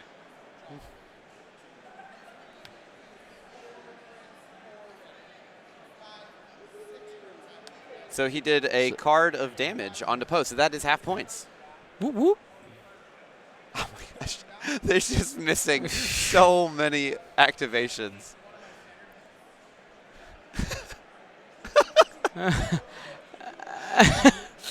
They went out of order again, and the dice said, "No, you don't get to. You don't get to try." Vinder didn't take any damage. He has 6 minutes to kill something. 6 minutes. 6.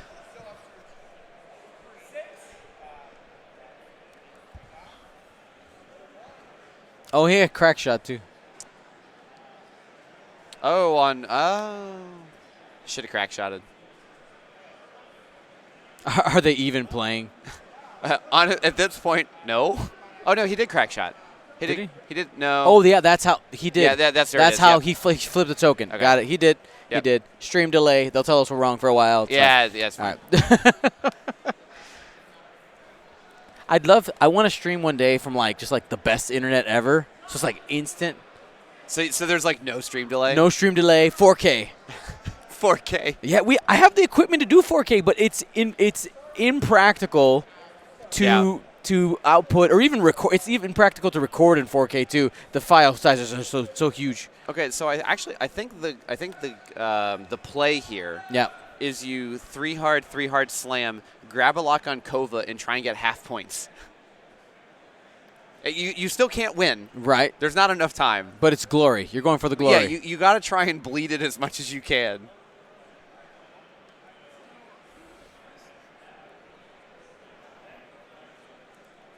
So before this match started, Gordon actually came over to me. He's like, "Why don't you fly this list and I'll commentate for it?" And I was like, "I don't think the judges would like that." Yeah.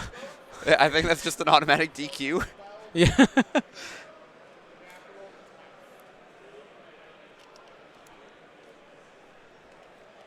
Five. Yeah, they're almost done.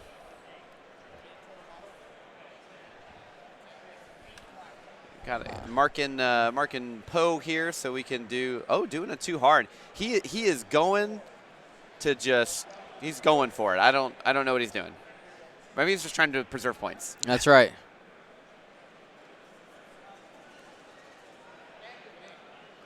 They need to put Poe back. Okay, there we go. I love whenever you forget that you actually marked something, and then you're like, "Why is this template here?" And then you move the template, and you're like, "Oh, that's where that ship needed to be." Kova's just bumping in to Tally here.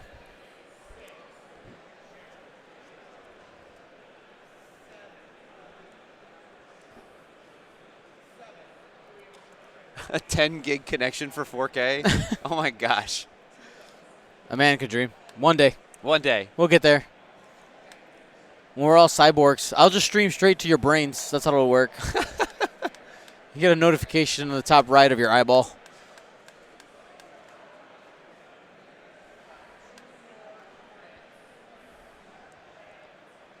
Poe's just bugging out. Yep. They should be able to get at least maybe 1 or 2 more rounds in. Gambler Tuba, there's no way to tell the future. Yes, I know that this game was sloppy. There was no way to tell the future when picking matches. We win some, we lose some. On paper, this matchup looked really good. It did. In practice, maybe not so much. They're arguing over a target lock, apparently. They're yelling at each other. Fists may be thrown. I don't know. I'm a third party. I'm just. Now they're yelling I don't at know us. anything. We don't know.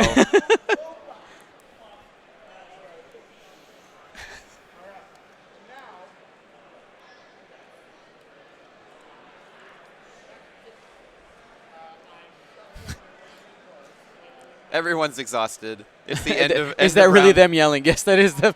It's the playful yelling. Yeah, the yeah, yeah. They silliness. weren't actually angry at each other. Yeah. People, go sleep. Can we get some Z's in the chat? Some Z's in the chat for Farmer and Berg. They've had a long day. It's been 7 Yep. rounds. It will take it out of you. And because the Twitch VOD is live, they will be able to go back and watch this game and see your comments to them and the Z's that you're preserving for them in history, or at least for the next 14 days. That's as long as they stay up on there.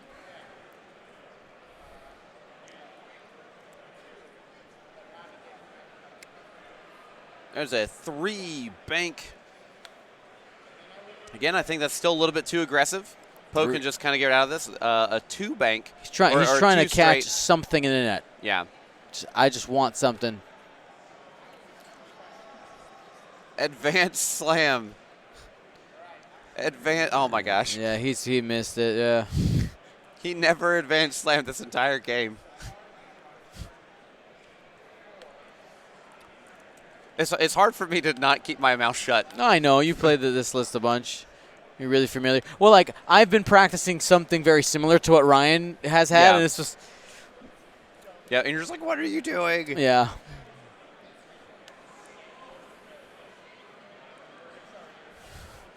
What are those little bananas on the ships? Those are target locks. Advanced slam would not prevent him from shooting. I mean, you don't reload, but you advance slam focus. And there is the black one. He's saying, I don't want any part of that.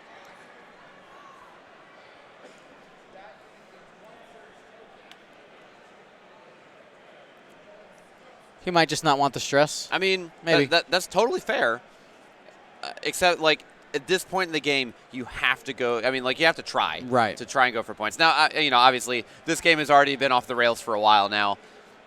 For the I'll say the concentration level. Yeah. Of both players. And one gets through there. One gets through. Still no half points.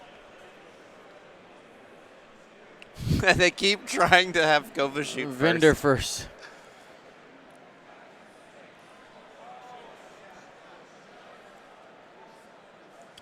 Ooh. Oh, Vendor can't shoot because he's he disabled and no he missile. can't shoot now. Hit crit coming in. Ooh, that is a hit crit. Shield and a crit. That is half points on Vendor.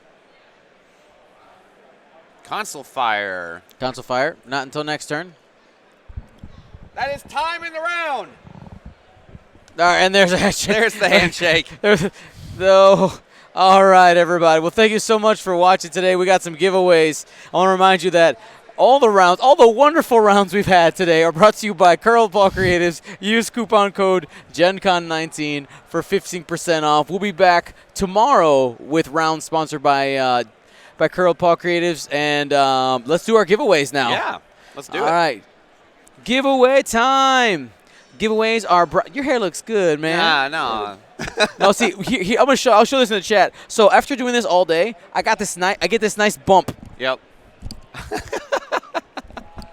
Like it's like flat on my head, like right there. You get a little. It's pretty funny. Yep. Anyway, so we got some stuff from OCX to give away. We're gonna give away 10 things. 10? That's a lot of things. All right, number 1. Oh my gosh. Is the final. It's the saying on it is perfect for this round. Yep. It's just a little silly. Hey Mom, I did it. Hey Mom, I did it. Signed by Andrew Knuckles, the hero of the Republic. I still don't know why. From day one. Listen, people, if people who watch that game all the way through, that's because they're true troopers and they love what we do. Okay. Like they're willing to sit through that game. I love you, Ryan. I love you, Gordon. That was bad. That was a bad game. All right, here we go. 3. We're about to get. We're about to give some things away. Oh, we can have a post-game interview. Post-game interview. Wait, why 7 rounds? Why, dear God? They're so tired. Everyone's so tired. Everyone's tired. All right, the winner. 3, 2, 1. Oh, I hit the wrong button. Wrong button. Other one. P. Suddy. Peace, Suddy. Yo, I started 1 and 2, finished 5 and 2. There, The you should find out how close you are to the hero of the resistance today. I'll be close to You might get at least dials. maybe. Gordon. God, I hate being on stream.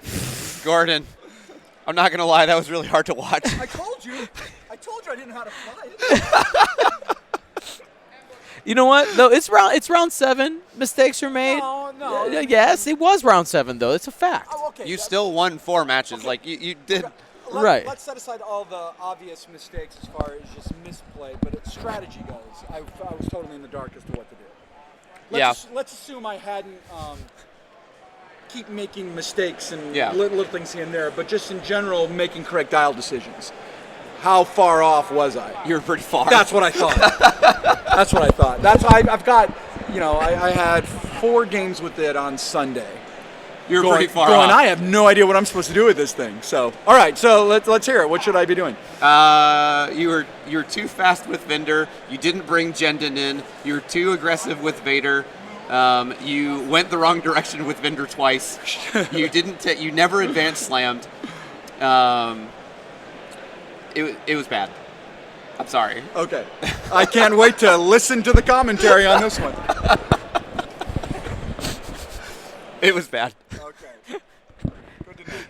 It's fine. We're here to learn. We're here to learn. All right. It's all about learning. All right. Let's. I still like you, man. It's fine.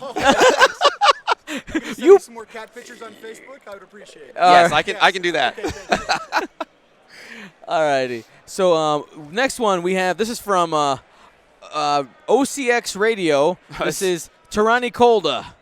All right. I don't know if you guys know she's sexy Tarani Kolda. She's a female Rhodian. I don't know if you guys know that. All righty. So OCX Tarani Kolda. We got a couple of those to give away. 3, 2, 1. Reality lemon. Reality Not lemon. reality lemon. Realty lemon. All right, we got another one of those. 3, 2, 1, roll it. Minox Slayer. Minox Slayer. Ooh, that's not me. And let's see. We have now. Let's move on. We'll save those for tomorrow. Oh, where did those cards go? They're over here. All right.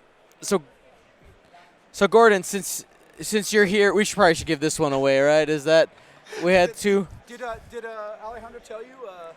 Which one should we give away? Oh well, you gotta give. Yeah, you had to do that. That's what just won. All right. So thematic here. This is from That the. is a pretty bad picture of Ryan Farmer. Look that good? I think that's been photoshopped.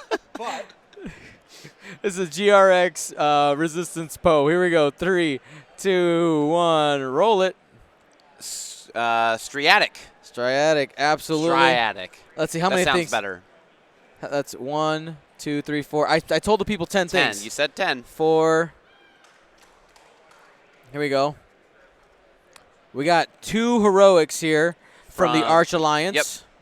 Arch Alliance heroics with the Philadelphia. Philadelphia. Sorry, St. Louis. Oh, somebody. I don't know enough about hockey sports. people got mad at me. it's called hockey. It's called hockey. It's sports puck. We got 2 of those. Those? I'm tired too. All right, here you go. 3, 2, 1. First person who gets it is McRhea. McRhea. Next person is 3, 2, 1. Go. Jangles 11. Now to remind you, exclamation point win in the chat to get your prizes. Yep. Fill out the form. We should be good. Things aren't shipping for 8 to 10 weeks. Yeah, because he's going around the world in less than 80 days. That's right. Exclamation point events if you want to see the calendar. Like I'm not lying. All right, we got everywhere. Everywhere. Everywhere. 1, 2, 3, 4, 5, 6. 4 more. 4 more. 4 more things. 1, 2. Ooh. That's always a good sign. I don't have very many of those. I found this in this pile. I was like, wait, I don't even have one of those anymore. I'm sorry. I'm not giving that one away. Not going to do it. Here we go. So make sure to claim your prizes, exclamation point win. Yep. And that will that'll open up some dialogue Absolutely. of some kind. All right, so next one is a full art juke. Second edition Is juke. that a full art juke? Sorry, not full art. I guess it's being full art for upgrade. Oh yeah, well, it has the first edition juke on the back. Yeah. Yep, there it is. All right, here we go. 3, 2, 1. Apostasis. Apostasis.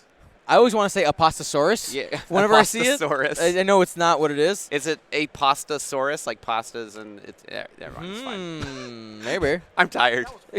It was really bad. Almost as bad as I played.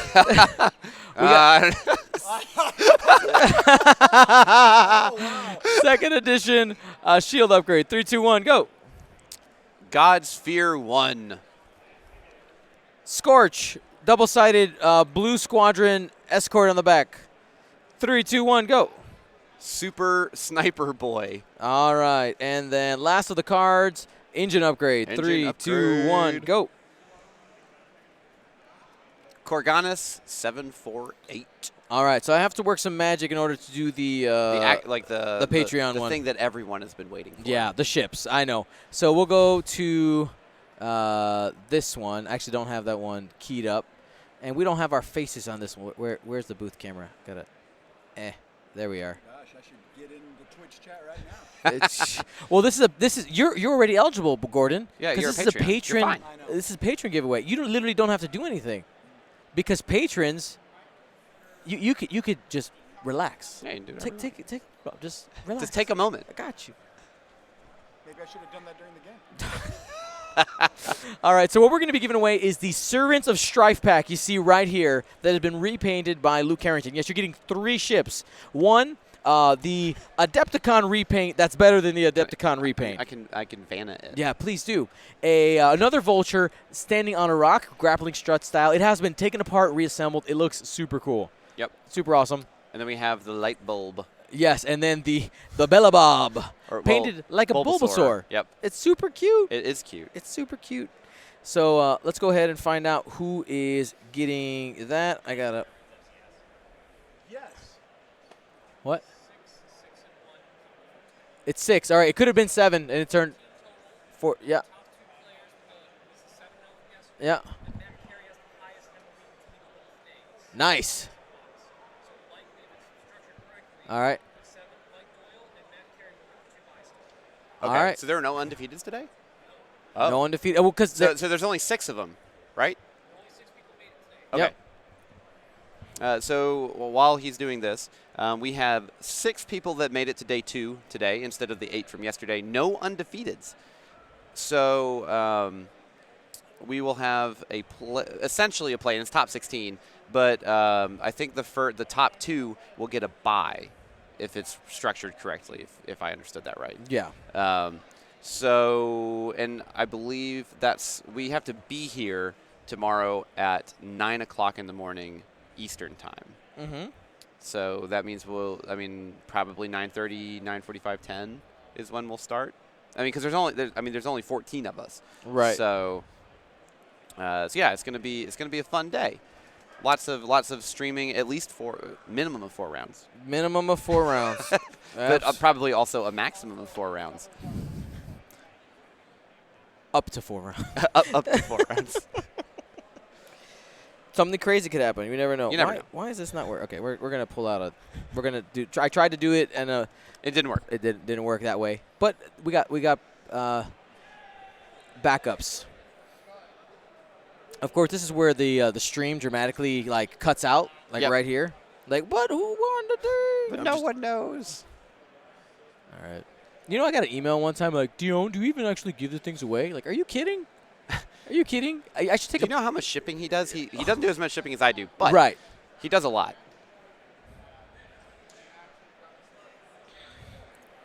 All right, Scott Karch, I see you asking if I get the font updated. That font for the overlay isn't updated by him. Isn't updated by me. It's updated by TTT. Yes, exactly. So whenever they update it, it'll be updated on the stream. Yeah. So don't stress yourself out about it. Don't work overtime. Get some rest. So while he logs into Patreon, I honestly have nothing to say. I'm really tired. It's fine. You know what? So I'm super excited. You know, let's talk about Team USA. Okay, sure. Like what? What? So they reached out to me first. They said, Dion, make Team USA. I was like, okay, I'll do that. So while he has to verify his account on Patreon, because he's logging in from a different IP address. Yep. So 2.5 weeks away for Poland. We're doing before Euros. We have the team tournament for. I think there's 20 countries signed up. So 100 people, because it's basically 5 people per team. 4 people are playing. 1 alternate that you can swap in and out during the day. And it's going to deplete tokens. Was that? What is it? That might be for. That may be for the next wave. When I see the token, yeah, we gotta know what it looks like. But yeah, so and it will be sweet. It will be cool. So Team USA, it's going to be a fun time. We've already submitted all of our lists, and I actually think all of them are available online off of like the event page that you can that you can see. And it's going to be held in a beer hall, which I'm really excited for because one, I've never been over to Poland. Yep. So I'm excited for that. But then also being able to drink while you play sounds like a lot of fun. Yeah. Because I do love me some beer. Ooh, that's a nice drink. All right, we got it now. Okay, so random number generator 1 through 14 first. 1 through 4, and this is for the Separatists? Yeah, that's for the whole box. Oh, for the whole box. Yeah, we're not doing because these are new patrons. No, this is legacy patrons. Oh. Tomorrow we're doing the new patron one for the zombie bomber. Gotcha. Yeah, this is for that box set. All right, legacy patrons hooking you up because you guys have been supporting, man. You guys are amazing. So we need that random number generator. What did I just say? Pages 1 through 14, right? 1 through 14. All right. Button. Tell me when to let go. Stop. What's the number? 2. All right, going to page 2.